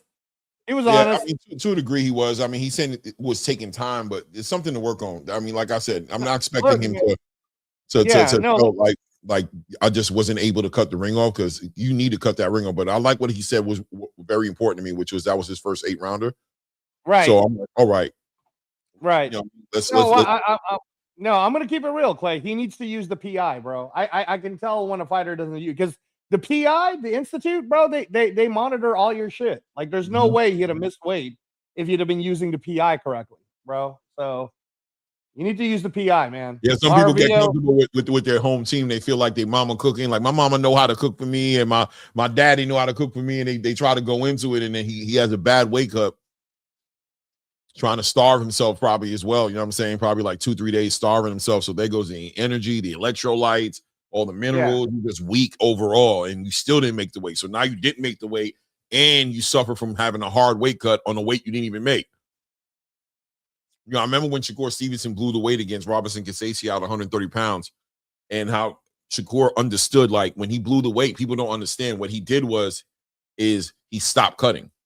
He was like, it's not going to work no more. I'm not doing it no more. I'm not giving up my strength. I'm not giving up everything I need to win this fight just to make the weight. I'll blow the weight and win this fight before I kill myself trying to make the weight, probably don't even make the weight, and then be weak in the fucking ring as well against this dude. So F it, bro. Take a part of my money, take a part of my bag, but I'm going to whoop this dude's ass properly tonight. Properly. And that he did. Yes, he did. Just do. Salute to my guy, Just Do in the building, man. Salute, Just Do. Salute, bro. Yeah, he said he was pissing orange too. Yeah, man, he just wasn't going to do it to himself, period. I'm just not doing it, bro. You know what I mean? Yeah, MacTube, for sure. MacTube, that's facts, man. I'm speaking from experience. I'm telling you. The PI, if you just trust them, they'll send you the food, man. They'll send you all kinds of shit. But I feel like Maravio, man, he like mama cooking too much. Bro, be professional. He let his mama write him and check his ass getting cash.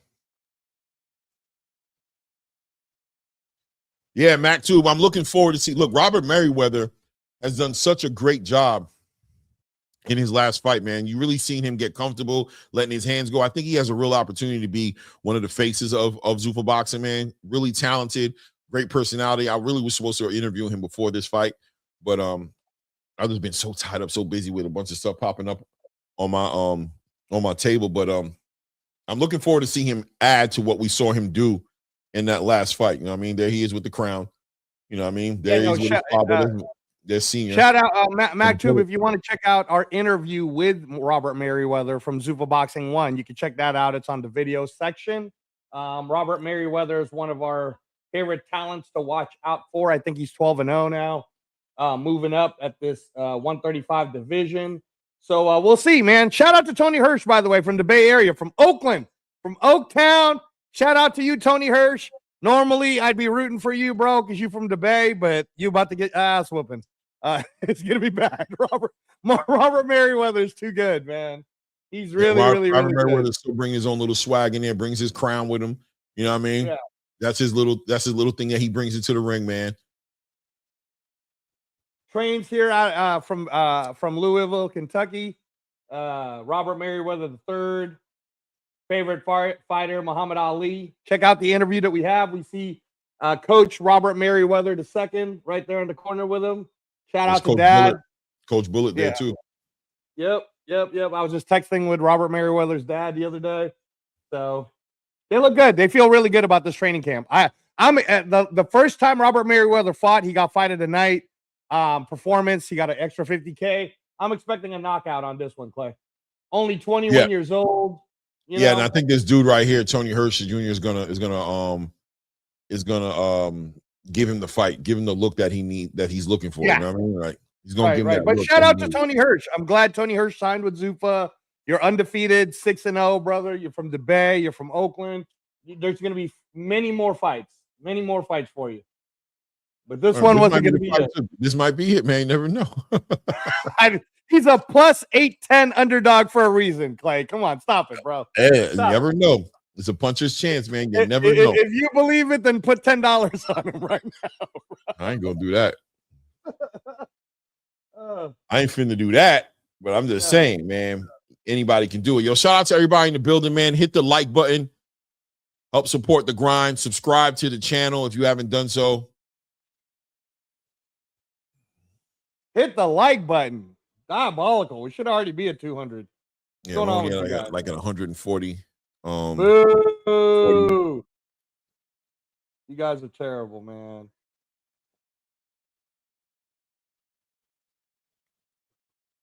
Shout out to all you guys who press the like button right when you come in. Like you should do. Like you that should you do, should man. do, man. Come on. Who else? What other channel has been at this since this morning, covering the UK fights and then the Zupa boxing fights on Easter Sunday? Come on, man. Yeah, shout out to everybody in the X space and on Facebook. I mean, it's like over 300 people on those spaces, man. I appreciate you guys, man. Hey, if you can make your way over to the YouTube channel and just subscribe, you know what I mean? You can hit the like button as well. And you might be more comfortable on Facebook and everything like that. But if you can come on over and subscribe to the channel, that would really mean a lot, man. Here we go. Top of the first round right here. Robert Merriweather in the black shorts versus Tony Hirsch here in the white shorts here. Tony Hirsch sitting in the center of the ring here, working behind that jab, trying to control the center of the ring. But Robert Merriweather holding it down right there in the center of the ring, not allowing Tony Hirsch to really get that leverage on him. Good work. You can already kind of see Tony Hirsch comes in with the longer arms, a little bit taller. See if he can use that. If he can use that to control this a little bit more. Good active lead hand by Tony Hirsch right now. Robert Merriweather just taking his time to kind of process that, working to the body, taking his time, processing the data here. Good work right there. Shoots that lead hand out there. Shoots that right hand to the body. Tony Hirsch got it right in. Yeah. Good work right there on that lead hand, sitting those punches. Good work to the body right there. Nice hard check left hook to the body right there. Robert Merriweather steps, ties him up, pushes him backwards, not trying to go backwards. You can already tell Robert's going to stand his ground. Good work behind that lead hand. Nice stabbing to the body by Tony Hirsch. Stabs him clean to the body right there. Nice. Robert Merriweather tries to sleep that lead hand and come over the top with his own right hand. Tony Hirsch is doing a good job thus far, man. Good work by Robert Merriweather, working to the body right there, hits him with a straight right hand. Tony Hirsch attacking. This is the kind of move that Robert needs. Good work. Oh, both these guys are thrown in there. Both these guys, man. Yo, nice straight right hands by Tony Hirsch connecting for him on Robert Merriweather. Back on that lead hand. Good work by Tony Hirsch, man. Robert Merriweather doing good work too, but Tony Hirsch is showing up right now. Minute and 15 seconds left here in this round.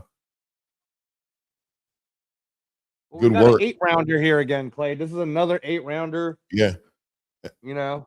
Is this? I think this might be Robert. Is this Robert Merriweather's first 8-rounder? No. Might be his first 8-rounder. I could double check in the break. Good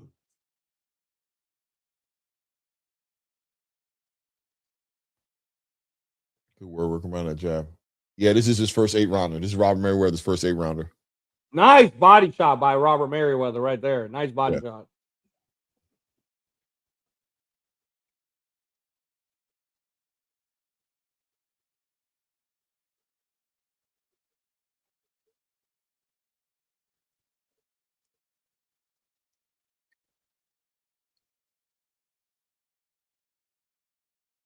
Good work working behind that jab. Robert Merriweather working him down there, but Tony Hirsch being very active with his lead hand as well.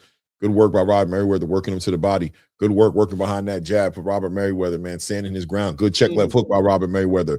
But Hirsch is doing a good job, bro. I like what he's doing. Good work to the body. Good work up top. Good right hand. He's working with Robert, man. He's testing him. He's testing him. Right. No, I'm with you on that, Clay. I gave it to Robert Merriweather. Yeah. So I got 1-0 on my scorecard for Robert Merriweather. Let me tell you something right now, bro. So Tony Hirsch is undefeated. He's definitely coming in there with a lot of energy. But from the coaching standpoint, Clay, you know what Robert Merriweather needs to try? And I'd like to see if he actually has this in his bag. I'm not sure yet. I got to ask Coach Rob Merriweather the second about this. I want to see Robert the third do that little jab to the body move, right? Like Floyd would do, jab to the body, like lean jab, and then come hook. Because I think you can get him with that hook, bro. The way Tony Hirsch is throwing the jab, he's kind of letting the right hand loose. Yeah. And I think he can catch him with the hook, but you got to set it up first. Got to set it up with that little lean. And Hirsch is very actively letting his hands go. So there's openings and holes there for Robert Merriweather if he can get that timing correctly to hit him with some clean shots, because he's being very offensive, not as much as defensive. So there's opportunities in there, but Robert Merriweather got to get that cadence down. And I think he's doing a good job. He's standing his ground. He's not letting him pushing back. So it's just going to take some time, because you can tell nice work by Robert Merriweather right there, shooting to the body. He's letting his hands go. He wants to punch. Robert Merriweather wants to punch with him, but he needs to be careful, because we can see, I mean, honestly, Tony Hirsch is the bigger fighter. You just see it. He's a bigger guy. Right. And my guy, Skipper Kelp, gave the first round to Tony Hirsch, bro. I gave it to Merriweather. So that's what I'm saying. That was a close round, bro. That was a close round, man. Hold it down for a second. I'll be right back. Yeah, no problem, guys. So, yeah, Skipper Kelp gave the first round to Tony Hirsch. I disagree with Skip, and I gave it to Robert Merriweather, but just like Claymore's saying, it was a very close round. Tony Hirsch is coming right at Robert Merriweather. He's not letting the 12-0 intimidation happen to him at all. He's from Oakland, so you already know when you come from the town, you built different. You're a little tougher. He's undefeated, Tony Hirsch. He's coming forward. Robert Merriweather's first 8-rounder. So he's in a tough one. He's in a tough one here. As we check this out, this round still can't really determine who's winning and who's losing in this round yet. We're at the minute and 40-second mark of the second round right now. Robert Merriweather. Yeah, some people on Twitter's calling it a 10-9 round for Merriweather. But like I said, I gave it 10-9 for Robert Merriweather too. Skipper Kelp gave it 10-9 for Hirsch. Hirsch working the body, closing in the distance. This is still up for grabs right now. Minute and 20-second mark. Ooh, nice right hand by Merriweather. Double jab. Tony Hirsch still staying responsible with his defense. Again, I'm disappointed that Merriweather isn't going for that jab stab to the body right now. Oh, nice right hand. Nice right hand by Merriweather. Very good timing. 50 seconds left in the second round, everyone. Nice right hand. Another nice right hand by Merriweather. Wow. Oh, nice right hand. Third one. Merriweather is definitely winning this round. Oh, not another right hand. Oh, nice left hook to the body. Merriweather is giving him the business right now. 30 seconds left. 30 seconds left. Robert Merriweather ahead on my scorecard on this second round. Definitely not as close as the first round. I got Merriweather winning this by a good country mile. 10 seconds left. Nice body shot by Merriweather. Straight right. Left hook. Robert Merriweather in control. Tony Hirsch giving him a good test. Good test. Undefeated Tony Hirsch giving him what he can give him. But Robert Merriweather definitely won that round. I got a 2-0 for Robert Merriweather. Curtis Robinson, you got it 1-1. Hey, put on the chat what you guys have it. What you guys have it on for the scores. Great boxing, by the way, so far. The first two matches were great. First match, Troy Nash wins, majority decision, even though that judge that scored it a draw is diabolical. Second match, Maravilla comes from behind. He was down on all three judges' scorecard. And here we are in the third match. This is what makes Zuffa boxing great, guys. Like, again, 50-50 matchups. And, you know, it's just good fight. Good fight. Right, too, Rich? Very good fight. Very good fight. All right. A lot of you guys have it 1-1. A lot of you guys have it 1-1. Yeah, MacTube, for sure. Zuffa boxing keeps everybody busy, man. For sure. Tony Hirsch from Oakland, undefeated. Challenge of his life against the prospect, the king, Robert Merriweather III. Top of the round 3 right now. I have a 2-0 Merriweather. A lot of you guys have it 1-1. A lot of good stuff Tony Hirsch is showing us right now. Very, very, very, very good. Again, this is Robert Merriweather's first 8-rounder. Might be Tony Hirsch's first 8-rounder too. Looks like we got a headbutt. I don't know if there's a cut involved right now. It looks like Tony Hirsch's left eye might be leaking a little bit because of a headbutt.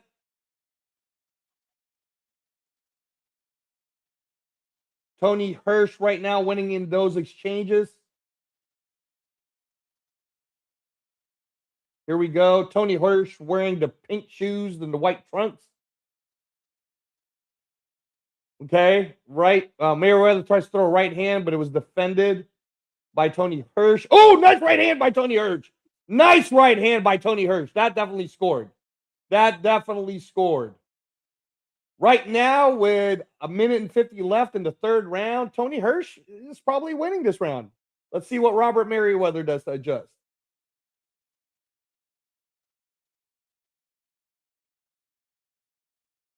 Oh, nice right hand by Merriweather. Nice right hand by Merriweather that landed. Let's see, minute and a half left. Tony Hirsch coming back with some offense. Nice body shot. Nice right hand by Merriweather. These boys are throwing, y'all. This is a great fight. Great fight at 135 pounds. Oh, nice left hook by Merriweather. Oh, here comes back Hirsch. Hirsch is back. Merriweather's coming back. This is back and forth action in the third round. They got equal punches land according to the CompuBox numbers. This is a tough, tough round to score, man. Wow. Minute left in the third round. Oh, nice right hand by Merriweather.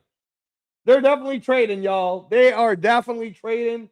Great action on Zuffa Boxing 5 Sunday night on Paramount Plus. Wow. Wow. All right. 30. We're getting up to the 30-second mark. Ooh, nice body shot by Merriweather. Tony Hirsch trying to impose his will on Robert the King Merriweather. Who's going to win this round? I don't know. Hirsch working behind that jab, long jab. Nice right hand by Hirsch. Nice body shot by Merriweather. These guys are going toe-to-toe right now. 10 seconds left. These guys are going at it. Oh, nice left hand by Merriweather. Nice right hand by Tony Hirsch. Nice right hand by Merriweather. Oh, my, nice right hand by Tony Hirsch. Oh, my goodness. I don't know. Guys, put on the chat who you think won the third round. I'm going to be honest with you. If I could score it 10-10, I might have to score that one a tie. That was a really tough round to score. It's one of them swing rounds. They banging. Too Rich, they are banging, bro. Oh, my goodness. It is a good fight, TV. It is a good fight. Woo! Okay, you got Merriweather behind, huh? Cam? Okay. All right. That's fair. I'm not hating on that. I'm going to be honest with you guys, man. That one was tough to score. I might actually have a 2-1 for Merriweather because I gave the first 2 rounds to Hirsch, but I can see how Hirsch might have won that round just on power punching. So I might have a 2-1 for Merriweather. But Tony Hirsch came to play. Lord child, I'm hearing you scream all types of craziness from the background because I'm running. And I'm like, what am I missing out on here? What's going on? Bro, that third round was crazy. What's going on right now? Is it possible? My God, Robert Merriweather getting some pressure put on him. I haven't scored, so I gave him the first round. I don't know what happened in the second round or the third round. I got a 2-1 for Merriweather. I gave the third round to Tony Hirsch. I think he was more effective with his power punches. Looks like Skipper Kelp has a 2-1 for Hirsch. So really, man, but both me and Skip. I can tell you right now, when I was leaving, and even that first round that I gave to Robert Merriweather, I had no problem with Hirsch getting that first round because Hirsch has been doing such a good job working behind that lead hand, right there, timing Robert Merriweather and then getting up under that lead hand, shooting right hands to the body. He's staying very active. So now Robert Merriweather deciding to fight this kind of fight that he's fighting now, where he's not boxing as much as he's trying to, really dog walk this guy a little bit. Nice left hook to the body by Robert Merriweather. I wonder how the judges are seeing that. Here we go. Nice work right there. Nice check left hook. Big left hook right by Robert Merriweather. Another big left hook by Robert Merriweather. Big left hook again by Robert Merriweather. Big left hook to the body by Robert Merriweather. Pushing back Hirsch. Left hook to the body by Robert Merriweather. Good work on the inside here. Hirsch working behind that jab. I wonder if Hirsch, I haven't seen what he did. Nice right hand by Hirsch. He catches Robert Merriweather. Robert Merriweather is fighting very much like a Jerron Boots Ennis right now. Or, what I'm saying? Like he's really trading. He's deciding to be this dog.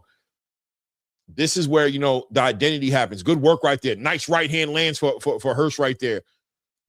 Good work to the body by Robert Mayweather, pushing Hirsch back. Does not want to allow Hirsch to push him back right now, holding his ground right now. Good work right there.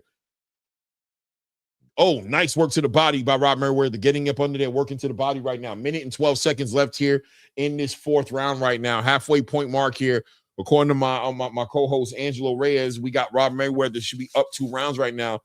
This round right here, another close round. I'm giving it to Robert, though. I think Robert is really taking control of it. He's not allowing Hirsch to push him backwards, and he's good extension. Oh, look at that. Yeah, let's time out right there because Hirsch is the one who threw that right hand.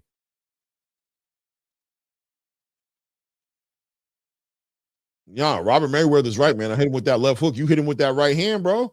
Easy, bro. He hit you back, bro. That's part of the game. Let's go. Shelton up in there, directing the ring right now. 45 seconds left here in this round right now. Both these guys in a legitimate dog fight. Nice yeah, nice 1-2 by Mayweather. Yeah, nice jab though by Tony Hirsch. This is a tough round to judge too. This one's another one. Nice work here. I think Robert Mayweather is winning this round. I ain't gonna lie to you. Ooh, nice jab by Tony Hirsch, bro. Very good jab. Mayweather ate that in the mouth. Another nice jab by Hirsch. Uppercut to the body, man. Tough round to score, Clay. Oh, another jab that Mayweather's eating. This is the kind of fight I wish these fighters took it out of the judges' hands so our scorecard didn't matter. Yeah. It's so close. It's like, you do us a favor and just somebody get knocked out. So we right. This whole shit up right here I got right here because I don't want to tell you. I don't know what I got. I'm giving Mayweather that round, though. Okay. Well, if you give Mayweather that round on the scorecard, it would be 3-1 on my scorecard, right? But if you're Skipper Kelp and you give the round to Mayweather on his scorecard, it'd be 2-2. So, and we already saw Morris Jarman, her scorecards are all over the place. So, this might be a split decision situation, Clay. I don't know, man. Shout out to everybody in the building. We got over 400 plus people here watching with us here. A bunch of people on Facebook and Twitter, man. I appreciate you guys being here in the building, man. And I'm going to ask you guys if you guys can make your way over to your YouTube channel real quick. You don't have to tap all the way in. Just subscribe to the channel. Let's help grow the channel up. Hit the like button. Follow the video.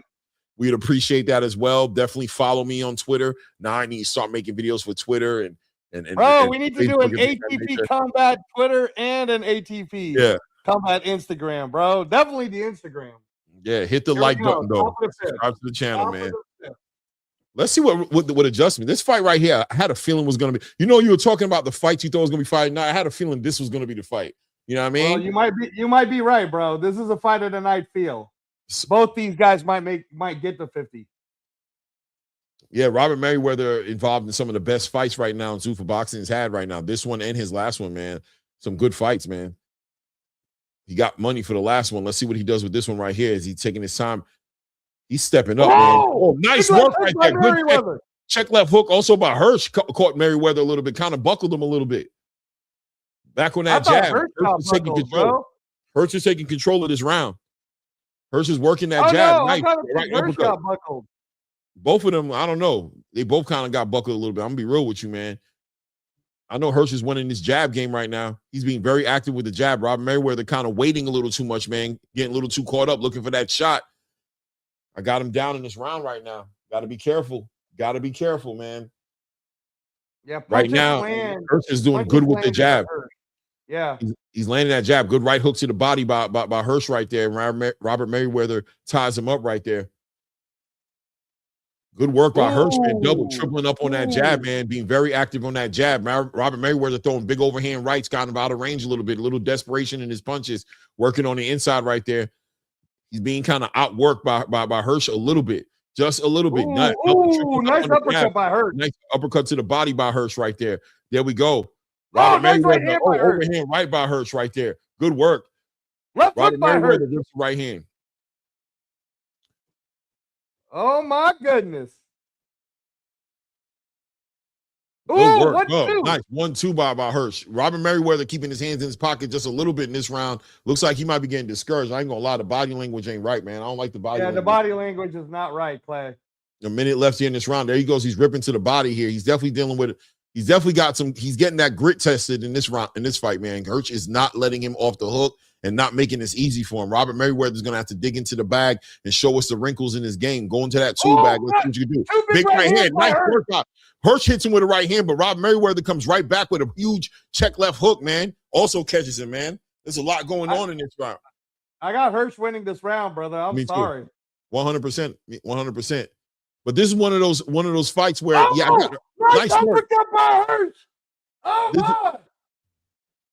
This is one of those fights where it's like, if it goes to the decision, it's going to be crazy, but you can't help but feel like somebody finna get knocked the hell out. Oh, my gosh. Oh, my gosh. Robert Merriweather dealing with a bigger, athletic, good boxer in Tony Hirsch, man. That was a Tony Hirsch round for sure. And let me tell you something right now, too, about Merriweather. If you look at his forehead, it's a little swollen, bro. You're getting a little swollen. So I'll tell you guys, look, the way I have it scored on my scorecard is I got a 3-2 with Robert Merriweather up. But, man, Tony Hirsch is not slowing down at all, y'all. Tony Hirsch. Oaktown showed up, baby. Woo! Woo! Good fight. Zufa is cooking, FaZe. Zufa is cooking. Yep, TV, that jab, man. That jab. And honestly, you know what the problem is with Robert Merriweather, as my colleague has told you guys? He's fighting like Abdullah Mason.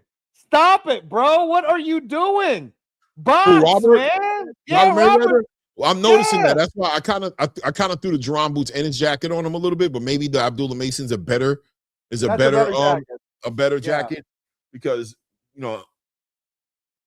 both Abdullah Mason and Jerome boots. Abdullah Mason's been accused of looking like Jerome boots at times. You know what I'm saying?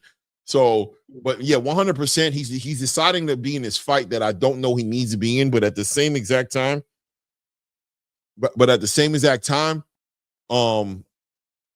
he's dealing with a fighter who has a very long reach, good jab. So maybe that's a game plan, to close that space up and not let him have that distance, because he knows he's, a little bit at a disadvantage with the reach. But Tony Hirsch's jab has been excellent tonight, man.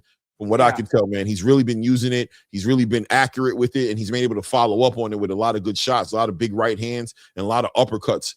Look at him with the jab. Good work. Look at the uppercut right there. You saw it? Yeah. That hand came in. Yeah, and let me tell you something right now. If you're familiar with some older fighters, Tony Hirsch is giving me a lot of the Vernon Forrest vibes, bro. He reminds me of like a Vernon Forrest. Wow. Oh, wow. Vernon Forrest was like, just stylistically just kind of had certain fighters' numbers, right? Like Shane Mosley, just like, those guys were still good in their own right, but just his approach to the game just was very difficult. And looks like Robert Merriweather has a match up right now that's really challenging for him right now. He's in a championship. This would be a great rematch, Clay. If it ends up a draw, bro, this would be a great rematch. Ooh, draw. Ooh. It could be, bro, because I got a 3-2 for Merriweather, but Skip probably has it the other way around. So I don't know. This could go anywhere. Yeah. And Patricia Morris-Jarman, bro, is crazy. So I don't know. Could be a draw. She's out her mind, right? She might be giving it all to Robert Merriweather. This might be a shutout by Robert Merriweather. That's true. That's true, bro. Shutout. The way she be seeing these cards, you have no idea. It's just going to go the complete other way from what you think it's going to go. Just whatever you think, go the other way. Man, I'll tell you right now, with less than a minute left in the 6th round, I have Tony Hirsch winning this round. So if Tony Hirsch finishes well, I'm going to have it 3-3. Nice right. Oh, my gosh. Oh, my gosh, bro. Yeah. Tony Hirsch. Oh. Tony Hirsch, man, was slept on, man. I tried to tell you, man. Remember what I said in the beginning? I don't know. Bro, you did. My bad. Like, you never know, bro. You never know. I'm kind of mad I ain't put a little 10-piece on it, man. Oh, my God. Plus 810. That's crazy. Oh, my gosh. Good work behind that lead hand, Robert Merriweather. Oh, nice job. Nice lead hand. Oh, nice my gosh. Another one. Oh, nice 1-2. Woo. Oh, good jab by Robert Merriweather. Robert, you got to do something, bro. Oh, nice jumping. He jumps into a left hook right there, but Robert Merriweather is smothering his work with Tony Hirsch. He jumps in there. Look at his forehead, bro. His forehead is swollen. Merriweather's forehead is swollen, bro. That's another Look at round that. for Tony Hirsch. Yeah, no, I got a 3-3 on my scorecard. I got a 3-3, just like Curtis Robinson. But let me tell you something right now, bro. I wouldn't be surprised if Skipper Kelp hasn't scored 4-2 for Hirsch. Yeah. I can see it 4-2 for Hirsch. But I got a 3-3. I'm just calling it fair. Right. 4-2 Hirsch. TV got a 4-2 for Hirsch. Yeah. Hirsch. It's Hirsch, bro. But it's all good. There you Hirsch go. winning. I'm a fan. Yeah. Great. Hirsch, Great. Saying Hirsch winning. Hey, man. Oaktown, Salute. stand up. I Salute. take it back. Mayweather by decision. Easy, not close. Ooh. Oh, you tripping. Hey, Coach, you are tripping, bro. Coach, it's you should at least put it 3-3 right now. You should put it for the job, though, man. I don't know if Bullet's a guy, man. He might need to come over and work. You might need to go to Vegas and go work with my guy, man. I don't know. Hey, Mr. Van Houter got a 4-2 for Hirsch. This is a hell of a fight, though. Hell of a fight for Super Boxing. Round 7, top of the round 7, Clay. Good work.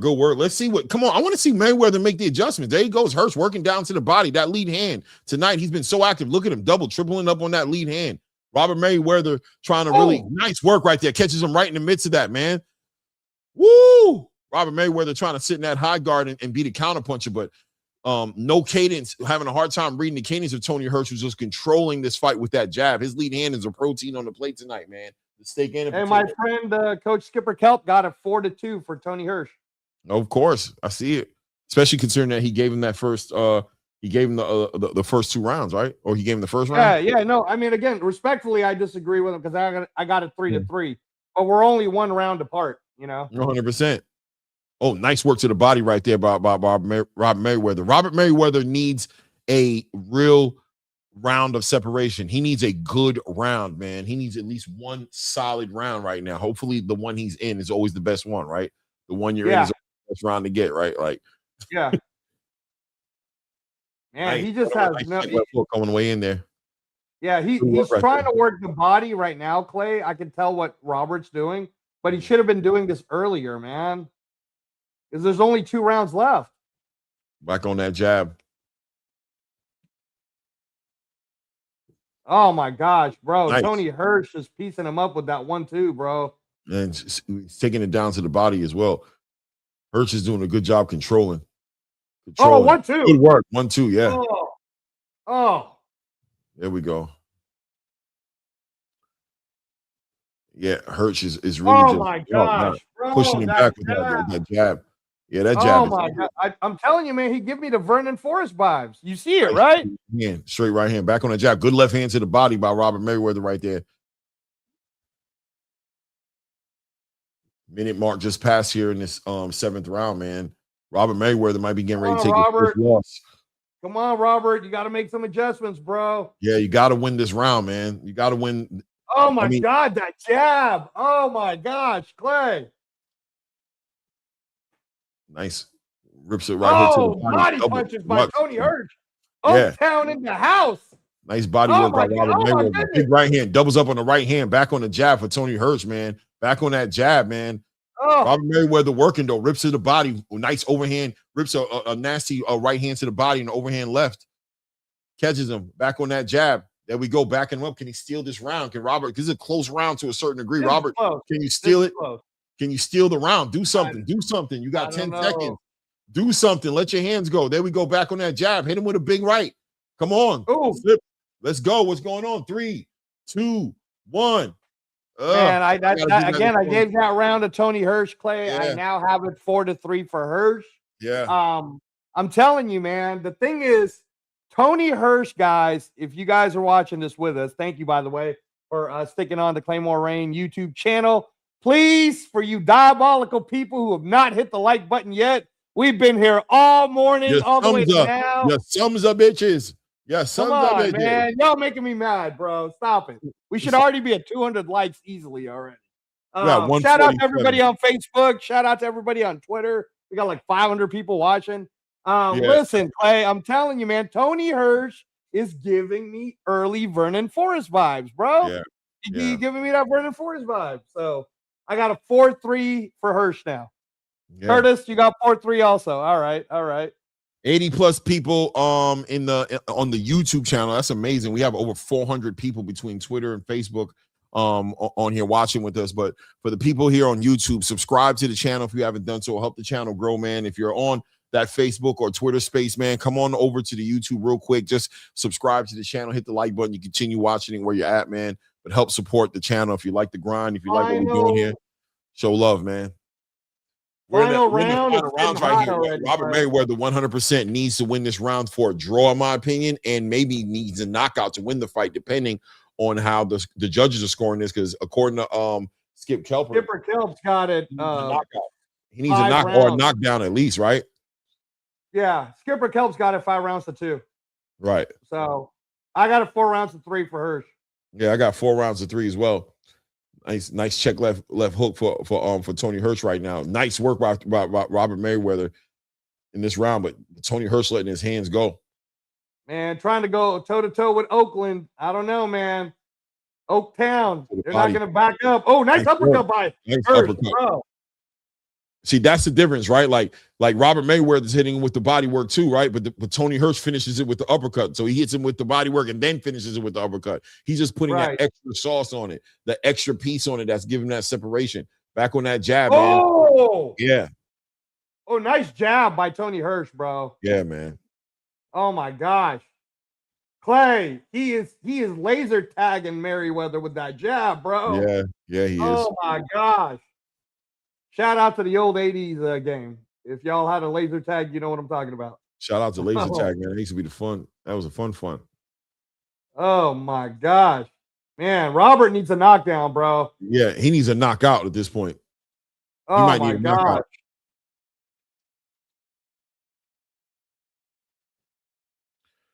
He needs to double up that jab and come over the top of that right hand. He needs to find this. Oh, nice body shot by Merriweather. But Tony Hirsch right there on the way out hits him with that right hand on the way out. 1 minute to go, guys. Good jab by Tony Hirsch. Oh, nice right hand by Tony Hirsch. Nice right hand by Robert Merriweather, man. The power just ain't translating. He's not hurting Tony, man. No, Tony's coming at him, bro. Like Marshawn Lynch. He's just coming down the fight. To the body. Right hand by Tony Hirsch. Oh my God. Oh my God, nice bro. Body by Tony Hirsch. Good hand, good work to the body. 30 seconds left, Clay. Oh, come on, Robert. Do you think they would give him a draw? You think they would just make it a draw? I could see a draw, bro, because Patricia Morris-Jarman. You saw what she did earlier, bro. Oh, nice right hand by Robert Merriweather.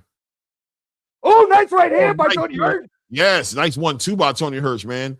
Oh, man, he's winning this round. That jab, he's putting the work on. He's putting the touches. He's cleaning them up. He's polishing them up, bro. 3. Oh, my God. 1. Oh, man. Oh, Oaktown. Oh, my gosh. Tony Hirsch feel like he won this round. Feel like guys, you know that ATP Combat Media, we don't got really no favorites. We call everything even. We're a friend of the show to Merriweather, but on my scorecard, I got it 5 rounds to 3. With Tony Hirsch winning. What do you got, Clay? I mean, I got it 5-3. Keeping in mind, of course, I'm going with you in the first 3 rounds because I was in the bathroom at the time. So, you know what I'm saying?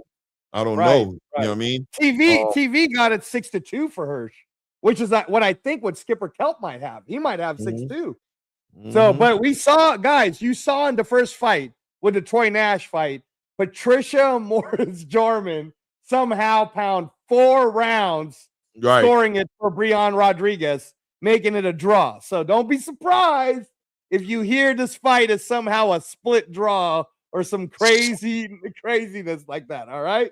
Just warning you now. We already saw it in the first fight. We gotta see how they score in this, man. But let me give my score, my points at least.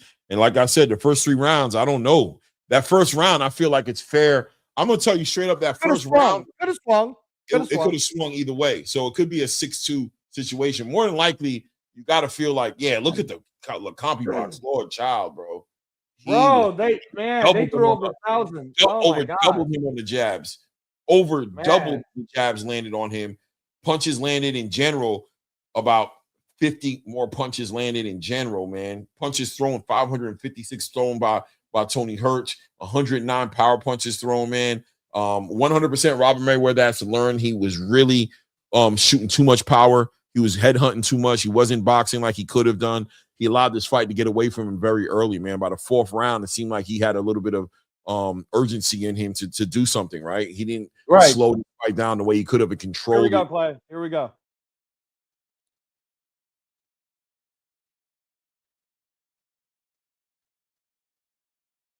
Woo!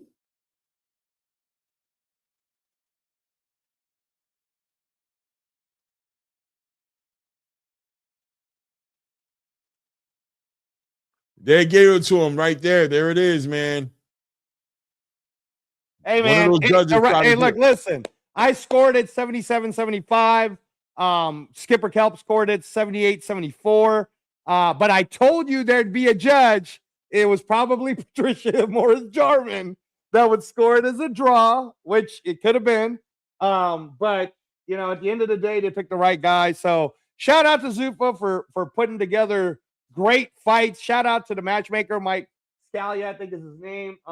This was great. Let's hear what he has to say.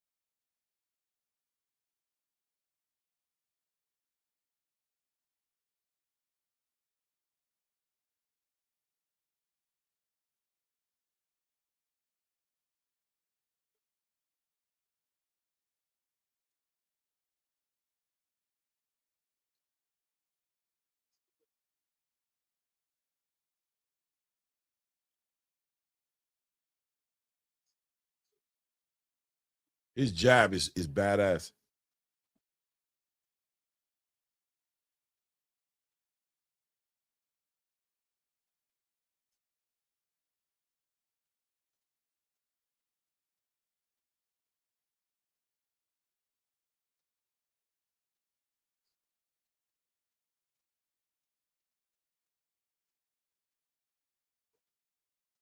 Good work, man. Good work, man. Hey, listen, Clay. First of all, shout out to you, Tony Hirsch. Congratulations. We're going to get Robert Merriweather on the show whenever he's ready next week, maybe to talk about it. This is what I love about Zuffa. They're giving prospects a chance to fight each other. Robert's only going to get better from here. He's not going to get worse. He's going to see the tape, and he's going to say to himself, okay, I could have done better. He could have done better. He's going to learn from this. Yeah. Now, in terms of Tony Hirsch, man, I'm a fan already, bro. Shout out to Oaktown. Shout out to the Bay. Man, Tony Hirsch, bro, I told you, he was giving me early Vernon Forrest vibes, man. Yeah, I told you, bro. I told you. So, hey, shout out to Mr. Van Houter, who bet on Tony Hirsch. I don't know how much money you won, Mr. Van Houter, but shout out to you. Listen, let me tell you something, man. This is what you get at Zuffa, right? And this is what it's all about, man. Look at what the Vegas odds maker thought it was going to be, but the matchmakers, you got to give, this is where you give Zuffa respect on the matchmaking, right? You've seen great matchmaking all night long. Fighters have been competing. Look at the upset we had with Moravilio, right? Not an upset. He was favored. No, it was an upset, bro. He was losing. Yeah, but I mean, not on the Vegas on the paper. On the paper. Yeah. On the paper, right? And then you've seen this one right here. Robert Merriweather was like, I mean, look at it. Styles make fights. Matchmaking is important. Robert Merriweather made one mistake, and the big mistake he made was he tried to pressure this guy and get this guy out of here, right? He really tried to flex on this guy a little bit, and the fight got out of hand. By the time the 4th round came around, a lot of scorecards had Hirsch up, and it seemed like it put unnecessary pressure on Robert Merriweather. He could have boxed way more. He could have moved way more. He could have taken rounds and forced the issue a little bit more. Now, granted, we don't want to take away from Tony Hirsch, because that jab, I don't know if he would have stayed trying to control and box. I don't know if he would have outboxed Tony Hirsch. Tony Hirsch was boxing tonight. You know what I mean? Right. So matchmaking is everything, right? At the end of the day, matchmaking is everything. Right. Yeah, no, this is great. Great show again. Paramount Plus, free to access. Yep, too rich. Yep. Yeah, we're gonna get Robert Merriweather in here when he's ready. It's an open space for people to say whatever they want to say in here. I'm really looking forward to Irvin 100%. Fuller. That's the most important thing. Walk him down, man. Like, welcome to the world of competitive boxing. It's a loss. His career is fine. Yeah, his career is great. Robert Merriweather is going to be a star. So yeah. But that competition, without a doubt, on the back end of this loss, Merriweather is going to get better. This is the type of competition you need that's going to completely build you. And Zuffa boxing is a place for it to happen, because another place might have already thrown him away just off the back end of that loss, right? It might have turned into an issue. Yeah, exactly. Thank you for saying that, Clay. And Mr. Van Houter, we've had our private conversations about this. Like I said, in Zuffa boxing, you have to constantly be training and be ready, because your matches are all going to be tough. And if you can, sometimes you have to come back from behind like Maravio did. But sometimes you can have a hell of a performance like Troy Nash did, right? And Robert Merriweather is just going to learn in the system. That was great. And man, Tony Hirsch, shout out to you, bro. Shout out to you. You earned it, bro. You earned a lot of respect. We definitely fans now. Definitely trying to get in your Instagram and get an interview up here and see how that. Yeah. No, I'll work on that, Clay. I think Tony will come. That's no problem.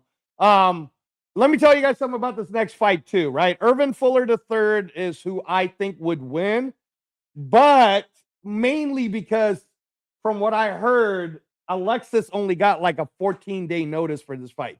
I'm not saying Alexis wasn't training, by the way, because Alexis is the type of kid that trains all the time. He's only 21 years old. Irvin, I think, is only 23. So this is another one of those young prospect versus young prospect matchup. This is going to be another one of those great fights, Clay. But yeah, man, I'm going for Irvin Fuller on this one. 22 years old and 23 years old. I got 126 pounds, Clay. I'm picking Irvin Fuller the third, but like I said, man, I wouldn't sleep on Alexis de la Cerda. He trains all the time, bro. So even though he only got a 2-week notice, I don't know, man. Anything can happen here. Low key, is that Rayo's homie, bro?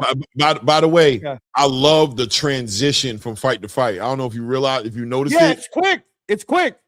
Yeah. Fight to fight. I love There's not a lot of crap coming out of Goosen's mouth. So, trying to sell us on something. It's like, bro, stop it. Yeah.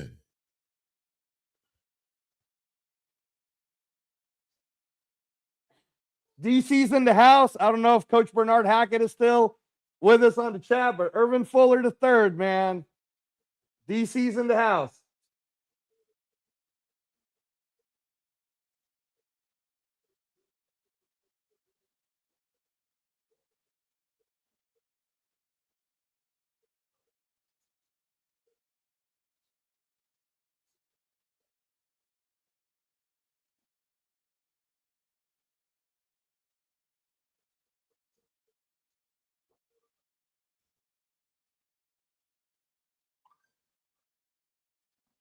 Yeah, 500 plus people in the building, man. We got like 520 people watching with us right now between Facebook, Twitter, and we got 86 people here in the YouTube. Hit the like button, subscribe. Yeah, hit the like button, y'all. Even some of you haters that we see on the chat, at least hit the thumbs down or something, man. Do something. Engage. Right? Engage. 100%. He said, you guys don't like me that much, then at least hit the thumb down button, man. Yeah, man. Talk to me, man. Talk to me. Don't sit here quiet hating, man. You know what I mean? Oh. There we go. Irvin Fuller taking the center of the ring immediately on that jab, man. High guard, taking the center of the ring. Alexis de la Cerda. Oh, good. Timing out a nice overhand right now. But Irvin just walking him down right there behind that lead hand. Keeping that lead hand active, man. Orthodox versus orthodox. Good lead hand work by Irvin right there. Right there, try to catch him with a check left hook right there. Ooh, nice comeback. Nice comeback by De La Cerda, bro. Yeah, I like De La Cerda already. I already like the way he's looking for, right? And he's letting Irwin have at it. Like, okay, you want to be the aggressive one. A lot of times you see these. I don't know if he's Mexican. I'm gonna assume he is, but good work right there. 1-2 right there. Good work. He's working with. You said he's working with El Rayo. Somebody in the chat said that's one of Rayo's guys.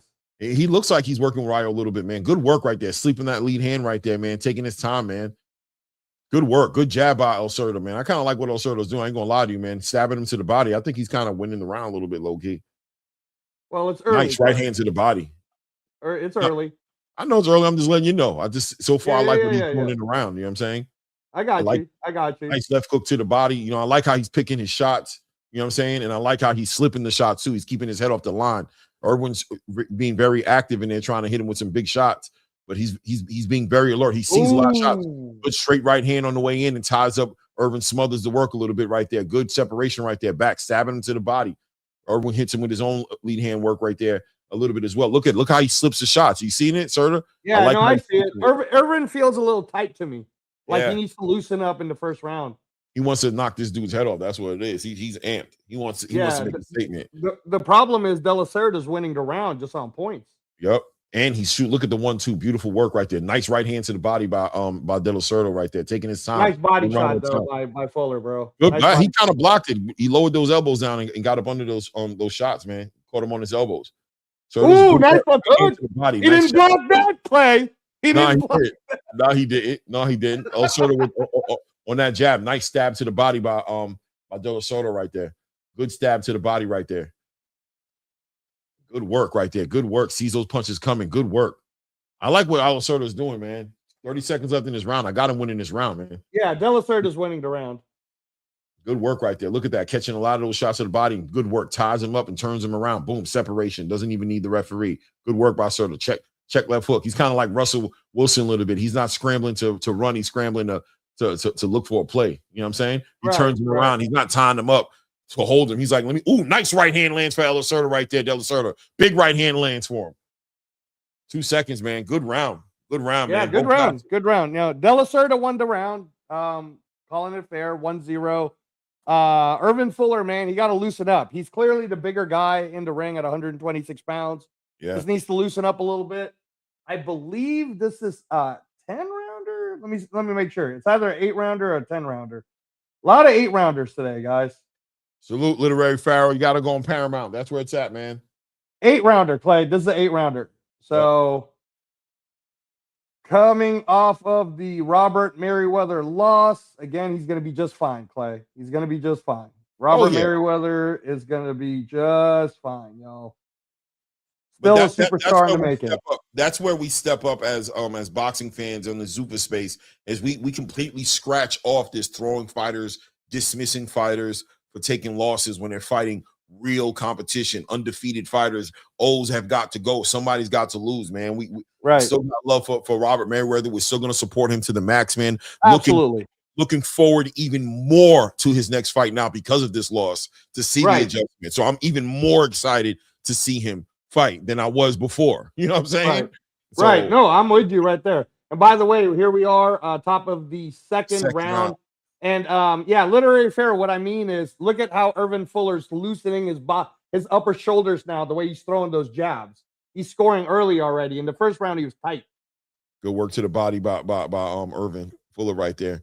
Cerda being very patient, taking his time. Ooh. Big right hand. Nice counter punching from Cerda right there. Back on that jab, man. Being very patient. Once again, I know the Mexican in him got him wanting to do something else, but you can tell he trains with Ryo, bro, because he's completely okay with Irvin Fuller being the aggressive fighter. Like, go ahead. You be the guy. You're going to walk me down, so be it. I'll just counter punch. I'll just slip shots and counter punch and make you pay. Good straight left hand to the body, and then gets his head right off the line before that right hand comes across the top by Irvin Fuller. Irvin Fuller doubles up on the jab, tries to shoot a check left hook right there. Good work by Cerda right there. Kind of gets Irvin Fuller off balance a little bit, man. Good work by Cerda, man. Yeah, Fuller's kind of smothering his punches, Clay, like you were saying earlier. Yeah. He gets in there, but he gets in there too quick. And I think what's messing with Irvin Fuller is I saw some of his highlight reels. He's not used to people standing up to him. Like when he steps in, Cerda's instinct isn't to run, it's to stand. So it ends up in this. You feel what I'm saying? It ends up. So Irvin Fuller is kind of like an Elijah Pierce to you when you were looking at the highlights, kind of like that. Okay, you got to pay. Just see him rushing it, and look, Cerda just ties him up. Just ties him up. The good thing about what Cerda's doing though is he's stabbing him to the body. And he's scoring. He's consistently scoring as the round is moving forward. Fuller's scoring too a little bit more in this round too, by the way. Fuller's not doing no. But I got De La Cerda ahead, slightly ahead on this round. So yeah. Woo, look how he slipped that big right hand. Ooh, look at how he slipped that big left hook. Yeah. Oh, nice check left hook. It lands for Cerda. Back on that lead hand. Cerda's starting to slip. Oh, big right hand lands for Cerda. Right hand to the body. Check left hook to the body. Back stabbing him to the body. Cerda's doing a great job here. Master class by Cerda at this point. Nice uppercut. Oh, look, he's hurting him. He's touching him. Cerda's hurting him. Oh, big left uppercut. Big lead uppercut. Irvin, oh, nice. Okay. Hey, all right. Full in the building. Ooh, sweet, hard left hook to the body. Referee warned Cerda about hitting a little low, but I think that was right on the belt line. He didn't take any points from him. Nice right hand to the body by Cerda. Cerda's picking him apart. Good lead hand work by Cerda. Cerda's touching him in real time. Oh, nice left hook by Fuller. But then look at Cerda responding right back with a 1-2. You know what I'm saying? Right back. Good work right there. Tied up. Good work to the body. Good work to the body. Good work to the body. Good exchange right here at the end of the round. Cerda, nice work by Cerda. Takes the round. Yeah, no, I got Cerda up 2-0. We got De La Cerda up 2-0 on my scorecard. Same with you, Clay. 2-0. Yes, sir. Yeah, no, Irvin Fuller still has a chance to come back, as we saw Maravilla do earlier today. It's not like Irvin, but he's gonna need to make some adjustments for sure, man. Shout out to Cam 804 Virginia, man. I agree with you, man. That's what I'm seeing as well, man. Fuller is just throwing punches, not setting anything up. He's just headhunting. He's looking for the big shots, and it's almost like, you know how he's fighting right now? He's fighting like somebody who's trying to get a lick back. You know what I'm saying? Right. That's what he's fighting like. He's fighting like somebody who's trying to get a lick back instead of setting up his shots and working behind that lead hand and making it happen. Here comes your fight that you're looking for right there. Yeah, man, that's crazy. Yeah, y'all. He looking. Hey, shout out to the 37-year-old. Shout out to the senior citizen Crazy A, though. He got power, bro. Yo, hold on. Big CP3 says Cerda does look like the better boxer. He has more technique and has a plan with everything he's throwing. Makes every punch count. I agree 100%, man. Let's go. Top of the third round.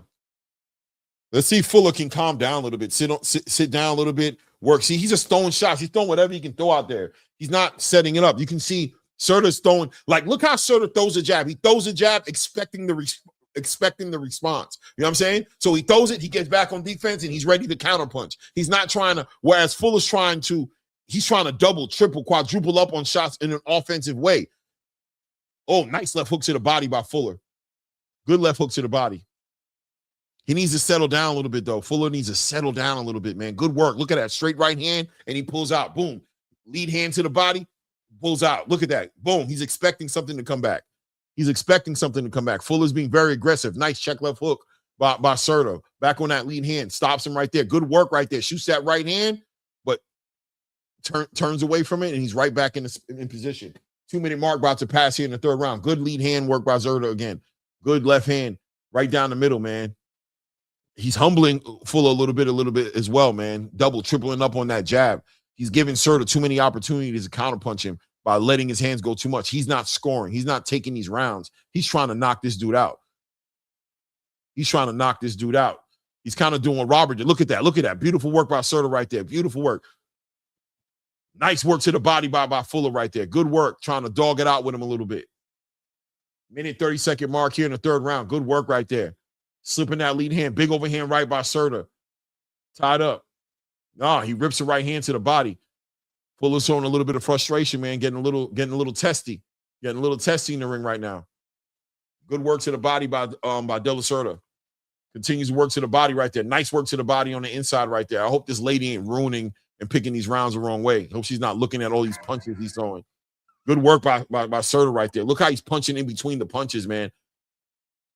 Good work. Doubles up on that jab, comes over the top with the right hand, gets off the line. That's what you got to do, man. Do a little bit of work, 2-3 shots, get off the line. Boom, look at that. Beautiful work. Throws that right hand, gets up under that lead hand. Boom, back over the top. That's how you do it. Good lead hand work. Good Fuller with the lead hand, trying to stab to the body. Doubles up to top. Cerda doubles up on top with that lead hand. Rips a right hand to the body. Another right hand rips to the body, gets off the line as Fuller's overextending on that check left hook. Oh, big right hand. He knocks him out. That's it. He turned him out. Big right hand knocks out Irvin Fuller in front of everybody. Perfectly timed out. Perfectly He set up. caught a body, bro. Whole night. He was setting him up the whole night. Yo, Angelo, he was setting him up the whole time. What was he doing? What was I saying earlier? He's throwing his shot, expecting something to come back. He got low off the line, came right over the top with a right hand. It was perfection. Wow, wow, wow. Alexis de la Cerda is one of those guys at 126. Look at the shot. Put him clean out. Face planted him. Look at the shot.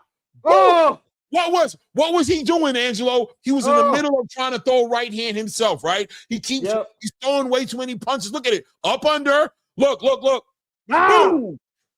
Perfect shot. Perfect shot. Oh my God. He's gonna have rug burn on his forehead. Crazy. Watch this. Right hand to the body, right hand to the body. Watch. He's watching what he does, right? Right hand to the body. Oh, woo! Good Lord, bro. He stuck him twice in the body. Boom. Up under the hook. He kept testing him. He kept throwing that left hook. Boom. Raise that left hand. Lord child. That's a knockout. That's a knockout of the year candidate, by the way. Knockout of the year candidate right here on Super Boxing again, bro. We have another knockout of the year. We have my guy, the Ukrainian, the light heavyweight. That's some Bebuk. That's some Bekov.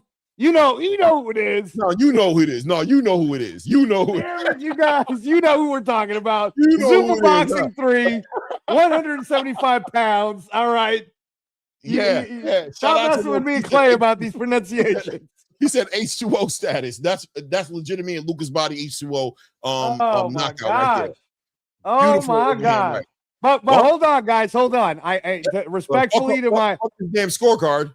Right, yeah. Respectfully to my colleague Clay, I still think the William Crawler, Glenn Byrne knockout from Friday might be the better one. No, this is a better knockout. Time out. Hear me out. Crawler got knocked down 4 times. Was behind on the scorecard. Of the year. That's a fight of the year candidate. That's a fight you're talking about. We're talking about no. But listen. When Crawler knocked out Byrne, bro, Byrne was doing a seizure on the ground. They had to get a stretcher out. They get a stretcher out for Irvin. He's putting burn cream on his forehead when he gets in the locker room, bro. He got that rough. He's putting burn cream on his forehead. Trust you me, bro. On that fresh hairline, bro. I want to hear what this kid got to say. Give me a second here. Beautiful work, man. And you said he didn't get a full camp, right? Del Cerda, right? Come on now, man.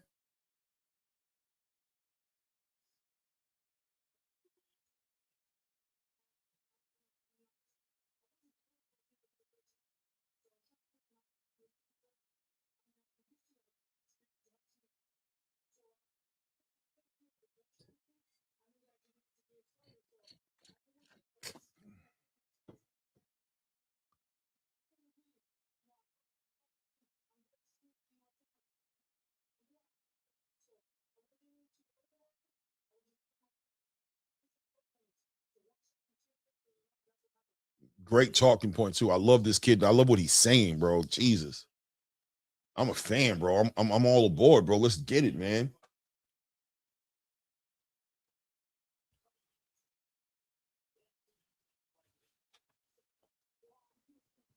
See.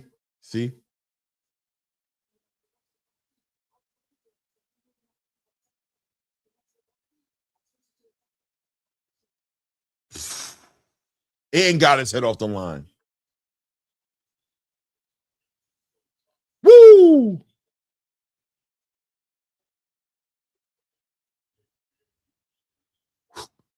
Boom! Oh my goodness. Knockout of the year candidate, bro. 100%, bro. Turn that boy's TV box off. Old TV box. Remember the old TV box when you hit the power button and said, Phew!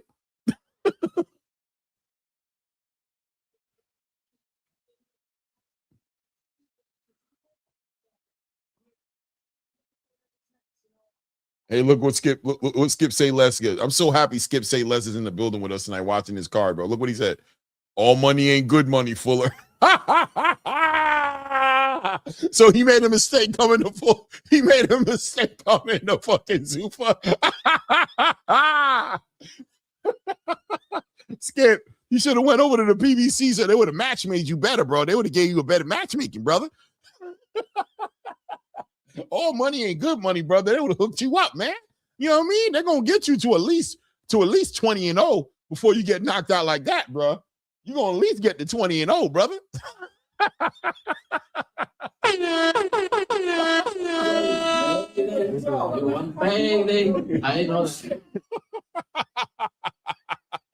Look, let me tell you something right now, Clay. Let me tell you something right now, bro. Irvin Fuller III, shout out to you. You're going to be just fine because Zuffa's going to take care of your schedule. 12-0, 6 knockouts. You were the clear favorite on all the DraftKings and everything. Yeah. But let me just say this. I have these conversations with some of our Zupa guys that are, I tell them all the time, man, continue to train because you never know when you're going to get the call. And Alexis De La Cerda, bro, he wasn't even signed to Zuffa yet. Got a call 2 weeks. And here he is, man. He's a star. 9-0, 5 knockouts now, right? Too rich to GOAT. You know what I'm saying, man? Zuffa takes care of people. So don't worry about the loss. Worry about the performance. You know? So yeah, man. Nothing to be ashamed of, Irvin. You got a good, you got a good area in DC. I know Coach Bernard Hackett is up there. Maybe hook up with Coach Bernard, Yeah, man. Wow. We saw Robert Merriweather today on the DraftKings. It says that was an upset with Tony Hirsch from Oakland winning, keeping his undefeated record. That was an upset. And then Maravillo, who was a heavy favorite, was losing all the rounds on all 3 scores, judges' scorecards, and he wins by knockout coming back. So, yeah, man, Troy Nash, hell of a performance, young man. I thought you dominated the fight, but apparently Patricia Morris-Jorman thought it was a draw. I don't know what she was looking at. But Patricia Morris-Jorman can't screw up the scorecard of this fight, Clay. She cannot screw up the scorecard of this one. Yeah, put your score, take that garbage and throw it in the trash, man. We don't need you. And again, can I shout out to Alexis De La Cerda, all right? Yeah. He's only 22 years old, and that kid just kept training. And when he got the call, bro, he got paid for this fight, and check it out, listen, and he got an extra $50K. Because I'm going to be very shocked if Dana doesn't give him $50K. Bro. Oh, yeah, man. Face plant, man. I'm going to be very shocked. Face plant, man. Come on, man. Over 600 people in the building right now. 500 plus people watching on X and on Facebook. Make your way over to the YouTube channel if you can and subscribe to the channel, man. Just on your phone. Go to your YouTube. Go to Claymore Rain. On YouTube, subscribe to the channel, show some love, man. Hit the like button on the video, help the channel out, man. We appreciate it, man. If you haven't done so yet, take a moment to go ahead and do that as well. This card has been delivering. This is the best card of the year so far. Yeah, no, and by the way, it's not even just us. Before you guys start attacking us as the Zupa boxing channel, whatever. Chris Algieri and Paulie Malignaggi did a whole breakdown of this card yesterday, and they said this was the best card that got put together. And it's even above Pro Box because they know who the fighters were. So great card. Yeah, man. They're doing the work, man. Dave Perez, bro. It was a knockout. And Clay saying knockout of the year. I still think that the William Crolla knockout, bro. That was crazy. That's a knockout of the year, man. Seizing, bro, and they had to take a stretcher out. That might be knockout of the year, man. They had to get a stretcher now. No, not on this one. I'm talking about what happened to Glenn Byrne. Byrne. Oh, you're talking about on the match? Yeah, on the Friday. Guys, go to Matchroom right now, or Matchroom on YouTube, or go to the Zone. Check out how Glenn Byrne got knocked out by William Crolla. It was I nasty. still think that's the knockout of the year so far. But that was a nasty knockout. Big facts. Yeah. Nasty ass knockout. 100%. But this one, bro, I'm not gonna hate it if it gets knocked out of the year. Listen, my guy fell on the top of his hairline, bro, and dragged his head flat to lay out, bro. I'm telling you, he don't know it hurt yet. Because when you get burns like that, it don't hurt immediately. It just kind of feels a little sore. It's when you get in that shower. That's when it hits you. When that hot water hits you, you go like this. Yeah. Then you go into the mirror. Then the next morning it starts scabbing up. Oh, I burned my head. I burned my head on the mat. Right. We used to get those. We used to get those burns. We used to roll when we were doing jujitsu. We used to roll and get the little burns. You know what I'm saying? Yeah, the burns. Yeah, no, I know what you're talking about, bro. I know what you're talking about. Right, you get the burn on your elbow, the burns. Yeah. On your knee. You know what I'm saying? You don't know it's there. You don't realize it's there until the next day when you're taking a shower and you hit that raw skin. You be like, what the hell is that? You look, man, crazy. Yeah. And hey, what's the topic 5, man? Hopefully you're subscribed, but if you're not, bro, we never shy away from it.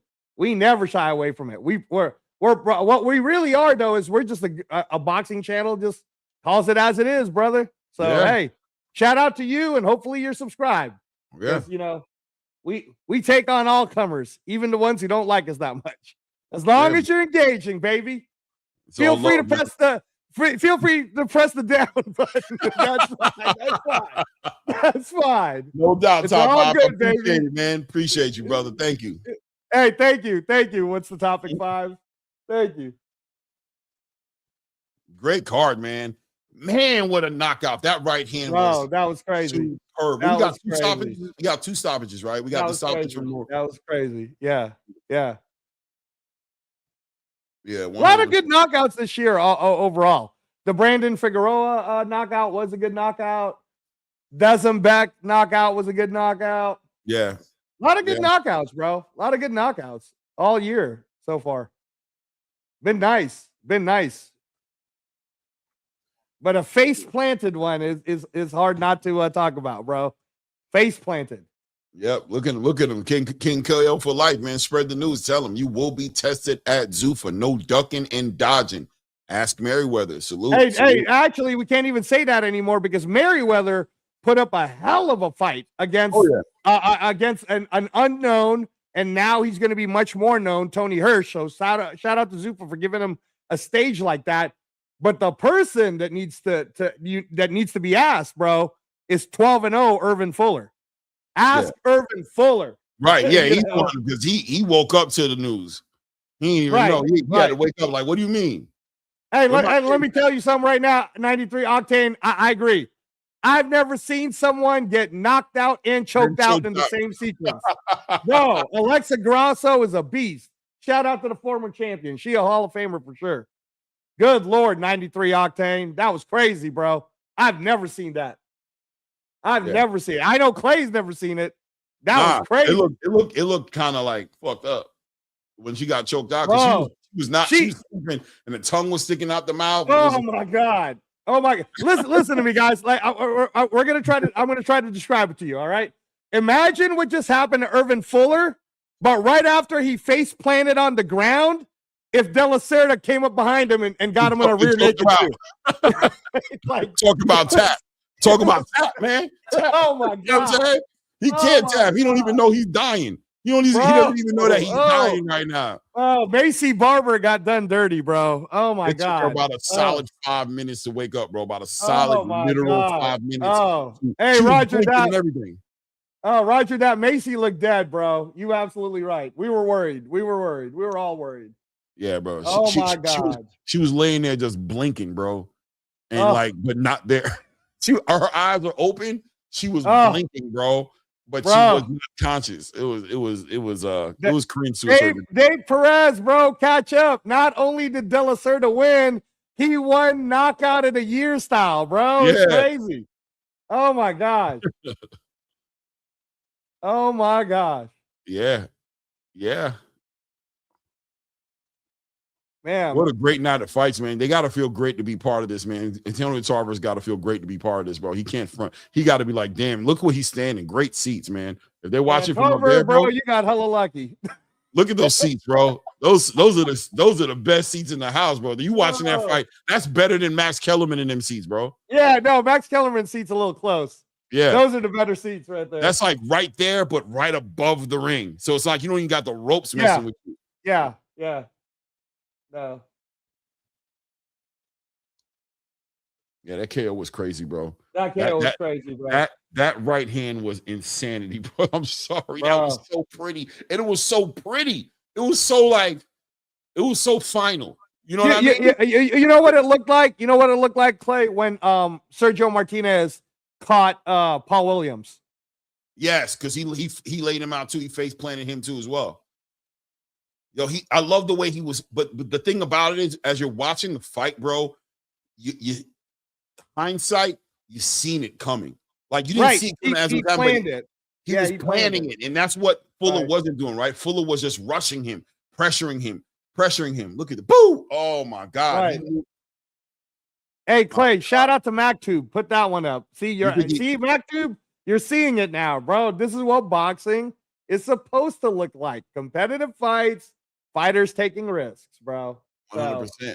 And this is what's gonna sell. This is what's gonna sell. Always enjoying y'all. Where's Ray? Anyway, got to work early, so I gotta sleep, y'all. I'll tune in next time. Keep going through. One love, Jazzy John. No doubt, Jazz. No doubt. Thanks, man. Jazzy. Yeah, Curtis Robinson, man. Clay's got a good one as a KO of the year candidate for sure. That one right there, I'm telling you, bro. That one was good, bro. That one was New Year's show. The New Year's show is definitely gonna have that one pulled. We're gonna have to pull that up one more game. Oh my gosh. It's not the knockout of the year. Hey, listen to me, Curtis Robinson. If you haven't seen the replay of Crolla knockout of Byrne, you got to go see that. But the fact that we got that on Friday and we got this on Sunday just tells you how much boxing is on the rise, bro. That's amazing.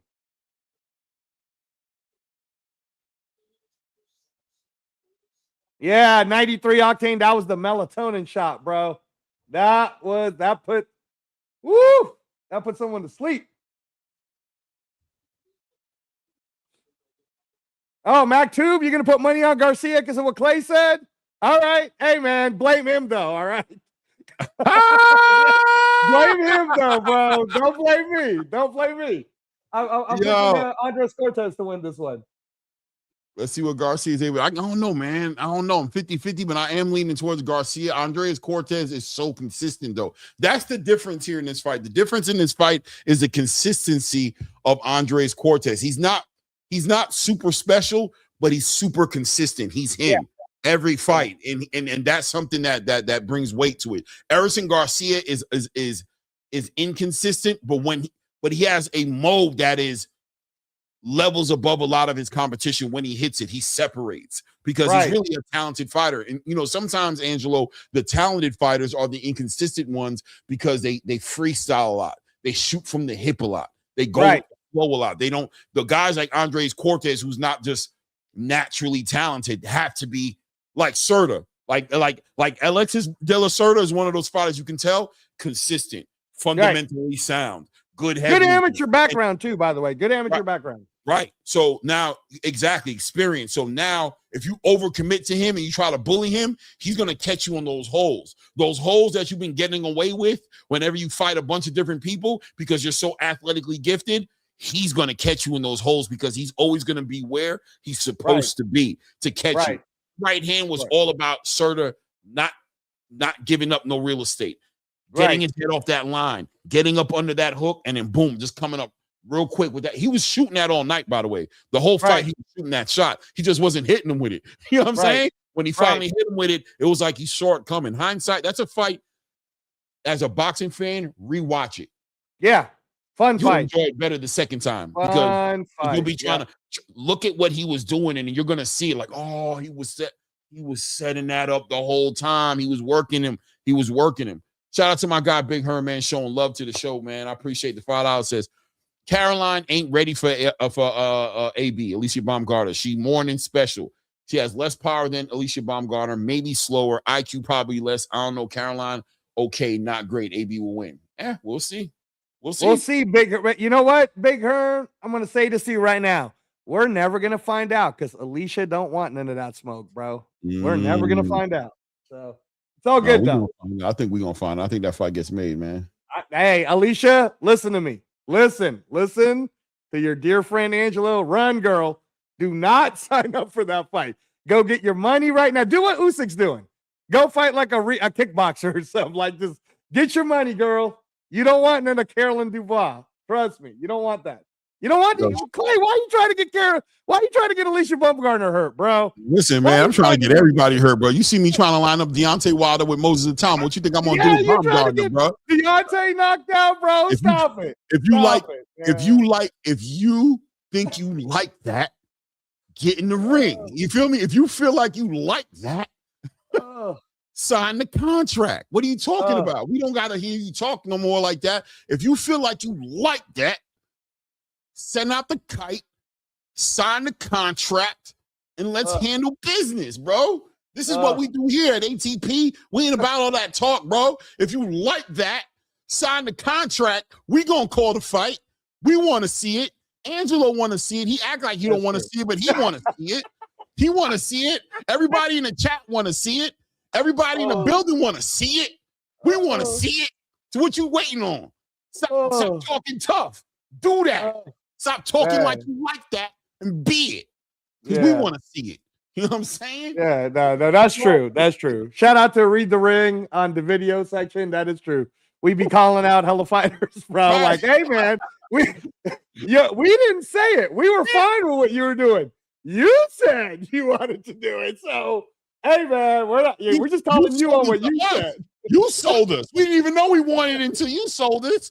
You the salesman, man. You made it. You made us go, you know what? I want to see it. That's true. That's true. Hey, you know what? Shout out to you, Deontay Wilder, but you can't be saying crazy shit like you're okay with taking Moses Itama. Now it's like, you get us doing this, right? And so you get us going like, you know what? Right? Oh, man. You know what? I wasn't even thinking about it, but that's the one right there. That's a pay-per-view right there. Let's do it. Let's do it, man. That's like if we're in a nice dinner, Clay, right? One of them 5-star restaurants, and you offered to pay the check. Right. Hey, man, like, look, I was gonna take care of my side, but you offered, bro. I had me a nice appetizer I was gonna rock. I was gonna share an entree with the wifey because you picked this expensive ass restaurant. But since you forcing the bill, you get a steak. You get a steak, and I get a steak, bro. What are you talking about, bro? I want the wet food. ASAP, bro. What are you talking about? I wanted to melt my mouth. Pause. I like you know what I'm saying? I like a good cut of Wagyu. Just because I ain't buying it, don't think I don't know. You feel me? Oh man. Hey, we got like 400 people in the building, man. I hope you guys are having fun. Hope you guys are having fun. 5 people in the building, brother. Oh, it's 700 now? You know what's diabolical about you know what's diabolical? How come we don't got 200 likes yet, man? Come on. No, well, I mean, really, we got like 600 plus people, almost 600 plus people between Facebook and X, and we only got 66 people on the YouTube, man. Come on, man. Okay.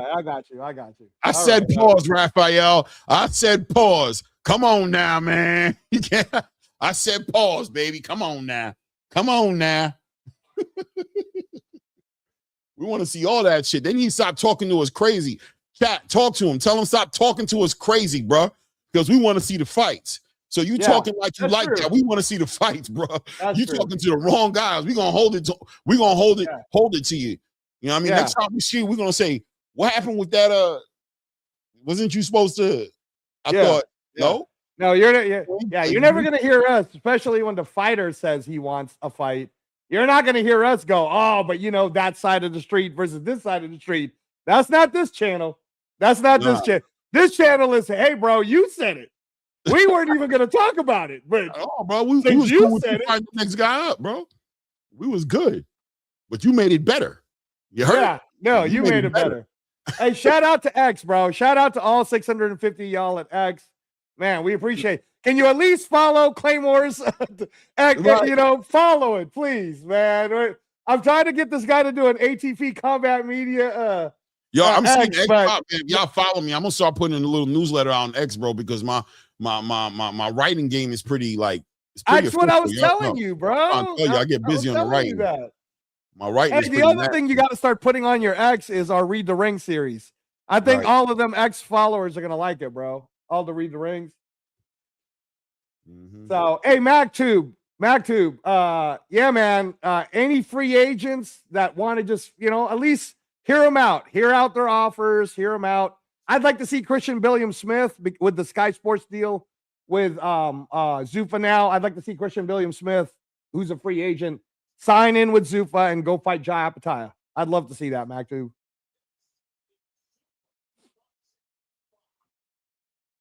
Let's go. I'm looking on my Twitter right now. You guys ain't even following me. You guys are diabolical, bro. Look at my followers, bro. My followers look suspect on X, bro. Y'all crazy, bro. 200. Look on my Twitter, it's 272 of y'all. 200. Wait, hold on. 650. No, 272 of you guys right now in there, and you guys ain't following me. Oh man, y'all diabolical, but y'all different. Y'all definitely different, bro. Y'all definitely different, bro. Let me see what's going on Facebook. Let me look on Facebook and see what's going on here, because y'all definitely clowning me on the Twitter. Y'all here for the cheap ride, bro. Y'all trying me. Y'all doing me dirty, bro. Y'all doing me dirty. No drinks, no nothing. No love, no nothing, man. Man, we don't even complain when you guys don't put no color in the chat, bro. But hey, it is what it. But when you're wondering why Clay doesn't call Fundura versus Thurman, it's because y'all ain't putting no color in the chat. Big facts. That's why. Big facts, man. Yeah, he ain't spending his hard-earned money on that crap. That ain't happening. So let me see here. Shout out to Yoen Lee, though. He's awesome. Yoen Lee definitely deserves a title shot. Shout out to Yoen Estez. How many people are here? He's good. But you can't be charging $75. If you'd have charged $30, I'd have done it. But nah, man, not for $75. You guys are crazy. Let me see here. We're running here. I'm trying to see how to tell how many people are in here. Is this it? Let me see. Post line, boom, boom, boom.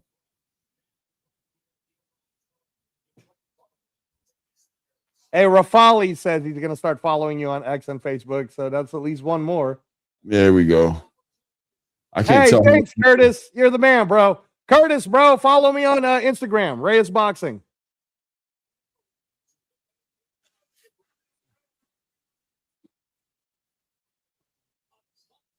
David Meyer. All right. Shout out. David Meyer. Thank you. And MacTube, if Canelo and Mbili happens, then that's a good fight. That's a good comeback. We're going to find out how much Canelo got left after Terrence did him dirty. But we'll see. We'll see. Yeah, Sam from Jersey. You ain't lying, bro. You are not lying, sir. Yep, Allen Land. Ugh, $75. Ugh, yuck. Yuck, as Dave Chappelle used to say. Yuck.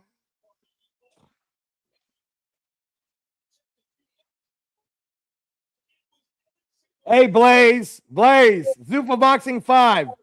Where do you rank it on all the Zupa Boxing cards so far, bro? Where do you put Zupa Boxing 5, Blaze?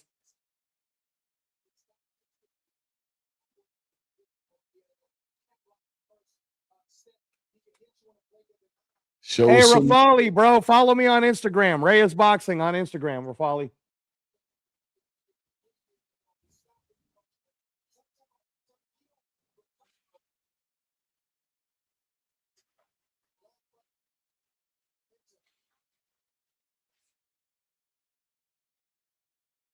Is there a chat? Is there a chat on X?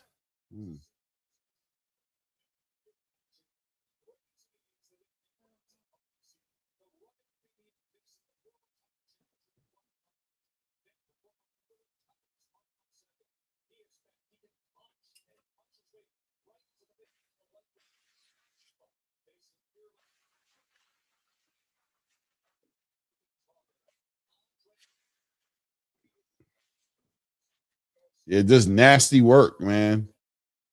I'm trying to see where I can put it in the link, man. You guys come over. I see you guys over here on Twitter. 274 you guys. There's the link. Hit the link and subscribe to the channel, man. Same thing with the Facebook. hit the link, subscribe to the channel. I done put the link over there as well. Come on over. 750 people in the building, man. Come on now. Subscribe to the channel. Stop playing games, man. Hold on a second. Am I missing something here? Are they going into the main event here? Or no, it's impossible. They're just showing the highlights for the main. Oh, this is the main card. So the whole time we're watching the prelims, we about to go into the main card. It was so good, Clay, that the prelims are better than main cards on some other pay-per-views. You know what I'm talking about. Yep. You know what I'm trying to say. I don't got to say nothing. Yo, K Gunner said Zuffa might really take over if they keep matchmaking up. I'm trying to tell you, man. K Gunner, listen, this is what Clay and I have been saying this since last year, that we actually are fans of the people who lose too. We like Robert Merriweather. Like we're looking forward to how he adjusts, right? When Jacob Ramos lost against Troy Nash, we still like Jacob Ramos, and then Jacob Ramos looked great on Zupa Boxing 4, you know? So, yeah, man. Hey, Curtis, it's just Clay, show my name so Curtis can see it real quick. Oh my bad. Curtis, do you see it? You type it in like that, bro, at Reyes Boxing on Instagram. And then you're going to see my face on it, bro. You're going to see all the transplant stuff, you know, all my liver transplant stuff on it. So.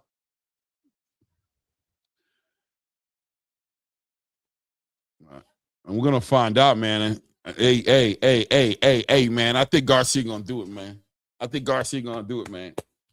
All right, bro. Then bet on him, bro. Put your money where your mouth is, man. Nah, bro. I put my money in my pocket. I put my money where my safe is. That's where I'm going to put my money. I'm going to put my money. I ain't betting against Crazy A, bro. I ain't betting against the 37-year-old. I ain't betting against him. No, I'm talking about the main card. I'm talking about the main event. Andres Cortez and my bad. You're talking about Garcia. I thought you meant Baez. My bad. That's my bad. So you're saying Garcia is gonna pull it off against my Las Vegas native guy, bro, Andres Cortez. Yes, the alumni. Yes. All right. I see you hating on our town, Clay. Bro. Shout out to the Golden Knights. Why are you hating on us, Clay? I don't live in Vegas. Why are you hating on us? I don't live in Vegas, at least not yet. You know what I'm saying? So, you know what I'm saying? Hey, you're not welcome, Clay. You're not welcome. You're not welcome. You don't come here. You don't come here. You're not welcome. You stay over there. You stay over there in the snow. Don't come over here.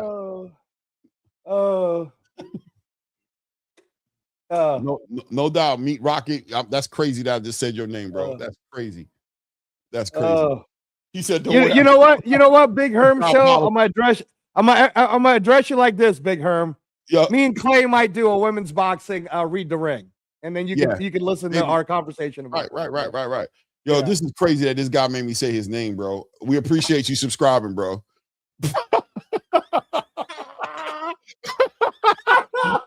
We appreciate you, bro. We appreciate you, bro. Hey, put some extra sauce on that, Clay. I'm supposed to say this guy's name every time he pops up in the channel now. I'm going to say salute to him. We gotta say salute, bro. Angelo, we gotta go back and forth. We gotta go. I can't just do it all the time. You gotta do it every other time. Salute the Meat Rocket. Oh.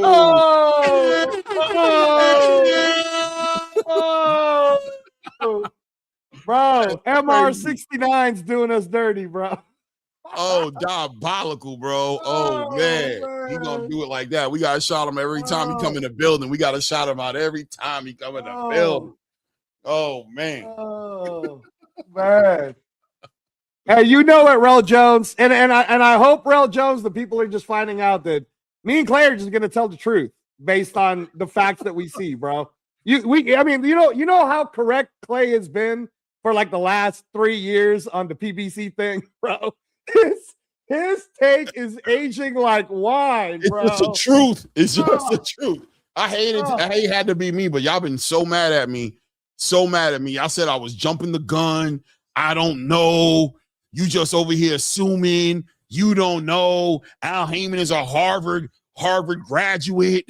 You think you're smarter than him? Oh man. I ain't gonna sometimes I believed you guys. Sometimes I was like, maybe I know it. Yeah, I mean, just look, man, just reading it for what it was, man. And look, I'm gonna be real with you, Angel. I wasn't even like calling it, I was questioning it. Yes. You know what I Yeah, mean? and actually that's the problem, right? They think that when we're questioning a certain thing, that we're like already one-sided. We're just asking a question. I was just questioning it. Yeah. Like, you know what I mean? It is what it is, bro. It is what it is, man. I ain't mad, Right. man. I ain't mad, man. Right. But I'm certified at this point, bro. We done talked a lot about 766 plus people online right now catching with us, whether it's people that's in YouTube, whether people on Facebook, on Twitter, bro. And guess what they're watching? They're watching Zuffa boxing right now, and they're going, damn it, that card is delivering. What the hell? Yep. What the hell? They showing the Manny Pacquiao of 2026, bro. John Pataya right now. My God, John. Shout out to all our Samoan, Polynesian, Australian subscribers, bro. New Zealand. Love you guys. I was there. John Pataya.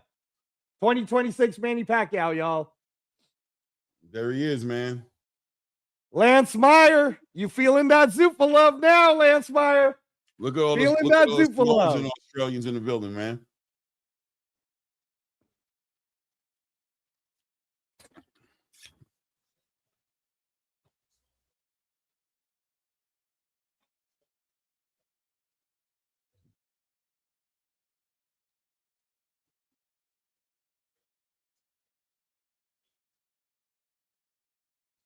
Hey, Mac Tube, let me tell you something right now, bro. If you ever get a chance to come down to Vegas, go buy a ticket if you can to the Zuffa boxing show. That's where they also do the UFC fight nights.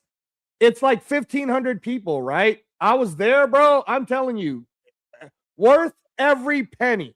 Worth every penny because it feels like you're ringside, bro. No bad seats in the house. It was amazing. Big facts. Big facts, man. Come on. Y'all can't be, man, diabolical ass question. Apataya versus Itauma. Look, listen. How about Opataya versus Benavidez? Let's start with that. How about Opataya versus Zurdo Ramirez because Zurdo's so damn scared? How about that? How about Opataya versus Christian William Smith, bro? I'm not trying to, it's got to be division for division, man. Moses Itauma got to focus on his division. Word. So come on, stop it. Stop it.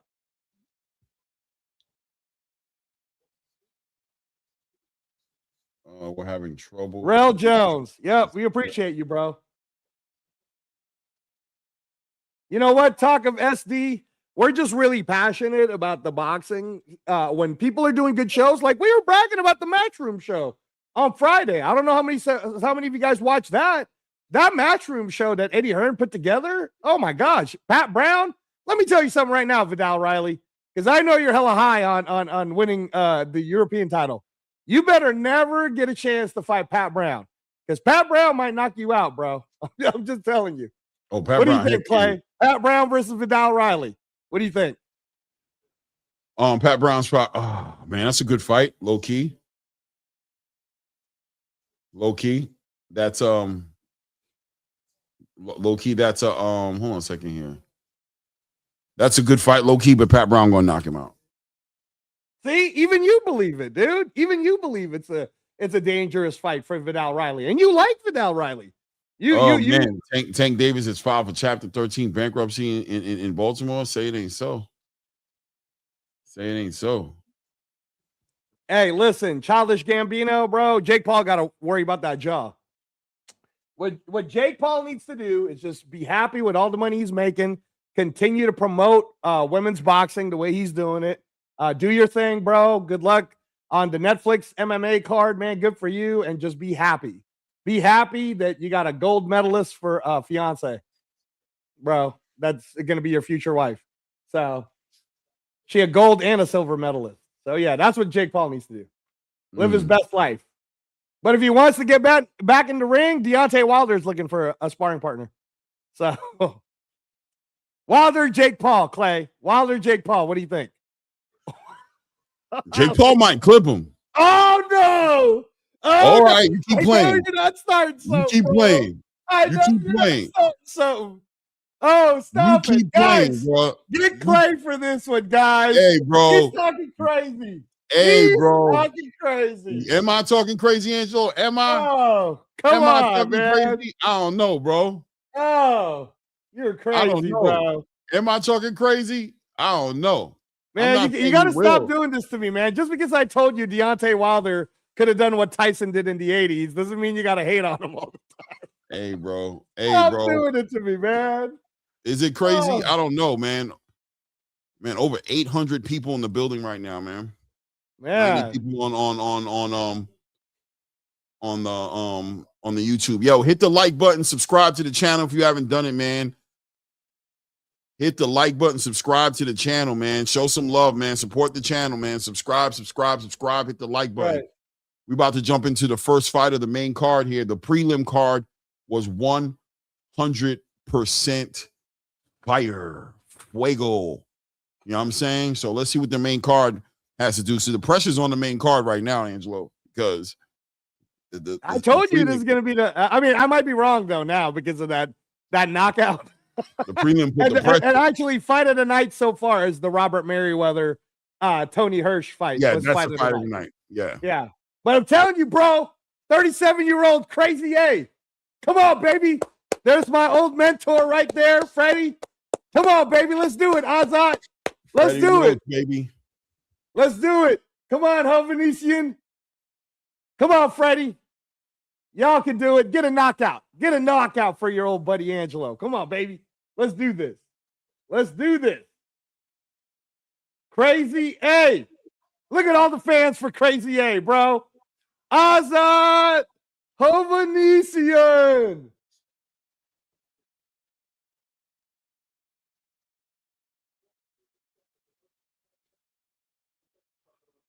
This is the fight that you called to be the fight of the night, man. So I think so, bro. They're gonna go crazy because Baez got to go after him, dude. Baez can't be boxing, all right. And Azat, he only knows one gear, bro. He knows that KO gear is what he goes for. For you guys who know, right, man, we got Azat Hovenesian got knocked out in a fight of the year in 2023. Crazy fight between him and Luis Neri. Eduardo Baez steps right to him, man, stabbing him in the body right there, man. Working behind that jab. Hovenesian taking his time. Good work right there. Hovenesian with a good lead hand right there. Doubles up on that lead hand, straight right hand to the body, straight right hand over that lead hand. Hovenesian active. Good work. Hovenesian telegraph a crazy left uppercut, man. He's telegraphing his shots, man. Good work. Got Baez right down the middle right there with the 1-2. There we go. Changing level. Stab him to the body. Straight right hand to the body. Hovenesian looks like he's kind of like not caring. Just kind of waiting on something. There we go. Shoots that straight lead hand. Rips the right hand to the body from Hovenesian. Hovenesian kind of telegraphing them left hands, man. Big right hands to the body by Hovenesian. Good short left hooks from Eduardo Baez. 1-2 right down the middle. Hovenesian says, come on, bro. Is that what you got? Those on my gloves, baby. Let's go. Good work. Tied up right there as the referee separates him. Just past the 2-minute mark here in the first round. This one right here is a 10 round, ladies and gentlemen. Big overhand right telegraph by Hovenesian.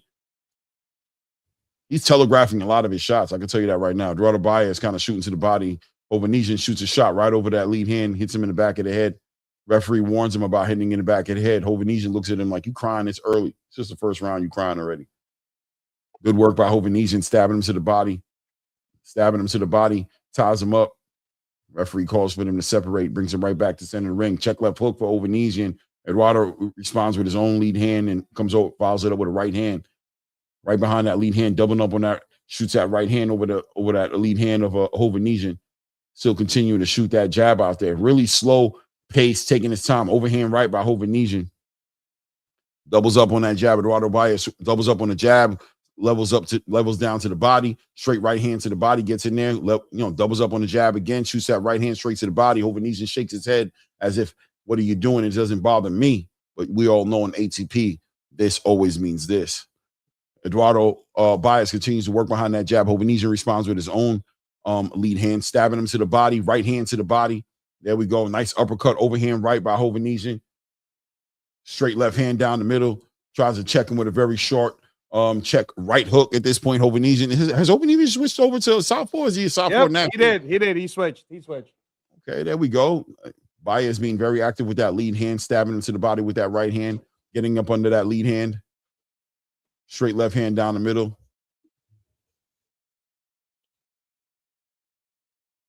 Rips that right hand to the body. Ooh, David Baez, Eduardo Baez tries to come over with a crazy looping overhand right. End of that first round, got to give it to Baez. Hovhanisian was doing some good work in there too, though. I'm gonna give it to Baez. I thought he was more active. Yeah. You know, you have to give it to Baez, even though Hovhanisian was blocking a lot of those shots. Let me tell you something, man. Hovhanisian is giving you that MMA energy, bro. He's like Max Holloway. Like, that didn't hurt me, man. Let's go. let's do some. Why you stop? Why you keep doing it? I just saw somebody get knocked out of the year, and I don't want my 50 grand going nowhere. Toe to toe. Let's give him a show. Come on now. Eduardo Baez, guys, 25 wins, 7 losses. 8 crazy A. Hovhanisian, 22 wins, 6 losses. But man, 6 of those losses were all against world champion level fighters, though, man. So, ooh-wee. Good card. So Matt too said, hold up. At 9:18, he said, Prelim's not supposed to be that lit. Super different. Oh, Zupa is different. Top of the second round right now. Baez continues to stay active with that lead hand here. Let's see the adjustments that Hovhanisian made. He actually, looked like he took off that first round a little bit just to kind of process some data. Let's see if he can take it up a notch. Good work by Baez, man. Good lead hand, straight right hand to the body. Hovhanisian taking his time. Good work by Baez, man. Big overhand right, big right hand to the body, bit overhand right again. Getting up underneath that high guard of Hovhanisian, ripping left hands to the body right there. There we go. Hovhanisian shooting that left hand. Hey, let me tell you something right now, Clay. I think Hovhanisian pulled his bicep muscle on the left hand. Yeah. Look at his left bicep. I think so too. Yeah, look at his left bicep. And he was looking at it too. He might have hurt himself before he got even in the ring. Big overhand right from Baez. Hovhanisian working behind that jab. We'll see what that works out for Hovhanisian if that left hand is really hurt. Yeah, it looks like he pulled the muscle, bro. Right hand. Ooh, nice right hand right up underneath the arm when he shot that lead hand. Baez came right up under there with his own right hand, right up underneath that. Big right hand by Baez. Big right hand. Big right hand hits him over the top of the head, rips the left hand to the body, left uppercut up the middle, trying to rip up the guard. But when he rips his own left hand down, he looks like he is hurt. Looks like the left arm is hurt, but he's still throwing it. But it does look like it's kind of hurt. Yeah, it looks like he pulled it, bro. If you take a good close look at it, look like he pulled his like bicep muscle, bro. Yeah, he's trying to shake it out. Maybe it's a cramp. Nah, that ain't no cramp, bro. Nah.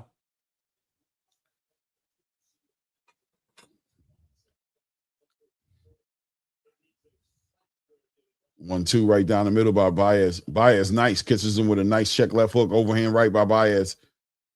Hovhanisian continues to apply that pressure. Yeah, that's a second warning on the back of the head, bro. He might get a point deduction after this.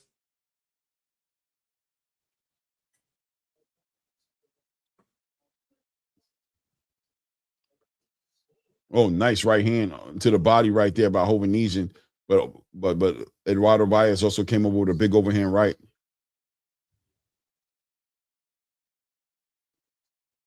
There we go. Nice right hand to the body right there from Eduardo Baez.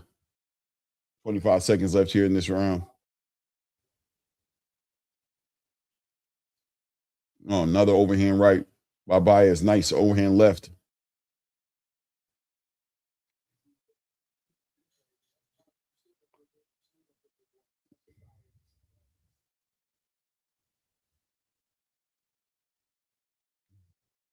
Hovhanisian had to stretch out arm every time he throws that. Yeah, I'm telling you, man. He like pulled his bicep muscle. I'm telling you, you could see it. Like the strain of it, you can kind of see. He messed that arm up for sure, bro. Yeah. Hey, Literary Pharaoh. So the thing about Baez, if you look at his record, is I was telling Clay, this is like the bridesmaid fight, right? Both of these guys have always been to bridesmaid, never been to bride, but they have fought some really high level losses. So this is good matchmaking. This is good matchmaking. Yeah, Crazy A's arm, MR69. Because I ain't gonna say that, bro. I'm not like Clay.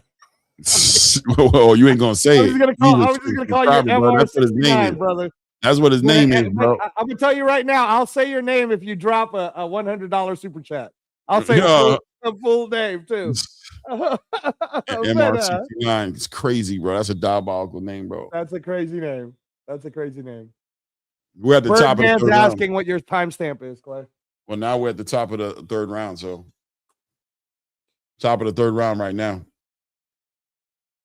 Let's see what Hovhannissian does, man. I don't know how bad the left arm is because I mean, it clearly I believe he is hurt, but he is throwing it.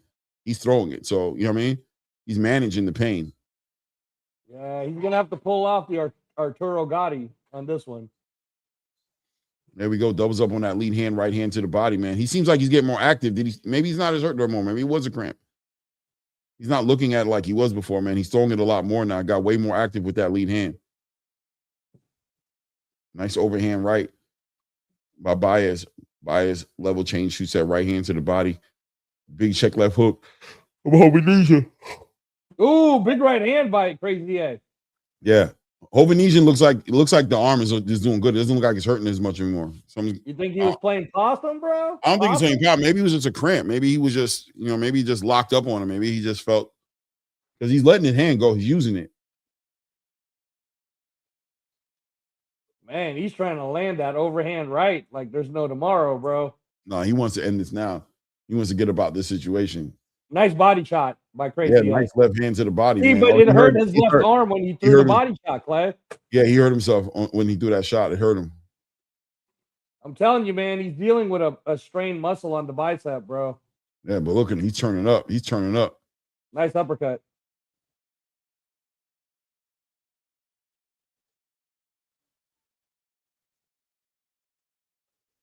Ooh, big right hand by nice. Crazy A. All right, right hand to the body. Got a little low right there on Hovhannissian. Man, you see Crazy A go for the Hadouken? Yeah. Telegraphing the shit out that damn right hand. Oh, nice right hand by Hovhannissian, man. Now he's using that left hand as a measuring stick. Boom, nice. He's winning this round. Yeah, he's winning the round. Crazy A's winning this round. Ooh, nice right hand. Nice right hand. Caught him.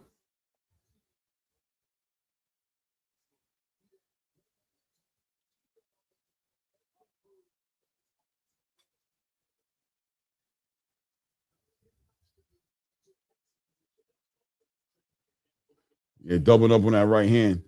Yo, he's using that left hand to the best of his ability. Whatever that left hand's got in it, he's using it. He's not, you know what I mean? Whatever it is that's in that left hand, he's using it, bro. Whether it's to frame you up, whether it's to, you know what I mean, line you up, get the range down, whether it's a whatever it is, he's using it, bro.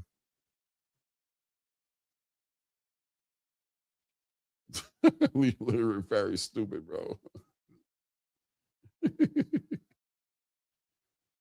Nice work by Baez right there.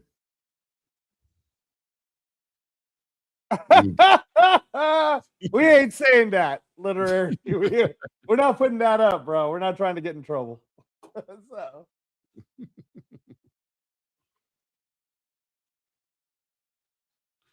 You got 2-0 Baez. I got it 1. I got it 2-1. Yeah, I got a 2-1. I got a 2-1. 2-1 Baez. Yeah, he has a 2-0. He's behind around. Oh, 3-0. He says 3-0 Baez. Oh, you got 3-0? No. I got a 2-1. I gave it to Crazy A. Yeah. Shout out to everybody in the building. 80 plus people in the building. Hit the like button. Subscribe to the channel if you haven't done so, yo. Subscribe to the channel. Hit the like button. Thumbs up for the channel, man. Shout out to everybody in the building. 796 people watching with us one way or another, man. We appreciate you.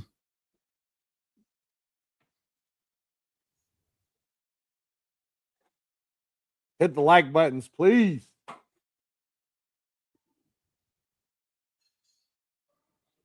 No doubt, Bones. I appreciate you, brother. Thank you, man. Top of the fourth, y'all.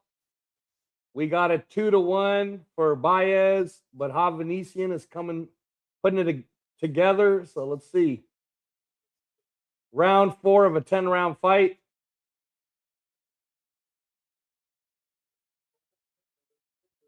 Havanesian's really trying to land that big right hand, bro. Yeah, but he's using that left hand. It looks like it's hurting him from time to time. You know what I'm trying to say?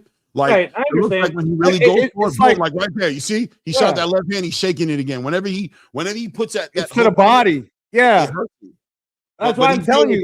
He pulled the bicep muscle, bro. He pulled it because it's like when he's jabbing, when he's shooting that, when he's using that as a jab, it's not hurting him.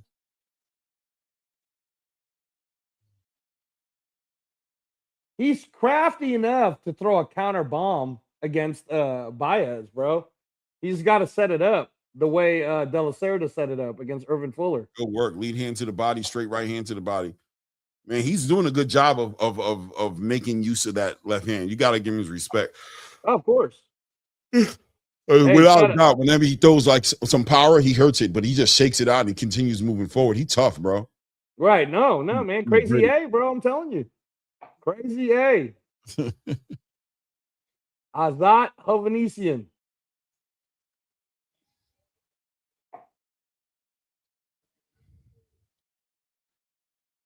Yo, he is.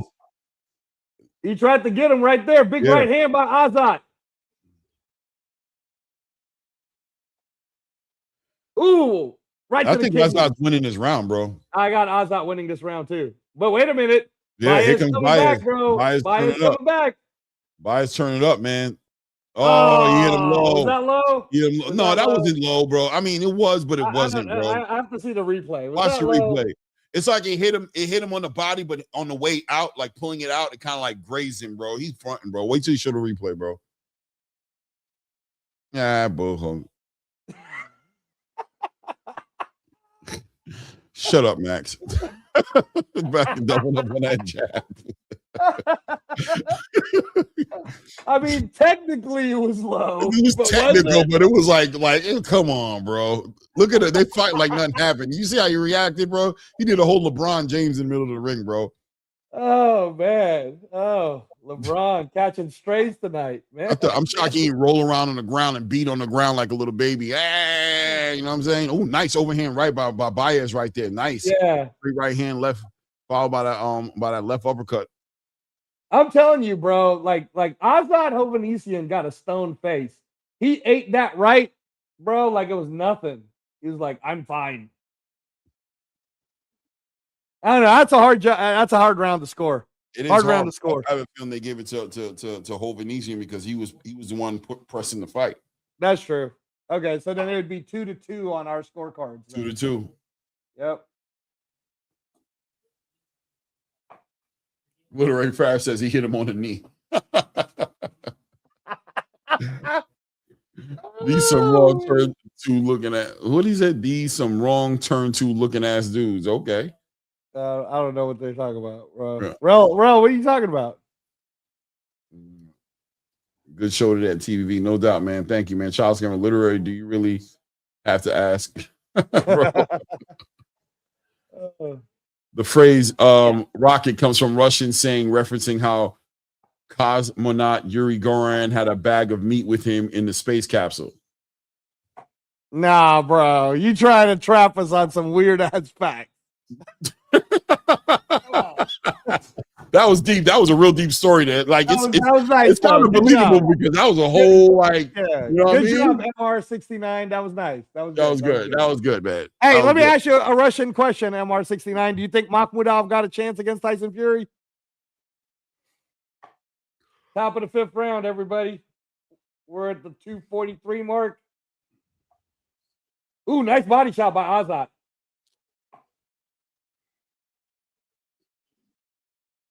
Azat Havanesian wearing the white gloves and the black trunks. Oh, nice right hand. Clay, nice right hand by Azat. Another right hand. Nice right hand by Baez. Nice right hand by Havanesian again. Ooh, nice. Walked him into an uppercut. Man, this is getting hot, bro. This is getting hot. Look, Birdman said, look. Yeah, no, bro. Birdman, go look up Burn versus Krolla's knockout. That's a knockout of the year, Birdman. I'm telling you, hit it right on the head, bro. Sleep. Birdman, you ain't seen the Krolla over Burn sleep. knockout from Friday, bro. That dude was shivering on the ground. Shout out to everybody in the building. Hit the like button, subscribe to the channel, man.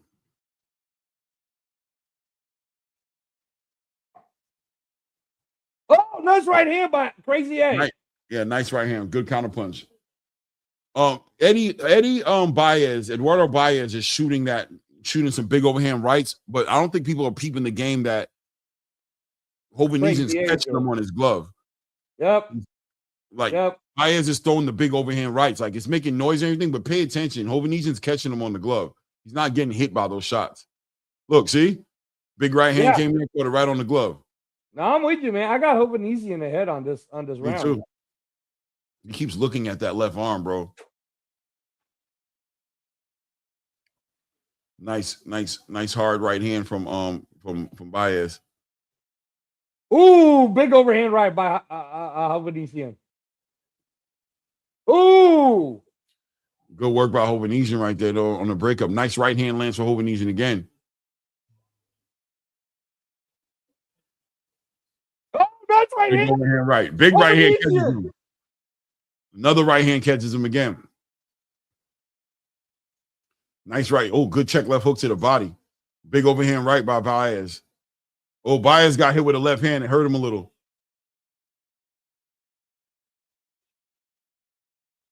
Peace of God with the $2. I appreciate you, man. It says, thank you, fellas. Good show. I appreciate y'all. Appreciate you, man. Thank you, man. Hey, thank you, Peace of God. Big right hand by Hovhannissian. Bro, I got Hovhannissian winning that round, bro. And so do I. I got a 3-2 for Hovhannissian. Crazy A's ahead on my scorecards. Chat, put down your scorecards on the chat.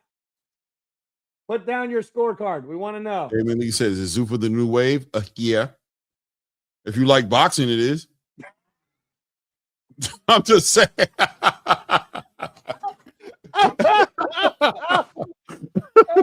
If you like some other stuff, I don't know. It might not be for you, bro. Trust me, there's a lot of fans out here that's on some weird energy, bro. They ain't really into boxing, bro.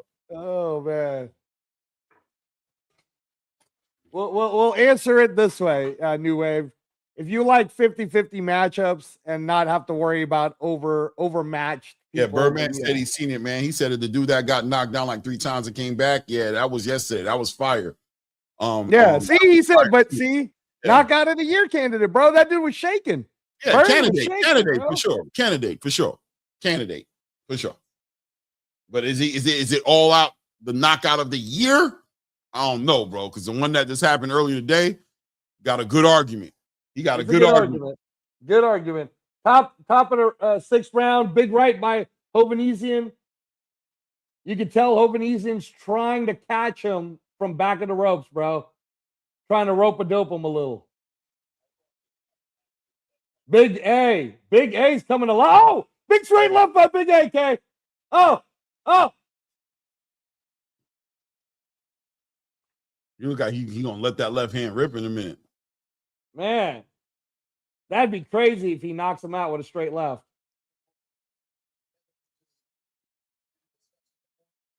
There you go. Grab him in a guillotine. Yo, Hovhannissian is showing how Hovhannissian is showing so much heart and grit, bro. Because I know that left arm, the way he's using the left arm, using it, doubling up on that. I know he's in pain, bro. I know he's in pain. Yeah. But sometimes, man, when you're that old, you just got to grit it out. Right.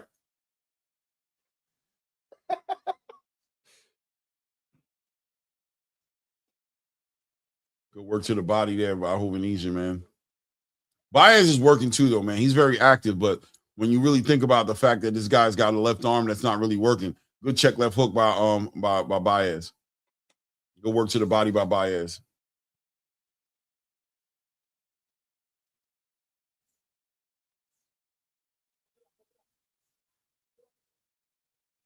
Good work by Hovhannissian. Good score. Good overhand right by Hovhannissian.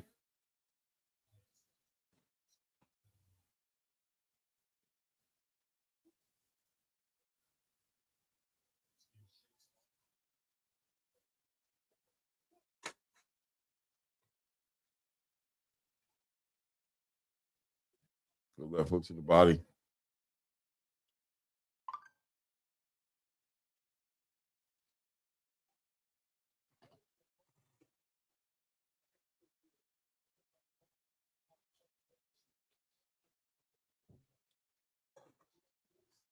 Good work right there by Baez, man. With that lead hand, comes over the top with that right hand. Hovhannissian says, come on, man.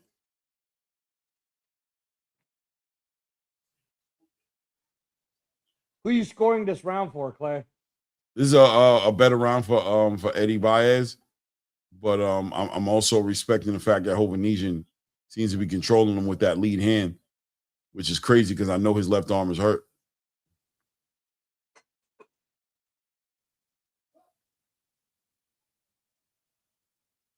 And I'm telling, bro, crazy A Hovhannissian, bro. He's like a zombie. He's literally like a zombie, bro. Big overhand right lands for a Hovhannissian. I think he won that round, bro. Think so? All right. So we just finished the 6th round, Literary Pharaoh. So we got 4-2 for Hovhannissian. That's our score right now, right, Clay? 4-2? 4-2. Yeah, I think Hovhannissian's been winning every last round. Yo, shout out to everybody in the building, man. Hit the like button, subscribe to the channel if you haven't done it. 87 people in the building, man. Appreciate y'all. Thank y'all in advance, man. Literary Pharaoh has it 3-4, okay? I mean 3-3, sorry. 3-3, I'm tripping. 3-3.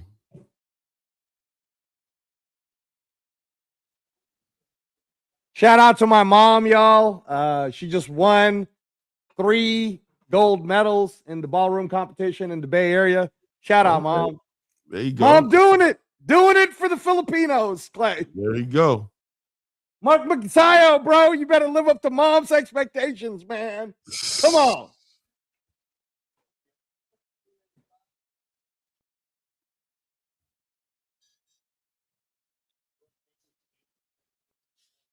In the famous words of Tito Trinidad, Clay, 3 gold medals. 3 gold medals.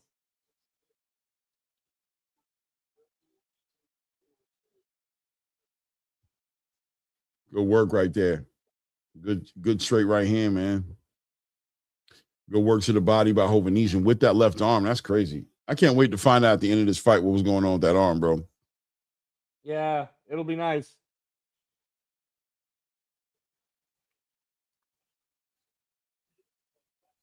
Hey, thanks, guys. Thanks, Literary Pharaoh. Appreciate you. Childish Gambino. Hey, appreciate you, Childish Gambino. Thank you, bro. Vallejo, Vallejo. Okay, first of all, bro, you screwing it up. Vallejo is in the Bay Area. It's the town that E40 came from. All right. So Vallejo is a city. And her HER is also from Vallejo. Secondly, Kuya is the Filipino word for big brother. Okay. So oftentimes I'm called Kuya because my ass is old, bro. So. Okay. I just look young. I'm really 152, but man, he Cuban. Oh, nice right hand. Walked him into that right hand right there. Oh. Yeah, you know what? MR69. I'm wondering what Skipper Kelp has too, bro. They haven't shown it. Yeah, that's interesting. He hasn't shown the scorecard. Man, Skip, stop cheating, bro. Tell us what your scorecard is. Yeah.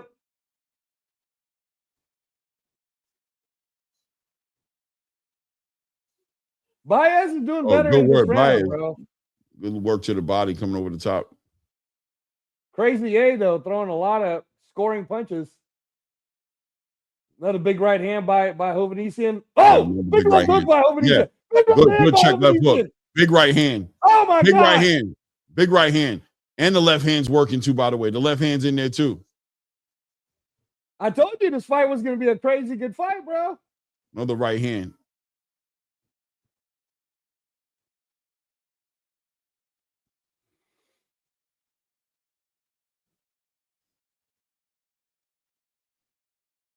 Man, Baez got a chin on him.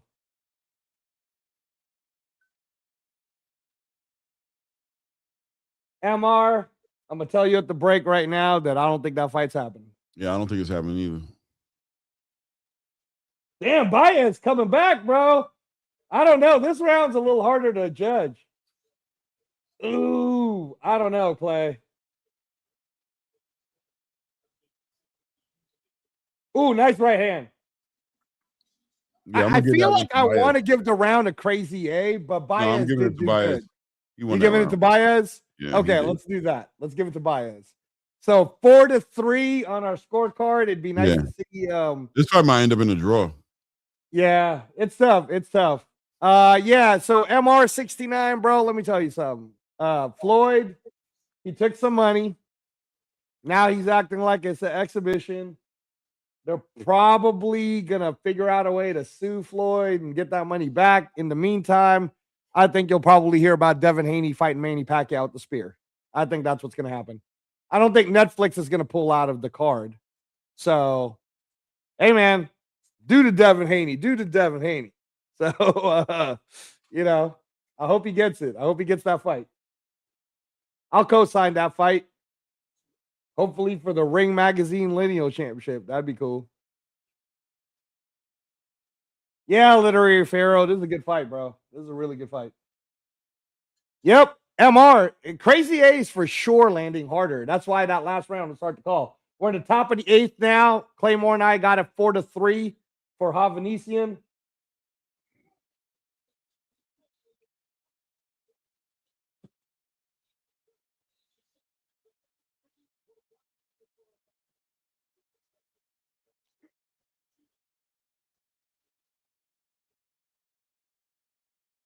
Skipper Kelp, I guess. I don't know. His card is close too. Big right hand by Havanesian.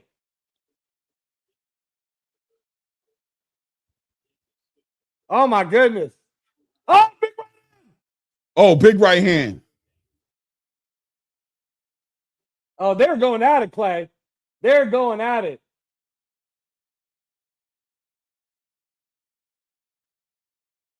Two minutes to go in round 8. They're going at it.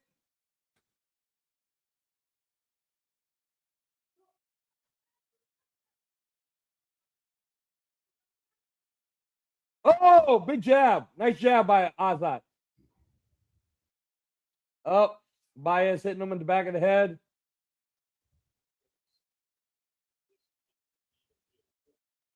Oh, nice. Now 1-2. Nice. 1-2 by Baez. Baez caught him with a good night 1-2, man. Looks like it hurt him a little bit. Yeah, no, it definitely hurt Azad for sure. Ooh, nice body shot by Azad. Man, they're just throwing. Getting a little Wilder Chisora-ish right now. Yeah, wrestling match. Yeah, Curtis. They going for it, bro. They going for it, Curtis.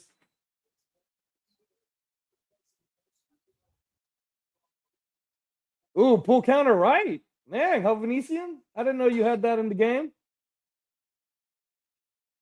Oh, nice left hook by Baez. Man, Baez has landed a lot of punches, Clay. Yeah, Baez is opening up on this round. Go work. Oh, big right hand by Havanesian. Oh, I don't know. 25 seconds left, Clay. Big right hand by Crazy A. Big right hand by Baez.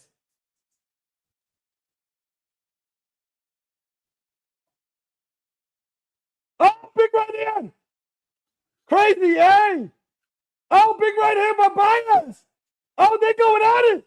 Toe to toe, Max Holloway style, bro. Oh my gosh. Oh my god. That's a hard round to fucking score. Oh bro. my god, that was a hard round to judge. Ah, I don't know, bro. What do you got? It just feels like Crazy A's is imposing his will. Yeah. That's what it feels like. So you'd have it 5-3. You got a 5-3 for Crazy A, or you think it's 4-4? I think I'm gonna. Damn, bro. That was a hard round, bro. Feels like A is imposing his will, bro. I don't know, bro. Yeah, I haven't seen the Skipper Kelp score either. So Literary Affairs says 4-4.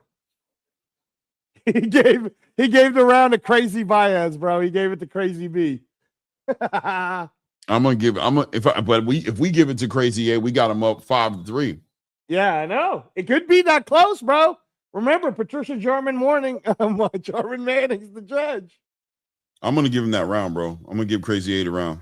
All right, 5-3 then. We got 5-3 right now, y'all. Good work, Max Baez. Holloway, Alvanesian, taking some punches from Baez. Baez starting off round 9, winning the Baez round. is taking, he's doing a good job. It looks like Hovhanessian's taking the round off, low key. Maybe. We'll see. Good work to the body by Hovhanessian, man. He's working that body right now. Yeah. Ooh, he tried to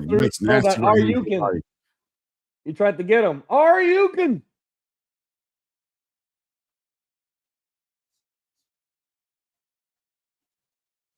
Oh, nice overhand right. Nice check left hook. Big right by Crazy A.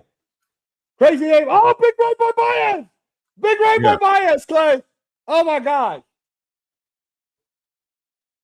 Oh, my gosh. They're just trading rights. They're trading rights like they ain't got no left, Clay. Oh, my goodness.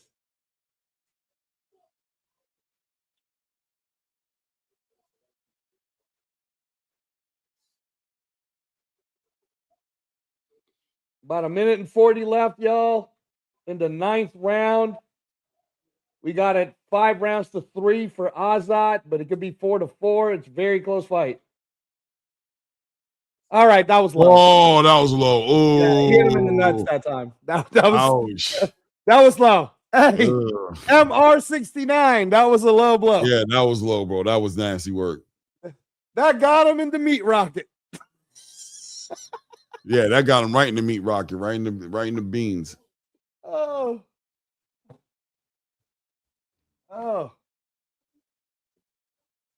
Switching my hat to the Las Vegas Raiders hat, guys. You know, shout out to my Vegas Raiders. Yeah, that was low, Curtis. That was low. Big right hand. Big right hand by Azat.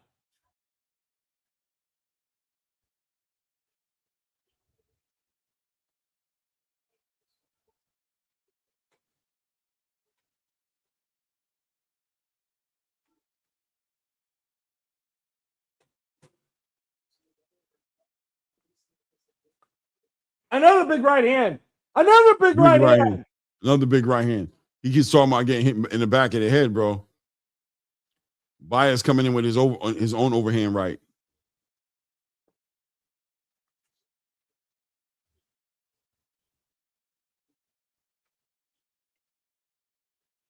Big uppercut by Azat, bro.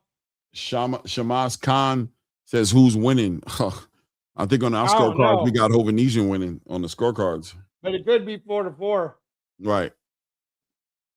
Man, he walks in there with a nice left uppercut. Nice right hand. Big right hand by Baez.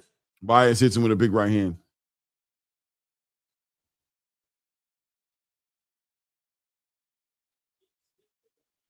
Yeah. Man, this is tough to judge again, bro. But I got to give it to Azat. See, that's, man, Clay. What do you got now? Yeah, I gave Azat that round. 6-3, bro. But it could be closer than that, guys. Well, I can tell you this. Hovhanessian should be trying to win this last round without a doubt. Right. Even though I think he's winning, but this is close enough to where it could literally be getting ready to run into a draw situation. Yep. MR69 got a 5-4 for Azat. Mm-hmm. I told you this fight would be a good fight, though. Mm-hmm. I will say it's still not as good as Merriweather versus Tony Hirsch, but depends on how this ends.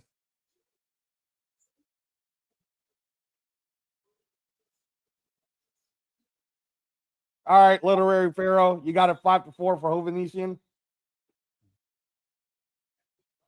Curtis Robertson is 6'3". I don't know for who, though. Yeah, who do you have it for, Curtis? Azat, like us?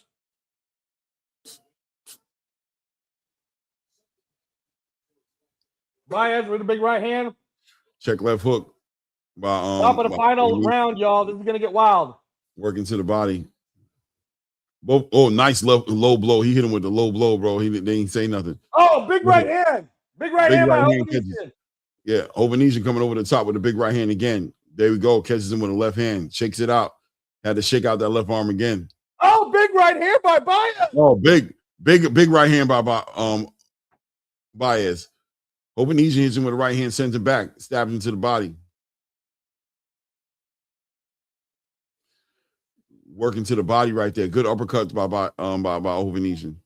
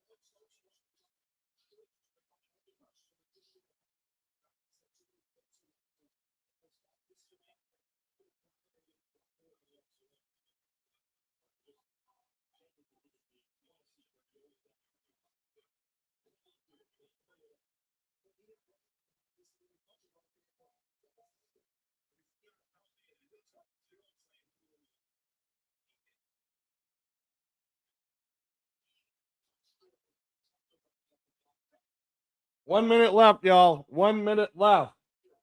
Super exciting. They're just going toe to toe.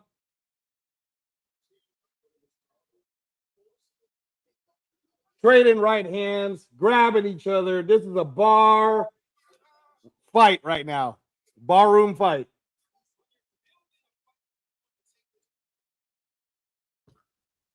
Oh, look at that. Azat's like, let's do the Max Holloway, bro. Yeah, why you running? Why you running? Why you running? See, that looks good for the judges when you got those close rounds. Y'all way behind. Who's way behind? We're at the 20-second mark of the final round. Big right hand by Ovanesian. Yeah. Another big right. Another big right hand. Another big right hand with a left hand. Working to the body right there. Ovanesian putting that pressure on him. Ovanesian just took this round, bro. Yeah, I got it for Ovanesian. I find it hard not to give him this fight. Yeah, man. 7-3 on our scorecards for Ovanesian. But you know what? Patricia Morris-Jarman did give a draw. I don't even know how she could. I don't even know how she could do that with the pressure that this dude is putting on this dude. This seems like the kind of round that she would give to Ovanesian. We're about to find out, everybody.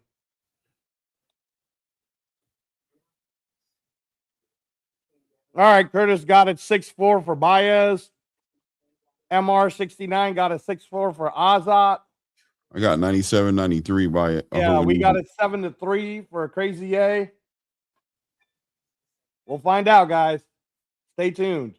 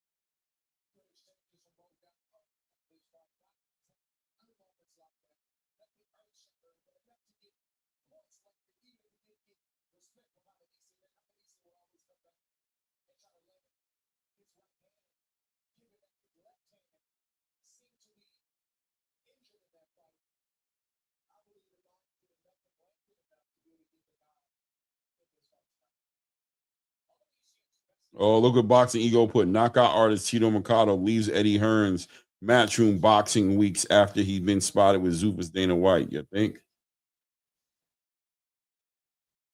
Look, guys. You see Dana with Tito Mercado?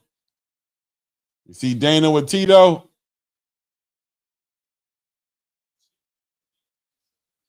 You see it?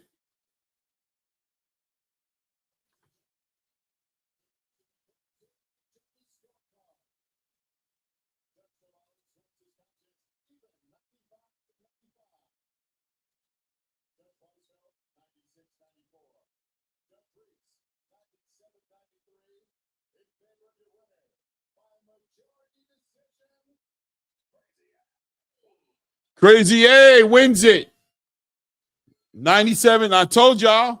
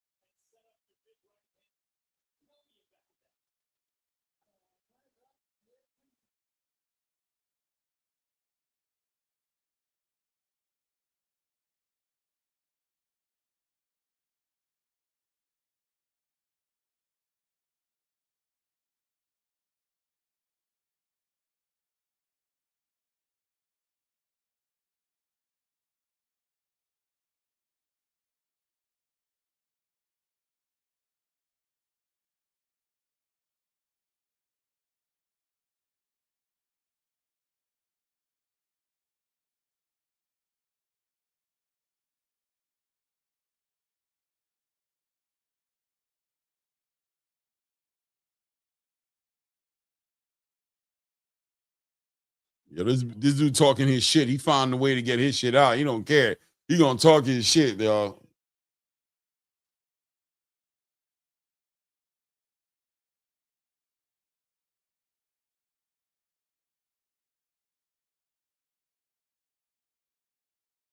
I had 97, 93. We had 97, 93 over here, bro. Yep. Yeah. Just again, goes to show you that you probably want to listen to ATP Combat Media judging. Most of the time we right, y'all. Most of the time we right. 97, 93. People Baez was upset, man. He felt like he was he did enough, man. I'm sorry, Baez. You didn't.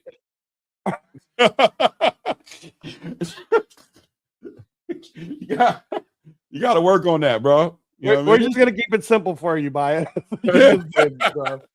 Sorry, bro.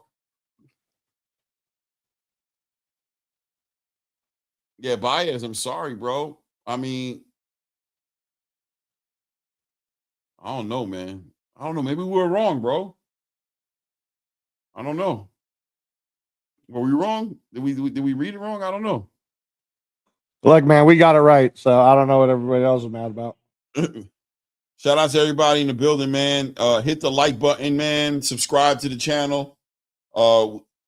It's been a long day, man. Going on 8 hours, man. We called 2 cards today.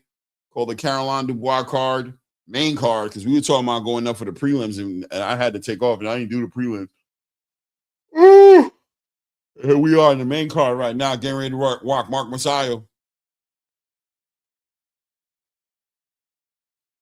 Mark Masayo.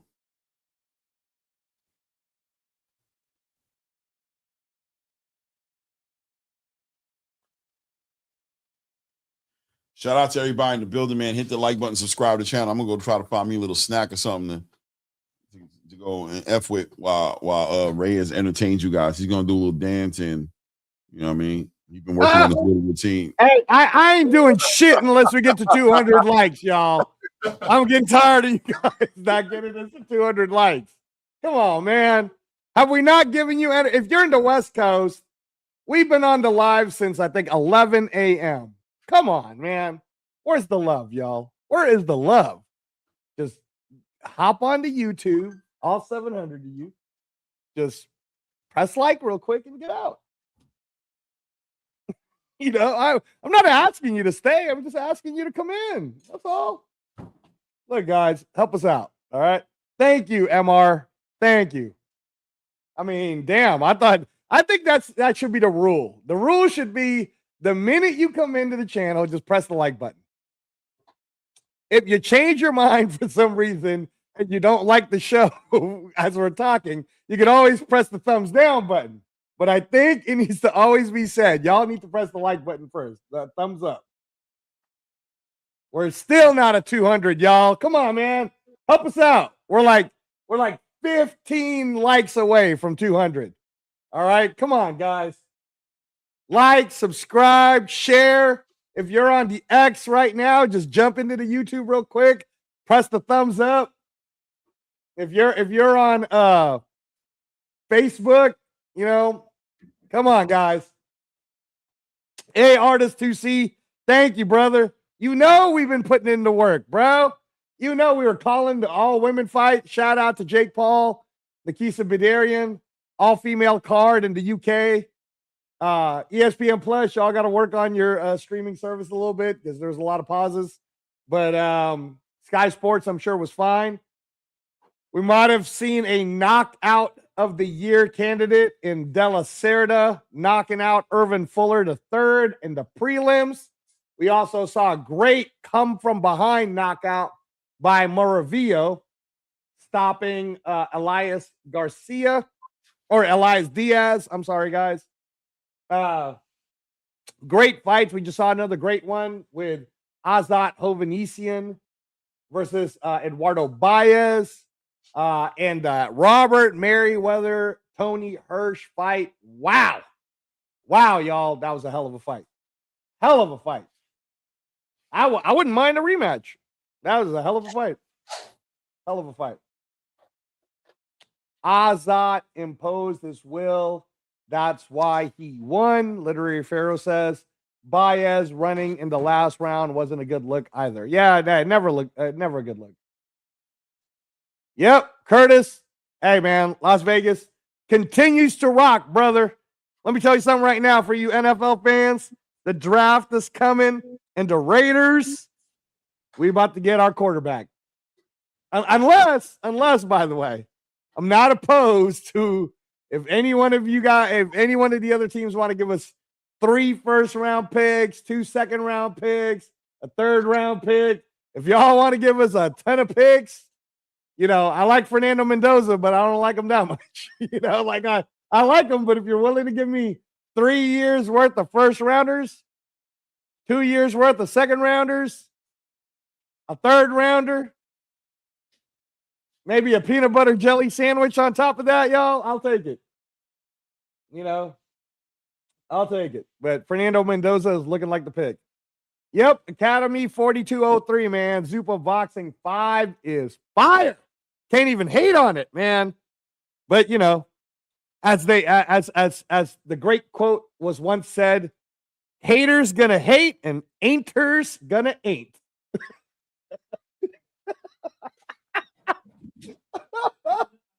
Oh man. Oh, Fernando Mania, low key.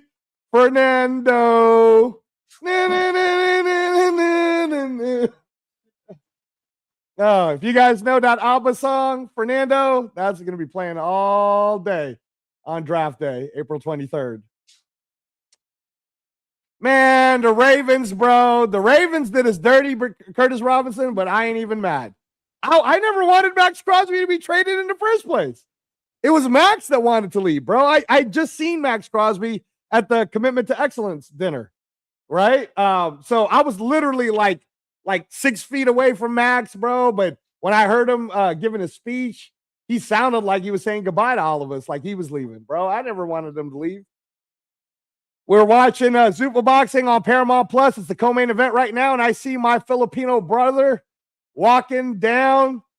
Magnifico, Mark Magsayo, former world champion, making his 135 debut.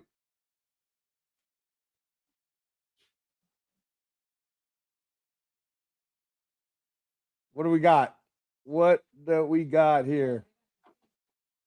All right. I like this. Yeah, literary pharaoh, bro. When everybody's talking about the Raiders, the NFL's in a good place, bro.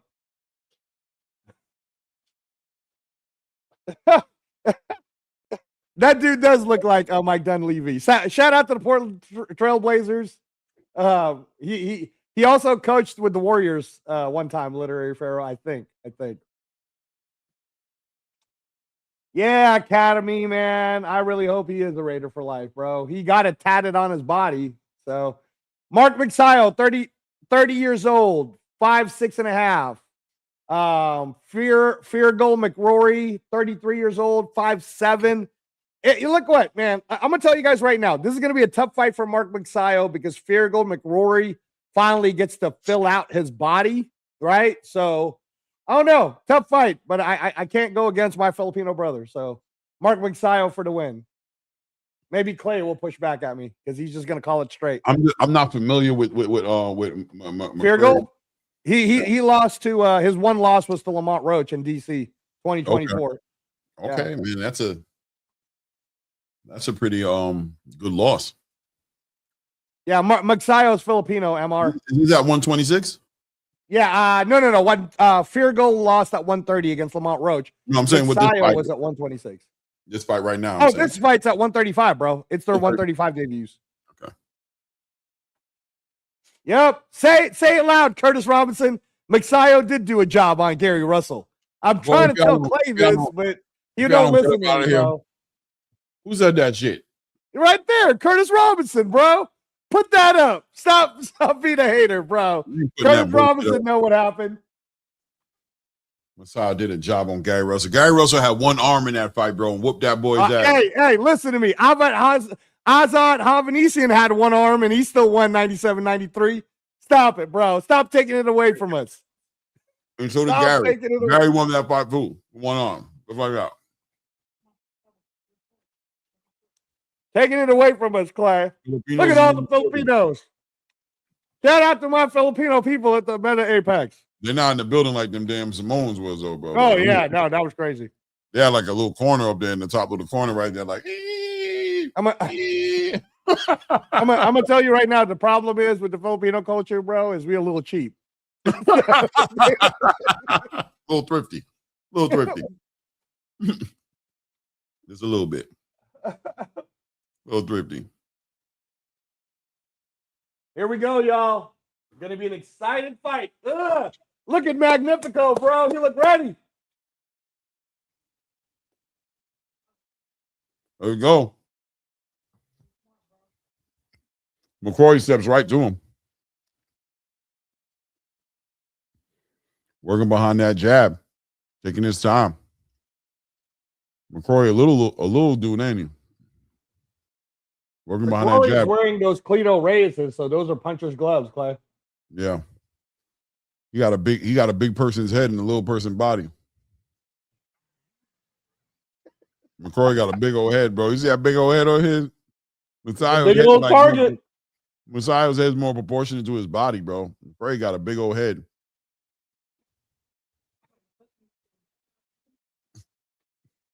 Oh,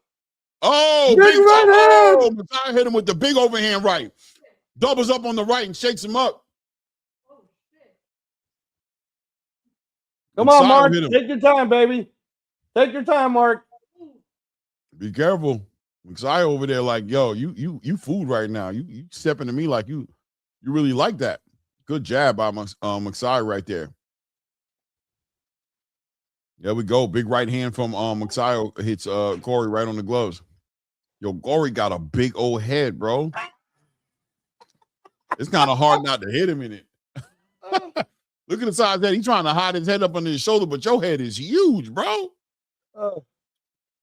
I like how McSio's keeping his right hand up so that McCrory can't just sneak in that left.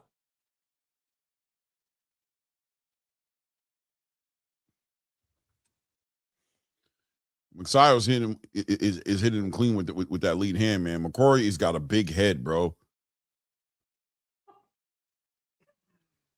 I don't know, man. Oh, nice body shot by McSio. Nice body shot right to the body. Yeah. If there's one statistical thing that Claymore Rain is telling you guys listening to the ATP Combat Media right now is that McCrory's got a big old head. Just remember that. Head. Big old head. For sure. And I'm just saying that in straight up boxing, bro, just to say that there's a lot of head to get punched in. Big right hand hits McCrory on the way in again.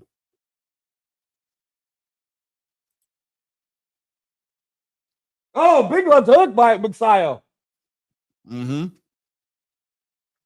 Man, I like Magnifico. Oh, nice little sidestep there. McSio. Yeah, straight left hand from McCrory though hits McSio too.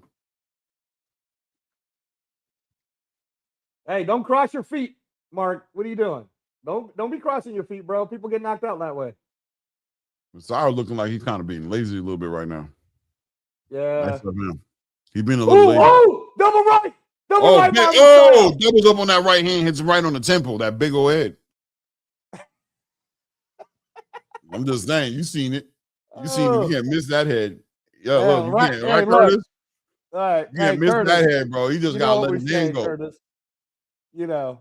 Hey, look, 1-0 McSio, but I agree, Clay. I don't know if McSio lost a little steam in the back half or something, or maybe he ate a little too much lumpia. I'm not sure, bro.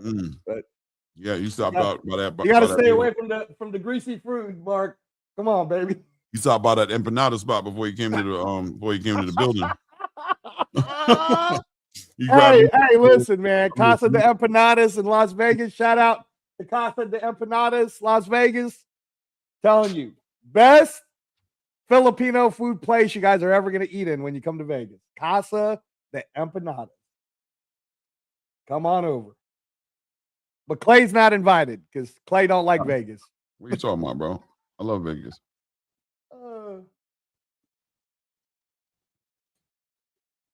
Add me live. Incline all day. Add me live. What does that mean? I have no idea. AD me live? I don't know what that means. Add me live. AD me live. Subscribe to the channel, bro. All right, top of the second round. Talk about that later, bro. Subscribe to the channel, bro. Nice uppercut by McCrory. Oh, McCrory getting active. He getting active. Yeah. You said the best defense is an offense. Yeah. Well, that's about the only thing he could do, bro. You know what McCrory looked like? A Simpsons character, bro. Am I wrong? Hey, that big old head. Yeah, he do. Like a big old cartoon character. Oh, big left hand by McCrory. Oh, my God. Hey, Mark. Oh, big right hand by McCrory. Hey, Mark, bro, slow down, Mark. Oh, no, Mark's trying to get in a firefight, Clay. This is not a good idea, bro.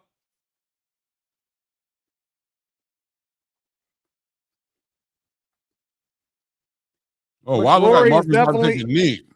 Yeah, I don't know. Low. He was like ducking low, but McCrory's big head is definitely imposing its will on yes, bro. He's leaning on him with the big head, bro. Oh, big left hand by McCrory. Yeah, another big left hand. Messiah's hurt, bro. Yeah, Messiah's hurt. He got hit with two big left hands, man. Come on, Mark. Corey looking like damn crocodile hunter, looking like a damn crocodile Dundee, big old head, walking him down, bro. Like, nice right hand to the body. Oh, uppercut by McCrory. Oh my God! Yeah, Mark Messiah's hurt. Everybody. Yeah, Mark Messiah is I don't know what's going on, but he seems heavy. You know what I mean? In his feet, like he doesn't seem like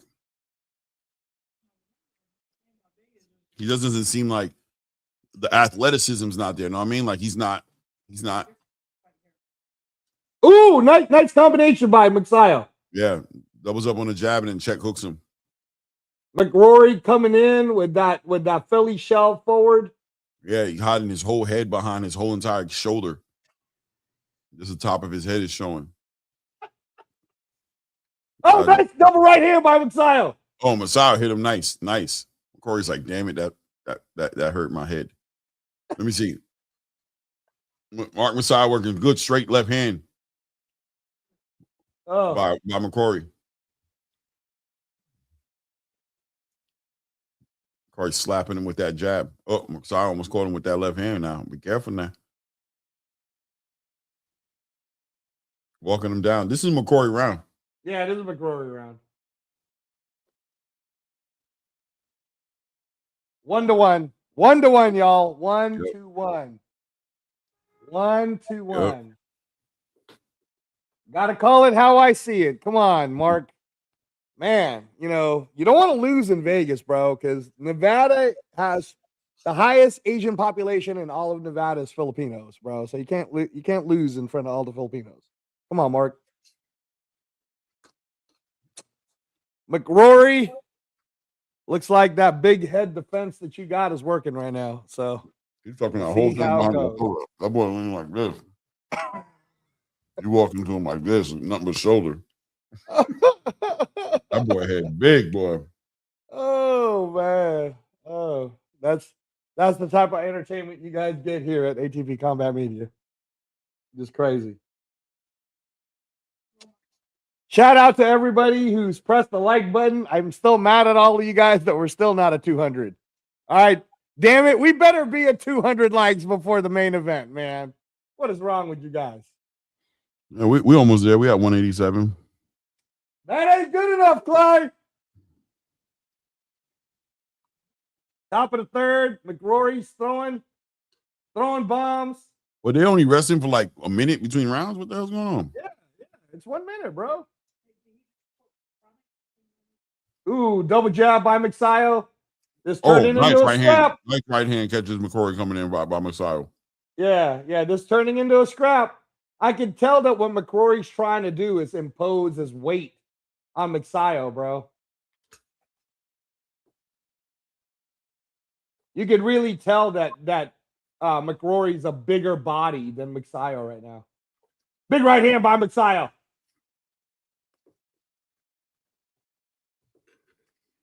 All right. Messiah doing a lot of moving, a lot of shimmy sham. Ooh, body shot by McCrory. Body shot by Messiah. Yeah. Oh, Messiah ripping. He's ripping. McCrory ripping too, though. Damn, man. They really throw. They're really throwing.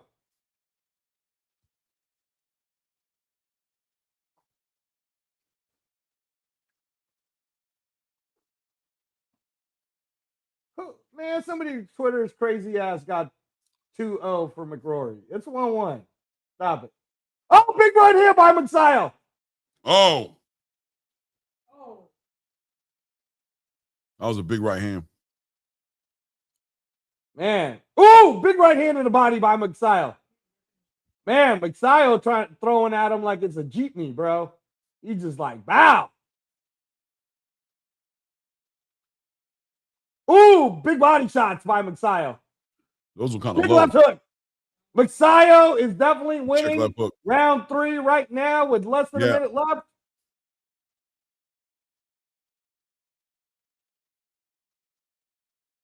Oh, McCrory. Oh, nice defensive movements by Messiah, bro. Yeah. Good job. Messiah winning the round. Yeah, he is. As long as he's big right hook by McCrory, bro. Nice check right hook. Nice straight left hand down the middle. McCrory coming at him like a Simpsons character, and Messiah is just singing at him karaoke style. Nah. Ooh, big right by. Well, there we go, Messiah. 10 seconds left. Big right hand by Messiah to the body. Big left hook by Messiah. Kind of low. Big right hook over the top. Big left hook, over the top. Messiah round, baby. 2-1. Yeah. Messiah round 2-1. Akeem, let me tell you what Irvin Fuller did. He face planted himself, bro. That's what Irvin Fuller Crazy. did. Planted. Knockout of the year is what Clay says. Knockout of the year. Yo, that boy, De La Cerda planted him like a damn seed in the garden, bro. Put that dude in the dirt. Pour water on that dude, man.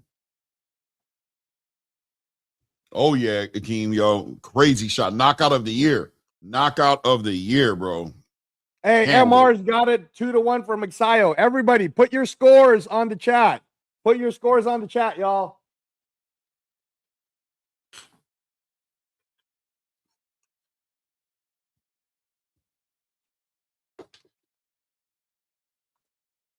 Academy got 2-1 for Mixayo.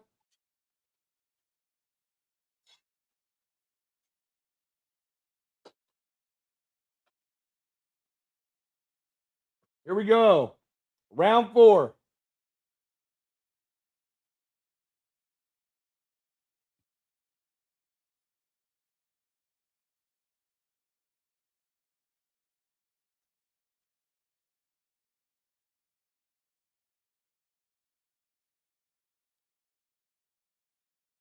Mixayo is definitely moving around in boxing. The question is, will he have the conditioning to be able to keep it up for 10 rounds, Clay? Because we're already at round 4. So a lot of movement. A lot of moving, man.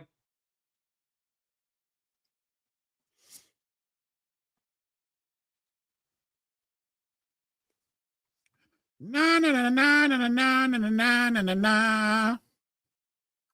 Ooh, Mixayo, bro. Double right. Big right hand by Mixayo. Man, Feargal McRory got a chin on him, bro. Jesus. Wow.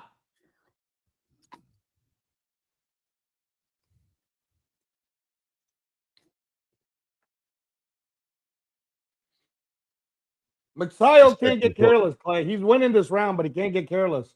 It's a competitive round. I ain't giving the round completely yet, man, because I think McCrory's doing a good job of counterpunching, and he's very active with that jab. Mixayo's still like looking, kind of looking for the big shot still. Look at that. He's just like trying to shoot that big overhand right and hit that body. Look at that check right hook, straight left hand down the middle. McCrory. I'll tell you that two things can be true at the same time, Clay. One of it is that Mixayo nice left hook to the body. Beautiful. Yeah, beautiful. Mixayo doesn't really carry the power at 135, and McCrory got a hell of a chin. And those two combinations are a bad combination for Mixayo tonight. Yeah, he's used to being a little bit more of a threat. Yeah. Oh, nice left hook, nice straight left hand to the body by McCrory. McCrory got that big old head, man. Jeez, look at the size of his head comparison to Mixayo's head, bro. He got a big head, bro. Yeah, bro. It's a big head. He tough, bro. Oh, big right hand knocks him back. I think he just got caught off guard a little bit. Come on, baby. Filipino power. Come on, baby. Yeah, this is a big moment right here for Mark Mixayo. But he's stumbling forward a little bit, man. I ain't gonna lie. I think he's hurt a little bit. Big right hand. Come on, Mixayo. Come on, baby. Boom! Another big right hand by Mixayo. Big right hand by Mixayo. Oh, another big right hand. Get him. That big old head. That big old head. Oh, he hurt. He hurt. That's the end of the round. Oh, Lord, child. Bro, let me tell you something right now, McCrory. You about to go night-night, bro. You about to go night-night. Oh, Mixayo, baby.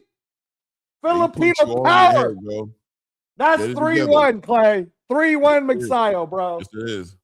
Write that down. Man, McCrory, he got a hell of a chin on him. I don't know, Mixayo, man. 135 might not be a good look because I don't know. I don't know if Mixayo got like superpower at 135. He might need to go back down to 126 or something. Yeah, Curtis, definitely. Zupa boxing, don't do those in between weights. Big right hand by Magsayo starts it out. Boom. Here we go. Magsayo going after him. Magsayo going Oh, yeah, after he's him. on him. He's on him. He's on him. He's on him. McCrory's McCrory got to get active. Big right hand. Right hand to the body. Left hook up top. Oh! Knockout, baby! Did the corner The throw the towel? threw in the towel. Oh, you're fired. Everybody's fired, bro. Everybody's fired, Yeah! bro. Everybody's fired. Everybody's fired. Don't touch me, bro. I'm going home. Nah, bro. Don't talk to me, bro. I'm feeling McCrory, bro. If I'm McCrory, I'm pissed off, bro. I'm pissed off. I ain't gonna lie to you. I'm pissed off. It wasn't that serious, bro. Listen to me, man. We're not trying to get anyone hurt. Okay. You know how I feel about stopping fights, Clay. All right. I'm not just saying this because Magsayo is my Filipino brother. There might have been something that the Turner saw in McCrory's eyes that got him worried, bro. Might have been. Look at the Filipinos dancing. Look at the little fat Filipino lady, all happy, just Yeah, that's right. That's right. Yeah, Magsayo did that backflip, bro. Mark Magsayo, baby. Stoppage. Yeah, listen, man, that was not. I feel McCrory to his spirit, bro. And listen, man, without a doubt, Magsayo was winning that fight, but that's crazy, bro. That corner was not on the same page as us, bro. Like, what in the world was that? That stoppage didn't seem necessary. It didn't seem necessary, bro. It really didn't. Listen, guys, listen. We don't. It's a corner stoppage, not a referee stoppage. First of all, Right. And we don't know. Maybe the corner knew that maybe McCrory's taking a lot of punches in sparring. Right. We just watched Issa CEO go to the hospital for less, bro. For less. You know. Yeah. So I don't know, bro. I'm not gonna be mad at a corner for stopping a fight early. If fear goes, I'm not mad. I'm not mad. McCrory's mad. You know what I'm saying? Right. Crazy he said crazy Clay trying to get this dude killed. He didn't win around and taking nothing but punishment. He won a round. He won the second round. Yeah, he won one round. It was 4 rounds into the fight, bro. Yeah. But no, for real, man. For real. I'm all good with the stoppage. Shout out to the Filipinos. We doing it. We doing it everywhere, Clay. Yeah, he was getting beat, bro. Yeah, he was getting beat, but it's a 10-round fight, man. That was a 4th round, man. Or 5th round, sorry. You know what I mean? I don't know. It is what it is. I ain't mad. I don't care that much, bro. What the hell do I care? You know what I mean? Hit the like button. That's what I care about. Subscribe to the channel. Right. And now, okay. So I can defend my colleague a little bit, guys. Just hold on. We did on Friday see a hell of a fight between William Crolla and Glenn Byrne. Thank you. If you were going to make an argument as to say, damn, they should stop a fight, it looked like William Crolla should have been stopped in the 2nd round. And then William Crolla came back to win via 7th round knockout. Maybe possibly knockout of the year. So he's turning around. Let me see something here. He turned around and he saw. What the hell, bro? The corner did it.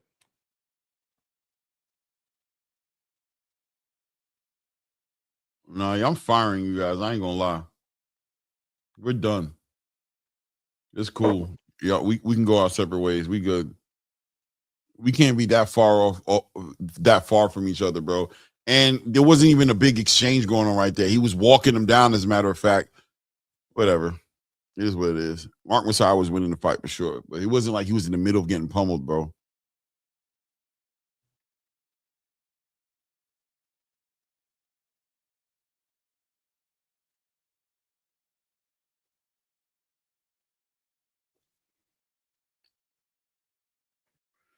Yeah, see? MR 69 feel the same way, man.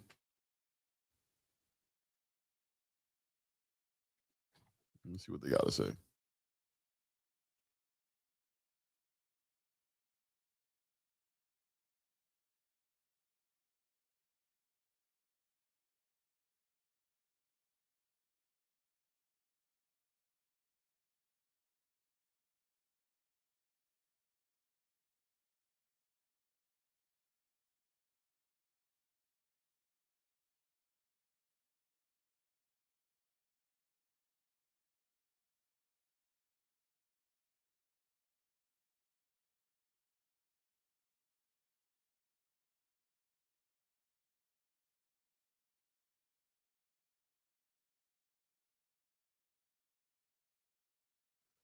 You might not make it home, bro. I ain't gonna lie. I'm like, you got another round in you, bro. Come on, man. You got another one in you. Stop being a pussy. Bite down on that guard.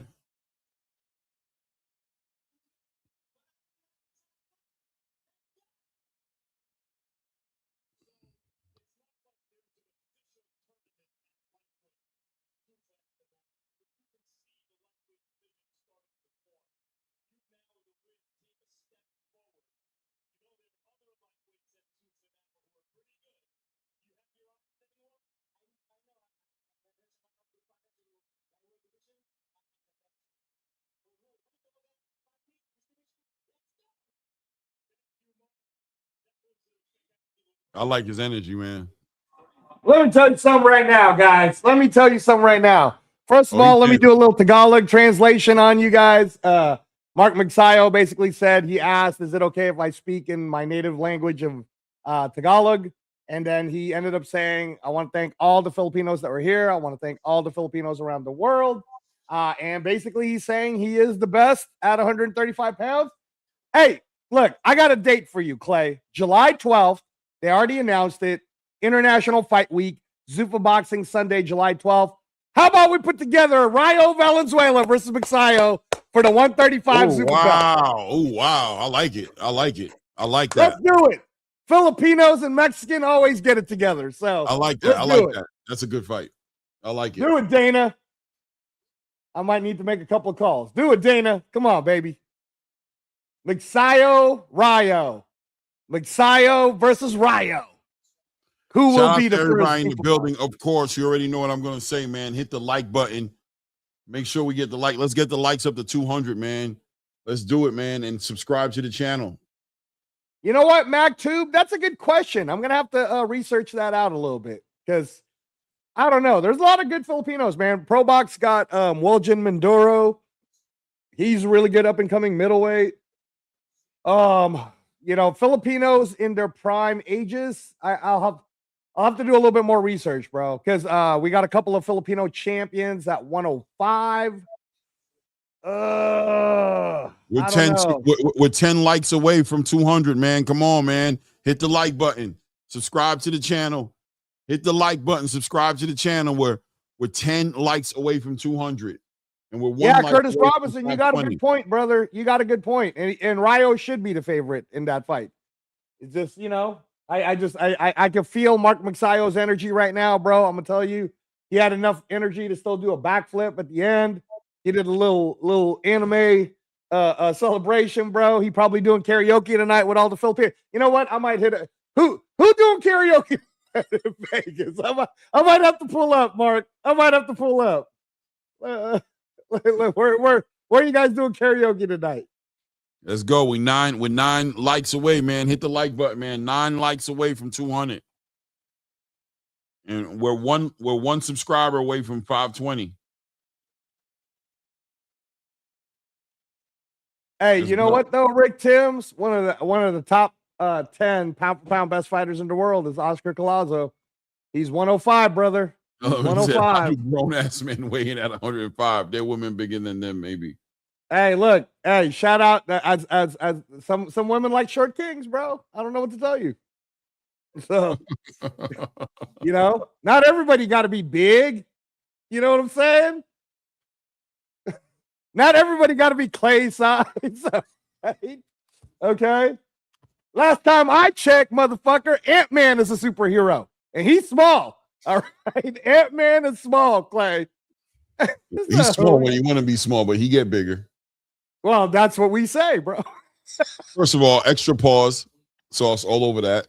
All right, we gotta get that out the way. We're doing there's a whole lot of shit going on right here. We might be doing too much.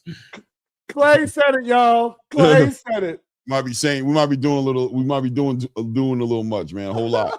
Doing a whole lot. Mighty right Mouse, now. Low key. Mighty Mouse, bro. Mighty Mouse. That's right. That's right.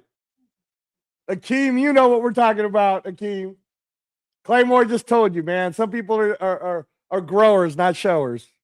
Hey, bro. Hey, man. Not everybody. Listen, bro. Some people do. You know what I mean? Work with what you got. Oh man. Oh, Steph Curry, the best NBA player. He's not big. He's small. He's small for an NBA player, but he big for regular people. What is he That's like? true. 6'3", That's 6'2"? true. He's bigger than Jermaine Franklin. That's true. Yeah, you know what I'm saying? Yes, yes. But he's small for an NBA player. Hey, listen, man, we're trying to get to 200 likes right now. If you're a short king, hit the like button. Yeah. For real, man. Hit the like button. Let's get it going, man. We 9 short of 200, man. Subscribe to the channel too if you haven't done it yet. I'm looking to get to that 20, man. We almost there, man. 35, 20, man. Let's go. You know who you today, are. Ralph Jones, I'll agree. SGA is probably the best player. I don't know about Giannis, but SGA, that boy can play from Canada. Shout out to all the Canadians that subscribe to the channel. Hey, look, Clay, they're showing my picture on the TV right now. Look at that. See? Oh, the picture in the background. I'm Yeah. like, what are you talking about, bro? Yeah. You see it. You saw it.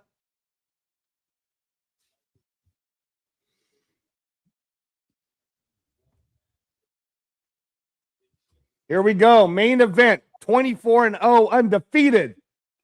Andres Cortez, born and bred in Las Vegas, Nevada, versus Edson Garcia from the Dominican Republic. 23 wins, 1 losses, fighting out of Houston, Texas, I think, or somewhere in Texas. Southpaw. Orthodox. I don't know, man. I don't know. I'm rooting for Andres Cortez, but I'm not going to lie. Clay might have a point if you guys want to bet on Garcia. We're going to find out today. We're going to find out today. Yeah, Chantel Cameron did her thing, Akeem. She beat the brakes off the girl she was fighting. Whoa, Yeah. child. Yeah, shout out to Kotsakova for trying, though. What's her name? Kotsakova. Kostakova. Michaela Kotsakova. No, Chantel beat the brakes off that Academy girl, man. rooting for Andres Cortez.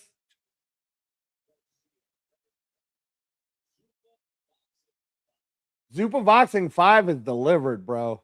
Has delivered. I still think that Robert Merriweather.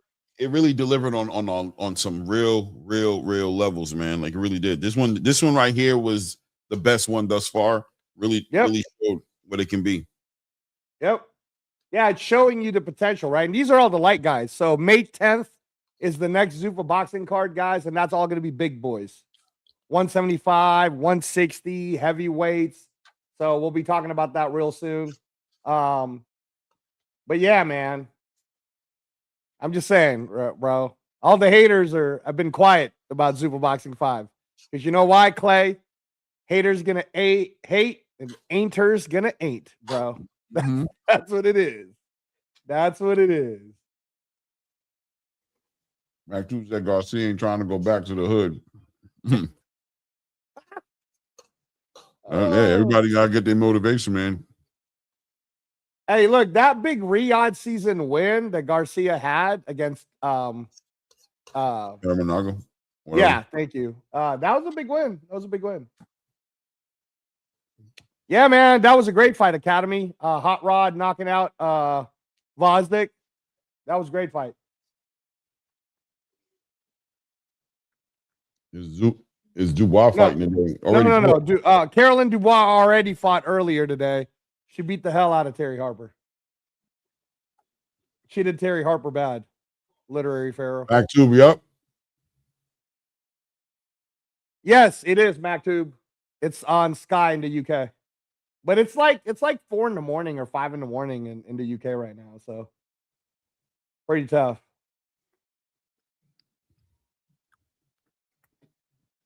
I'm telling you guys, man, if you guys get a chance to come here for International Fight Week in July, or you want to come here in May, Mother's Day, try to get a ticket to Zuffa Boxing. You guys will not be disappointed. Ain't no stopping us now. We're on the route. From Santo Domingo, Dominican Republic. These guys can fight, bro, as you just saw Carlos Adames do his thing. You know, so the Dominican Republic, man, they doing their thing. Shout out to Rowan Polanco. Yeah, we still ain't seen Edwin De Los Santos get it in yet, man. Oh, that's true, right? That's true. Shit. Hey, man, maybe they're setting up Edwin De Los Santos versus Rayo Valenzuela. Maybe that's the fight. And where we got, I don't know. Academy. Hey, bro, you're not lying. But you know the hottest is August. In August, Academy, we get to 120 degrees, bro. It's hot. It's hot. Look, Akeem, everybody got to stop asking if Carolyn is ready. And everybody got to start asking, is Alicia Bumgarner ready for Carolyn? Right. Dubois, She ready to pull the trigger on that. Yeah, because Carolyn's ready to go. That's not the problem. Like I said, man, you ain't never gonna see that happen. Alicia's too smart. She's too smart to say yes to a fight like that, bro. Come yeah, on, Rick Timms is like 4 a.m. in London, bro. Ugh.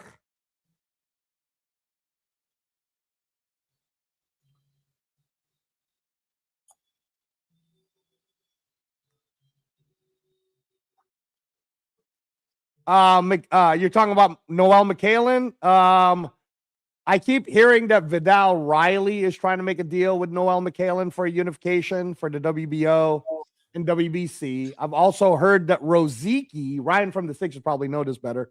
Rozicki's like the mandatory, but man, bro, look, all respect to Rozicki, but Rozicki really kind of robbed Peralta, if I'm being honest. But hey, man, if Rozicki really want to be about it, then just sign with Zuffa and fight Jai Apataya, bro. You know? Everybody knows all roads lead to Jai Apataya. Yeah, Rick Timms, you know what it is. You know what it is.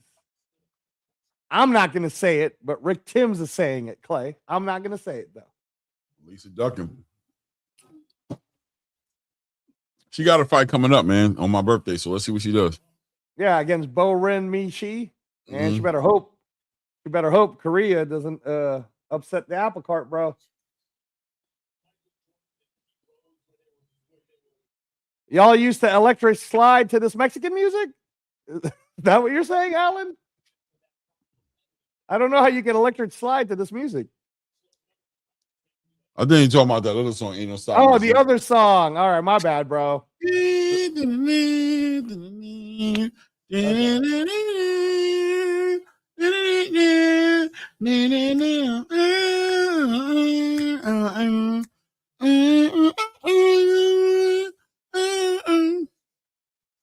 like it. No stopping us now. We're on the move. Like it, no, you would. Ain't no stopping us now. We're on the move. See that? Just for Clay doing that, we should have already hit 200. What the hell's going on, guys? I definitely was dancing, man. Diabolical, still 8 shy, bro. Oh my gosh, you guys are terrible, bro. You guys are worse than the sanctioning bodies. Not recognizing the channel. Man.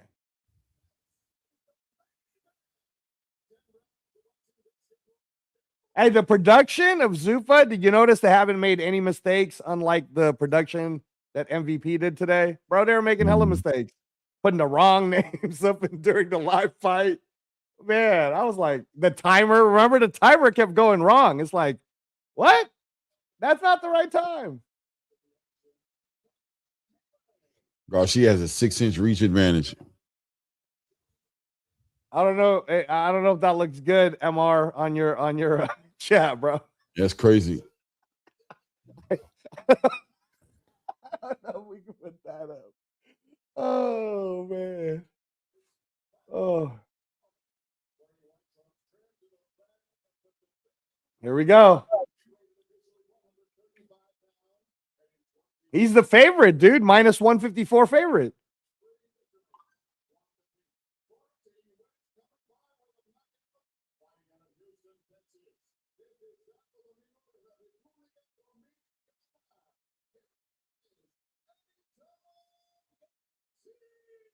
He feels pretty confident, Clay. You might have something here.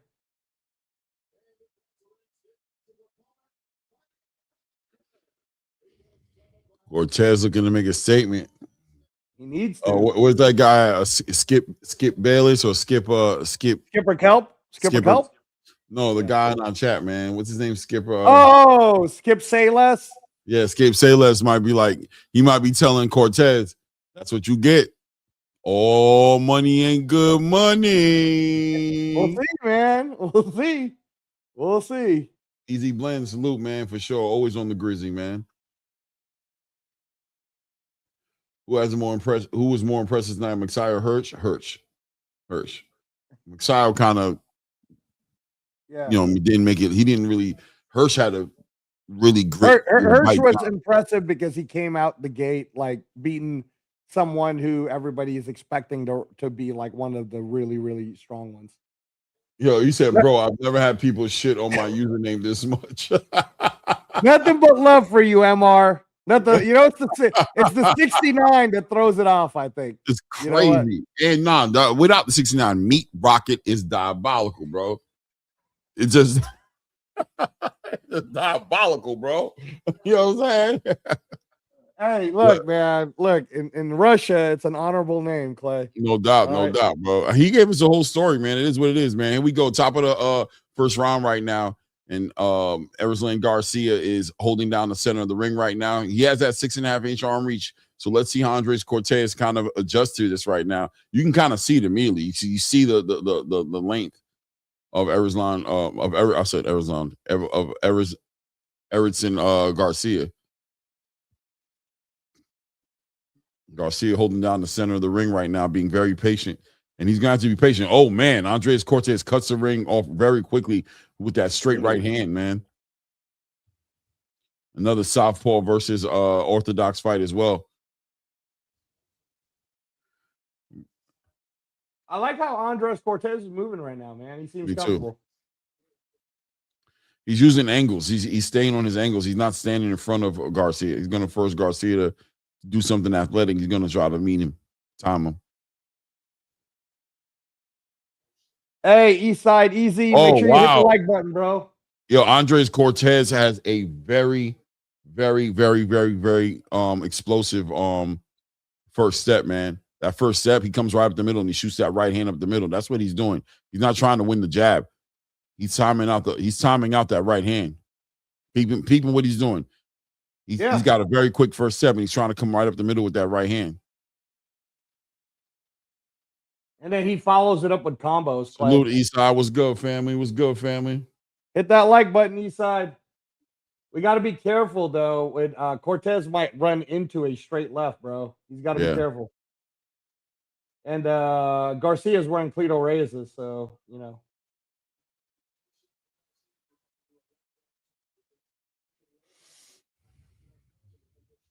See? Look at what Garcia's doing. He's trying to draw him in. Right. He's like, come on, put him up. See? Tried to catch him with a counter right. Yeah, yep. Look at him. He's like, you trash. I like it. They got some arrogance up in there. Man, Garcia's smiling at him, bro. Yeah, because he's reading the game. He knows what he's doing. He's like, you're trying to take that first step. You think I'm going to commit, but I'm not. I'm just going to keep walking you down and taking this ring generalship money from you. You know what I'm saying? Yeah, this is kind of a hard round to call. It's hard, but I'm giving it to Garcia because Cortez is the one who kind of has the pressure on him to close that void. This is where Garcia is comfortable at, working outside, working through that jab. You know what I'm saying? And soon he's going to start doing that, letting that left hand rip. But Cortez has to close the gap because of that arm reach, that 6-inch arm reach. Cortez has to find a way to get up in there. See, and he's trying to step through it. He's trying to have that first step. Oh, big right hand by Cortez, bro. I don't know. Cortez might have won this round in the last 20 seconds. Maybe he took it. Yeah, I'm giving it to Cortez. 1-0 Cortez. Chat, write down who you gave it to, who you gave the round to.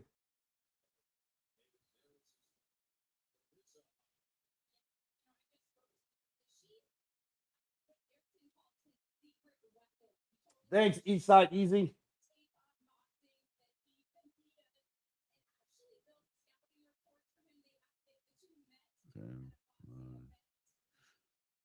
Oh no, do I want to give him that? Do I want to give that round to? I don't know. I'm gonna give Garcia that round. I ain't gonna lie. I'm gonna give it to him. I'm gonna All give right. Garcia Well, that I'm round. giving it to Cortez. Cortez, yeah. But right now they're showing Garcia's wife. I guess she was a fan, and then they, looked like Garcia, like the big She bone round. Dominicans, Oh Lord, bro. child, she pregnant, son? Yeah, I think she is. I think she is. I think she Oh, is. because she wasn't looking like that in the video when they were interviewing before. She is round, boy.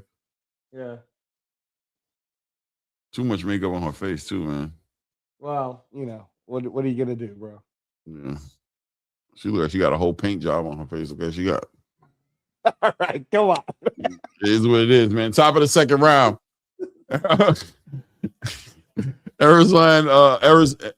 Edson Garcia holding the center of the ring right there. Now, me and Angelo have gone different directions here. He's giving Cortez that first round. I understand why, though, but I just think the lion's share of the round was controlled by Garcia.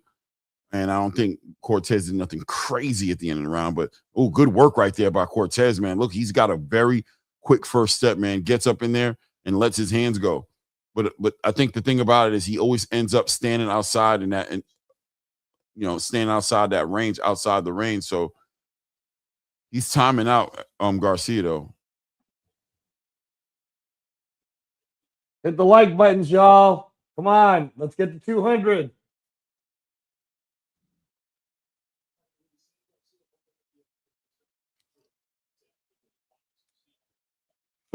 Garcia taking his time like he did against Terramanaga. Is that his name?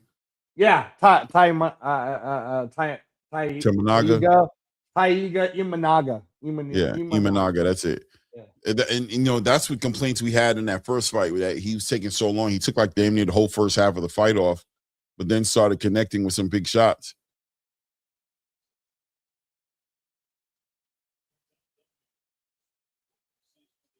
Nice straight left hand to the body. Cortez being pretty inactive right now. Look, tries to step in. He's trying to come in with that right hand.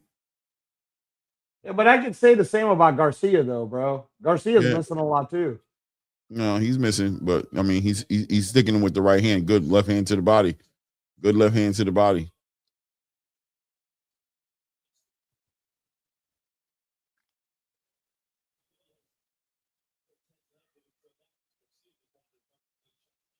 Ooh, nice body shot. Oh, Cortez coming at him. See that grabbing that Garcia's doing, bro. Oh no. Ooh, big right hand by Cortez. Yeah, nice right hand catches Garcia.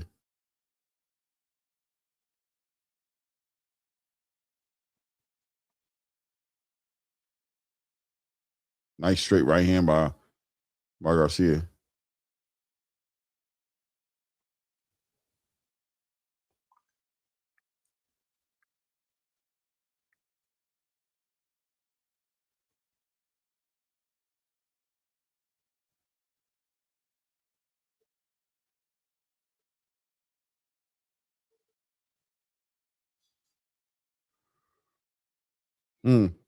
Close round. Close round. Let me know who you give it to. It was close. I don't know, man. I think I'm gonna give it to Garcia, man. I think Cortez was just kind of not really letting his hands go like that.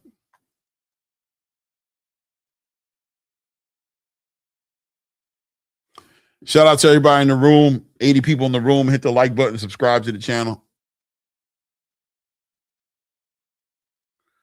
Let's see where we at on these likes.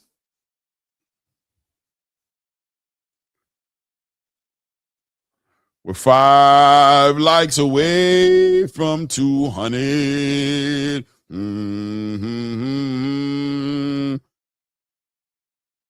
we're 1 subscriber away from 3520. Subscribe. Let's go. Top of the third round. Let's see. Here we go. 2-0 Cortez, Literary Pharaoh, 1-1. Could be anything right now. Could be anything right now. 1-1, 2-0 Cortez. Garcia, what do you got, Clay?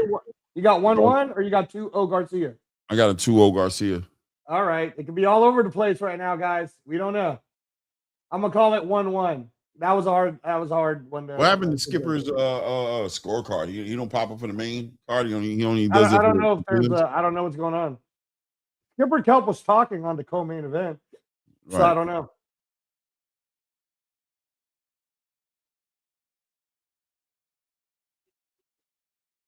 Yeah, it's Too Rich the GOAT. You ain't lying, brother. That Zupa production is A1, baby. I mean, you could literally do a side-by-side comparison to MVP's production today, and it's not, not even close. But shout out to MVP.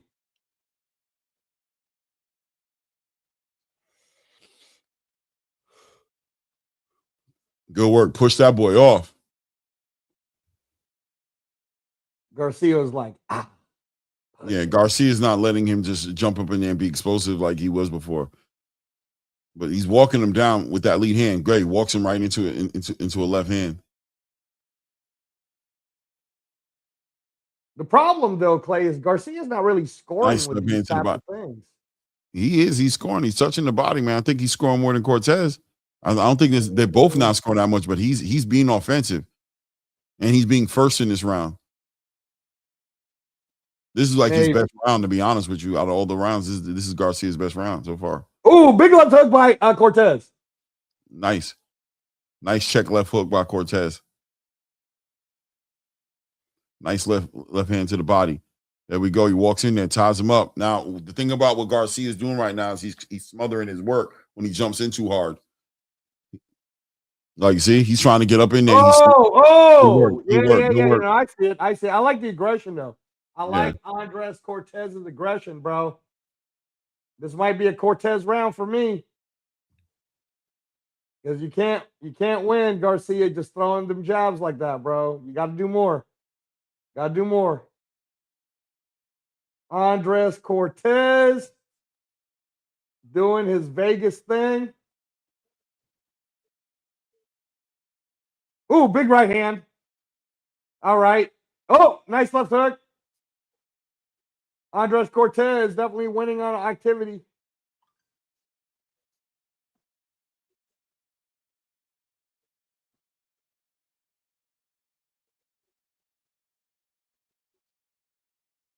All right. Yeah, man. I'm giving that one to Cortez. I'm sorry. Giving it to Cortez. So I got 2-1 for Cortez. Clay, how do you have it?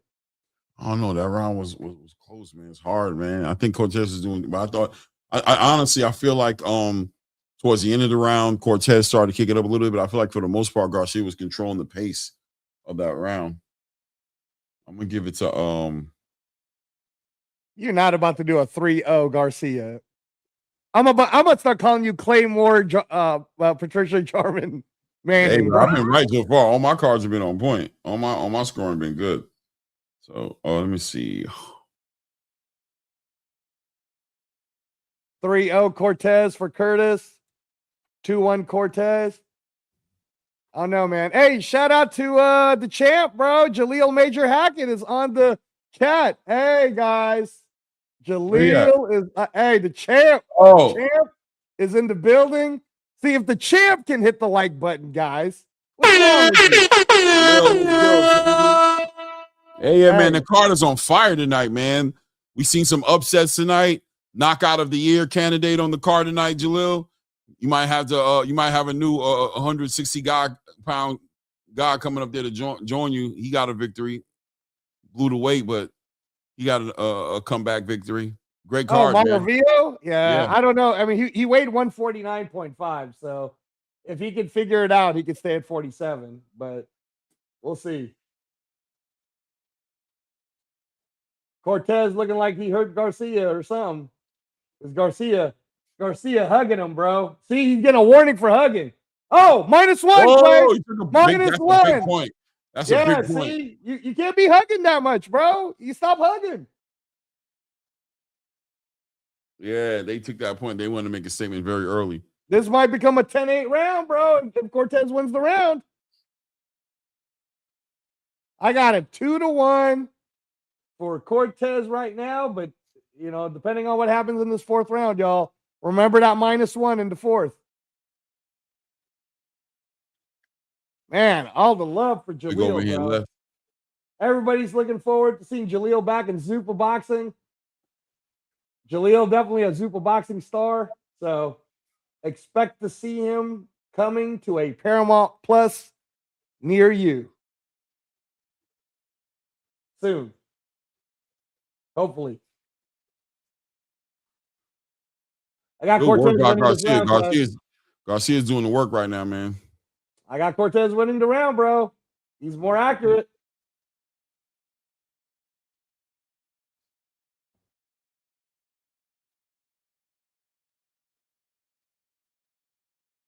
It happens, Curtis. You got to take a point away, man, if somebody's hugging too much. Oh, Cortez winning this round, Clay. Cortez is winning this round. I don't think so. Oh, no, bro. He's totally winning this round. How are you having Garcia winning this round, bro? Cortez is initiating the action. He hitting him with all them left hooks. He hitting him to the body. He's throwing more punches. Cortez is winning this round. This is going to be a 10-8 round for Cortez, bro. This is going to be a 10-8 round right here.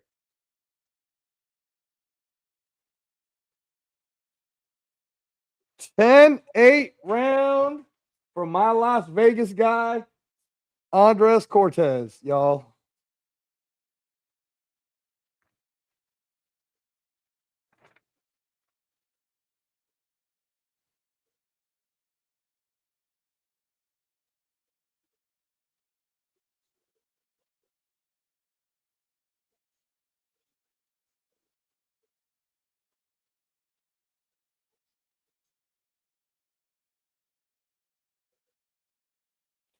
Sorry, Clay. I got a 3-1 for Cortez, but that was a 10-8 round, bro.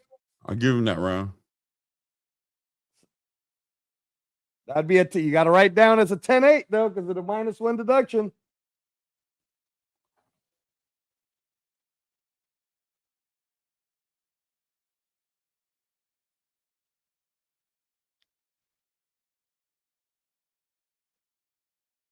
All right, so Academy saying it could be 3-1 for Cortez or 2-2.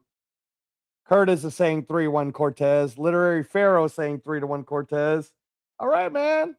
Y'all are rocking with me today. Tell Clay, I don't know, man. I don't know. You might want to clean them glasses, Clay. I don't. I'm just messing with them, guys. Yeah, no, fire show for sure. Fire show. The prelims felt like a main card. Robert Merriweather was in a hell of a fight. Good Lord.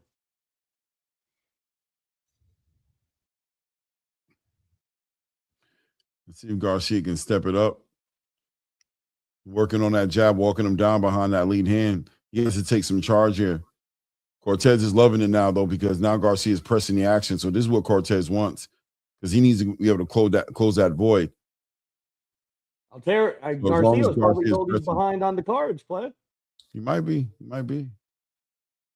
Well, not on your card. Nice check right hook.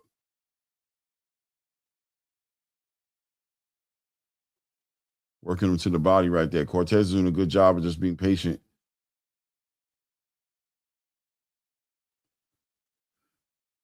There we go. Nice check right hook. Nice check right hook. Oh, nice overhand left by overhand right, excuse me, by Cortez.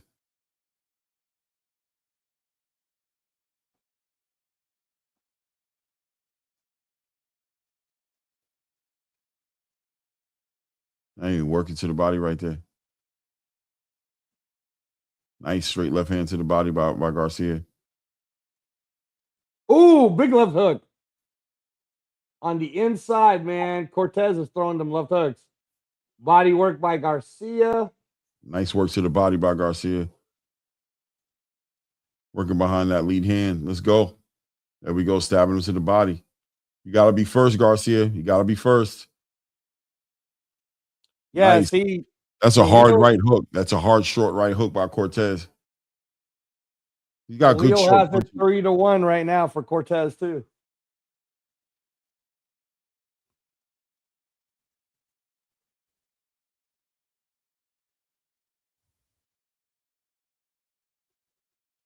don't know, man. Oh no.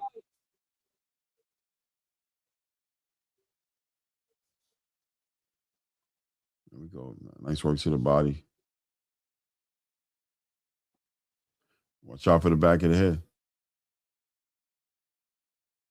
Yeah.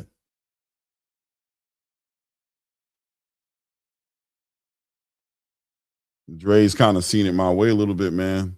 You got to pay attention. Good work. Straight right hand by Cortez, man. Good work. Yeah, oh, nice left hook by Cortez. There we go.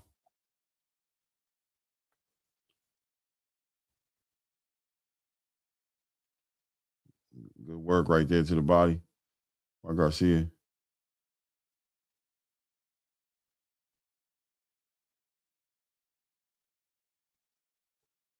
Walking him down. Good work to the body. All right. I got 4-1 for Cortez again, bro. That's a 10-9 for me. I gave that one to Garcia again. All right. We're just calling it as we see it, guys. We're gonna find out who's correct. I got it right now, 4 rounds to 1.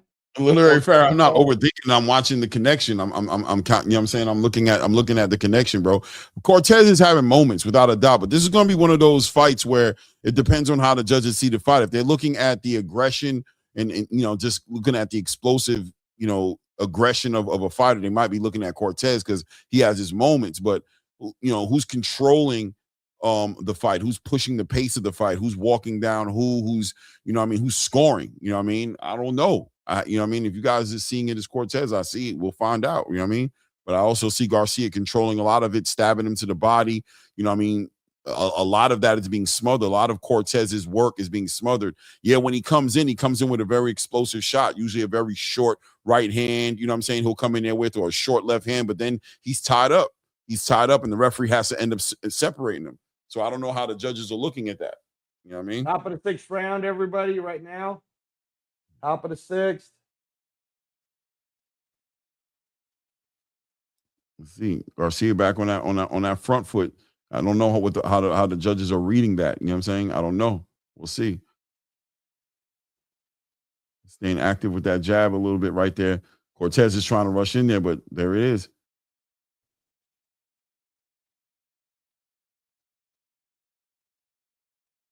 There we go. Those little right there. Those little right there. Like pop.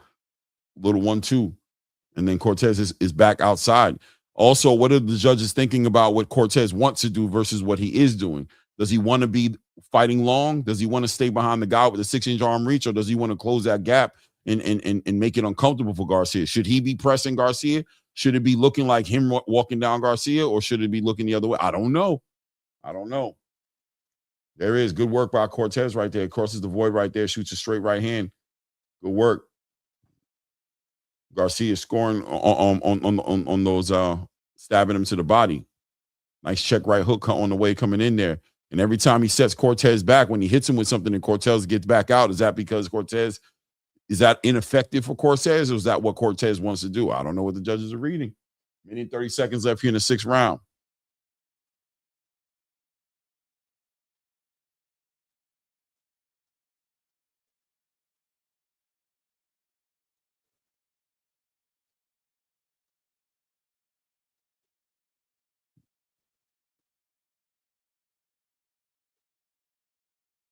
Good work by Garcia right there on that exchange right there. Once again, tied him up, separate.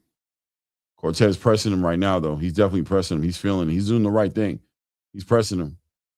He's definitely pressing him.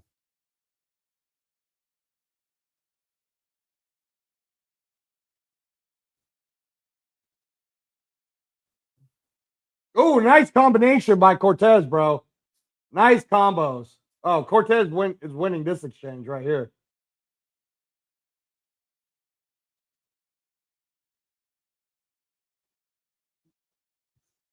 If Cortez finishes this last 30 seconds with the flurries, bro, Cortez is going to win this round again.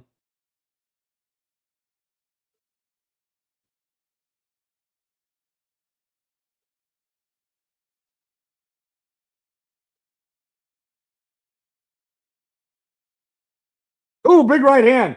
Oh, they're throwing. They're throwing like it's a bar room fight, bro. Ooh. Close round. That's a tough round to call. Tough round to call. What will the judges think? Who you guys giving that one to? You guys giving it to Garcia or are you giving it to Cortez? Hey, Rel Jones, however you want to do it, man. Sometimes you got to box like a gambler, bro. Who'd you give it to, Clay? I don't know. That was a close one, man. I'm looking at the aggression play. That's why I see Cortez winning these rounds. Yeah, maybe. Tough round to score, man. Yeah, tough round, Akeem. MR got a 4-2 for Cortez, so that means you must have given that last round. Oh no, you had a 3-2. So Curtis got a 4-2 for Cortez. I'm gonna get. I think I'm with you, Literary Pharaoh. I got a 5-1 for Cortez. Akeem got 4-2 for Cortez. I got it 4-2 for Garcia, but that 8 round, that 10-8 round is a big round. Both fighters getting some instruction right now. Top of the round 7. Top of round 7 right now. This is a 10-rounder, ladies and gentlemen. This is usually where Garcia steps it up in this second half of the fight is where he might step it up. Let's see what Cortez is doing. And Cortez has been kind of doing a good job of timing and coming in with that straight right hand. He's been answering the call to that southpaw issue. He hasn't been doing it through his jab. He's been doing it through that straight right hand. My brother Skipper Kelps got it 6 rounds to 0, Clay. 6-0 on Skipper Kelp's scorecard, bro. Wow. So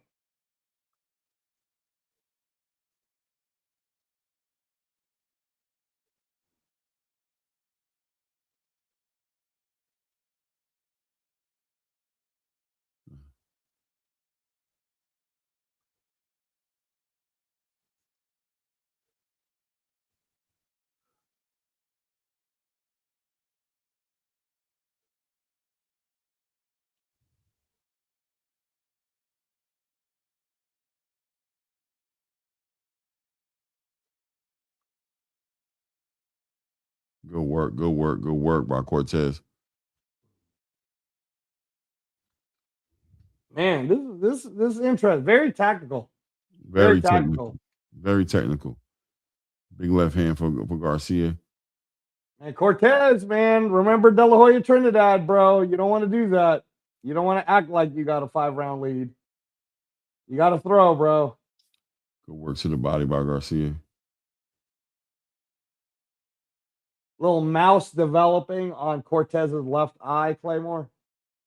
Nice right hand by Cortez. Nice. Cortez got a real short, hard body, short ass right hand, man. It's really short. And the left hand, really a short one. Yeah, Garcia's scoring on those body flurries, though. Yes, he is. Just past the minute mark here in the 7th round. I think this round could still be up for grabs.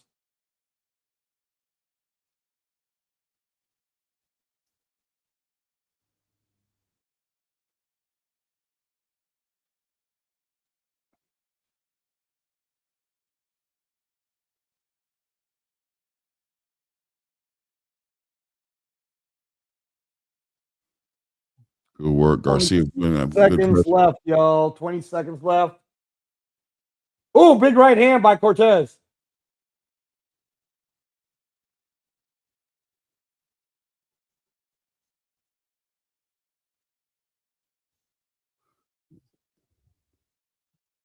Good right hand for Cortez. Oh, big right hand by Cortez. Oh, nice right hand at the end of that round. Cortez took that round. Yeah, I got Cortez up.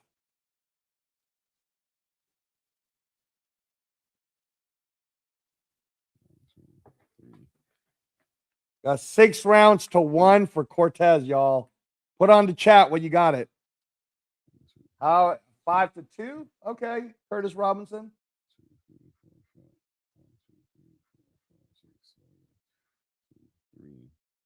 Yeah, literary Pharaoh. That's facts, man. Shakur's the black belt of black belts at 135. 6'1" Cortez, literary Pharaoh. All right, cool. I'll tell you right now, man. I'd love to see a Shakur Stevenson versus Raymond Murataya lineal championship fight at 135.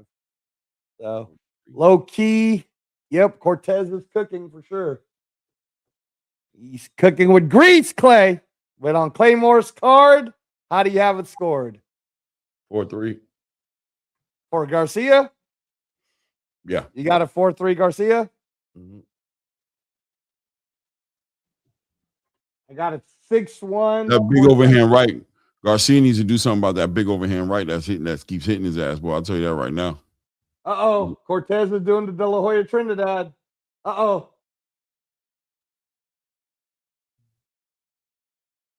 Gotta be careful, man. Patricia Morris Jarman's one of the judges, Cortez.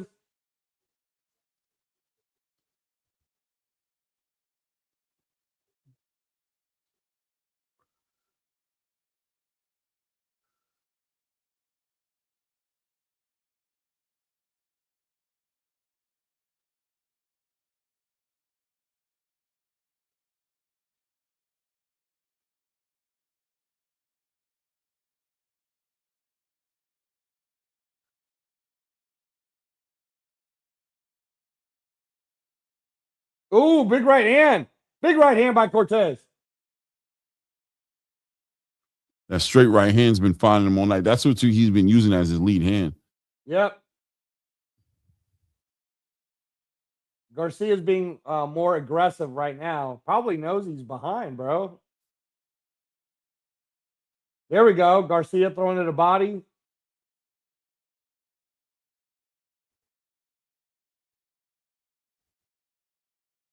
Here we go. Going to be telling right here in the final minute and 20 seconds of the 8th round. Going to be hard. Going to be hard. Play. I don't know, man.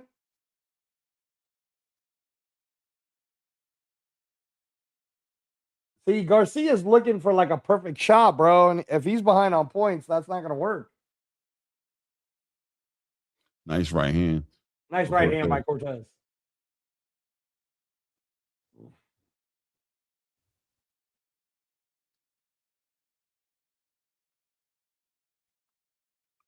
Working to the body. Oh, there you go. Garcia threw a flurry right there.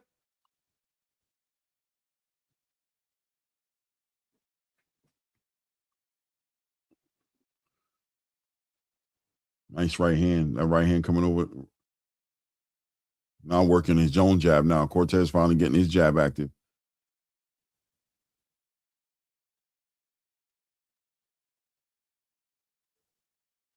Oh, big right hand by Cortez.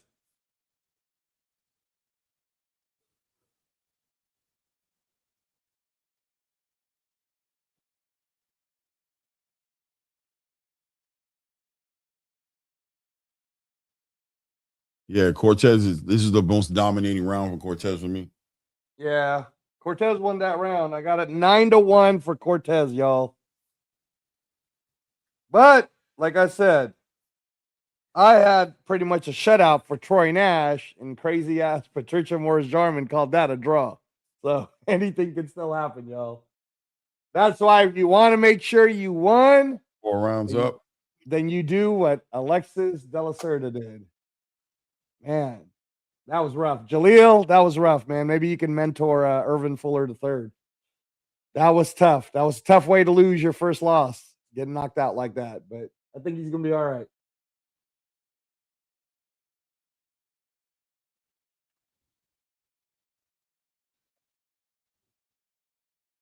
Yeah, literary Pharaoh, I'm with you, bro.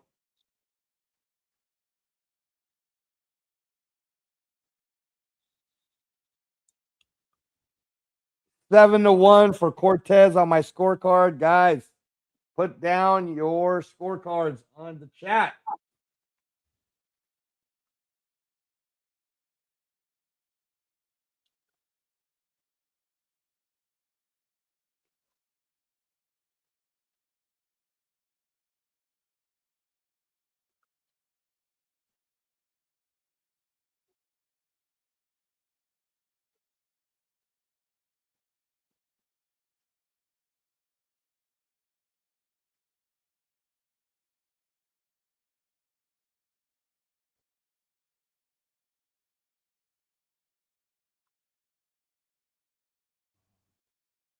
Yeah, that overhand right, he just right there was so unnecessary. Over his head, man. It's just like, yeah, Garcia is really just being way too reserved, man. And this is that shit I'm talking about, the inconsistency with him, man. Just not bringing his A game in here, just being way too patient, waiting way too much thinking, and not taking any real opportunities to do something in the ring right now. And he's going to expect somebody to give him a victory here. But you got to have a different mindset. You're way too patient, bro. Way too patient.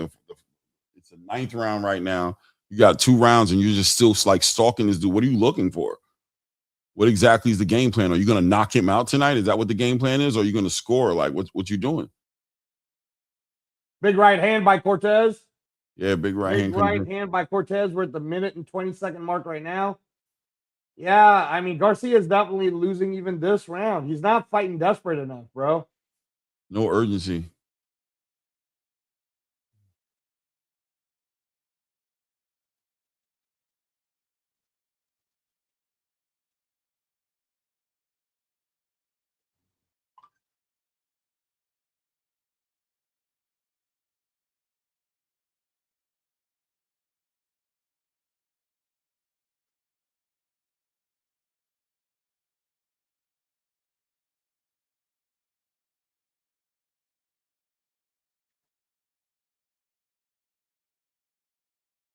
Straight left by Garcia. Oh, there we go. Punches and bunches by Cortez. Left hook by Cortez. Right hand by Cortez.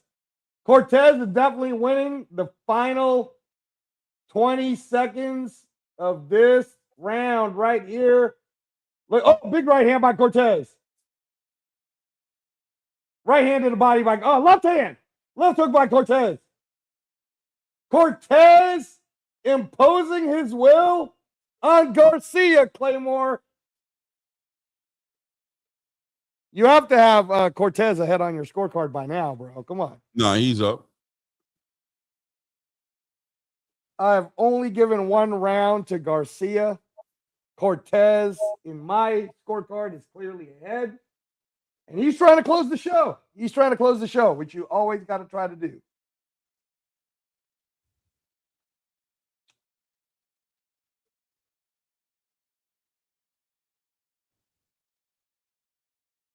Shout out to everybody who pressed the like buttons. We really appreciate you guys. We are over 200. Even though it took long enough. It was thank you. We appreciate everybody. There we are. We have 522, 35-22. There we go. We broke that 20. 20. Here we go. Yeah, Garcia just hands in his pockets, man. Just hands in his pockets, bro. Cortez turned up in the second half of this fight heavy, man. And Garcia just sitting there too. I don't know, like, it's like, what are you thinking about? I mean, are we trying to win the fight or not? What's the game plan here? How do you win fights without letting your hands go? What are you doing? Like, what's going on in your mind? Your hands are in your pockets. You know what it was when he fought against Imanaga? Imanaga was so active, like letting his hands go. He was kind of forcing Garcia to kind of let his hands go a little bit. Be careful. You just give away this round like this. And Cortez, be careful. Ooh, big right hand by Garcia.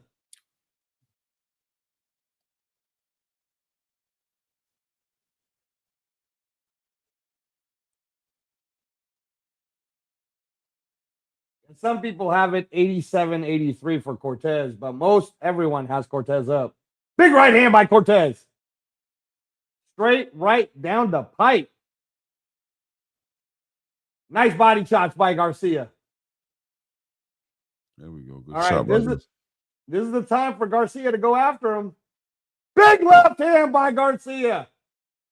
Oh, that was nice.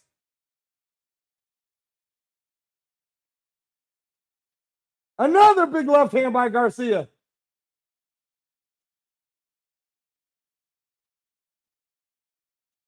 This might be the round. Garcia needs a knockout, man. You never know. Big right hand by Cortez, but not as much pop as the one that Garcia is throwing.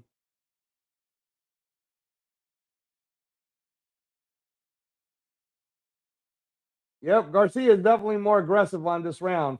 Final minute and 5. I got Garcia winning this round so far, though.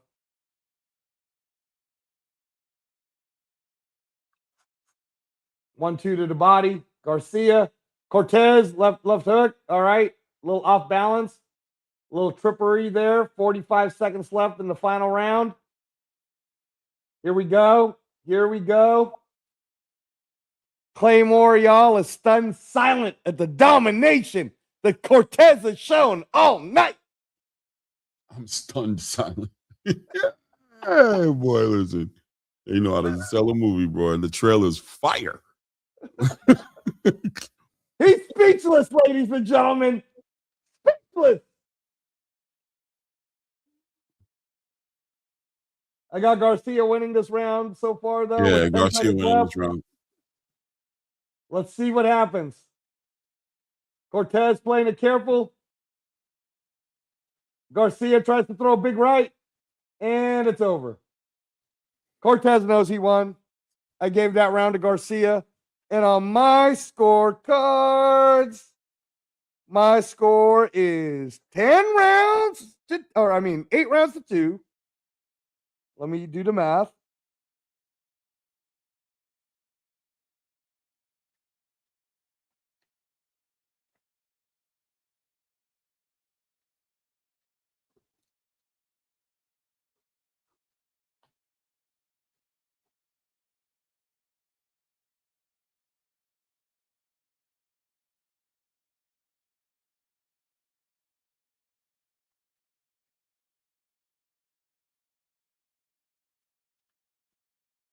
My final score, y'all, is 98-91. Andres Cortez wins the match. I got a 95-94 Cortez. And Patricia Morris Jarman got it 100-90 for Garcia, bro. Who? Patricia Morris Jarman. She's crazy. But you know, the judge, the one that gave the draw Okay. I'm looking around like, come on, man. Somebody in the chat? No, Patricia Morris Jarman's the crazy judge that gave a draw to the first fight with Troy Nash, bro. MR69 says 8-2 Cortez. Yeah, K Gunna, the prelims, bro. I think that's where all the bonus money is going to go to, the prelims. Prelims getting the bonus money. There's usually 2 finishes of the night and 1 fight of the night. But I don't know. Magsayo might get a finish of the night. We're gonna see. I don't know.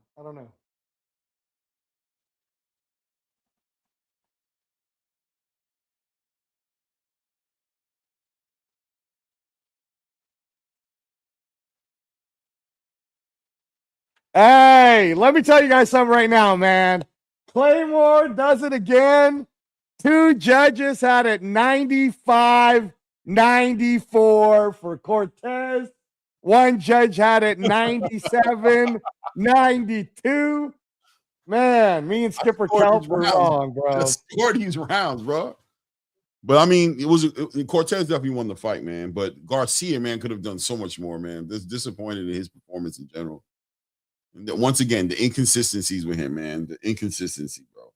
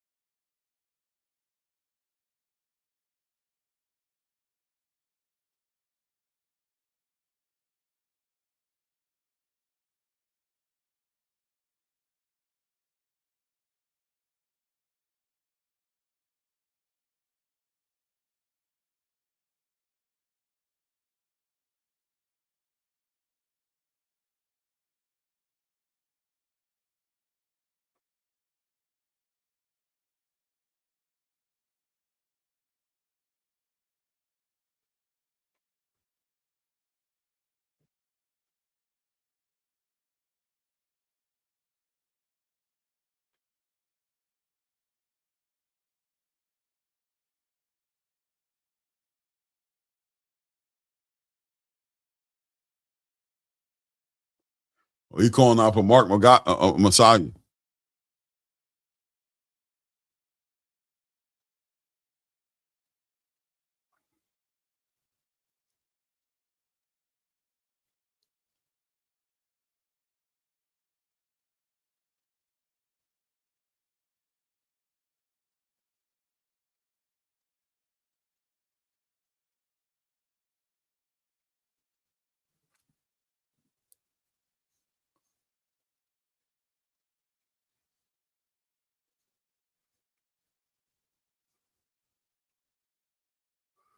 Good work, man. Good work, man. Erickson Garcia really just disappointed tonight. I wanted him to do better than that, man. I'll be honest with you guys.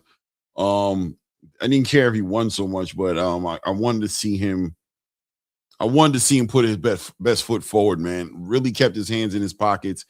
Really not understanding how this man plans on winning fights with his hands in his pockets. How do you win a fight like this with your hands in your pocket? What are you waiting on? What do you see coming to you?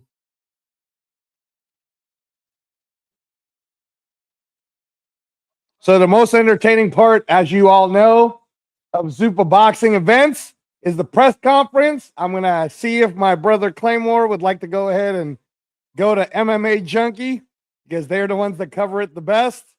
The live post fights. Let me see.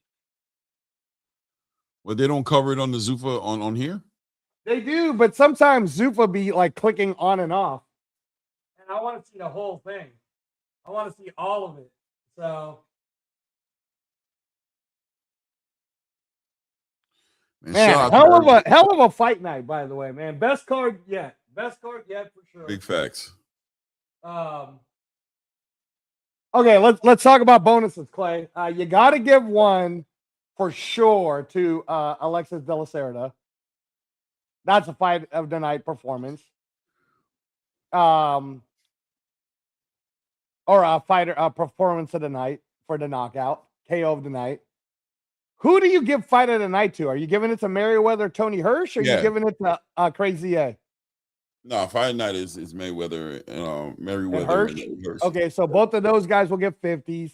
So who gets the final fight of the night performance? Would you give it to Magsayo or would you give it to Moravia? The performance of the night, I would give it to No, there's two performances of the night. We already gave one to De La Cerda. So you have to give another one. There's 4 people that get the $50,000 bonus. So who's the other guy? Yeah, probably the Moravia. Probably the Moravia. A lot of prelim fighters. Probably Moravia. Probably Moravia. Yeah. Moravia and Elias Diaz. JR, he lost, man. JR, Merriweather lost tonight, man. He definitely lost, man. But it was a great fight. He was running, he was working. Just he got outworked. Hey, go check out Zupa Boxing YouTube, Clay, and let's see if they'll play Dana on that one. I'm looking for it. Post-fight show. Best seat in the house.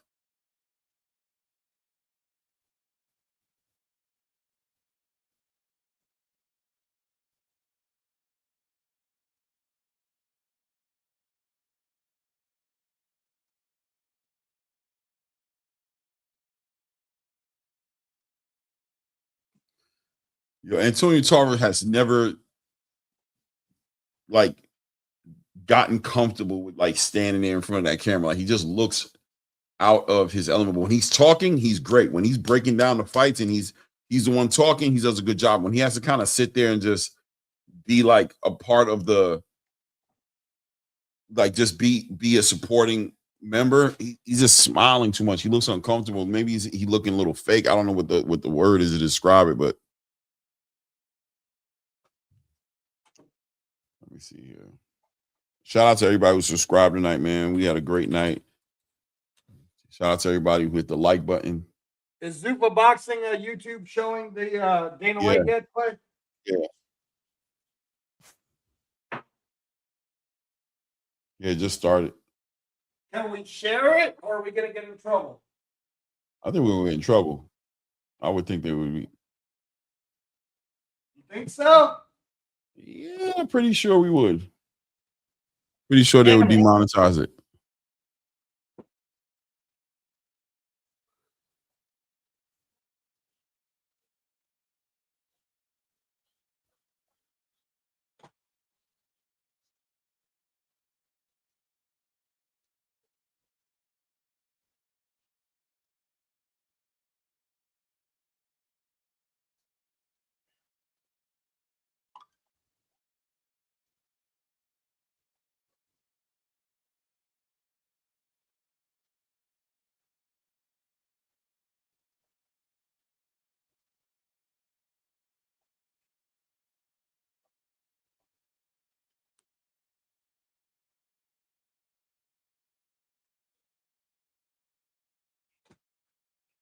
I'm going to try to find another place that's showing the post-fight conference. But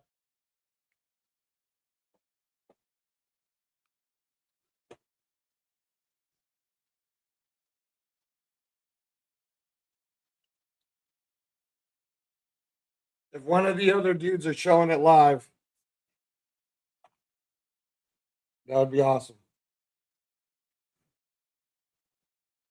Good job calling the scorecard, dude. Huh? I said, good job scoring that fight, bro. It was hard, man. It was a difficult fight to. The thing about it is, when scoring these kind of cards, it's not just about, there's always the easy part about, I guess, what you think. Like, I've learned that judges is very similar to that Ellie Scottney. Is that her name? What was her name? Yeah, Ellie Scottney. Yeah, Ellie Scottney. It was like that card right there was just like that fight right there was a fight where it's like, okay, what are the judges seeing? And there's always two kind of judges. There's always a judge who likes the aggression, who likes oppression. There's always the judges who kind of acknowledge the sweet science of it, the clean punching of it, right? And in that fight with Garcia, it was like it wasn't a pretty fight because Cortez was jumping in and he kept hitting him with that right hand. But after he hit him with the right hand, they'd end up tied up. He smothered the work. He couldn't really get his hands off. Now, he was doing a good job of like short check left hooks, like really ripping some short ass left hooks inside those close quarters. But are the judges seeing that way? Or are they seeing it as you're smothering your work? And if you're smothering your work, who would I give the round to? Now, when you look at Garcia, if they look at it like, yo, Garcia wants to keep it at a distance, right? If he doesn't want it to mix it up, the longer it goes that way, the more they're looking at Garcia winning the fight. You know what I'm saying? They're saying, well, he's controlling the where the fight is at, because if Cortez is controlling the fight, Cortez is going to want the fight to be mid-range, close range. He's got the 6-inch arm reach disadvantage. He's going to want to fight on the inside where he can touch him at. So if he's on the outside, he's not doing that because he wants to. But I think after a while, Cortez starts to convince the judges that, oh, no, he does want to be on the outside. He wants to shoot in, get his little shots in, and get back out. He doesn't want to stay in there too long. So now we can start judging it correctly. So that's why I said in the second half of the fight, I felt like Cortez was really more dominating than the first. In the first, I thought there was a lot of swing rounds, and I think a lot of those rounds that people thought went to Cortez went to Garcia with some of those judges. I'm saying I think Cortez won that fight in the second half of that fight. Right. I mean, I think you scored it right though. Here's Dana right now. I think a lot of those judges, if they could go back, might score it differently. You feel me? Yeah. Like they could be like, oh, okay, so he was doing him. Let me go back there and fix those rounds where I thought he wasn't doing him. You know what I'm saying? When I thought he was doing something else. The performance of the nights go to Salas and Alvarado. Saying a fantastic card overall. Where are you seeing that at? I don't see it. Where's that happening at? First title. I'm trying to find a One that has Dana talking live. Is that what you just have right there? Or that No. You're seeing what I'm seeing, bro. It's fucking okay. Molly and shit with fucking Tarver, and I'm still looking for something. I was hoping one of my guys, like, if my guy was there, Ken Hathaway, he probably put it on the live, you know. But I don't know if he's there.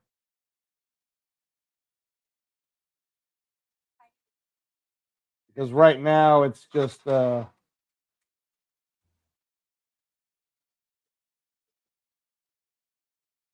I'm telling you guys, man, Dana White post fights for Zupa boxing, there must see television.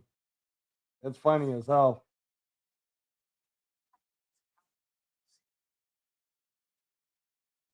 Yeah, see, so you're just still seeing Molly and Antonio Tarver, right? Yeah.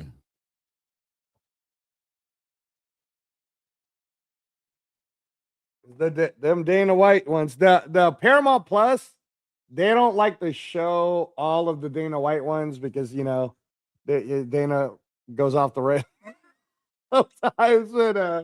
But the YouTube ones are funny as hell, man. When he starts going, So let's see.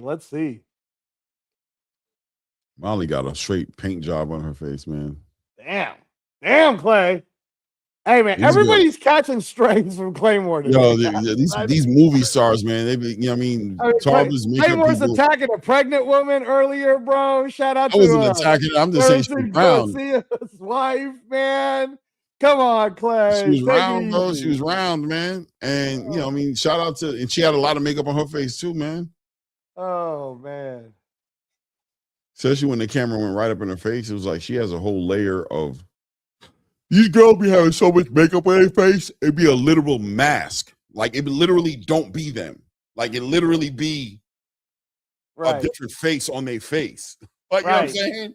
It's like, it's just too much. When I was younger, the girls wore makeup to enhance things they had, right? Let me enhance this, enhance that. It wasn't, I don't like the way I look. Let me put a layer of makeup on my face, like change. Like, well, at least, but now though, Clay, they be putting a layer of ass. Yeah. You know what I'm saying? Shout out to Cardi B. I'm just saying though, bro. Shout out to the Kardashians, bro. They be putting like a whole, they put makeup on their face like how clowns put makeup on their face. Like they look, man, the whole face on their face, bro. It's crazy. Man, look. Oh, they showing this knockout again. Damn, Irvin Fuller, bro. They're gonna be showing this all week. Damn. Bro, the shot. Look how he's sleeping, bro. He's snoring, bro. I still think the knockout of the weekend was the one that Krola did against Byrne, guys. I think the fight was a better fight, and I think the story behind it made it more exciting. So it's like there's an emotion behind the knockout because it was such a comeback. You just like it just fills your heart, you know what I'm saying, with like, oh, what a shout out to, he could have had it stopped, you know what I mean? Like there's this story behind it. But I just think knockout, like just setting up the shot, once again, when you watch that fight on the replay, and man, that was round 3 too, man.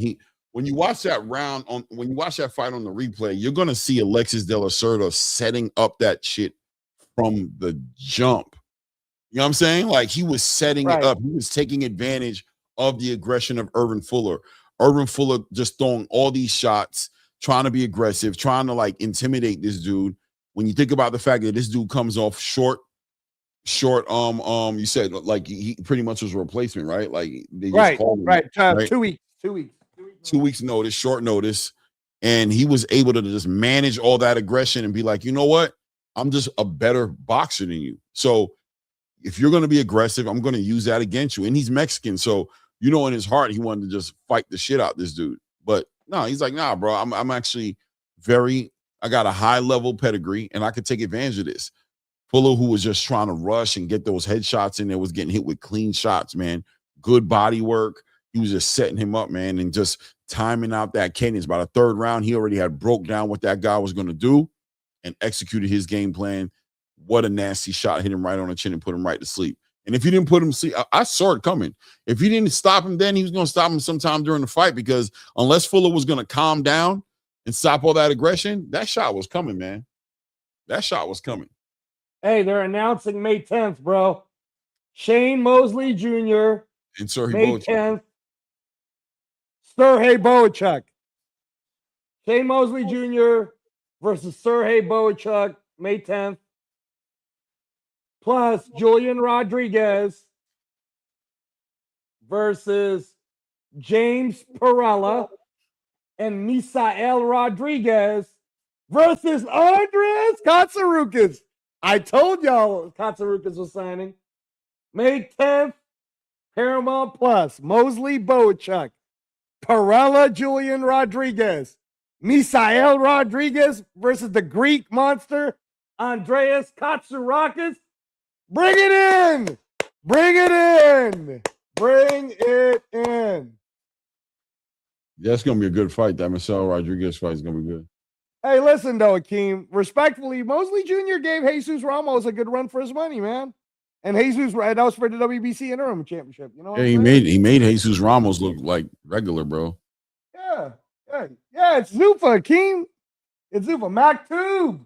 Mac Tube still with us. I think Treese is still with us. Yeah, great weekend of fights for sure, Mac Tube. You got to watch that Friday Matchroom card. But they just announced May 10th, y'all, main event.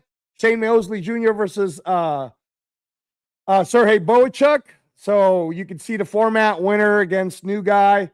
Julian Rodriguez, who won in Zuffa Boxing 1, is the co-main event.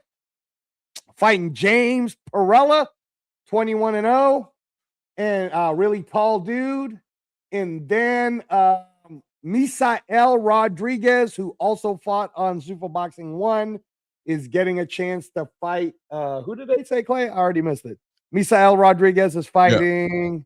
Oh God, bro. Some Eastern Katsarakis. Yeah.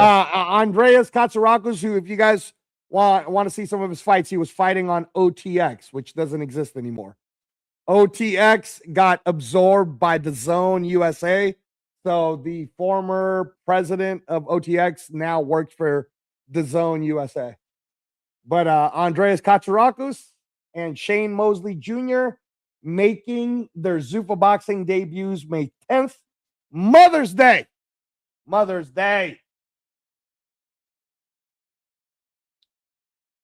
Akeem really don't like Shane Mosley, I guess. I really want to see Edwin De Los Santos fight, man. What they're gonna do with him, man? I think Edwin De Los Santos most likely will fight Andres Cortez, bro. You know what I mean? Right? I think Magsayo Rayo makes sense to me because Filipino versus Mexican. That makes sense, right? Especially Cortez called out Messiah. Yeah, I think that's a good thing. I think you can put the way Andres Cortez looked tonight, if he's probably not hurt, you could probably put Andres Cortez against Messiah. I think it's going to be De Los Santos versus Rayo, and I think it's going to be Magsayo versus Cortez in Vegas, July 12th. Because July 12th is International Fight Week, bro. Because they're on the same schedule. They were just on the same card. It gives them time to get ready, be on the next card together. Rayo is ready to fight. He's not waiting on Magsayo. You know what I'm saying? To get 3 months. And Edwin De Los Santos just hasn't fought yet. You know what I mean? I can see that happening. Got to get him active, and that's a big fight. Edwin De Los Santos is a great dance partner for somebody like Rayo. If you're trying to build Rayo up, that's a big fight for Rayo. Well, like I told you, so May 10th, you're going to see, so far they've announced 2 160s, 1 147, and Julian Rodriguez's return. But on the prelims, you're going to see a bunch of 175, 160s, and heavyweights on that prelim. So can't say nothing yet, but we'll have some guests on to talk about it. Shout out to Robert Merriweather again, and I'm sure we're going to talk to his dad when things kind of calm down, and we'll at the very least we'll try to get his dad in. Again, no shame on that loss, bro. That was a really, really good fight. Very close, very good fight. Yeah, definitely no shame, man. Learning A great fight that's gonna, this early in his career, this is what it's all about, the development, man. He becomes better because of that fight, man, because he didn't have to fight that way. And that's what happens. You get a little overcommitted towards, he had such a great fight in his last fight, got that bonus and was able to be aggressive and really be able to just kind of like do him in a way to where, sometimes you get a little overconfident. You get in the ring with somebody like this guy who had the long arms and, comes from that pedigree, that, just unknown, but still, if you were honest with yourself, probably wanted to slow that fight down a little bit, what I'm saying, really and process that data, and you really try to press him and just kind of like get him out of there. And he was able to not only weather the storm, but able to give it as good as he could take it, give as good as you could take. And that became an issue. And then once you got down on the rounds, the pressure went up on Robert Merriweather to kind of try to get it back. You know what I mean? Like, I got to do something special and significant to go get it back. And while you're doing all that, the more punching you're doing, the more open you are to getting punched. The more you letting your hands go, the more, holes you leaving open. And this guy's got your timing down. That jab was just amazing. Tony Hirsch's jab was just amazing tonight. He was just controlling everything with that lead hand. Right. Yeah, man. Alexis De La Cerda, by the way, just did his post-fight conference. Do you want me to send it to you, or do you want me to tell you where to find it? So it's not on here. Okay, I'm looking at. I guess Caroline. Look at Caroline, man. She's so happy. Look at that smile. She's feeling good. Yeah, Tony Hirsch also just did a post-fight conference. If you want me to tell you where that's at, Clay. Yeah, where's that? So go to YouTube at the MMA Roadshow. That's my friend Ken Hathaway. He's not going to get mad. So go MMA. At the MMA Roadshow, and go under videos, and we could share the Tony Hirsch interview right now. It's about 3 minutes long. Right, they got Alexis Cerda too. Yep. Okay, hold on. Yeah, they're cool, man. They're not. Shout out to Ken Hathaway, one of the best in the business of MMA. So they're in the building or something? Yeah. That's why I was hoping. My guy Ken usually puts all of it on live. So let's share it and take a listen, bro. To Tony Hirsch. Tony Hirsch. I want to see Alexis Cerda. Okay, whichever one you want to do. Hey, JR Spock, they're not going to leave the Apex, but they are going to be doing a show outside of the Apex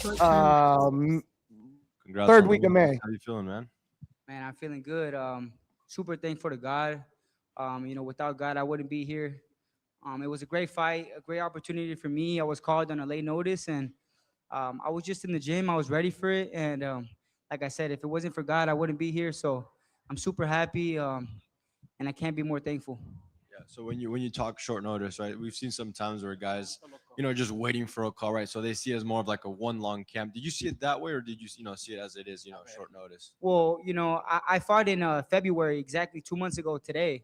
So right after my fight, I took a few days off, obviously just because I had fought, and I went right back to the gym. I had a feeling that Zuffa was gonna call me because I was here prior with my teammate Rayo Valenzuela. I was in his corner, so. I was able to meet everybody from Zuffa, and I had a good feeling about the whole company, and I knew an opportunity was coming. So that's why I was in the gym. I knew something like this was gonna pop up, and that's exactly what happened. So I was ready for it. I know Rajo couldn't make it tonight, but have you been able to talk to him since that knockout? Yeah. I know. Well, I haven't talked to him right now, but I talked to him yesterday and earlier today as well. He's with this lady, and she's gonna give birth soon, so he had his things to handle, and he's always supporting me, whether he's close or far. That's my brother, and I'm super thankful for him as well. Yeah, and from the start of the fight, it was all you. So walk me through what you felt throughout this fight. I knew he was a game opponent. He wasn't no walkover. He wasn't no slouch. He was 12-0, 6 knockouts. So I knew he was gonna be tough. I knew that the shots that I landed, he was gonna take them pretty well. But at the same time, I knew I had 8 rounds. This isn't the amateurs anymore. So I was just picking my shots, little by little. And he started going to the body, started opening up. And I saw that he opened up upstairs, and when he went downstairs, I switched it upstairs, and he walked right into it, and I caught him right on the button. Yeah. What point of the fight did you notice that habit? I'm assuming that's one of the habits that allowed you to score the knockout the way you did. Yeah, well, like I said, he I don't know if he thought he coming with a body shot or something. Obviously, I react to punches. I'm a fighter, but he thought he was doing something, but at the same time, I was setting it up. So I he walked told right you. into it. I caught him right on the Yeah, chin, and you're right. he just collapsed right in front of me. I knew he wasn't getting up. Did you envision getting a potential already knockout of the? It's your crazy. contender? It's crazy because I feel like I don't know. I don't know if I can remember that good, but the other day I had a dream. I had a dream that it was like a crazy knockout, but I was just like I kind of just I had that dream and I was like just whatever, But when it happened, I was like, no way, like that just happened, So I was super happy, man, super happy. First time something like that's ever happened to you. Yeah, like when I catch him with one shot and it's just like lights out. Oh yeah, that's the first time. And I saw when you went to celebrate, you kind of jumped on the ropes and almost slipped. There was Yeah. almost a mess up in the ankle there or something. Yeah, I missed the ropes with my legs. I slipped through the ropes, but I was able to get back up. But yeah, that was funny. And Max Kellerman told you right there. I mean, if this is you short notice, I mean, we can only imagine what's you on full camp. So what can we expect out of you on a full camp now? Man, I'm gonna go back. I'm gonna stay ready. I know something bigger is gonna come. I mean, this is just another win for me. This is like I said, it's just another. I got to do it again, so I can't really celebrate too much. But definitely, I want to fight the best. I want to give good fights for you guys, the people, the fans. I know they tune in and they want to watch knockouts. So I'm gonna go back to the gym and just get ready for the next one. So yeah. In terms of talking about the best, I'm going to talk to you about the title picture at 126. It's very exciting times. Brandon Figueroa, Shushu, Angelo, Leo, Rafael Espinoza. What do you think's going to happen once everything unfolds there? I mean, I still got a lot. I feel like I still got a long way to go. I only got 9 fights. So I mean, I still got to work my way up. Those guys are great fighters. So, but at the end of the day, when I get the experience, when I get to that level, I know I'm gonna be ready for anybody. Who would you say comes out on top between those 4 guys we just mentioned? I mean, they're all great fighters. I like Bruce Carrington. He's very good. He could do. It looks like he could do box, brawl, whatever it is. But regardless, I mean, all of those guys, Angelo Leo, Espinoza, they're all great fighters. So yeah. Just any message to all the people that found out about you today and tuning in now for the rest of your fights? I just I want to give thanks to everybody that supports me back home from Seattle, all the people from Mexico. I got a lot of family in San Jose, de Gracia, Aguascalientes, all those people. My family's from there, so super thankful for everybody that supports me since the start. And I'm gonna keep putting on great fights, and I can't wait for what the future holds for me. Alexis, congratulations on improving to 9-0 in your Zuffa boxing debut. Thank you. Of course, you delivered one of the nastiest knockouts that we've seen in the Zuffa boxing ring so far. How do you feel about that? Man, like I said, when I first saw him collapse, I was like, this is gonna be like a highlight reel, So, but I'm super happy. Like I said, that's what I want to give. This isn't the amateur, so there's power, there's knockouts. So, and I know I got that knockout power. I'm just very sneaky. I might be small, but I could punch.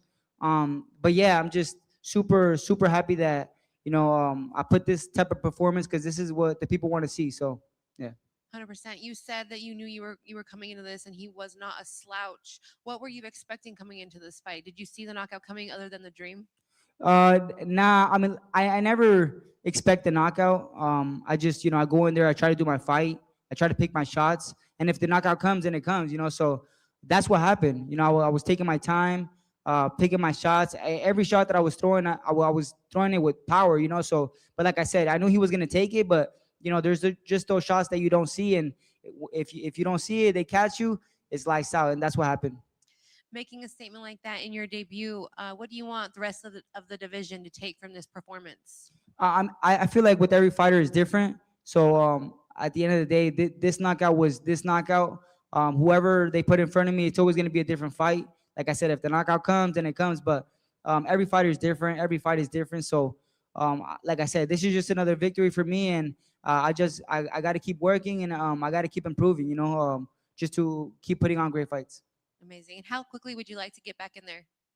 I mean, like I said, I fought exactly 2 months ago. So, but I mean, that doesn't mean anything. I'm still young. I got the hunger, I got the drive to fight again whenever they put me in there. So like I said, I'm gonna go back, take a few days off, and then get right back to the gym. But I'll be ready for whenever they call me up again. You are There- young and hungry and new under the Zuffa boxing banner. What can we expect from you in your career now that you are here? Expect great fights. You know, I'm very technical. I'm very smart. Very I got technical. power, as you guys can see. So I just want to give good fights. You know, I want to give good fights for the people. And that's what I plan to do. You know, so Absolutely. Well, congratulations, champion. Can't wait to see what you do next. thank you so much. Alex, felicidades con el triunfo. I know they're Mencionaste enjoying this media, man. dos veces, this is not the amateurs. Qué difícil es hacer ese cambio o parte de los ajustes de que los Oh, niveles Lord. que están He's en el doing boxeo. Spanish. Y cómo has podido superar eso, de poder mejorar tu carrera y ser el peleador que eres ahora. Pues tuve mucha experiencia en los amateurs, pero mi entrenador Mario Rodríguez siempre me enseñó el estilo profesional. Y en veces cuando yo era amateur, en veces perdía porque mi estilo era profesional, ¿me entiendes? Yo supe que cuando yo fuera a ser profesional, el estilo que me enseñó mi entrenador desde los 8 años me iba a servir. Siempre practicamos eso de sentar más en los golpes es el estilo profesional. Me sirve mejor aquí en lo profesional. Qué bueno, men. O sea que en pocas palabras estás donde perteneces y este es tu mundo. Háblame un poquito sobre ese knockout, porque fue tremendo, fulminante. Va a ser el highlight de tu carrera, o posiblemente si no haces otro más grande. Pero ¿a qué? Es uno de esos que conectas y sabes en ese momento ya se terminó la pelea. Porque el mismo referee, Robert Hoyle, ni contó, ahí supo ya Sí. pararla y ya estuvo. Sí, no, pues como te digo, miré que él como que se estaba confiando. No sé si él pensó que me agarró con un translate. golpe al cuerpo bueno, pero se estaba Yeah, he's abriendo basically saying, miré I got que knockout of the estaba year. dejando la quijada I want abierta that. arriba. Entonces cuando me tiró abajo, miré que bajó la mano y se lo cambié arriba y lo agarré en la pura quijada y fue todo lo que pasó. Fue perfecto, man. Fue como pudiste estirarte todo y dar la vuelta, como él ha sido la pelea estelar en un... Lo que es estar en un campamento. Alexis, I had a question for you. This is Saucy with Elite Champ TV. Can you rate your opponent's difficulty from a scale of 1 to 10 if you had to give him a rating? 3 or 4. He wasn't too difficult. I would say probably a 7, 6. Those styles, I've been in there with a lot of good guys. So it wasn't a style that was new to me. Just to come forward, high guard, go to the body, strong jab. So I have a lot of experience under my belt. Like I said, I still got a lot to improve, but it wasn't a style that was new to me. So I just had to adapt. You know, I had to pick my shots, and that's what I did. I mean, he started going to the body, started opening up, and I caught him upstairs, and then that's what happened. Caught him right on the chin. Now you have 4 other knockouts. Did you feel like this was one of the best ones you've gotten so far? I mean, he even did like almost a half roll after you knocked him out. How did that feel to you? Yeah, I mean, I hit him right on the chin, and I saw he went down face first. He just collapsed. Like he wasn't even like just a knee or anything. He just collapsed right in front of me. I knew he wasn't getting up. I looked down, and by the time I looked down, the referee he had waved it off already. So I knew it was a shot like right on the money. One of those shots that you don't get up from. So yeah, it was just perfectly placed right on the button. So yeah. Best way to make a debut, I'd say that. Yeah. You know, you talked about Zuffa. How does it compare to, you know, before were you independent? Were you signed with another promotion? No. All my other 8 fights, it was just me, my coach Mario Rodriguez, and my mentor Rayo Valenzuela. Also Nicholas Perez that has been helping me. But no manager yet. I was just waiting for an opportunity. You know, staying patient. I feel like boxing, it tests us boxers with our patience.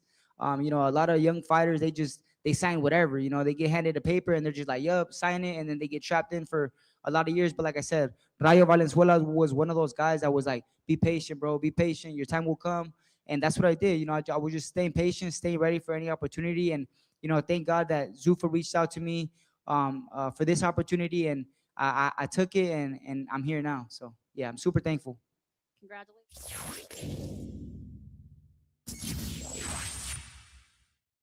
Super thankful, man. Ameriprise Financial has been providing. Yeah, no, he's very financial thankful. We got advice. Tony Hirsch coming up next. on Tony, this. congrats on the victory, man. How you feel right now? Short. Where your mic at, man? It's the microphone. I'm right here. No, him. Oh, him. I'm feeling amazing right now. It was a huge performance for me, and I'm glad I got the upset win, man. Yeah, obviously the big storyline there was, how much he was favored in odds and just everything behind him, all the backing he had. Did you feel disrespected at all during this build-up, and did you carry any chip on your shoulder to come out and prove people wrong the way you did? Definitely. When I seen the odds, my opponent told me the odds. I'm like, what? They got me. He has a 1,000, a plus 1,000. I'm like, oh hell no, bro. So I had to turn it up a notch. I had to, throw that chip on my shoulder going into the fight and let them know what's up. At what point in the fight did you notice, like, yeah, this is mine? Second round, or probably even late first round. I was landing the jab pretty clean, and effective, changing levels. As I knew, like, I was gonna be comfortable as long as I was able to get my jab off, smother his punches, and get mine off. And how confident were you when they started to read the scorecards and you heard that first one they had it as a draw? I was kind of shook. I ain't gonna lie. First scorecard, I was kind of shook off the draw, but I was confident. Like right after the fight, I was confident. I was gonna get a win. Just based off how the fight was going. So definitely confident. Kind of shook after the first score though. Where would you rank this fight in terms of learning experience and becoming a better fighter out of it? Do you believe this fight will, just like everything you went through today, will serve as a big leap forward as you continue to develop? I mean, I gotta rewatch the fight and see what I can get better at. And see little things that I missed and that I should have been capitalizing on. So we'll definitely fix those, when we go rewatch the fight. For sure. And I noticed you said in the ring that you have a few more fights and you'll see what happens in regards to Zuffa, obviously, and it's only the first one right now. So, how many fights, did you sign for and what's the plan right now? We signed for 3. So we got 1 out the way. We got 2 more left. There you go. Get those 2 in by the end of this year? Yeah, for sure. Yeah. And where do you want to be by the end of 2026? I want to be one of the top lightweights in the division. And what was it like, being able to use the facilities and stuff? A lot of these guys come in here for the first time, they talk about, the facilities and, how easy it made it for them on their side, make the weight and everything, just the fight week preparation. Yeah, man, it was great. They show so much love. They give you meal plans. The PI got every equipment you need. They got ice bath, everything. They got recovery stuff. They got everything you need. So Zuffa definitely shows love to their fighters, and they take care of them very well. Made it easy to cut weight, made it easy to rehydrate. So much love to them. Just what's the message to everyone that found out today? Don't doubt me. Don't put no underdog on me like that again, man. I'm one of them ones, bro. That minus 810 is a little high. So. Hey, Andres Cortez and also Mark Magsayo's on it. You just got to refresh, bro. Mark Magsayo, let's hear what he got to say. Yeah, they both should be talking about each other, huh? Yeah, let me see. Let me see what my Filipino brother got to say. April 3rd at Hershey Park. Go. The client's waiting. Great. Shout out to the MMA Roadshow, my friend Ken Hathaway, John Morgan. Here. Congratulations on a big performance and dominating fashion win in your Zuffa boxing debut. How are you feeling right now? Right now, I'm so happy. I'm so blessed to God, and I'm so thankful for this opportunity for giving me Dana White, giving me a good opportunity. Thanks so much. Absolutely. Did you know that the call was coming, or that you were going to be putting him away sooner than later after the hard shots that he had been taking? Yeah, he been taking a lot of my punches, and maybe the coaches saw that he couldn't take it anymore, so they stopped. So it's good. Yeah. Do you feel good at this new weight class, lightweight? I'm so happy on this weight. I'm so comfortable. I still sparring in the last 2 weeks, 10 rounds. I feel good and make weight easy because of the staff of the Zupa, very nice. So I'm so happy. Being a former champ, do you feel that this is kind of a fresh start for you? Oh, this is a big platform for me. Zupa, the Paramount. So thankful that they gave me an opportunity to fight in this league. You feeling pretty dangerous right now at this weight? You feel like you kind of put the division on notice tonight? Yeah, I'm not dangerous. I'm just a fighter. Yeah, I'm the fighter to fight in the ring. So anybody can fight me. I can fight. Did you get a chance to watch the main event? I only saw a couple of rounds, but they're doing good. Andres Cortez said he was would be interested in a matchup with you. Is that something that you'd be interested in as well? Yeah, we can fight anytime. Awesome. Well, congratulations again, champion. Can't wait to see what you do in the Thank you, Zupa ma'am. boxing Thank you. banner. Thank you. You fought on some big stages before, but talk a little bit about your experience so far with Zuffa Boxing, the way they've been taking care of you guys, and why was Zuffa That's Boxing? my friend Ken right for Hathaway you? right there, I Clay. think That's Ken Super Hathaway. Boxing is a big, big platform for me, and the TV, the show, they giving me 3 fights in 1 year. So I'm so happy that they gave me this opportunity. You know why? He believes in I have a talent. You walk me through that sequence in that 5th round, right? It seemed like it was any time now when he was going to get out of there until eventually his team threw the towel. And what was going on through your head? I'm surprised because they throw the towel in the 5th round, but I know that he's already hurt. So when the 5th round start, I smash. You certainly did. And Dana's came back here before and talked about allowing the Zuffa fighters to fight with those ring shows, right? For those ring belts. Is that something you want to do, right? Keep, get some more fights under your belt and with Zuffa and obviously fight on one of these ring magazine shows? Yeah, man, this is my living. I need to fight 3 times a year, at least 3 times a year, because I'm a good fighter. I'm the best, and I'm with good hands with the coaches, and the promoters is good. The staff is good. I'm so happy. I'm here. I know you said you're interested in the main event winner, but what are your thoughts on what Zuffa's doing with your division in general, right? We saw Raj and all these guys coming through. It looks like it's starting to take real shape. There's a lot of good fighters in this division, 135, but I think I'm one of the best of the 135, the best. I can show more. I can entertain the fans. I can bring fans. Okay. Mark, weren't you surprised that he took everything that you threw and he was still standing? I know that he's coming forward. So we prepare for his style. We're training for his style. So when he punch, I can see all his punches. I can dodge. I can throw a lot of punches that all power. So he's gonna hurt every round. So that's why I'm doing it every round. But he didn't go down. Did that disappoint you? Not really, because I know in the long run he's gonna get knocked out. I'm not worried that he's not gonna knock out. For sure, he's gonna knock out for my all of my punches. Thank you. Congratulations, Mark Magsayo. Thank you. To represent the Philippines too, while you were here, how did that feel? There was a whole section cheering for you. I'm so proud of all Filipino came here to watch my fight, and I'm so excited because I know I can entertain the fight. I can show my talent, showcase my talent. I know that they're gonna support me in the next fight. And I saw Jim Wello was here. He just had his fight, and you have Coach Marvin in your corner.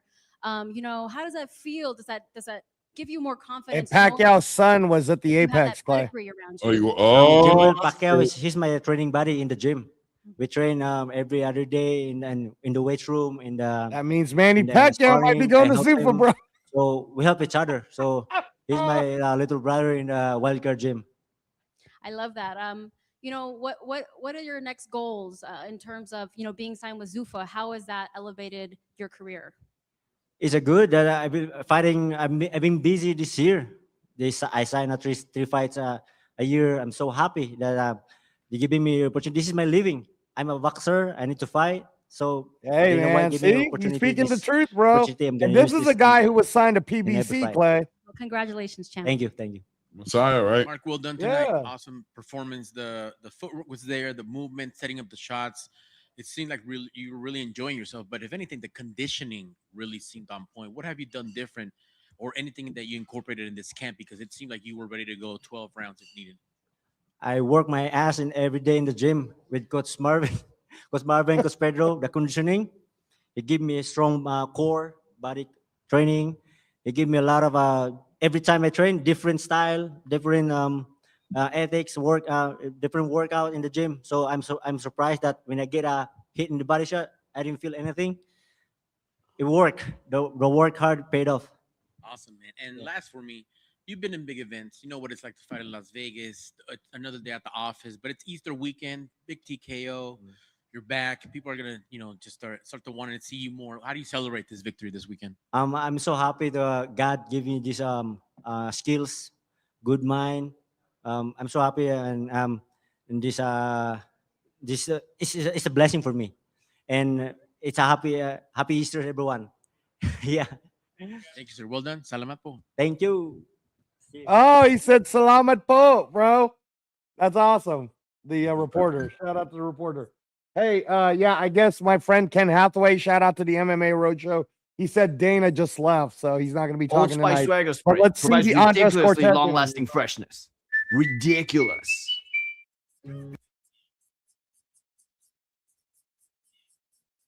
Let's see the Andres Cortez interview. Andres Cortez, hi over here. Congratulations on your win tonight. That was a pretty big, dominant performance. Do you feel that it was a big statement that you made tonight? Absolutely. Me being away for some time from the big fights, this was just where I needed to be. But I have a quick question. What'd you guys score to fight? Ooh. Because I had it one-sided. I had maybe losing 1 or 2 rounds max, Yeah. Me too, Very Andres. aggressive, very dominating fashion for sure. Thank you. How do you feel about your performance tonight? Is this exactly how you seen it going? Is this how you wanted to None of those perform tonight? motherfuckers scored that damn fight. I'm always looking for the knockout, but I knew how important. Yeah. From the jump. I mean, I was facing a good fighter. First time at this division, so I had to play it smart. How did you like being at this division? I get to eat more, so I felt good. All right. What was the game plan coming into tonight, and were you able to execute on it? Absolutely. What how the night went. I didn't use my jab as I wanted to, but everything else, footwork, feet, I had him falling in. He fell right into my fight. Yeah. You were coming in a lot with that right hand. Was that kind of part of the plan for tonight? Well, it wasn't missing, so. No, yeah, it definitely looked great. What do you kind of have next? I know that you said you wouldn't mind a shot taking on Mark Masiago next. Well, he was the co-main, so I was just assuming that it would line up nice. We're in the same weight class. He's a big name, so I thought it'd be a good fight. No disrespect to him, but I want to fight the best. Of course. I know you're fighting at home and this is your hometown. Yeah. That comes with a different feeling and pride when you get your hand raised. Does it bring more pressure or just more motivation for you? Nah, I told everybody, all my family, all my friends, get your savings and put it on me because they had me as a slight underdog. So, everybody ate. Do you feel that after tonight's performance, this puts you into title contention? Absolutely. Awesome. Well, I can't wait to see what you do next in the division. Congratulations, champ. Thank you. Title contention. All right, Andres How much we Cortez. see, people talk about the fight, capital of the world, but that is your home, right? So do you think you see Vegas differently than other people see Las Vegas in terms of fighting? Absolutely. I know this, it's a place of sin, so it could be a dangerous place for a lot of people. You could lose focus real quick if you're not from here. Me, obviously born and raised, I've been around Mayweather, all the greats for a long time. Me, it feels, obviously it's all I know, so it feels good, I guess. What's the best piece of advice you've heard from some of the greats you've worked with? Not too much advice, but I've seen the worth ethic from a lot of great fighters, especially Floyd, Gervonta Davis. So I do know what it takes. What are your thoughts on just how the lightweight, obviously you talked about Mark Masiago, but just how the lightweight division is stacking up here in Zuffa, right? You got you, Mark, and then think of guys like Rayo Valenzuela, Edwin De Los Santos looks like he's come over as well. What are your thoughts on how it's unfolding here with you guys? It's looking great, but I would really love to fight someone that speaks English because I made fun of my Spanish, so I would love to fight someone that speaks English. Oh my gosh, bro. Yeah. I mean, I try, but obviously I'm not fluent, so He wants to do trash talking. Congrats on the women, man. Yeah. I've seen, we've had some of us here had the privilege of seeing you fight way back in the day. Yeah. Sam's Town, Sin City Yeah, yeah. Showdown. And fast forward to now, you're the main event for Zuffa 5. If you can possibly put that into words for anybody doubts themselves, anybody thinking, I don't know if I should do this, maybe I should just quit. But look at this now, like this, the growth, the process, the journey that's shaping you into the boxer you are now, main eventing Zuffa. You know, that's something I think about almost every other day. You know, when I even see Sam's Town or just from a distance, I'm like, dang, you know, because that's definitely not what like a fighter's dreams are to fight there. It's definitely in a big stage. But you know, my thing is always to enjoy the moments, enjoy all of this, just take it in, because it doesn't last forever. Can we say that being in that ballroom on the east side makes you appreciate this? Yeah, absolutely, everything. You know, because not a lot of people can do what I do, so I know how privileged I am. Absolutely, man. Usually you hear these songs like "Sigo siendo el rey" for like the big Mexican independence. And Hey, what have shout you. out. Why did you Shout choose out, that? Natalie Obviously, Jones. to You relate know to we your the fans, truth but at that's kind of a ATP big Combat deal Media, bro. to walk out to that We song appreciate and you back for that sticking up. it out It with us, just bro. hypes me up, you know. It really does. So you know, that's Yeah, the man. song This was a long day, bro. This is not normal, bro. We did 2 fights today, bro. Thank you. That's not normal. Hey, Andres, how are you? Good. How about you? Very, very good. Big up Congratulations Zuffa, on the win. man. What an Thank you. event, action I packed. had a Yeah, feeling, I no know there were a doubt, lot man. of, Hope smash for sure. tough He rounds sounds in like there. Manny. There was, you know, I Actually, know that a point was Ken, taken away Steven, from your him, opponent for Powerful excessive people, holding. man, Zuffa. Do you feel like some of the man. stylistic matchup was a little bit challenging in there? Oh, absolutely. You know, I haven't fought a southpaw in forever. It feels like since the beginning of my career, but yeah. So I mean, that was just the tricky part. And I mean, he wasn't a bad fighter. You know, he came in here to win. Like I said, the casinos had him winning the Thanks, fight. A lot of Nose people Logic. online, Mike Carpenter Yeah, had him man. winning. You know, a lot of people chose him to Salute win. to So everybody, my man. I ain't main gonna lie, I'm thing about was to just to close go this in up. there and Hey, show that Keenan, I'm the thank better you, fighter. bro. And what do you feel makes you the most dangerous? Man, like Shout out to tonight, all the subscribers. I don't know how he many thought for subscribers, some like, reason that I was a slow fighter. I had no footwork, that he was gonna be able to jab me. I mean, I felt like it was the opposite tonight. So I guess my style is very deceiving. And your brother is in your corner, correct? Yes. You know, it's like a family business. How do you feel having someone that's super close to you in your corner? You know, we're doing this together. You know, he's in the fight too. A lot of teams don't feel that way, but me and my brother are in the fight together. So I mean, this is a team sport. You know, I win, he wins. So. And last question, how did it feel transitioning from Top Rank to Zuffa? I love it. I love it. They feed me here. You know, make They me feel feed good. 'em. The marketing is amazing. They take care of their fighters.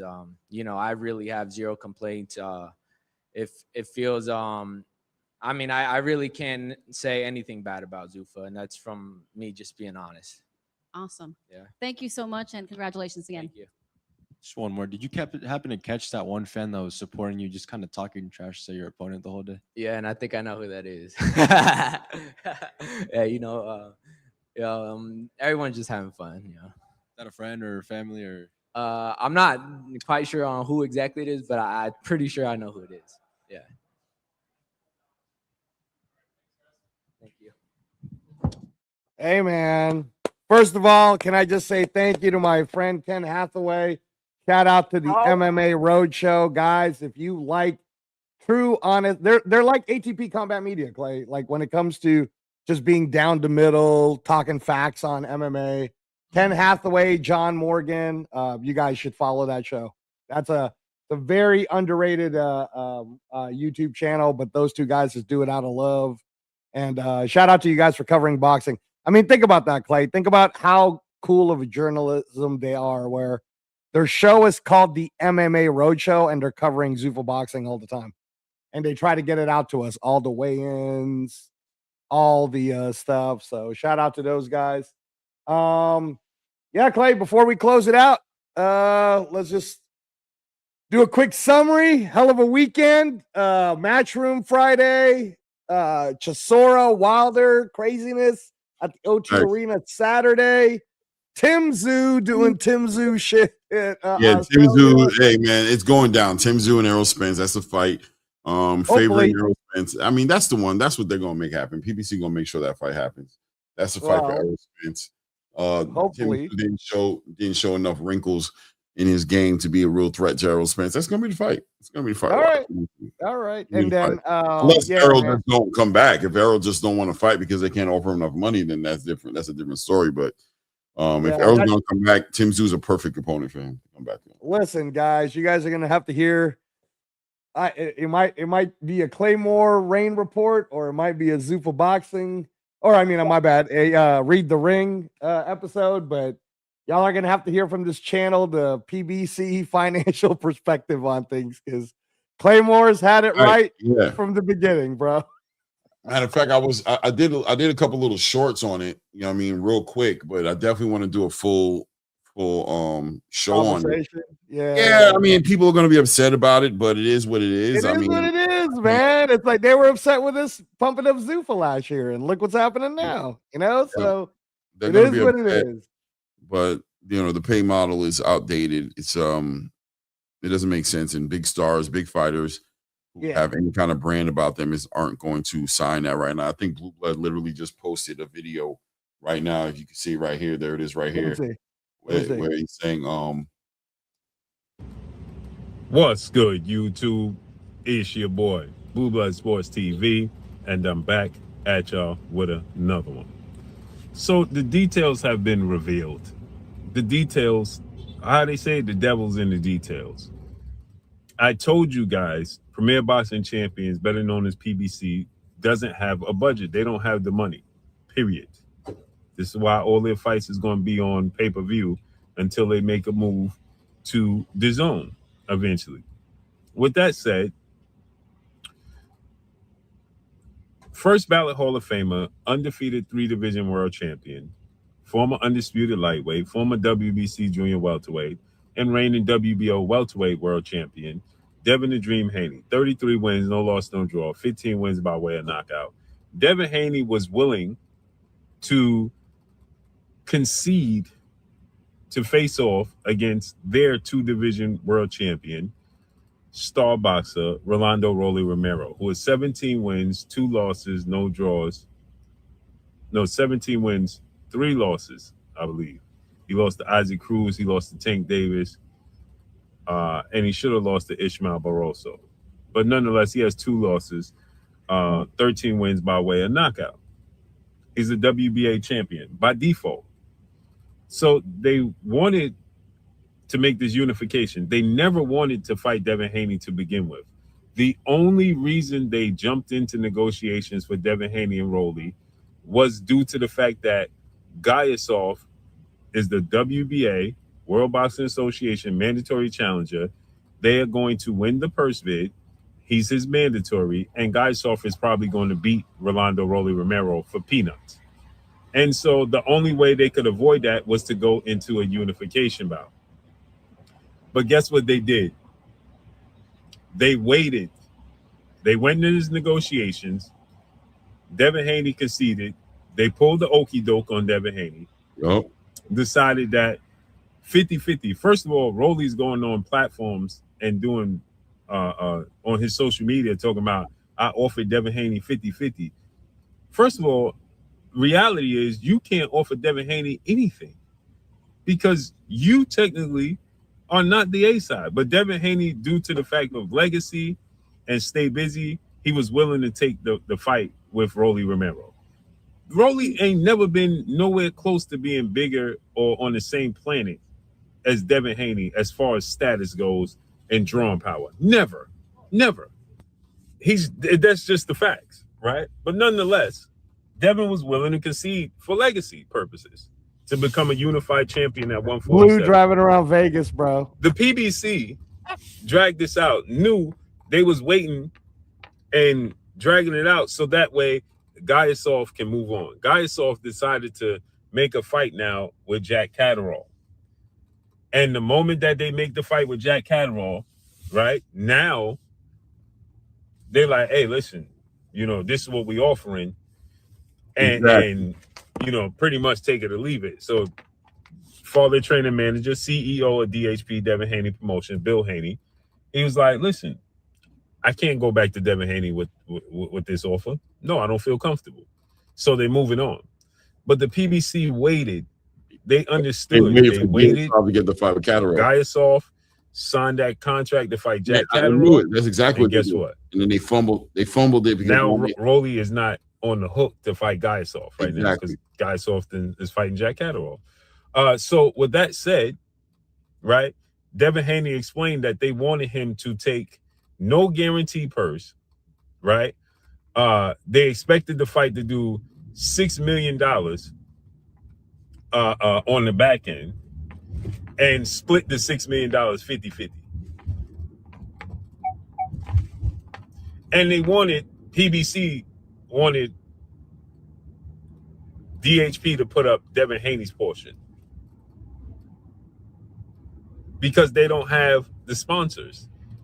His Excellency, Turki Al-Sheikh, was not involved because His Excellency, Turki Al-Sheikh, like he said, I got drones and all types of things flying over my country. I can't, he just ain't, he's not focused on the sport of boxing, but he said that he's definitely tapping back in.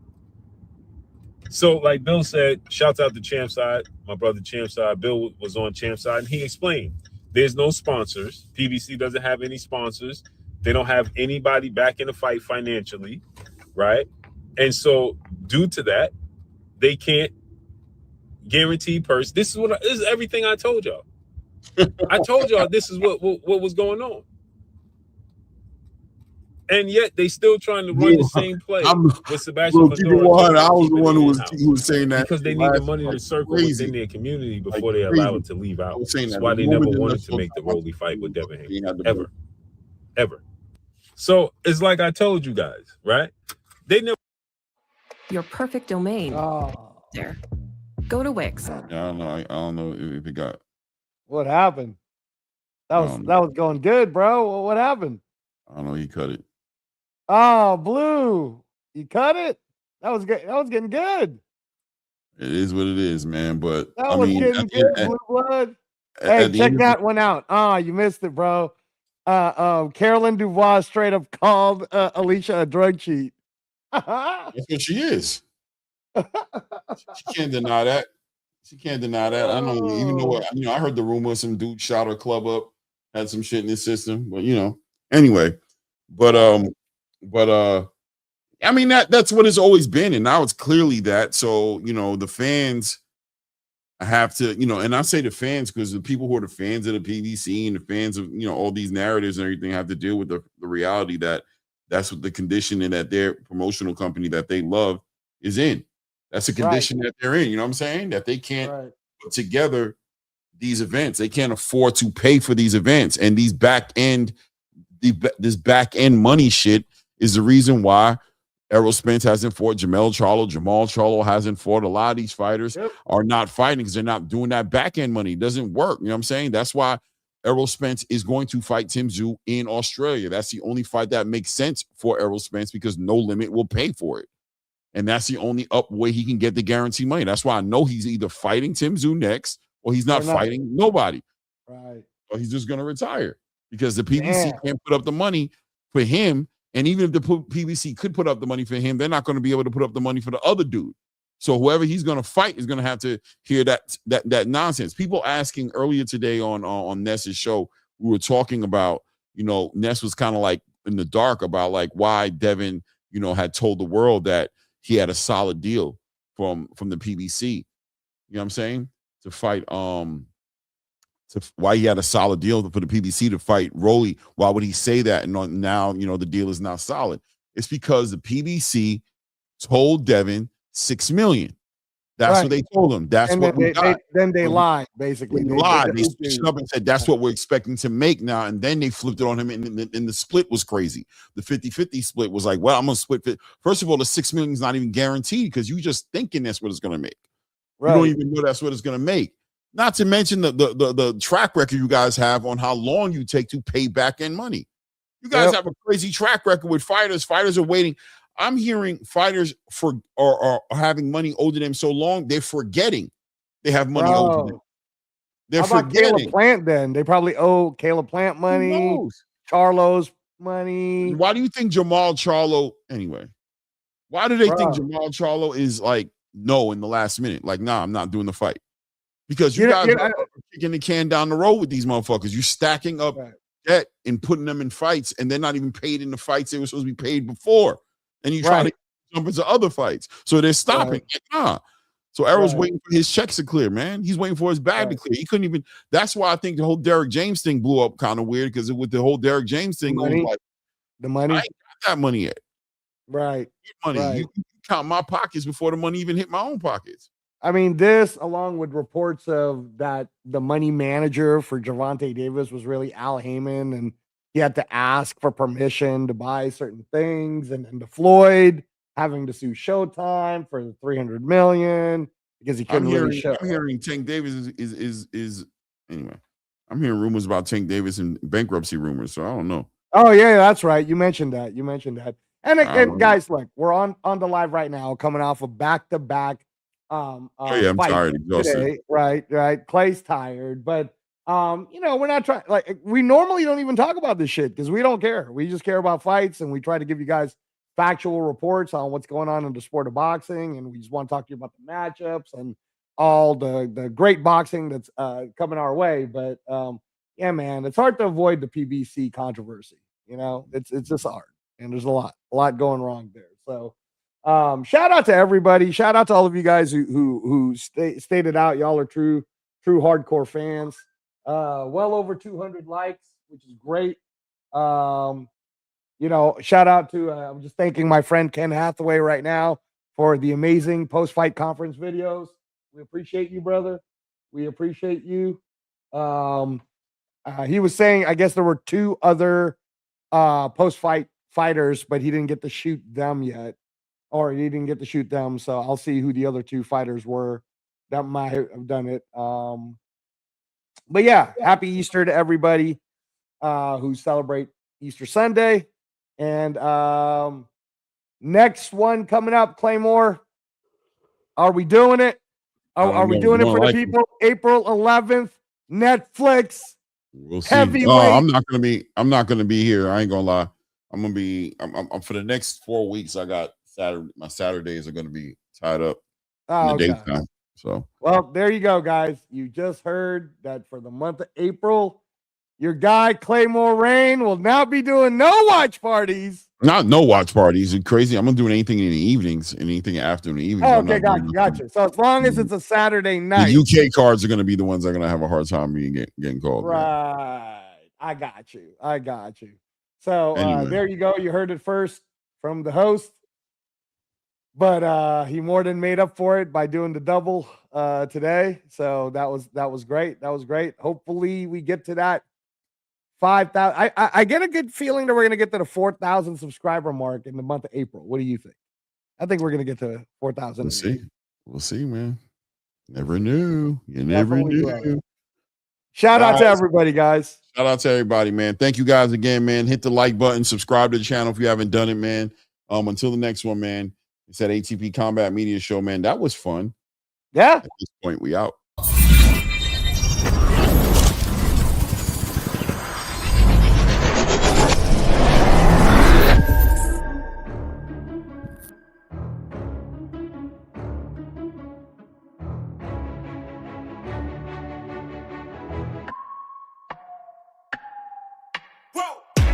Who knew I would make it this far? They hated, they never believed me. Yeah, I would never drop.